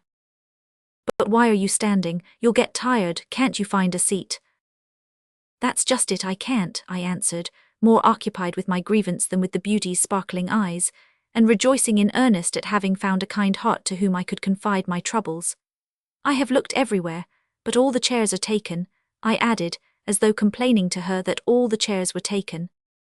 "Come here," she said briskly, quick to act on every decision, and indeed on every mad idea that flashed on her giddy brain. "Come here and sit on my knee." "On your knee," I repeated, taken aback. I have mentioned already that I had begun to resent the privileges of childhood, and to be ashamed of them in earnest. This lady, as though in derision, had gone ever so much further than the others. Moreover, I had always been a shy and bashful boy, and of late had begun to be particularly shy with women. "Why, yes, on my knee. Why don't you want to sit on my knee?" she persisted, beginning to laugh more and more, so that at last she was simply giggling, goodness knows at what, perhaps at her freak, or perhaps at my confusion, but that was just what she wanted. I flushed, and in my confusion looked round trying to find where to escape. But seeing my intention, she managed to catch hold of my hand to prevent me from going away, and pulling it towards her, suddenly, quite unexpectedly, to my intense astonishment, squeezed it in her mischievous warm fingers, and began to pinch my fingers till they hurt so much that I had to do my very utmost not to cry out, and in my effort to control myself made the most absurd grimaces. I was besides moved to the greatest amazement, perplexity, and even horror, at the discovery that there were ladies so absurd and spiteful as to talk nonsense to boys, and even pinch their fingers, for no earthly reason and before everybody. Probably my unhappy face reflected my bewilderment, for the mischievous creature laughed in my face as though she were crazy, and meantime she was pinching my fingers more and more vigorously. She was highly delighted in playing such a mischievous prank and completely mystifying and embarrassing a poor boy. My position was desperate. In the first place, I was hot with shame, because almost everyone near had turned round to look at us, some in wonder, others with laughter, grasping at once that the beauty was up to some mischief. I dreadfully wanted to scream too, for she was wringing my fingers with positive fury just because I didn't scream, while I, like a Spartan, made up my mind to endure the agony, afraid by crying out of causing a general fuss, which was more than I could face. In utter despair, I began at last struggling with her, trying with all my might to pull away my hand, but my persecutor was much stronger than I was. At last I could bear it no longer and uttered a shriek. That was all she was waiting for. Instantly she let me go and turned away as though nothing had happened, as though it was not she who had played the trick but someone else, exactly like some schoolboy who, as soon as the master's back is turned, plays some trick on someone near him, pinches some small weak boy, gives him a flip, a kick, or a nudge with his elbows, and instantly turns again, buries himself in his book and begins repeating his lesson, and so makes a fool of the infuriated teacher who flies down like a hawk at the noise. But luckily for me, the general attention was distracted at the moment by the masterly acting of our host, who was playing the chief part in the performance, some comedy of scribes. Everyone began to applaud. Under cover of the noise, I stole away and hurried to the furthest end of the room, from which, concealed behind a column, I looked with horror towards the place where the treacherous beauty was sitting. She was still laughing, holding her handkerchief to her lips, and for a long time she was continually turning round, looking for me in every direction, probably regretting that our silly tussle was so soon over, and hatching some other trick to play on me. That was the beginning of our acquaintance, and from that evening she would never let me alone. She persecuted me without consideration or conscience. She became my tyrant and tormentor. The whole absurdity of her jokes with me lay in the fact that she pretended to be head over ears in love with me, and teased me before everyone. Of course, for a wild creature, as I was, all this was so tiresome and vexatious that it almost reduced me to tears, and I was sometimes put in such a difficult position that I was on the point of fighting with my treacherous admirer. My naive confusion, my desperate distress seemed to egg her on to persecute me more. She knew no mercy, while I did not know how to get away from her. The laughter which always accompanied us, and which she knew so well how to excite, roused her to fresh pranks, but at last people began to think that she went a little too far in her jests, and indeed, as I remember now, she did take outrageous liberties with a child such as I was. But that was her character. She was a spoilt child in every respect. I heard afterwards that her husband, a very short, very fat and very red-faced man, very rich and apparently very much occupied with business, spoilt her more than anyone. Always busy and flying round, he could not stay 2 hours in one place. Every day he drove into Moscow, sometimes twice in the day, and always, as he declared himself, on business. It would be hard to find a livelier and more good-natured face than his facetious, but always well-bred countenance. He not only loved his wife to the point of weakness, softness, he simply worshipped her like an idol. He did not restrain her in anything. She had masses of friends, male and female. In the first place, almost everybody liked her, and secondly, the feather-headed creature was not herself over-particular in the choice of her friends, though there was a much more serious foundation to her character than might be supposed from what I have just said about her. But of all her friends, she liked best of all one young lady, a distant relation, who was also of our party now. There existed between them a tender and subtle affection, one of those attachments which sometimes spring up at the meeting of two dispositions, often the very opposite of each other, of which one is deeper, purer and more austere, while the other, with lofty humility and generous self-criticism, lovingly gives way to the other, conscious of the friend's superiority and cherishing the friendship as a happiness. Then begins that tender and noble subtlety in the relations of such characters, love and infinite indulgence on the one side, on the other love and respect. A respect approaching awe, approaching anxiety as to the impression made on the friend so highly prized, and an eager, jealous desire to get closer and closer to that friend's heart in every step in life. These two friends were of the same age, but there was an immense difference between them in everything, in looks to begin with. Madame M. was also very handsome, but there was something special in her beauty that strikingly distinguished her from the crowd of pretty women. There was something in her face that at once drew the affection of all to her, or rather, which aroused a generous and lofty feeling of kindliness in everyone who met her. There are such happy faces. At her side everyone grew as it were better, freer, more cordial. And yet her big mournful eyes, full of fire and vigour, had a timid and anxious look, as though every minute dreading something antagonistic and menacing, and this strange timidity at times cast so mournful a shade over her mild, gentle features which recalled the serene faces of Italian Madonnas, that looking at her one soon became oneself sad, as though for some trouble of one's own. The pale, thin face in which, through the irreproachable beauty of the pure, regular lines, and the mournful severity of some mute hidden grief, there often flitted the clear looks of early childhood, telling of trustful years and perhaps simple-hearted happiness in the recent past. The gentle but diffident, hesitating smile, all aroused such unaccountable sympathy for her that every heart was unconsciously stirred with a sweet and warm anxiety that powerfully interceded on her behalf even at a distance, and made even strangers feel akin to her. But the lovely creature seemed silent and reserved, though no one could have been more attentive and loving if anyone needed sympathy. There are women who are like sisters of mercy in life. Nothing can be hidden from them, nothing at least that is a sore or wound of the heart. Anyone who is suffering may go boldly and hopefully to them without fear of being a burden, for few men know the infinite patience of love, compassion and forgiveness that may be found in some women's hearts. Perfect treasures of sympathy, consolation and hope are laid up in these pure hearts, so often full of suffering of their own, for a heart which loves much grieves much, though their wounds are carefully hidden from the curious eye, for deep sadness is most often mute and concealed. They are not dismayed by the depth of the wound, nor by its foulness and its stench. Anyone who comes to them is deserving of help. They are, as it were, born for heroism. MME. M was tall, supple and graceful but rather thin. All her movements seemed somehow irregular, at times slow, smooth and even dignified, at times childishly hasty.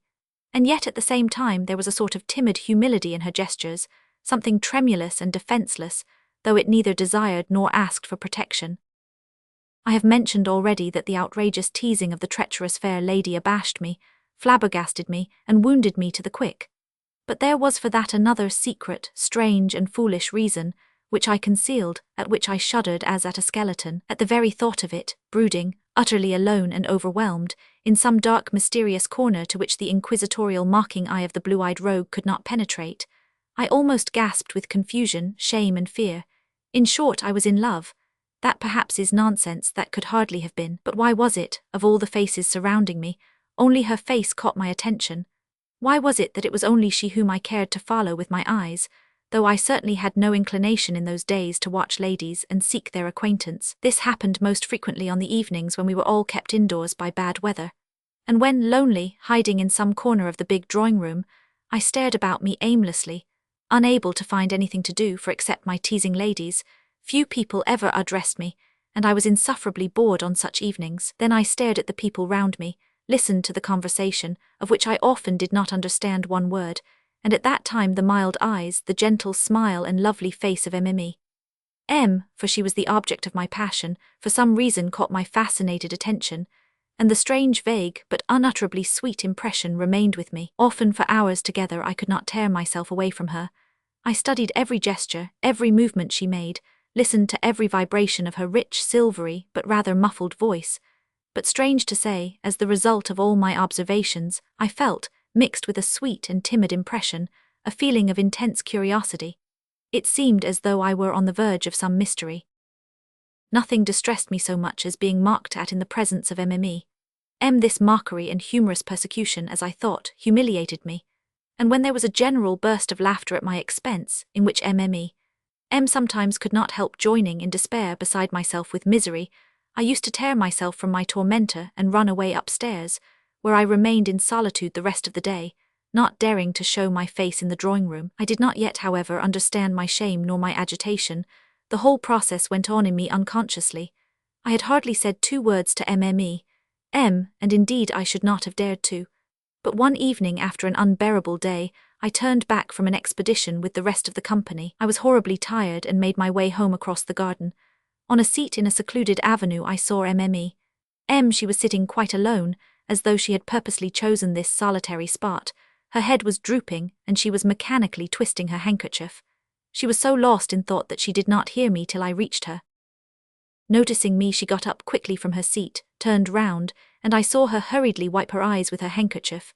She was crying, Drying her eyes, she smiled to me and walked back with me to the house. I don't remember what we talked about, but she frequently sent me off on one pretext or another to pick a flower or to see who was riding in the next avenue.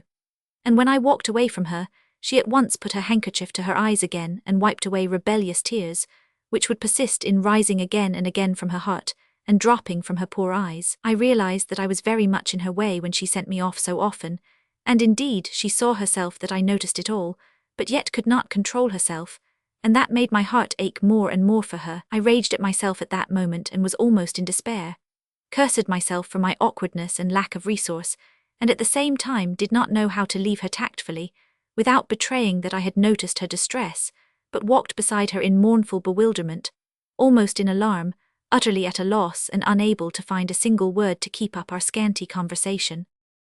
This meeting made such an impression on me that I stealthily watched M the whole evening with eager curiosity and never took my eyes off her. But it happened that she twice caught me unawares watching her, and on the second occasion, noticing me, she gave me a smile. It was the only time she smiled that evening. The look of sadness had not left her face, which was now very pale. She spent the whole evening talking to an ill-natured and quarrelsome old lady, whom nobody liked owing to her spying and backbiting habits, but of whom everyone was afraid, and consequently everyone felt obliged to be polite to her. At 10 o'clock M's husband arrived. Till that moment I watched her very attentively, never taking my eyes off her mournful face. Now at the unexpected entrance of her husband I saw her start, and her pale face turned suddenly as white as a handkerchief. It was so noticeable that other people observed it. I overheard a fragmentary conversation from which I guessed that M was not quite happy. They said her husband was as jealous as an Arab, not from love but from vanity. He was before all things a European, a modern man, who sampled the newest ideas and prided himself upon them. In appearance he was a tall, dark-haired, particularly thick-set man, with European whiskers, with a self-satisfied red face, with teeth white as sugar, and with an irreproachably gentlemanly deportment. He was called a clever man. Such is the name given in certain circles to a peculiar species of mankind, which grows fat at other people's expense, which does absolutely nothing and has no desire to do anything, and whose heart has turned into a lump of fat from everlasting slothfulness and idleness. You continually hear from such men that there is nothing they can do owing to certain very complicated and hostile circumstances, which thwart their genius, and that it was sad to see the waste of their talents. This is a fine phrase of theirs, their mot d'ordre, their watchword, a phrase which these well-fed, fat friends of ours bring out at every minute, so that it has long ago bored us as an errant tartufism, an empty form of words. Some, however, of these amusing creatures, who cannot succeed in finding anything to do, though indeed they never seek it, try to make everyone believe that they have not a lump of fat for a heart, but on the contrary something very deep, though what precisely the greatest surgeon would hardly venture to decide. From civility, of course, these gentlemen make their way in the world through the fact that all their instincts are bent in the direction of coarse sneering, short-sighted censure, and immense conceit. Since they have nothing else to do but note and emphasize the mistakes and weaknesses of others, and as they have precisely as much good feeling as an oyster, it is not difficult for them with such powers of self-preservation to get on with people fairly successfully. They pride themselves extremely upon that. They are, for instance, as good as persuaded that almost the whole world owes them something, that it is theirs like an oyster which they keep in reserve, that all are fools except themselves, that everyone is like an orange or a sponge, which they will squeeze as soon as they want the juice, that they are the masters everywhere, and that all this acceptable state of affairs is solely due to the fact that they are people of so much intellect and character. In their measureless conceit they do not admit any defects in themselves. They are like that species of practical rogues, innate Tartuffes and Falstaffs, who are such thorough rogues that at last they have come to believe that that is as it should be, that is, that they should spend their lives in knavishness. They have so often assured everyone that they are honest men, that they have come to believe that they are honest men, and that their roguery is honesty. They are never capable of inner judgment before their conscience, of generous self-criticism. For some things they are too fat. Their own priceless personality, their Baal and Moloch, their magnificent ego is always in their foreground everywhere. All nature, the whole world for them, is no more than a splendid mirror, created for the little god to admire himself continually in it, and to see no one and nothing behind himself. So it is not strange that he sees everything in the world in such a hideous light. He has a phrase in readiness for everything, and, the acme of ingenuity on his part, the most fashionable phrase. It is just these people indeed who help to make the fashion, proclaiming at every crossroad an idea in which they sense success. A fine nose is just what they have for sniffing a fashionable phrase and making it their own before other people get hold of it, so that it seems to have originated with them. They have a particular store of phrases for proclaiming their profound sympathy for humanity, for defining what is the most correct and rational form of philanthropy, and continually attacking romanticism, in other words, everything fine and true, each atom of which is more precious than all their mollusk tribe. But they are too coarse to recognize the truth in an indirect, roundabout and unfinished form, and they reject everything that is immature, still fermenting and unstable. The well-nourished man has spent all his life in merry-making, with everything provided, has done nothing himself and does not know how hard every sort of work is, and so woe betide you if you jar upon his fat feelings by any sort of roughness. He'll never forgive you for that, he will always remember it and will gladly avenge it. The long and short of it is, that my hero is neither more nor less than a gigantic, incredibly swollen bag, full of sentences, fashionable phrases, and labels of all sorts and kinds. However, had a speciality and was a very remarkable man. He was a wit, good talker and storyteller, and there was always a circle round him in every drawing-room. That evening he was particularly successful in making an impression. He took possession of the conversation. He was in his best form, gay, pleased at something, and he compelled the attention of all, but M looked all the time as though she were ill. Her face was so sad that I fancied every minute that tears would begin quivering on her long eyelashes. All this, as I have said, impressed me extremely and made me wonder. I went away with a feeling of strange curiosity, and dreamed all night of though till then I had rarely had dreams. Next day early in the morning, I was summoned to a rehearsal of some tableaux vivants in which I had to take part. The tableaux vivants, theatricals, and afterwards a dance were all fixed for the same evening, 5 days later, the birthday of our host's younger daughter. To this entertainment, which was almost improvised, another 100 guests were invited from Moscow and from surrounding villas, so that there was a great deal of fuss, bustle, and commotion. The rehearsal, or rather review of the costumes, was fixed so early in the morning because our manager, a well-known artist, a friend of our host's, who had consented through affection for him to undertake the arrangement of the tableaux and the training of us for them, was in haste now to get to Moscow to purchase properties and to make final preparations for the fete, as there was no time to lose. I took part in one tableau with It was a scene from medieval life and was called The Lady of the Castle and Her Page. I felt unutterably confused on meeting M at the rehearsal. I kept feeling that she would at once read in my eyes all the reflections, the doubts, the surmises that had arisen in my mind since the previous day. I fancied, too, that I was, as it were, to blame in regard to her, for having come upon her tears the day before and hindered her grieving, so that she could hardly help looking at me askance, as an unpleasant witness and unforgiven sharer of her secret. But thank goodness it went off without any great trouble. I was simply not noticed. I think she had no thoughts to spare for me or for the rehearsal. She was absent-minded, sad and gloomily thoughtful.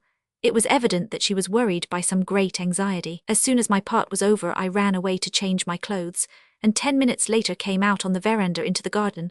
Almost at the same time came out by another door, and immediately afterwards coming towards us appeared her self-satisfied husband, who was returning from the garden, after just escorting into it quite a crowd of ladies and there handing them over to a competent cavalier servant.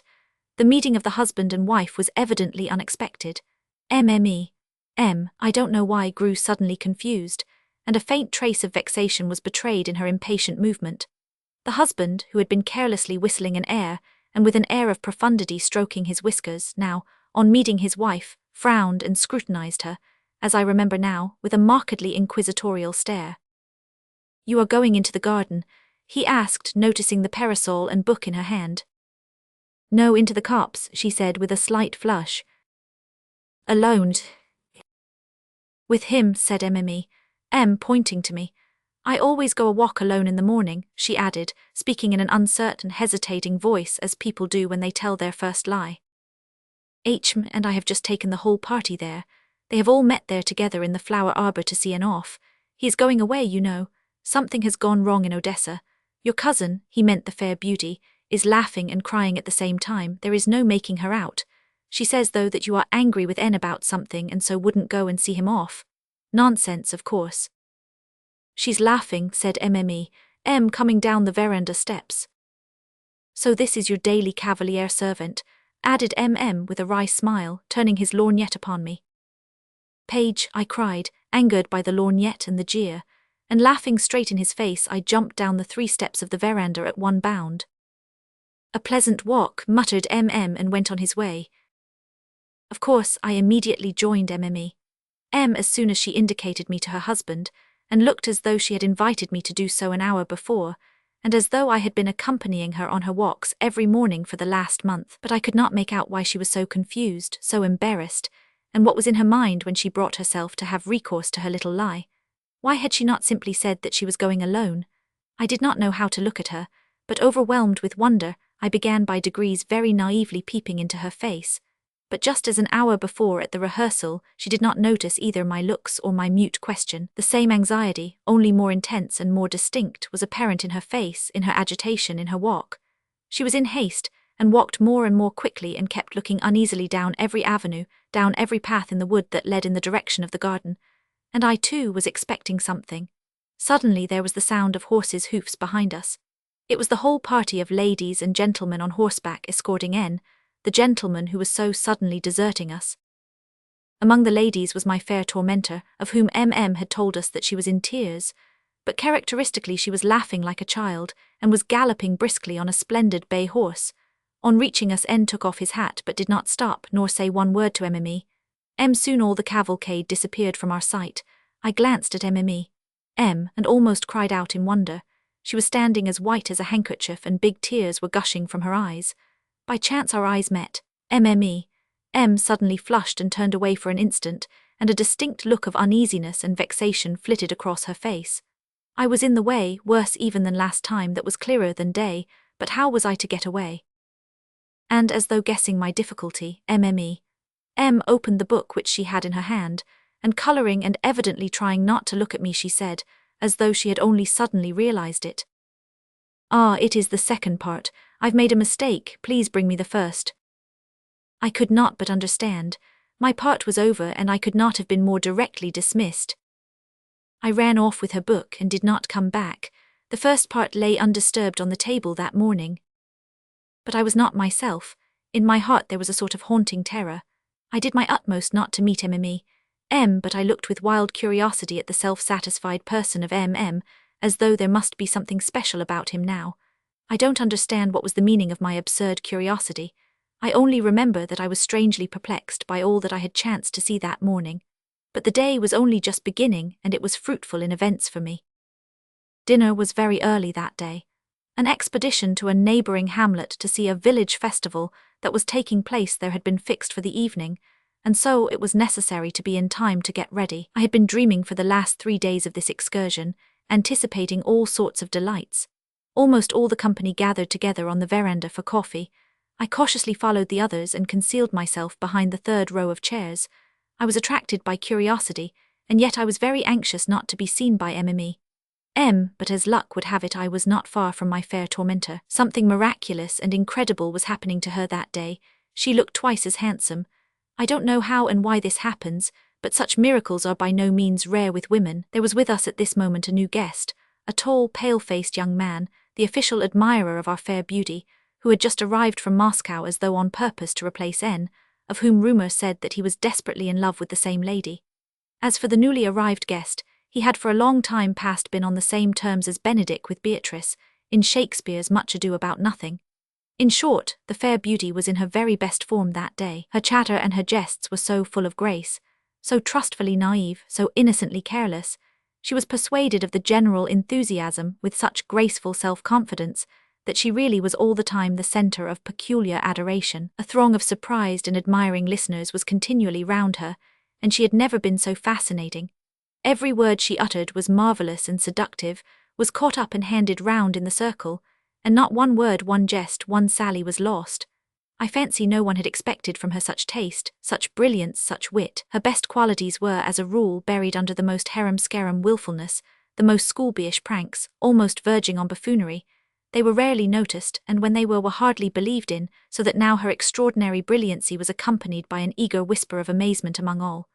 There was, however, one peculiar and rather delicate circumstance, judging at least by the part in it played by M's husband, which contributed to her success, the madcap ventured, and I must add to the satisfaction of almost everyone, or at any rate to the satisfaction of all the young people, to make a furious attack upon him, owing to many causes, probably of great consequence in her eyes. She carried on with him a regular crossfire of witticisms, of mocking and sarcastic sallies, of that most elusive and treacherous kind that, smoothly wrapped up on the surface, hit the mark without giving the victim anything to lay hold of, and exhaust him in fruitless efforts to repel the attack, reducing him to fury and comic despair. I don't know for certain, but I fancy the whole proceeding was not improvised but premeditated. This desperate duel had begun earlier at dinner. I call it desperate because was not quick to surrender. He had to call upon all his presence of mind, all his sharp wit and rare resourcefulness not to be completely covered with ignominy. The conflict was accompanied by the continual and irrepressible laughter of all who witnessed and took part in it. That day was for him very different from the day before. It was noticeable that several times did her utmost to stop her indiscreet friend, who was certainly trying to depict the jealous husband in the most grotesque and absurd guise, in the guise of a Bluebeard. It must be supposed, judging from all probabilities, from what has remained in my memory, and finally from the part which I myself was destined to play in the affair. I was drawn into it in a most absurd manner, quite unexpectedly, and as ill luck would have it at that moment I was standing where I could be seen, suspecting no evil and actually forgetting the precautions I had so long practiced. Suddenly I was brought into the foreground as a sworn foe and natural rival of as desperately in love with his wife, of which my persecutress vowed and swore that she had proofs, saying that only that morning she had seen in the copse. But before she had time to finish, I broke in at the most desperate minute. That minute was so diabolically calculated, was so treacherously prepared to lead up to its finale, its ludicrous denouement, and was brought out with such killing humour that a perfect outburst of irrepressible mirth saluted this last sally, and though even at the time I guessed that mine was not the most unpleasant part in the performance, yet I was so confused, so irritated and alarmed that, full of misery and despair, gasping with shame and tears, I dashed through 2 rows of chairs, stepped forward, and addressing my tormentor, cried, in a voice broken with tears and indignation, "Aren't you ashamed, aloud, before all the ladies, to tell such a wicked lie, like a small child, before all these men? What will they say, a big girl like you, and married?" But I could not go on. There was a deafening roar of applause. My outburst created a perfect furore. My naive gesture, my tears, and especially the fact that I seemed to be defending all this provoked such fiendish laughter, that even now I cannot help laughing at the mere recollection of it. I was overcome with confusion, senseless with horror and burning with shame, hiding my face in my hands, rushed away, knocked a tray out of the hands of a footman who was coming in at the door, and flew upstairs to my own room. I pulled out the key, which was on the outside of the door, and locked myself in. I did well, for there was a hue and cry after me. Before a minute had passed, my door was besieged by a mob of the prettiest ladies. I heard their ringing laughter, their incessant chatter, their trilling voices. They were all twittering at once like swallows. All of them, every one of them, begged and besought me to open the door if only for a moment, swore that no harm should come to me, only that they wanted to smother me with kisses. But what could be more horrible than this novel threat? I simply burned with shame the other side of the door, hiding my face in the pillows, and did not open, did not even respond.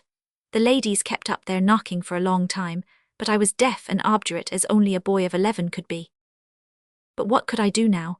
Everything was laid bare, everything had been exposed, everything I had so jealously guarded and concealed. Everlasting disgrace and shame had fallen on me. But it is true that I could not myself have said why I was frightened and what I wanted to hide. Yet I was frightened of something, and had trembled like a leaf at the thought of that something's being discovered. Only till that minute I had not known what it was, whether it was good or bad, splendid or shameful, praiseworthy or reprehensible.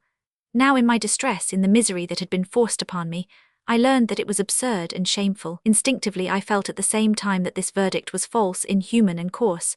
But I was crushed, annihilated. Consciousness seemed checked in me and thrown into confusion. I could not stand up against that verdict, nor criticize it properly. I was befogged.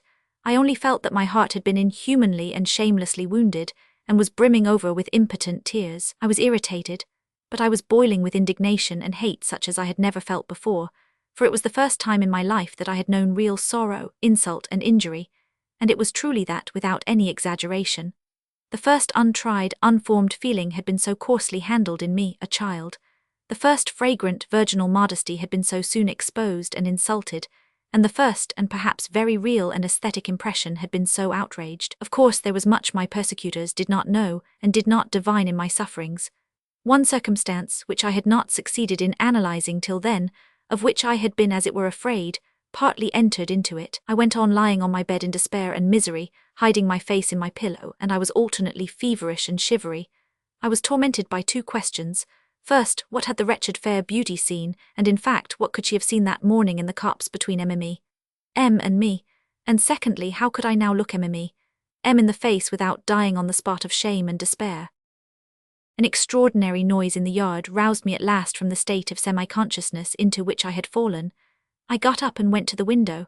The whole yard was packed with carriages, saddle horses, and bustling servants. It seemed that they were all setting off.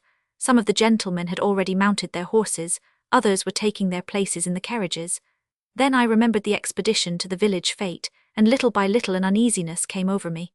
I began anxiously looking for my pony in the yard, but there was no pony there, so they must have forgotten me. I could not restrain myself, and rushed headlong downstairs, thinking no more of unpleasant meetings or my recent ignominy. Terrible news awaited me. There was neither a horse nor seat in any of the carriages to spare for me. Everything had been arranged, all the seats were taken, and I was forced to give place to others.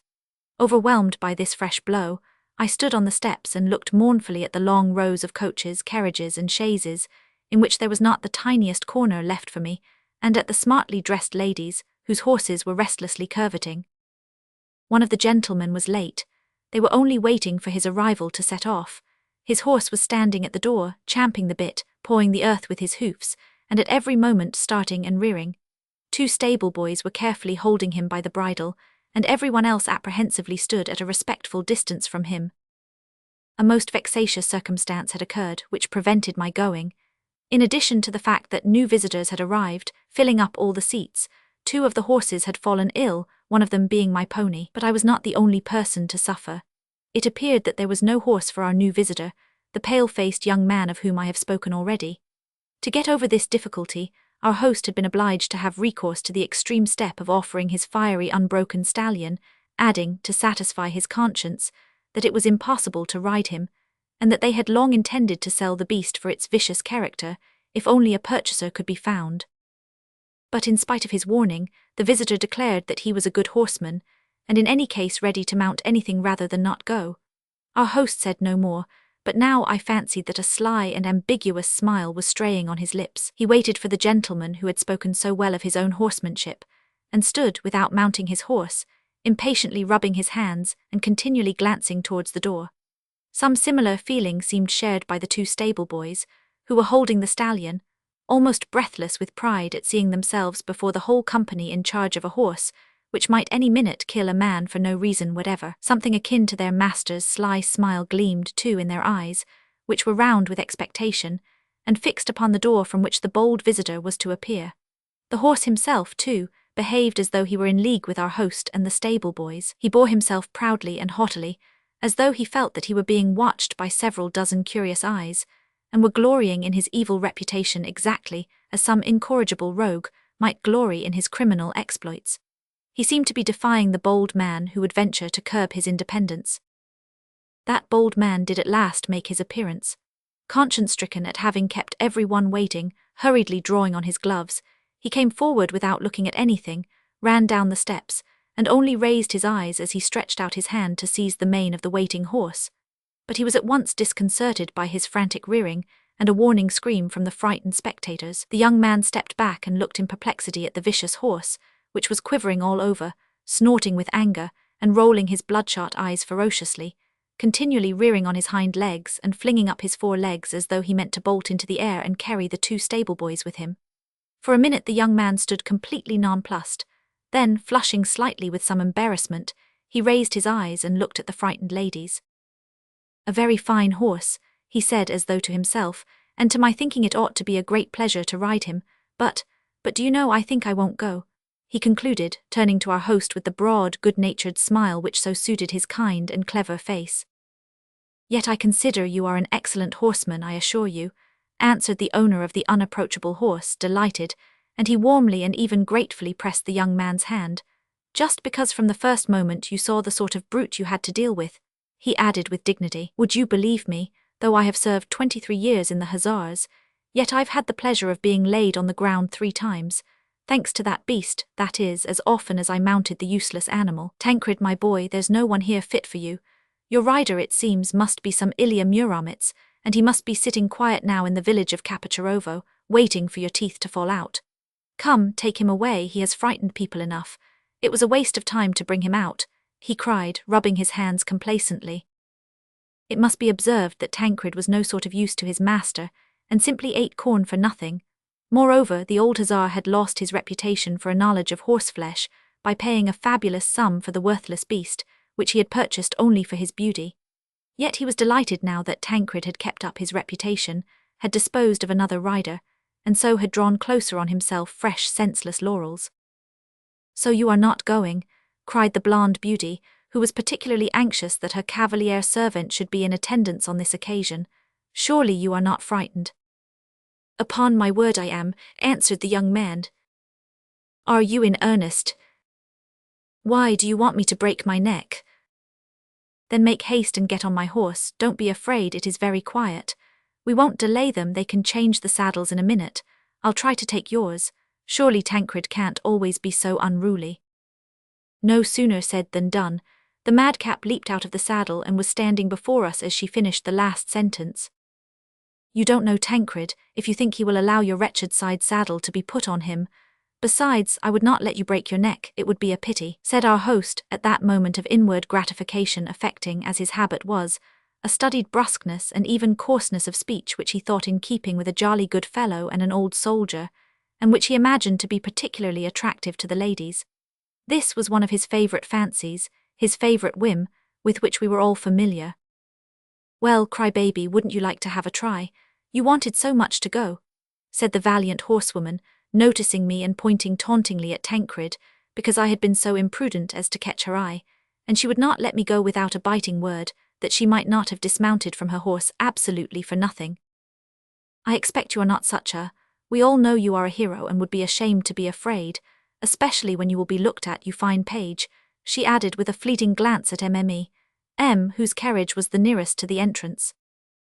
A rush of hatred and vengeance had flooded my heart when the fair Amazon had approached us with the intention of mounting Tancred, but I cannot describe what I felt at this unexpected challenge from the madcap. Everything was dark before my eyes when I saw her glance at For an instant an idea flashed through my mind, but it was only a moment, less than a moment, like a flash of gunpowder. Perhaps it was the last straw, and I suddenly now was moved to rage as my spirit rose, so that I longed to put all my enemies to utter confusion, and to revenge myself on all of them and before everyone, by showing the sort of person I was, or whether by some miracle, some prompting from medieval history of which I had known nothing till then, sent whirling through my giddy brain, images of tournaments, paladins, heroes, lovely ladies, the clash of swords, shouts and the applause of the crowd, and amidst those shouts the timid cry of a frightened heart, which moves the proud soul more sweetly than victory and fame. I don't know whether all this romantic nonsense was in my head at the time, or whether, more likely, only the first dawning of the inevitable nonsense that was in store for me in the future. Anyway, I felt that my hour had come. My heart leaped and shuddered, and I don't remember how at one bound I was down the steps and beside Tancred. "You think I am afraid?" I cried boldly and proudly, in such a fever that I could hardly see, breathless with excitement and flushing till the tears scalded my cheeks. "Well, you shall see." And clutching at Tancred's mane, I put my foot in the stirrup before they had time to make a movement to stop me. But at that instant Tancred reared, jerked his head, and with a mighty bound forward, wrenched himself out of the hands of the petrified stable boys, and dashed off like a hurricane, while everyone cried out in horror. Goodness knows how I got my other leg over the horse while it was in full gallop. I can't imagine, either, how I did not lose hold of the reins. Tancred bore me beyond the trellis gate, turned sharply to the right, and flew along beside the fence regardless of the road. Only at that moment I heard behind me a shout from 50 voices, and that shout was echoed in my swooning heart with such a feeling of pride and pleasure that I shall never forget that mad moment of my boyhood. All the blood rushed to my head, bewildering me and overpowering my fears. I was beside myself. There certainly was, as I remember it now, something of the knight errant about the exploit. My knightly exploits, however, were all over in an instant, or it would have gone badly with the night. And indeed I do not know how I escaped as it was. I did know how to ride, I had been taught. But my pony was more like a sheep than a riding horse. No doubt I should have been thrown off Tancred if he had had time to throw me, but after galloping 50 paces, he suddenly took fright at a huge stone which lay across the road and bolted back. He turned sharply, galloping at full speed, so that it is a puzzle to me even now that I was not sent spinning out of the saddle and flying like a ball for 20 feet, that I was not dashed to pieces, and that Tancred did not dislocate his leg by such a sudden turn. He rushed back to the gate, tossing his head furiously, bounding from side to side as though drunk with rage, flinging his legs at random in the air, and at every leap trying to shake me off his back, as though a tiger had leaped on him and were thrusting its teeth and claws into his back. In another instant I should have flown off. I was falling, but several gentlemen flew to my rescue. 2 of them intercepted the way into the open country, 2 others galloped up, closing in upon Tancred so that their horses' sides almost crushed my legs, and both of them caught him by the bridle. A few seconds later we were back at the steps. They lifted me down from the horse, pale and scarcely breathing. I was shaking like a blade of grass in the wind.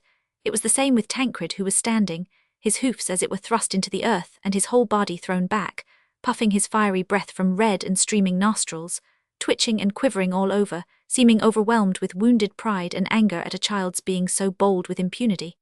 All around me I heard cries of bewilderment, surprise and alarm. At that moment my straying eyes caught those of M, who looked pale and agitated, and I can never forget that moment. In one instant my face was flooded with colour, glowed and burned like fire. I don't know what happened to me, but confused and frightened by my own feelings, I timidly dropped my eyes to the ground, but my glance was noticed, it was caught, it was stolen from me. All eyes turned on and finding herself unawares the centre of attention, she too, flushed like a child from some naive and involuntary feeling, and made an unsuccessful effort to cover her confusion by laughing. All this, of course, was very absurd looking from outside, but at that moment an extremely naive and unexpected circumstance saved me from being laughed at by everyone, and gave a special colour to the whole adventure. The lovely persecutor, who was the instigator of the whole escapade, and who till then had been my irreconcilable foe, suddenly rushed up to embrace and kiss me. She had hardly been able to believe her eyes when she saw me dare to accept her challenge, and pick up the gauntlet she had flung at me by glancing at She had almost died of terror and self-reproach when I had flown off on Tancred. Now, when it was all over, and particularly when she caught the glance at my confusion and my sudden flush of colour, when the romantic strain in her frivolous little head had given a new secret, unspoken significance to the moment, she was moved to such enthusiasm over my knightliness, that touched, joyful and proud of me, she rushed up and pressed me to her bosom. She lifted the most naive, stern-looking little face, on which there quivered and gleamed 2 little crystal tears, and gazing at the crowd that thronged about her said in a grave, earnest voice, such as they had never heard her use before, pointing to me, "Mais c'est très sérieux, messieurs, n'y ris pas." She did not notice that all were standing as though fascinated, admiring her bright enthusiasm, her swift, unexpected action, her earnest little face, the simple-hearted naivete, the unexpected feeling betrayed by the tears that welled in her invariably laughter-loving eyes, were such a surprise that everyone stood before her as though electrified by her expression, her rapid, fiery words and gestures. It seemed as though no one could take his eyes off her for fear of missing that rare moment in her enthusiastic face. Even our host flushed crimson as a tulip, and people declared that they heard him confess afterwards that, to his shame, he had been in love for a whole minute with his charming guest. Well, of course, after this I was a knight, a hero. De Lorge Toggenburg was heard in the crowd. There was a sound of applause. "Hurrah for the rising generation," added the host. "But he is coming with us, he certainly must come with us," said the beauty. "We will find him a place, we must find him a place. He shall sit beside me on my knee, but no, that's a mistake." She corrected herself, laughing, unable to restrain her mirth at our first encounter. But as she laughed she stroked my hand tenderly, doing all she could to soften me, that I might not be offended. Of course, several voices chimed in. "He must go, he has won his place." The matter was settled in a trice. The same old maid who had brought about my acquaintance with the blonde beauty was at once besieged with entreaties from all the younger people to remain at home and let me have her seat. She was forced to consent, to her intense vexation, with a smile and a stealthy hiss of anger. Her protectress, who was her usual refuge, my former foe and new friend, called to her as she galloped off on her spirited horse, laughing like a child, that she envied her and would have been glad to stay at home herself, for it was just going to rain and we should all get soaked. And she was right in predicting rain. A regular downpour came on within an hour and the expedition was done for. We had to take shelter for some hours in the huts of the village, and had to return home between 9 and 10 in the evening in the damp mist that followed the rain. I began to be a little feverish. At the minute when I was starting, M came up to me and expressed surprise that my neck was uncovered, and that I had nothing on over my jacket. I answered that I had not had time to get my coat. She took out a pin and pinned up the turned-down collar of my shirt, took off her own neck a crimson gauze kerchief, and put it round my neck that I might not get a sore throat. She did this so hurriedly that I had not time even to thank her. But when we got home, I found her in the little drawing-room with the blonde beauty and the pale-faced young man who had gained glory for horsemanship that day by refusing to ride Tancred. I went up to thank her and give back the scarf, but now, after all my adventures, I felt somehow ashamed. I wanted to make haste and get upstairs there at my leisure to reflect and consider. I was brimming over with impressions. As I gave back the kerchief I blushed up to my ears as usual. "I bet he would like to keep the kerchief," said the young man laughing. "One can see that he is sorry to part with your scarf." That's it," the fair lady put in. "What a boy, oh," she said, shaking her head with obvious vexation, but she stopped in time at a grave glance from who did not want to carry the jest too far. I made haste to get away. "Well, you are a boy," said the madcap, overtaking me in the next room and affectionately taking me by both hands. "Why, you should have simply not returned the kerchief if you wanted so much to have it. You should have said you put it down somewhere, and that would have been the end of it. What a simpleton, couldn't even do that. What a funny boy." And she tapped me on the chin with her finger, laughing at my having flushed as red as a poppy. "I am your friend now, you know, am I not? Our enmity is over, isn't it? Yes or no?" I laughed and pressed her fingers without a word. "Oh, why are you so pale and shivering? Have you caught a chill?"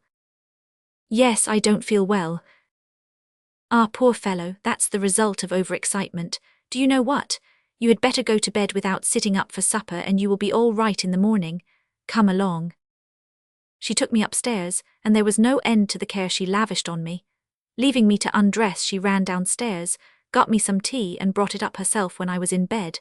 She brought me up a warm quilt as well. I was much impressed and touched by all the care and attention lavished on me, or perhaps I was affected by the whole day, the expedition and feverishness.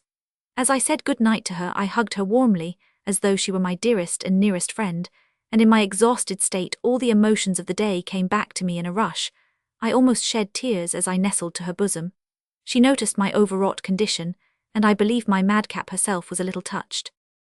"You are a very good boy," she said, looking at me with gentle eyes. "Please don't be angry with me. You won't, will you?"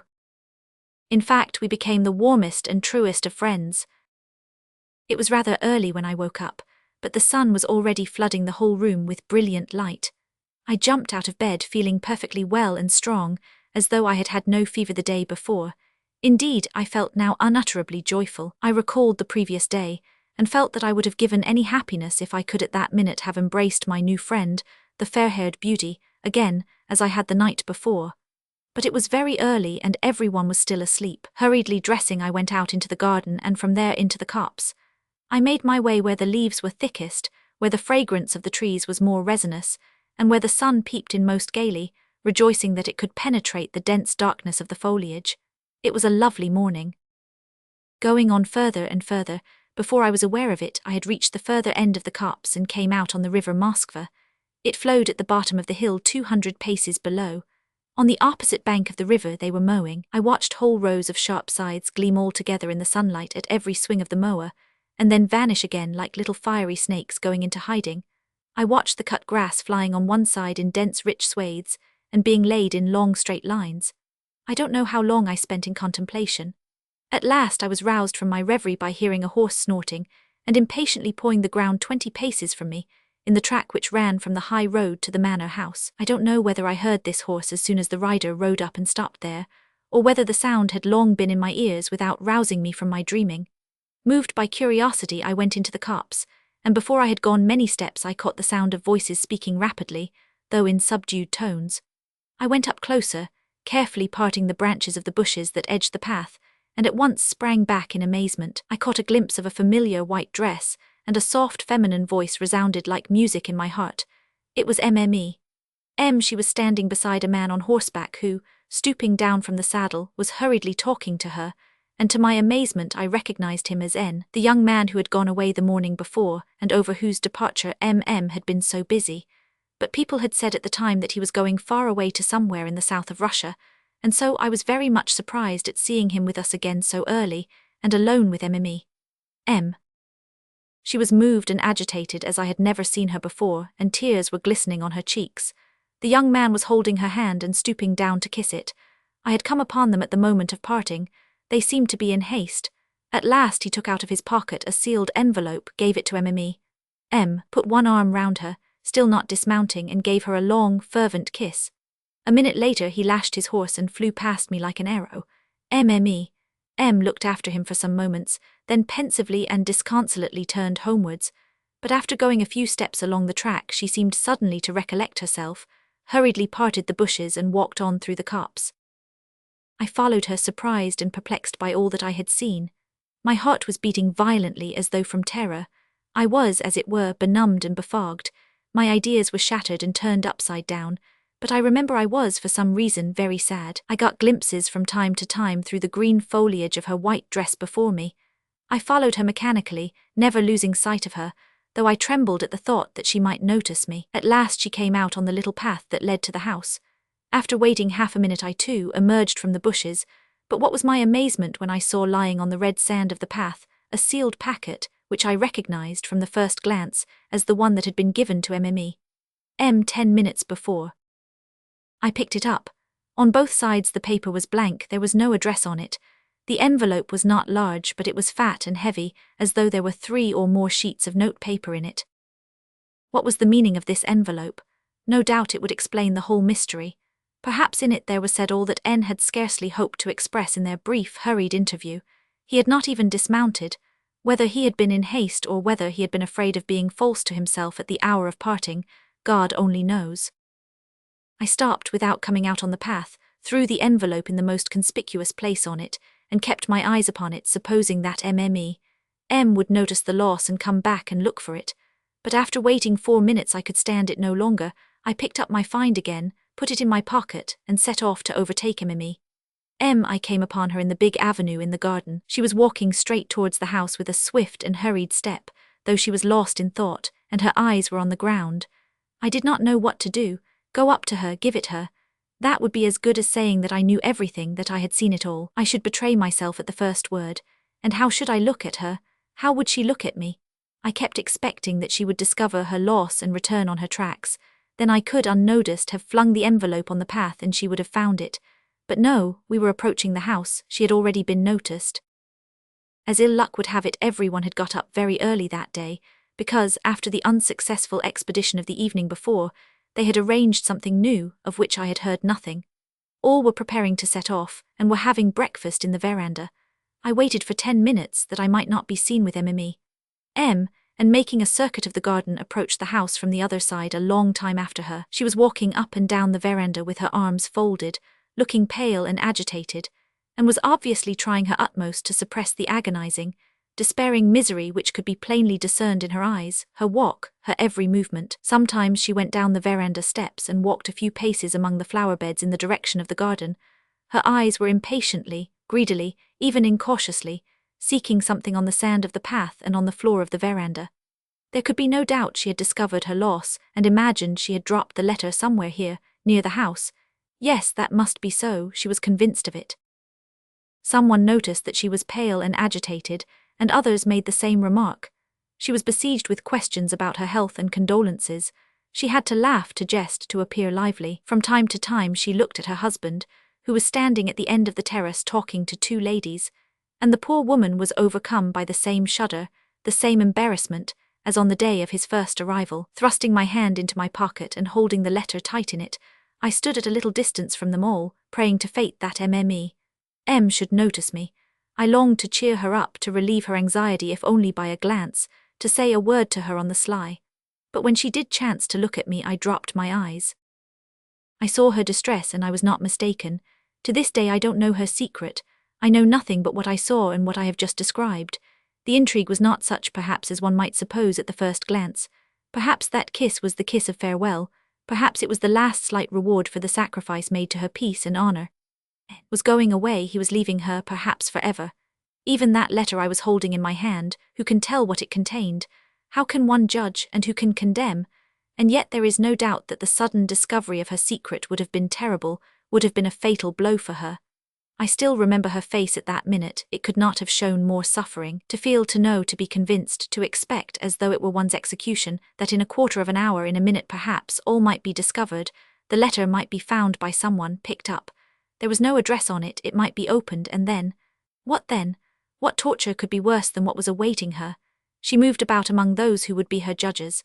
In another minute their smiling, flattering faces would be menacing and merciless. She would read mockery, malice, and icy contempt on those faces, and then her life would be plunged in everlasting darkness, with no dawn to follow.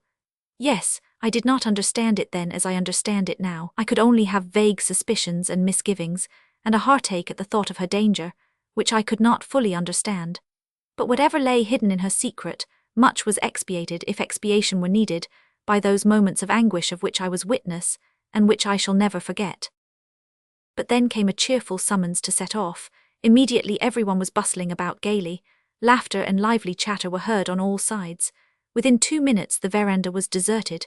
M declined to join the party, acknowledging at last that she was not well. But thank God, all the others set off. Everyone was in haste, and there was no time to worry her with commiseration, inquiries, and advice. A few remained at home. Her husband said a few words to her. She answered that she would be all right directly, that he need not be uneasy, that there was no occasion for her to lie down, that she would go into the garden alone. With me. Here she glanced at me. Nothing could be more fortunate. I flushed with pleasure, with delight. A minute later we were on the way. She walked along the same avenues and paths by which she had returned from the copse, instinctively remembering the way she had come, gazing before her with her eyes fixed on the ground, looking about intently without answering me, possibly forgetting that I was walking beside her. But when we had already reached the place where I had picked up the letter, and the path ended M suddenly stopped, and in a voice faint and weak with misery said that she felt worse, and that she would go home. But when she reached the garden fence she stopped again and thought a minute. A smile of despair came on her lips, and utterly worn out and exhausted, resigned, and making up her mind to the worst, she turned without a word and retraced her steps, even forgetting to tell me of her intention. My heart was torn with sympathy, and I did not know what to do. We went, or rather I led her, to the place from which an hour before I had heard the tramp of a horse and their conversation. Here, close to a shady elm tree, was a seat hewn out of one huge stone, about which grew ivy, wild jasmine, and dog rose. The whole wood was dotted with little bridges, arbors, grottos, and similar surprises. M sat down on the bench and glanced unconsciously at the marvelous view that lay open before us.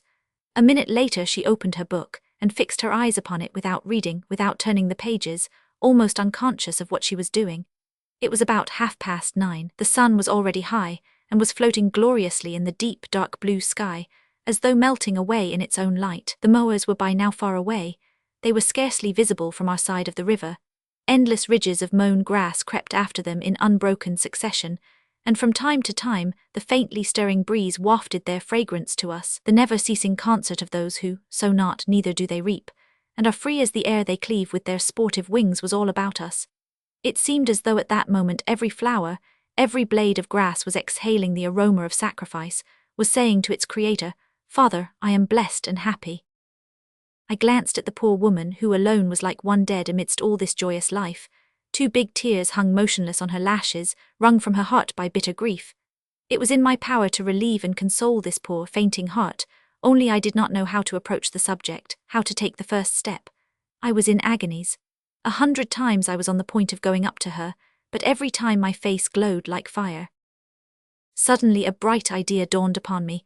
I had found a way of doing it. I revived. "Would you like me to pick you a nosegay?" I said, in such a joyful voice that M immediately raised her head and looked at me intently. "Yes, do," she said at last in a weak voice with a faint smile, at once dropping her eyes on the book again. "Or soon they will be mowing the grass here and there will be no flowers," I cried, eagerly setting to work. I had soon picked my nosegay, a poor, simple one. I should have been ashamed to take it indoors. But how light my heart was as I picked the flowers and tied them up. The dog rose and the wild jasmine I picked closer to the seat. I knew that not far off there was a field of rye, not yet ripe. I ran there for cornflowers. I mixed them with tall ears of rye, picking out the finest and most golden. Close by I came upon a perfect nest of forget-me-nots, and my nosegay was almost complete. Farther away in the meadow there were dark blue campanulas and wild pinks, and I ran down to the very edge of the river to get yellow water lilies. At last, making my way back, and going for an instant into the wood to get some bright green fan-shaped leaves of the maple to put round the nosegay, I happened to come across a whole family of pansies, close to which, luckily for me, the fragrant scent of violets betrayed the little flower hiding in the thick lush grass and still glistening with drops of dew. The nosegay was complete. I bound it round with fine long grass which twisted into a rope, and I carefully lay the letter in the centre, hiding it with the flowers, but in such a way that it could be very easily noticed if the slightest attention were bestowed upon my nosegay. I carried it to M. On the way it seemed to me that the letter was lying too much in view. I hid it a little more. As I got nearer I thrust it still further in the flowers, and finally, when I was on the spot, I suddenly poked it so deeply into the centre of the nosegay that it could not be noticed at all from outside. My cheeks were positively flaming. I wanted to hide my face in my hands and run away at once, but she glanced at my flowers as though she had completely forgotten that I had gathered them. Mechanically, almost without looking, she held out her hand and took my present, but at once laid it on the seat as though I had handed it to her for that purpose, and dropped her eyes to her book again, seeming lost in thought. I was ready to cry at this mischance. If only my nosegay were close to her, I thought. If only she had not forgotten it. I lay down on the grass not far off, put my right arm under my head, and closed my eyes as though I were overcome by drowsiness. But I waited, keeping my eyes fixed on her. 10 minutes passed. It seemed to me that she was getting paler and paler. Fortunately, a blessed chance came to my aid. This was a big, golden bee brought by a kindly breeze, luckily for me. It first buzzed over my head and then flew up to Mme. She waved it off once or twice, but the bee grew more and more persistent. At last Mme. Snatched up my nosegay and waved it before my face. At that instant the letter dropped out from among the flowers and fell straight upon the open book. I started. For some time Mme. Mute with amazement, stared first at the letter and then at the flowers which she was holding in her hands, and she seemed unable to believe her eyes. All at once she flushed, started, and glanced at me, but I caught her movement and I shut my eyes tight, pretending to be asleep. Nothing would have induced me to look her straight in the face at that moment. My heart was throbbing and leaping like a bird in the grasp of some village boy. I don't remember how long I lay with my eyes shut, 2 or 3 minutes. At last I ventured to open them. Mme. Was greedily reading the letter, and from her glowing cheeks, her sparkling, tearful eyes, her bright face, every feature of which was quivering with joyful emotion, I guessed that there was happiness in the letter and all her misery was dispersed like smoke. An agonizing, sweet feeling gnawed at my heart. It was hard for me to go on pretending. I shall never forget that minute. Suddenly, a long way off, we heard voices. Mme. Natalie. Mme. did not answer, but she got up quickly from the seat, came up to me and bent over me. I felt that she was looking straight into my face. My eyelashes quivered, but I controlled myself and did not open my eyes. I tried to breathe more evenly and quietly, but my heart smothered me with its violent throbbing. Her burning breath scorched my cheeks. She bent close down to my face as though trying to make sure. At last a kiss and tears fell on my hand, the one which was lying on my breast. Natalie, where are you? We heard again, this time quite close. Coming, said Mme. In her mellow, silvery voice, which was so choked and quivering with tears, and so subdued that no one but I could hear that, coming. But at that instant my heart at last betrayed me and seemed to send all my blood rushing to my face. At that instant a swift, burning kiss scalded my lips. I uttered a faint cry. I opened my eyes, but at once the same gauze kerchief fell upon them, as though she meant to screen me from the sun. An instant later she was gone. I heard nothing but the sound of rapidly retreating steps. I was alone. I pulled off her kerchief and kissed it, beside myself with rapture. For some moments I was almost frantic, hardly able to breathe, leaning on my elbow on the grass.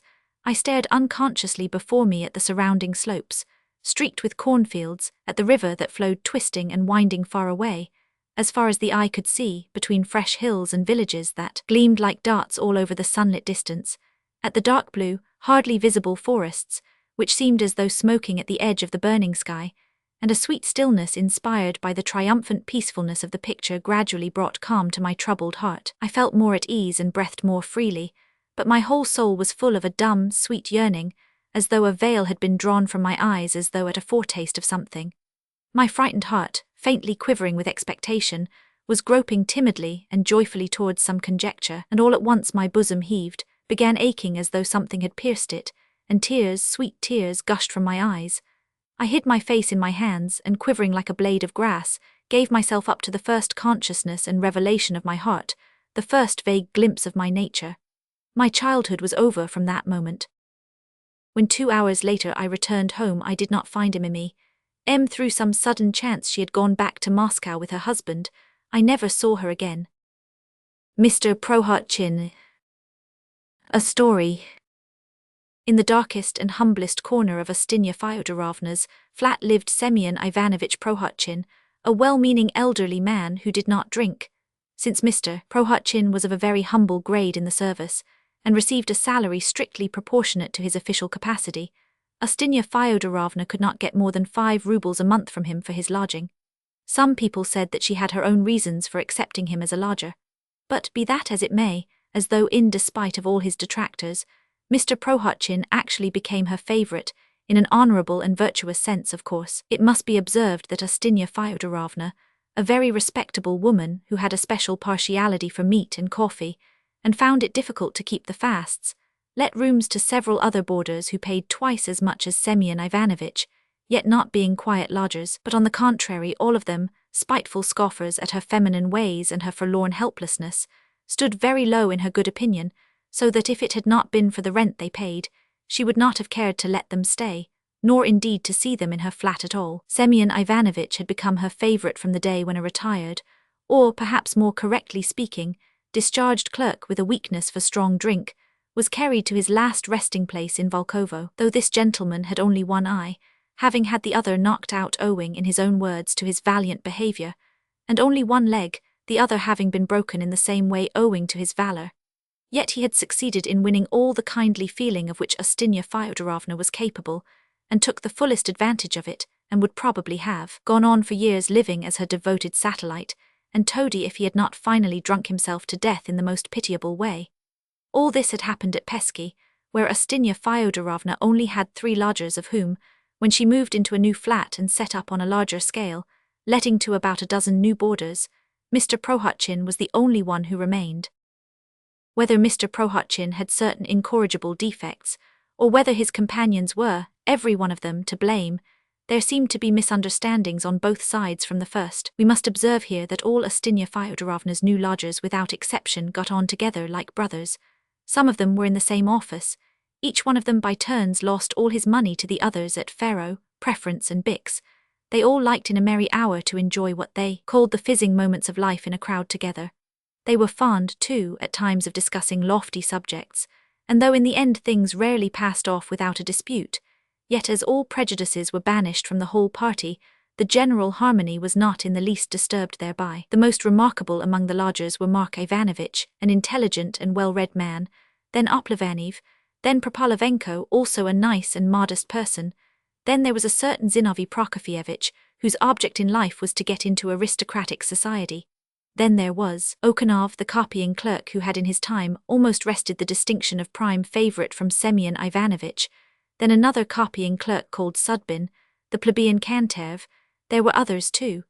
But to all these people Semyon Ivanovich was, as it were, not one of themselves. No one wished him harm, of course, for all had from the very first done Prohotchin justice, and had decided in Mark Ivanovich's words that he, Prohotchin, was a good and harmless fellow, though by no means a man of the world, trustworthy, and not a flatterer, who had, of course, his failings, but that if he were sometimes unhappy it was due to nothing else but lack of imagination. What is more, Mr. Prohotchin, though deprived in this way of imagination, could never have made a particularly favourable impression from his figure or manners, upon which scoffers are fond of fastening, yet his figure did not put people against him. Mark Ivanovich, who was an intelligent person, formally undertook Semyon Ivanovich's defence, and declared in rather happy and flowery language that Prohotchin was an elderly and respectable man, who had long ago passed the age of romance. And so, if Semyon Ivanovitch did not know how to get on with people, it must have been entirely his own fault. The first thing they noticed was the unmistakable parsimony and niggardliness of Semyon Ivanovitch. That was at once observed and noted, for Semyon Ivanovitch would never lend anyone his teapot, even for a moment, and that was the more unjust as he himself hardly ever drank tea, but when he wanted anything drank, as a rule, rather a pleasant decoction of wild flowers and certain medicinal herbs, of which he always had a considerable store. His meals, too, were quite different from the other lodgers. He never, for instance, permitted himself to partake of the whole dinner, provided daily by Ustinya Fyodorovna for the other boarders. The dinner cost half a ruble. Semyon Ivanovitch paid only 25 kopecks in copper, and never exceeded it, and so took either a plate of soup with pie or a plate of beef. Most frequently he ate neither soup nor beef, but he partook in moderation of white bread with onion, curd, salted cucumber, or something similar, which was a great deal cheaper, and he would only go back to his half-ruble dinner when he could stand it no longer. Here the biographer confesses that nothing would have induced him to allude to such realistic and low details, positively shocking and offensive to some lovers of the heroic style, if it were not that these details exhibit one peculiarity, one characteristic in the hero of this story. For Mr. Prohotchin was by no means so poor as to be unable to have regular and sufficient meals, though he sometimes made out that he was. But he acted as he did regardless of obloquy and people's prejudices, simply to satisfy his strange whims, and from frugality and excessive carefulness. All this, however, will be much clearer later on, but we will beware of boring the reader with the description of all Semyon Ivanovitch's whims, and will omit, for instance, the curious and very amusing description of his attire. And in fact, if it were not for Ustinya Fyodorovna's own reference to it, we should hardly have alluded even to the fact that Semyon Ivanovitch never could make up his mind to send his linen to the wash, or if he ever did so it was so rarely that in the intervals one might have completely forgotten the existence of linen on Semyon Ivanovitch. From the landlady's evidence it appeared that Semyon Ivanovitch, bless his soul, poor lamb, for 20 years had been tucked away in his corner, without caring what folks thought. For all the days of his life on earth he was a stranger to socks, handkerchiefs, and all such things. And what is more, Ustinya Fyodorovna had seen with her own eyes, thanks to the decrepitude of the screen, that the poor dear man sometimes had had nothing to cover his bare skin. Such were the rumours in circulation after Semyon Ivanovitch's death, but in his lifetime, and this was one of the most frequent occasions of dissension, he could not endure it if anyone, even somebody on friendly terms with him, poked his inquisitive nose uninvited into his corner, even through an aperture in the decrepit screen. He was a taciturn man, difficult to deal with and prone to ill health. He did not like people to give him advice, he did not care for people who put themselves forward either, and if anyone jeered at him or gave him advice unasked, he would fall foul of him at once, put him to shame and settle his business. You are a puppy, you are a featherhead, you are not one to give advice, so there, you mind your own business, sir. You'd better count the stitches in your own socks, sir, so there. Semyon Ivanovitch was a plain man, and never used the formal mode of address to anyone. He could not bear it either when someone who knew his little ways would begin from pure sport pestering him with questions, such as what he had in his little trunk. Semyon Ivanovitch had one little trunk. It stood under his bed, and was guarded like the apple of his eye. And though everyone knew that there was nothing in it except old rags, 2 or 3 pairs of damaged boots and all sorts of rubbish, yet Mr. Prohotchin prized his property very highly, and they used even to hear him at one time express dissatisfaction with his old, but still sound lock, and talk of getting a new one of a special German pattern with a secret spring and various complications, when on one occasion Zinovy Prokofyevitch, carried away by the thoughtlessness of youth, gave expression to the very coarse and unseemly idea that Semyon Ivanovitch was probably hiding and treasuring something in his box to leave to his descendants. Every one who happened to be by was stupefied at the extraordinary effects of Zinovy Prokofyevitch's sally.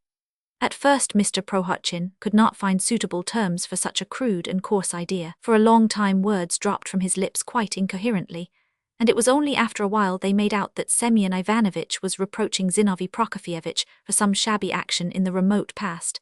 Then they realized that Semyon Ivanovitch was predicting that Zinovy Prokofyevitch would never get into aristocratic society, and that the tailor to whom he owed a bill for his suits would beat him, would certainly beat him, because the puppy had not paid him for so long, And finally, "You puppy, you," Semyon Ivanovitch added. "Here you want to get into the hussars, but you won't. I tell you, you'll make a fool of yourself. And I tell you what, you puppy, when your superiors know all about it, they will take and make you a copying clerk. So that will be the end of it. Do you hear, puppy?" Then Semyon Ivanovitch subsided, but after lying down for 5 hours, to the intense astonishment of everyone, he seemed to have reached a decision, and began suddenly reproaching and abusing the young man again, at first to himself and afterwards addressing Zinovy Prokofyevitch. But the matter did not end there, and in the evening when Mark Ivanovitch and Propolovenko made tea and asked Okanov to drink it with them, Semyon Ivanovitch got up from his bed, purposely joined them, subscribing his 15 or 20 kopecks, and on the pretext of a sudden desire for a cup of tea began at great length going into the subject, and explaining that he was a poor man, nothing but a poor man, and that a poor man like him had nothing to save. Mr. Prohotchin confessed that he was a poor man on this occasion, he said, simply because the subject had come up. That the day before yesterday he had meant to borrow a rouble from that impudent fellow, but now he should not borrow it for fear the puppy should brag, that was the fact of the matter, and that his salary was such that one could not buy enough to eat, and that finally, a poor man as you see, he sent his sister-in-law in tver 5 roubles every month, that if he did not send his sister-in-law in tver 5 roubles every month his sister-in-law would die. And if his sister-in-law, who was dependent on him, were dead, he, Semyon Ivanovitch, would long ago have bought himself a new suit. And Semyon Ivanovitch went on talking in this way at great length about being a poor man, about his sister-in-law and about roubles, and kept repeating the same thing over and over again to impress it on his audience, till he got into a regular muddle, and relapsed into silence. Only 3 days later, when they had all forgotten about him, and no one was thinking of attacking him, he added something in conclusion to the effect that when Zinovy Prokofyevitch went into the hussars, the impudent fellow would have his leg cut off in the war. And then he would come with a wooden leg and say, "Semyon Ivanovitch, kind friend, give me something to eat." And then Semyon Ivanovitch would not give him something to eat, and would not look at the insolent fellow, and that's how it would be, and he could just make the best of it.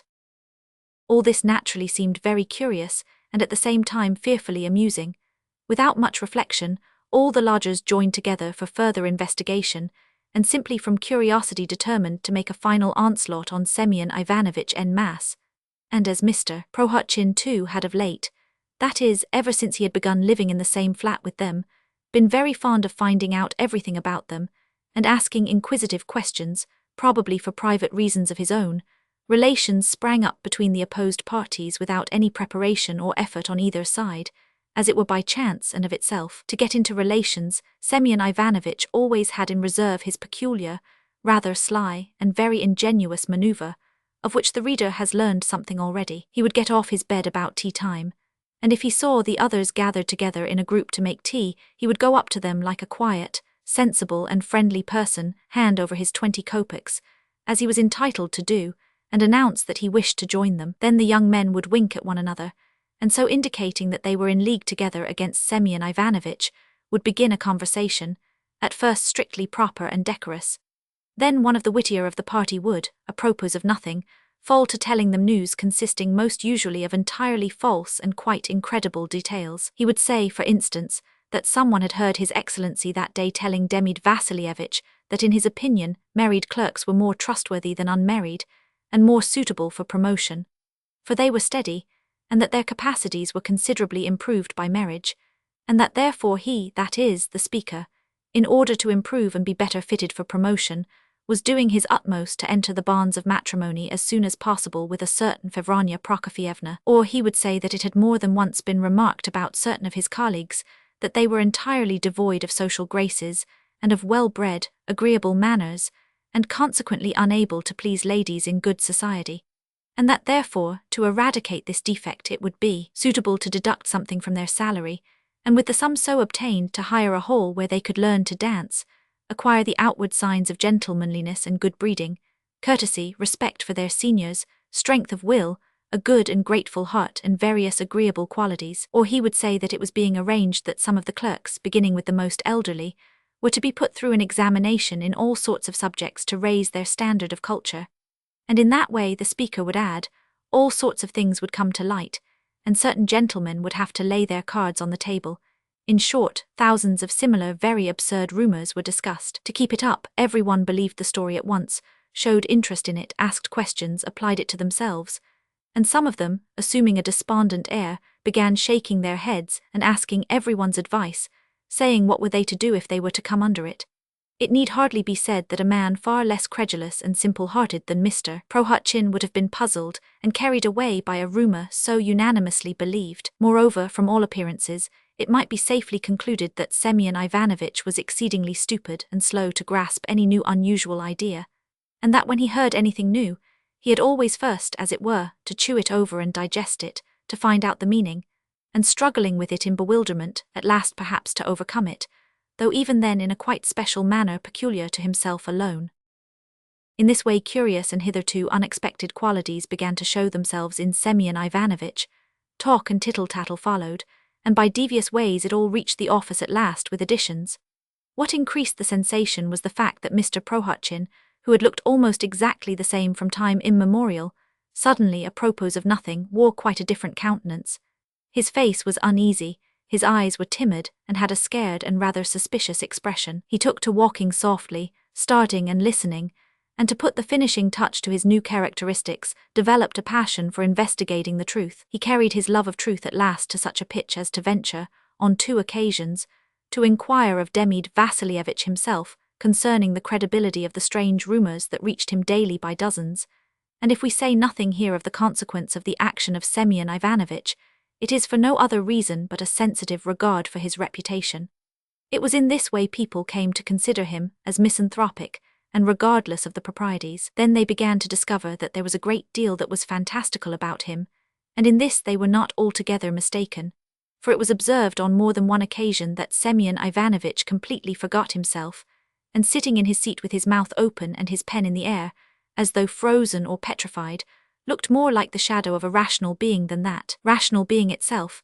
It sometimes happened that some innocently gaping gentleman, on suddenly catching his straying, lustreless, questioning eyes, was scared and all of a tremor, and at once inserted into some important document either a smudge or some quite inappropriate word.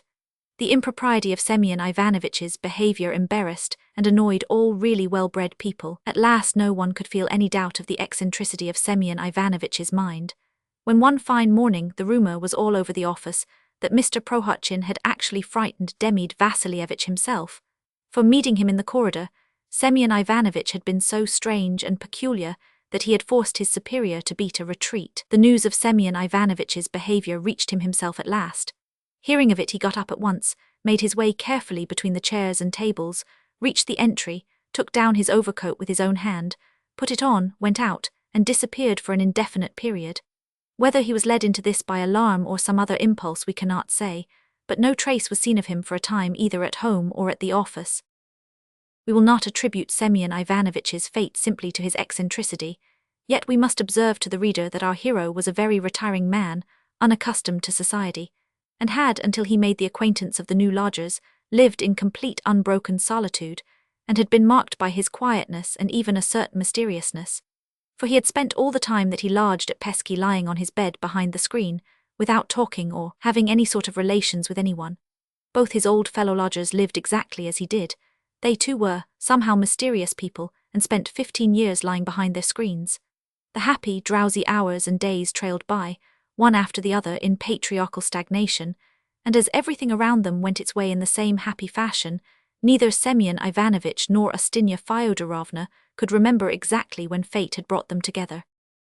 It may be 10 years, it may be 20, it may be even 25 altogether, she would say at times to her new lodgers, since he settled with me, poor dear man, bless his heart. And so it was very natural that the hero of our story, being so unaccustomed to society, was disagreeably surprised when a year before he, a respectable and modest man, had found himself suddenly in the midst of a noisy and boisterous crew, consisting of a dozen young fellows, his colleagues at the office and his new housemates.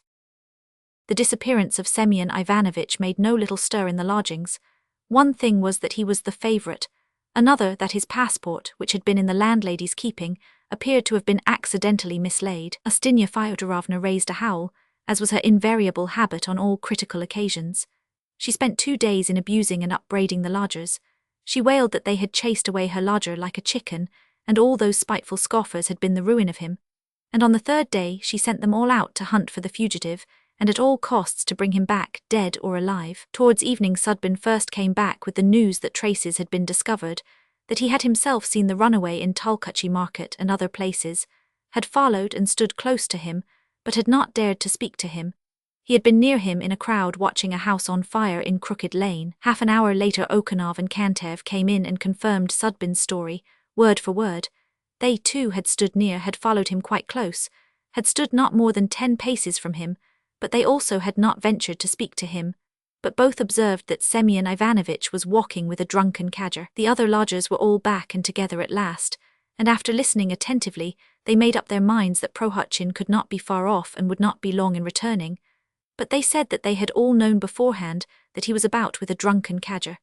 This drunken cadger was a thoroughly bad lot, insolent and cringing, and it seemed evident that he had got round Semyon Ivanovitch in some way. He had turned up just a week before Semyon Ivanovitch's disappearance in company with Rumnev, had spent a little time in the flat telling them that he had suffered in the cause of justice, that he had formerly been in the service in the provinces, that an inspector had come down on them, that he and his associates had somehow suffered in a good cause, that he had come to Petersburg and fallen at the feet of Porfiry Grigorievich, that he had been got by interest into department, but through the cruel persecution of fate he had been discharged from there too, and that afterwards through reorganization the office itself had ceased to exist, and that he had not been included in the new revised staff of clerks owing as much to direct incapacity for official work as to capacity for something else quite irrelevant, all this mixed up with his passion for justice and of course the trickery of his enemies. After finishing his story, in the course of which Mr. Zimuvikin more than once kissed his sullen and unshaven friend Rumnev, he bowed down to all in the room in turn, not forgetting Avditia the servant, called them all his benefactors, and explained that he was an undeserving, troublesome, mean, insolent and stupid man, and that good people must not be hard on his pitiful plight and simplicity. After begging for their kind protection Mr. Zimuvikin showed his livelier side, grew very cheerful, kissed Ustinya Fyodorovna's hands, in spite of her modest protests that her hand was coarse and not like a lady's, and towards evening promised to show the company his talent in a remarkable character dance.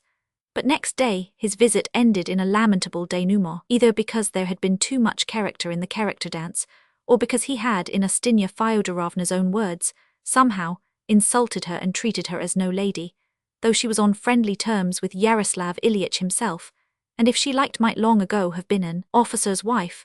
Zimuvikin had to steer for home next day.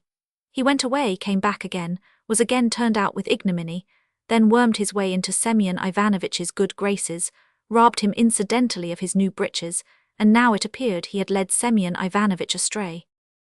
As soon as the landlady knew that Semyon Ivanovitch was alive and well, and that there was no need to hunt for his passport, she promptly left off grieving and was pacified. Meanwhile some of the lodgers determined to give the runaway a triumphal reception. They broke the bolt and moved away the screen from Mr. Prohotchin's bed, rumpled up the bed a little, took the famous box, put it at the foot of the bed, and on the bed laid the sister-in-law, that is, a dummy made up of an old kerchief, a cap and a mantle of the landlady's, such an exact counterfeit of a sister-in-law that it might have been mistaken for one.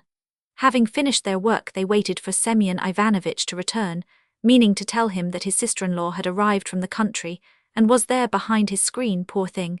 But they waited and waited. Already, while they waited, Mark Ivanovitch had staked and lost half a month's salary to Propalovenko and Kantev. Already Okanov's nose had grown red and swollen playing flips on the nose and 3 cards. Already Avditia the servant had almost had her sleep out and had twice been on the point of getting up to fetch the wood and light the stove, and Zinovy Prokofyevitch, who kept running out every minute to see whether Semyon Ivanovitch were coming, was wet to the skin. But there was no sign of anyone yet, neither Semyon Ivanovitch nor the drunken cadger. At last everyone went to bed, leaving the sister-in-law behind the screen in readiness for any emergency, and it was not till 4 o'clock that a knock was heard at the gate, but when it did come it was so loud that it quite made up to the expectant lodgers for all the wearisome trouble they had been through.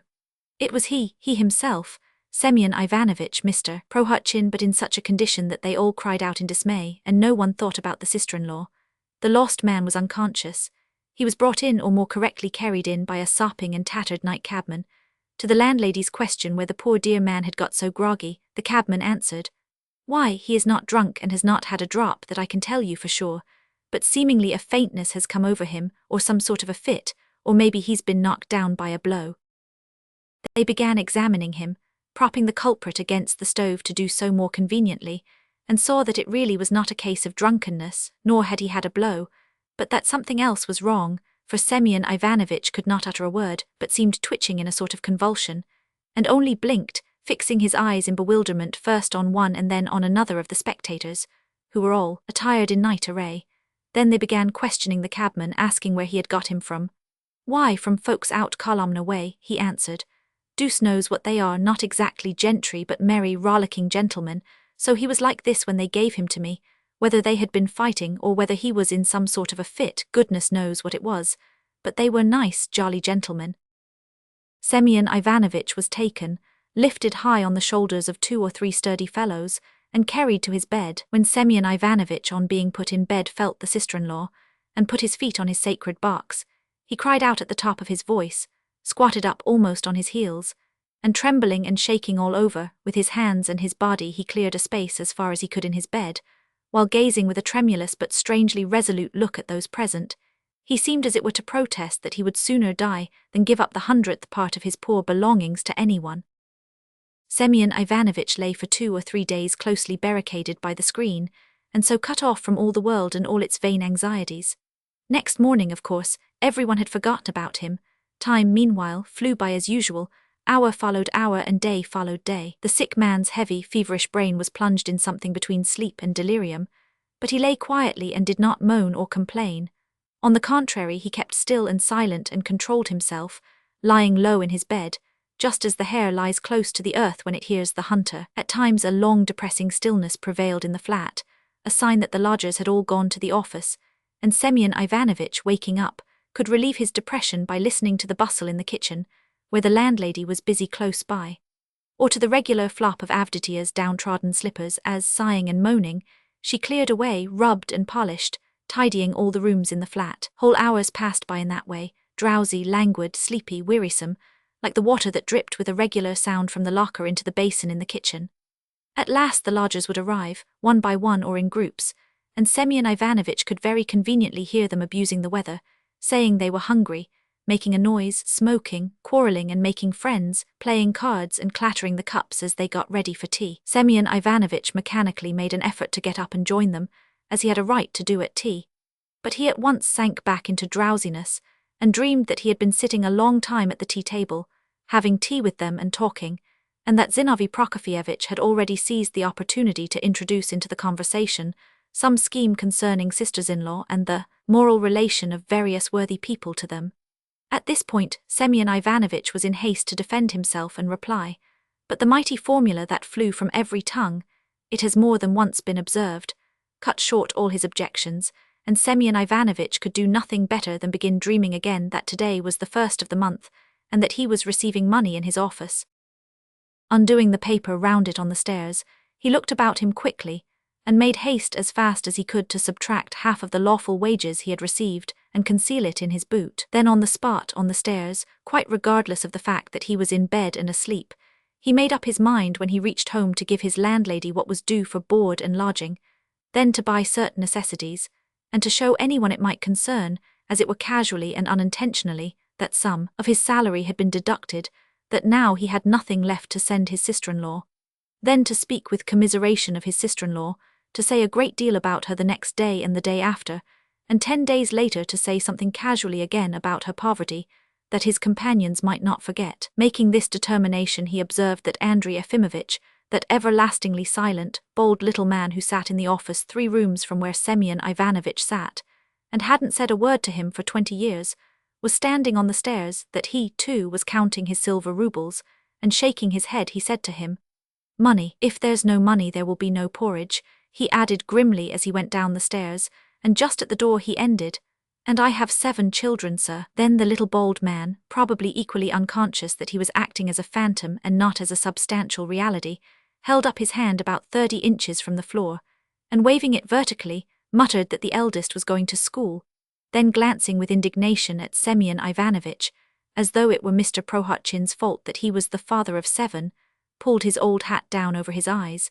and with a whisk of his overcoat he turned to the left and disappeared. Semyon Ivanovitch was quite frightened, and though he was fully convinced of his own innocence in regard to the unpleasant accumulation of 7 under one roof, yet it seemed to appear that in fact no one else was to blame but Semyon Ivanovitch. Panic-stricken, he set off running, for it seemed to him that the bold gentleman had turned back, was running after him, and meant to search him and take away all his salary, insisting upon the indisputable number 7, and resolutely denying any possible claim of any sort of sisters-in-law upon Semyon Ivanovitch. Prohotchin ran and ran, gasping for breath. Beside him was running, too, an immense number of people, and all of them were jingling their money in the tail pockets of their skimpy little dress coats. At last everyone ran up. There was the noise of fire engines, and whole masses of people carried him almost on their shoulders up to that same house on fire which he had watched last time in company with the drunken cadger.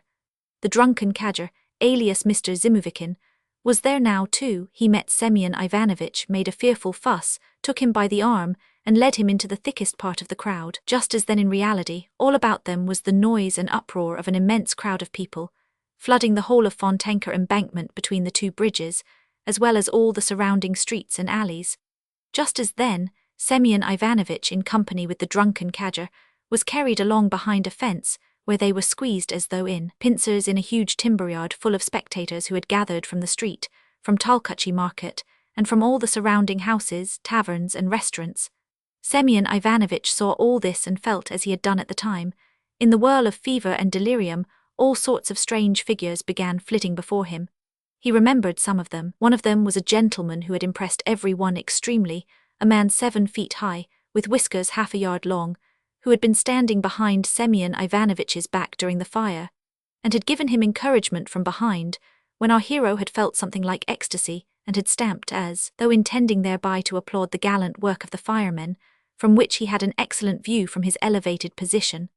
Another was the sturdy lad from whom our hero had received a shove by way of a lift on to another fence, when he had been disposed to climb over it, possibly to save someone. He had a glimpse, too, of the figure of the old man, with a sickly face, in an old wadded dressing gown, tied round the waist, who had made his appearance before the fire in a little shop buying sugar and tobacco for his lodger, and who now, with a milk can and a quart-pot in his hands, made his way through the crowd to the house in which his wife and daughter were burning together with 13.5 rubles in the corner under the bed.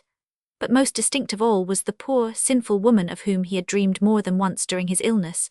She stood before him now as she had done then, in wretched bark shoes and rags, with a crutch and a wicker basket on her back. She was shouting more loudly than the firemen or the crowd, waving her crutch and her arms, saying that her own children had turned her out, and that she had lost 2 coppers in consequence. The children and the coppers and the children, were mingled together in an utterly incomprehensible muddle, from which every one withdrew baffled, after vain efforts to understand. But the woman would not desist. She kept wailing, shouting, and waving her arms, seeming to pay no attention either to the fire up to which she had been carried by the crowd from the street, or to the people about her, or to the misfortune of strangers, or even to the sparks and red-hot embers which were beginning to fall in showers on the crowd standing near. At last Mr. Prohotchin felt that a feeling of terror was coming upon him, for he saw clearly that all this was not, so to say, an accident, and that he would not get off scot-free.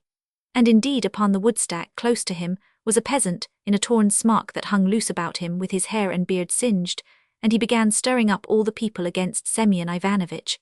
The crowd pressed closer and closer, the peasant shouted, and foaming at the mouth with horror, Mr. Prohotchin suddenly realized that this peasant was a cabman whom he had cheated 5 years before in the most inhuman way, slipping away from him without paying through a side gate and jerking up his heels as he ran as though he were barefoot on hot bricks.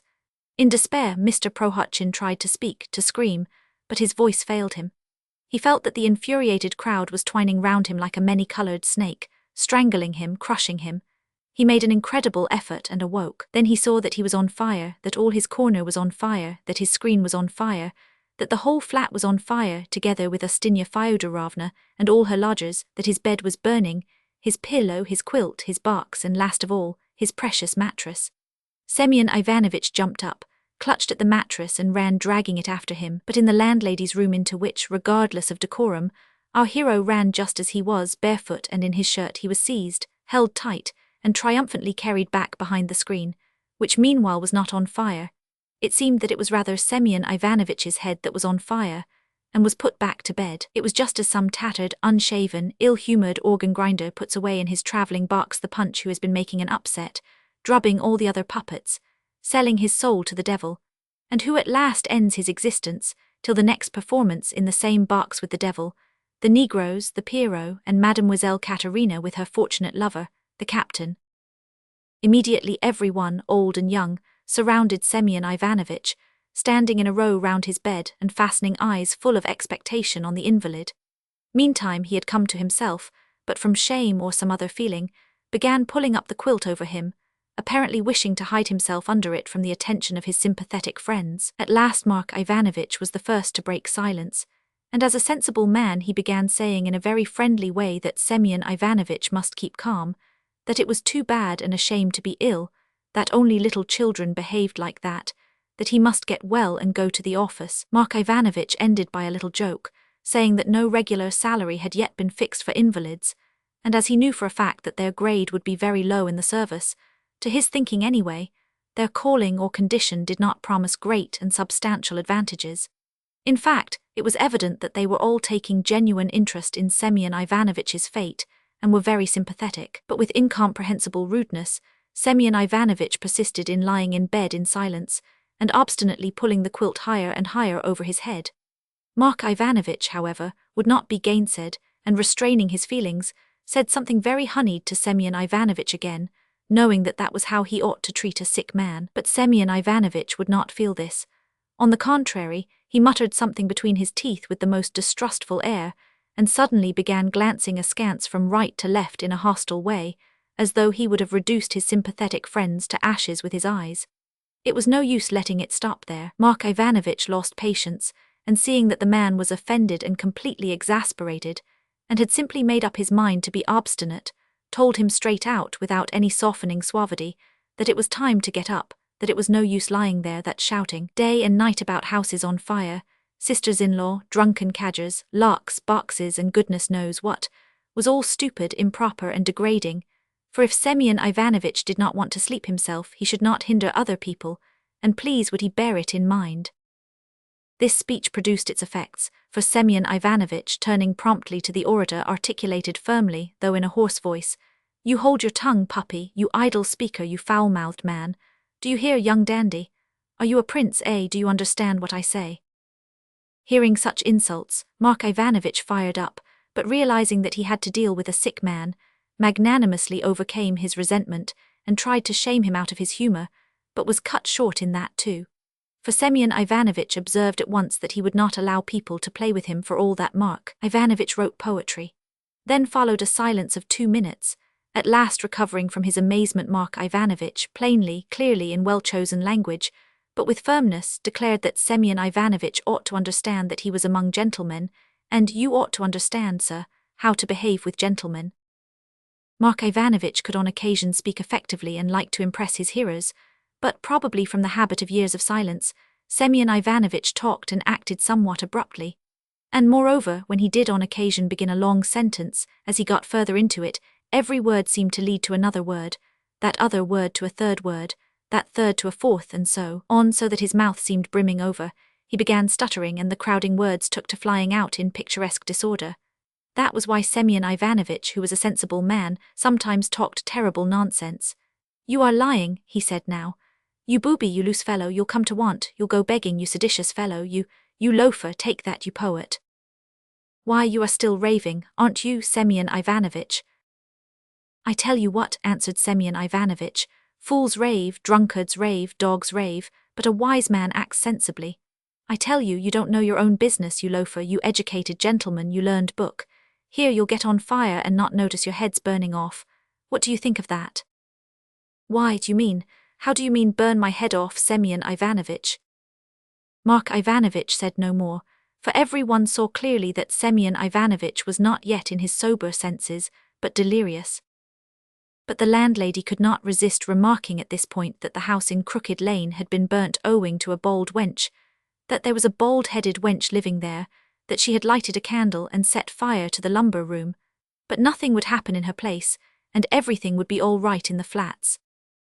"But look here, Semyon Ivanovitch," cried Zinovy Prokofyevitch, losing patience and interrupting the landlady. "You old fogey, you old crock, you silly fellow, are they making jokes with you now about your sister-in-law or examinations in dancing? Is that it? Is that what you think? Now I tell you what, answered our hero, sitting up in bed and making a last effort in a paroxysm of fury with his sympathetic friends. Who's the fool? You are the fool. A dog is a fool, you joking gentleman. But I am not going to make jokes to please you, sir. Do you hear, puppy? I am not your servant, sir. Semyon Ivanovitch would have said something more, but he fell back in bed helpless. His sympathetic friends were left gaping in perplexity, for they understood now what was wrong with Semyon Ivanovitch, and did not know how to begin. Suddenly the kitchen door creaked and opened, and the drunken cadger, alias Mr. Zimuvikin, timidly thrust in his head, cautiously sniffing round the place as his habit was. It seemed as though he had been expected. Every one waved to him at once to come quickly, and Zimuvikin, highly delighted, with the utmost readiness and haste jostled his way to Semyon Ivanovitch's bedside. It was evident that Zimuvikin had spent the whole night in vigil, and in great exertions of some sort. The right side of his face was plastered up, his swollen eyelids were wet from his running eyes, his coat and all his clothes were torn, while the whole left side of his attire was bespattered with something extremely nasty, possibly mud from a puddle. Under his arm was somebody's violin which he had been taking somewhere to sell. Apparently they had not made a mistake in summoning him to their assistance, for seeing the position of affairs, he addressed the delinquent at once, and with the air of a man who knows what he is about and feels that he has the upper hand, said, "What are you thinking about? Get up, Senka. What are you doing, a clever chap like you? Be sensible, or I shall pull you out of bed if you are obstreperous. Don't be obstreperous." This brief but forcible speech surprised them all. Still more were they surprised when they noticed that Semyon Ivanovitch, hearing all this and seeing this person before him, was so flustered and reduced to such confusion and dismay that he could scarcely mutter through his teeth in a whisper the inevitable protest. "Go away, you wretch," he said. "You are a wretched creature, you are a thief, do you hear, do you understand? You are a great swell, my fine gentleman, you regular swell." "No, my boy," Zimuvikin answered emphatically, retaining all his presence of mind. "You're wrong there, you wise fellow, you regular Prohotchin." Zimuvikin went on, parodying Semyon Ivanovitch and looking round gleefully. "Don't be obstreperous.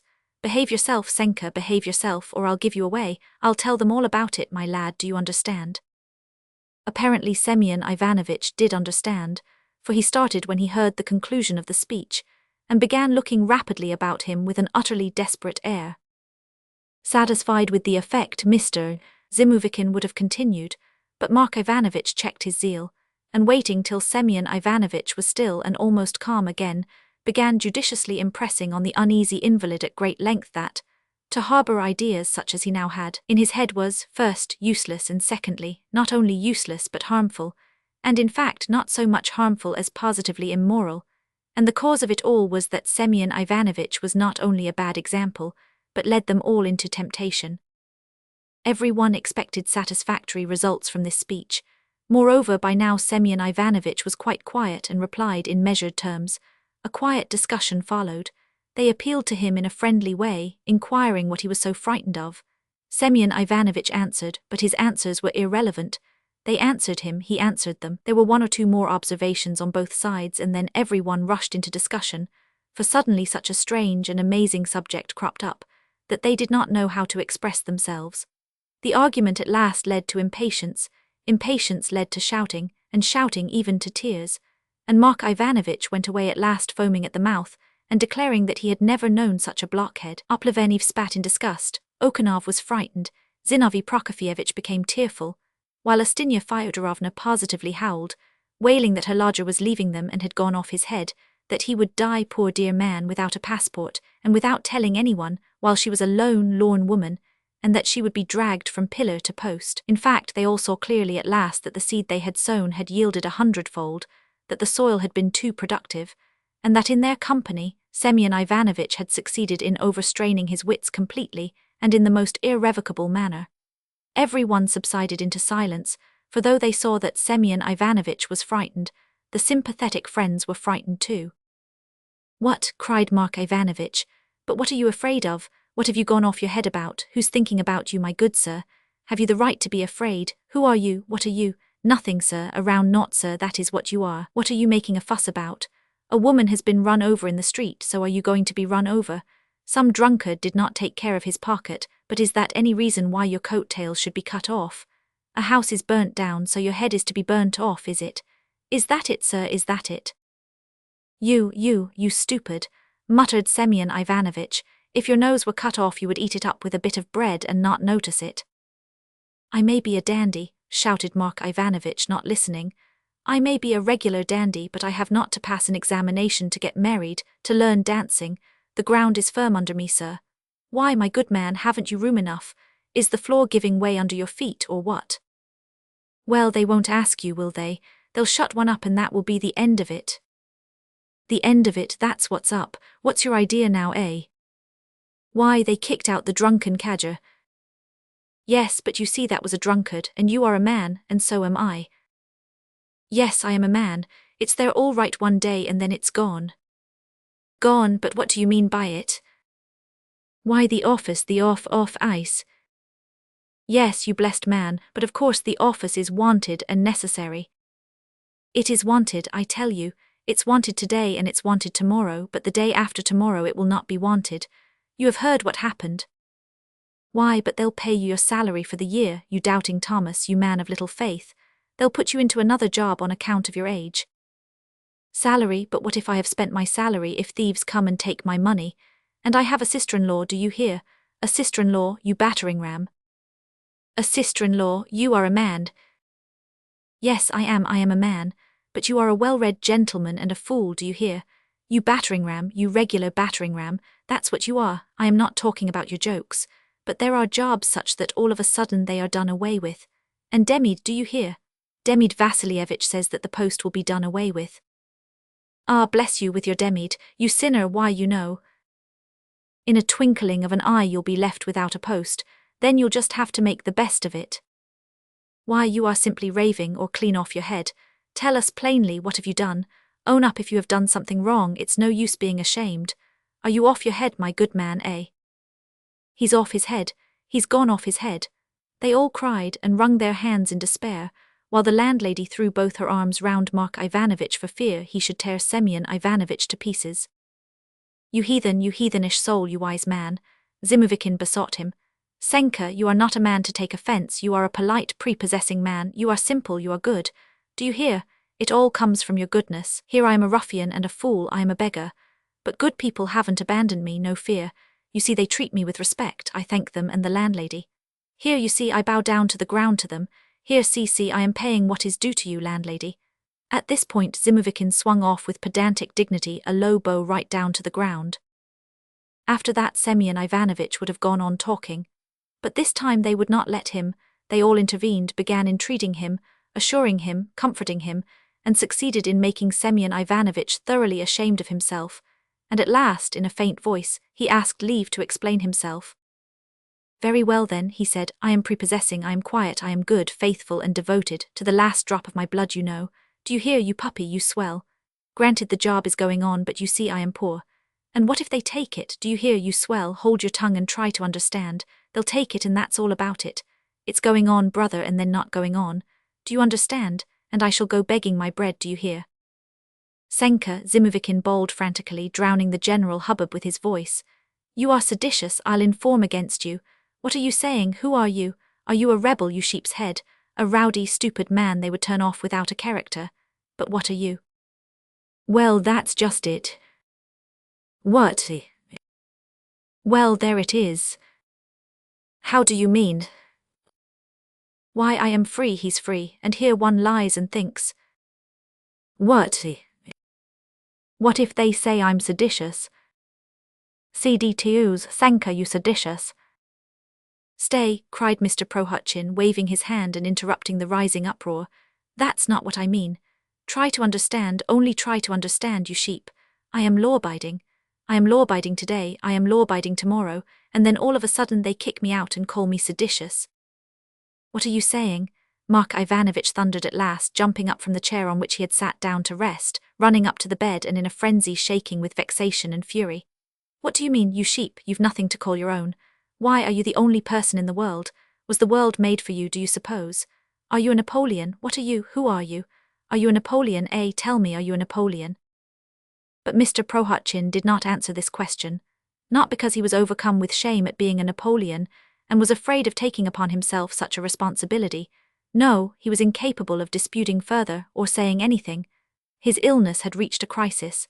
Tiny teardrops gushed suddenly from his glittering, feverish grey eyes. He hid his burning head in his bony hands that were wasted by illness, sat up in bed, and sobbing began to say that he was quite poor, that he was a simple, unlucky man, that he was foolish and unlearned.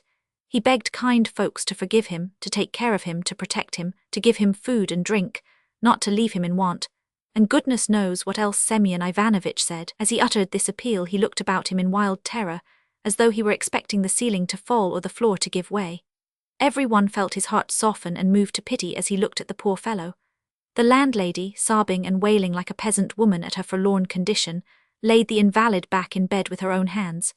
Mark Ivanovitch, seeing the uselessness of touching upon the memory of Napoleon, instantly relapsed into kindliness and came to her assistance. The others, in order to do something, suggested raspberry tea, saying that it always did good at once and that the invalid would like it very much. But Zimuvikin contradicted them all, saying there was nothing better than a good dose of chamomile or something of the sort. As for Zinovy Prokofyevitch, having a good heart, he sobbed and shed tears in his remorse for having frightened Semyon Ivanovitch with all sorts of absurdities, and gathering from the invalid's last words that he was quite poor and needing assistance, he proceeded to get up a subscription for him, confining it for a time to the tenants of the flat. Everyone was sighing and moaning, everyone felt sorry and grieved, and yet all wondered how it was a man could be so completely panic-stricken. And what was he frightened about? It would have been all very well if he had had a good post, had had a wife, a lot of children. It would have been excusable if he were being hauled up before the court on some charge or other. But he was a man utterly insignificant, with nothing but a trunk and a German lock. He had been lying more than 20 years behind his screen, saying nothing, knowing nothing of the world nor of trouble, saving his halfpence, and now at a frivolous, idle word the man had actually gone off his head, was utterly panic-stricken at the thought he might have a hard time of it. And it never occurred to him that everyone has a hard time of it. If he would only take that into consideration, Okonov said afterwards, that we all have a hard time, then the man would have kept his head, would have given up his antics and would have put up with things one way or another. All day long nothing was talked of but Semyon Ivanovitch. They went up to him, inquired after him, tried to comfort him, but by the evening he was beyond that.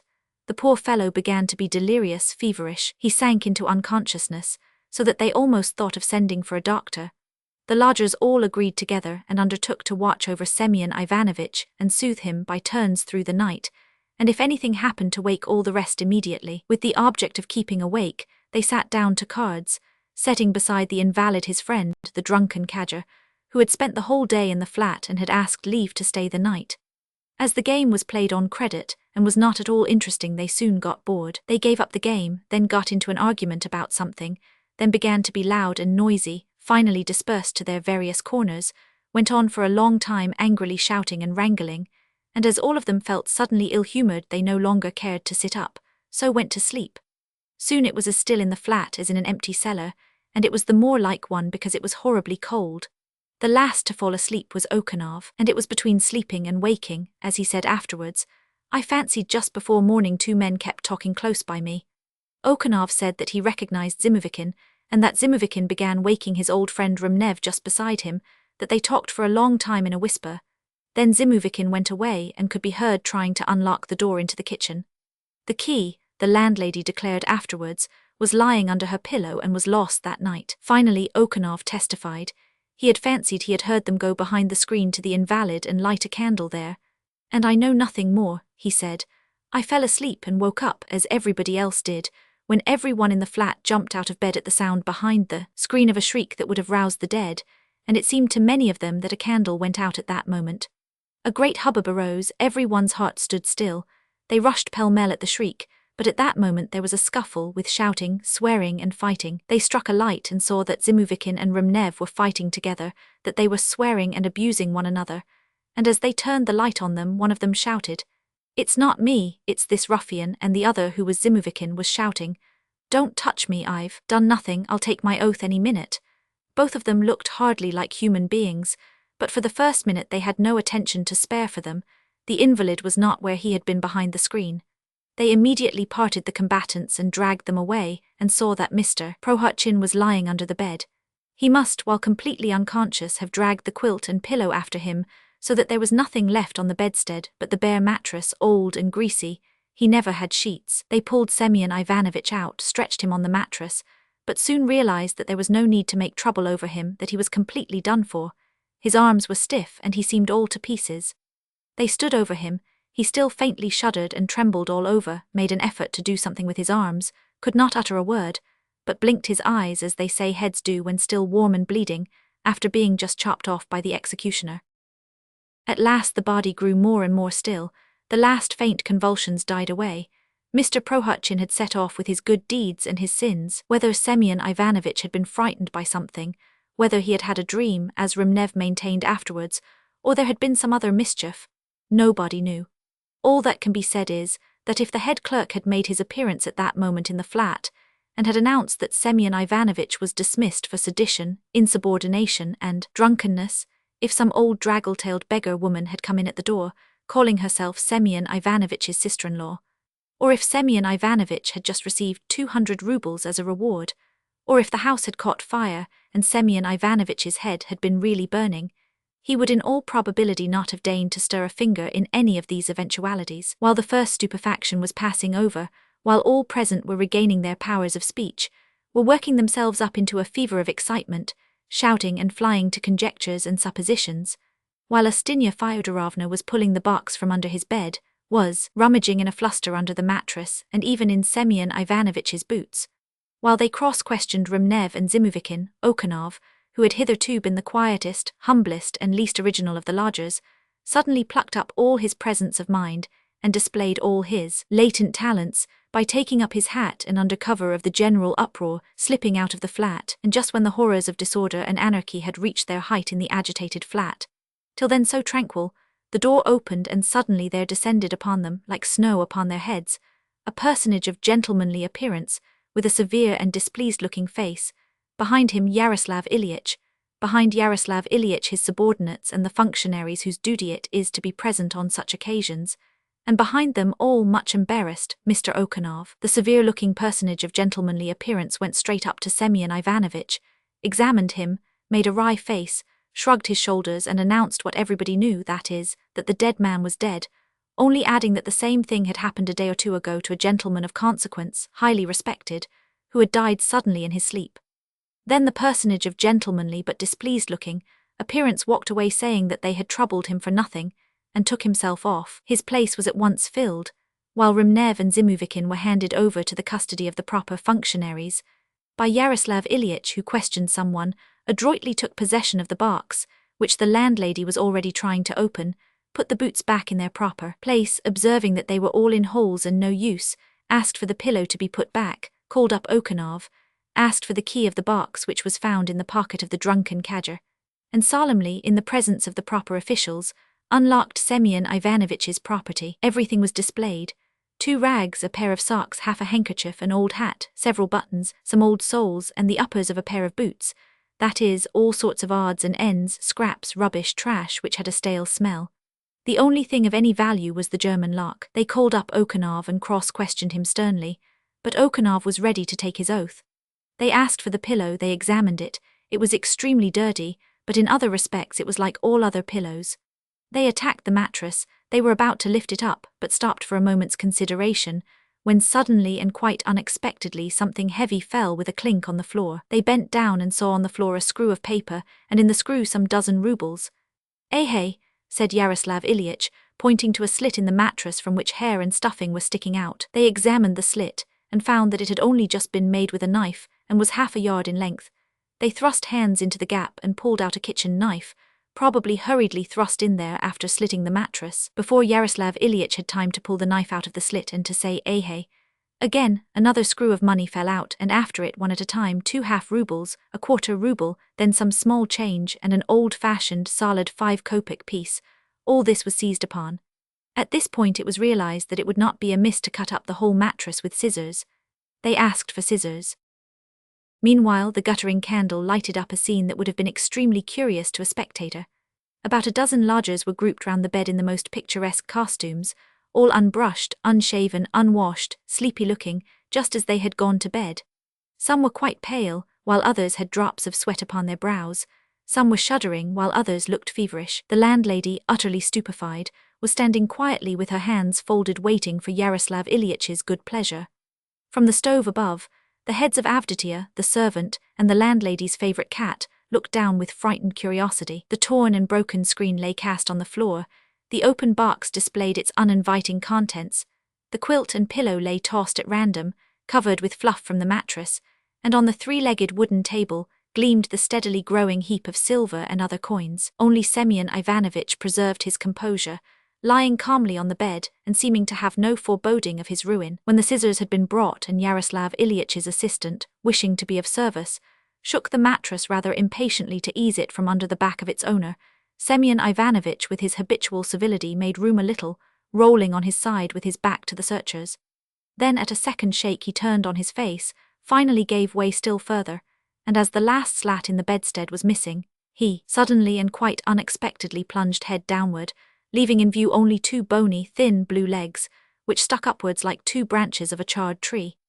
As this was the second time that morning that Mr. Prohotchin had poked his head under his bed, it at once aroused suspicion, and some of the lodgers, headed by Zinovy Prokofyevitch, crept under it, with the intention of seeing whether there was something hidden there too. But they knocked their heads together for nothing, and as Yaroslav Ilyitch shouted to them, bidding them release Semyon Ivanovitch at once from his unpleasant position, two of the more sensible seized each a leg, dragged the unsuspected capitalist into the light of day, and laid him across the bed. Meanwhile the hair and flock were flying about, the heap of silver grew, and my goodness, what a lot there was! Noble silver rubles, stout solid ruble and a half pieces, pretty half-ruble coins, plebeian quarter rubles, 20 kopeck pieces, even the unpromising old crone's small fry of 10 and 5 kopeck silver pieces, all done up in separate bits of paper in the most methodical and systematic way.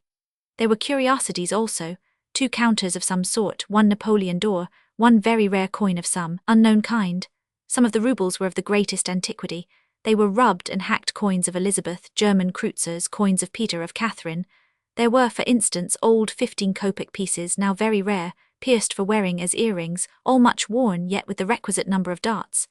There was even copper, but all of that was green and tarnished. They found 1 red note, but no more. At last, when the dissection was quite over and the mattress case had been shaken more than once without a clink, they piled all the money on the table and set to work to count it. At the first glance one might well have been deceived and have estimated it at 1 million. It was such an immense heap. But it was not 1 million, though it did turn out to be a very considerable sum, exactly 24.97 rubles and a half, so that if Zinovy Prokofyevitch's subscription had been raised the day before there would perhaps have been just 2,500 rubles. They took the money, they put a seal on the dead man's box, they listened to the landlady's complaints, and informed her when and where she ought to lodge information in regard to the dead man's little debt to her. A receipt was taken from the proper person. At that point hints were dropped in regard to the sister-in-law. But being persuaded that in a certain sense the sister-in-law was a myth, that is, a product of the defective imagination with which they had more than once reproached Semyon Ivanovitch, they abandoned the idea as useless, mischievous and disadvantageous to the good name of Mr. Prohotchin, and so the matter ended. When the first shock was over, when the lodgers had recovered themselves and realized the sort of person their late companion had been, they all subsided, relapsed into silence and began looking distrustfully at one another. Some seemed to take Semyon Ivanovitch's behavior very much to heart, and even to feel affronted by it. What a fortune! So the man had saved up like this. Not losing his composure, Mark Ivanovitch proceeded to explain why Semyon Ivanovitch had been so suddenly panic-stricken, but they did not listen to him. Zinovy Prokofyevitch was very thoughtful. Okanov had had a little to drink. The others seemed rather crestfallen, while a little man called Kantev, with a nose like a sparrow's beak, left the flat that evening after very carefully packing up and cording all his boxes and bags, and coldly explaining to the curious that times were hard, and that the terms here were beyond his means. The landlady wailed without ceasing, lamenting for Semyon Ivanovitch and cursing him for having taken advantage of her lorn state. Mark Ivanovitch was asked why the dead man had not taken his money to the bank. "He was too simple, my good soul, he hadn't enough imagination," answered Mark Ivanovitch. "Yes, and you have been too simple too, my good woman," Okanov put in. "For 20 years the man kept himself close here in your flat, and here he's been knocked down by a feather, while you went on cooking cabbage soup and had no time to notice it. Ah, my good woman." "Oh, the poor dear," the landlady went on, "what need of a bank? If he'd brought me his pile and said to me, 'Take it, Ustinyushka, poor dear, here is all I have, keep and board me in my helplessness so long as I am on earth,' Then by the holy icon I would have fed him, I would have given him drink, I would have looked after him.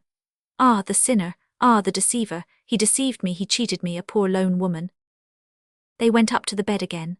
Semyon Ivanovitch was lying properly now, dressed in his best, though indeed it was his only suit, hiding his rigid chin behind a cravat which was tied rather awkwardly, washed, brushed but not quite shaven, because there was no razor in the flat.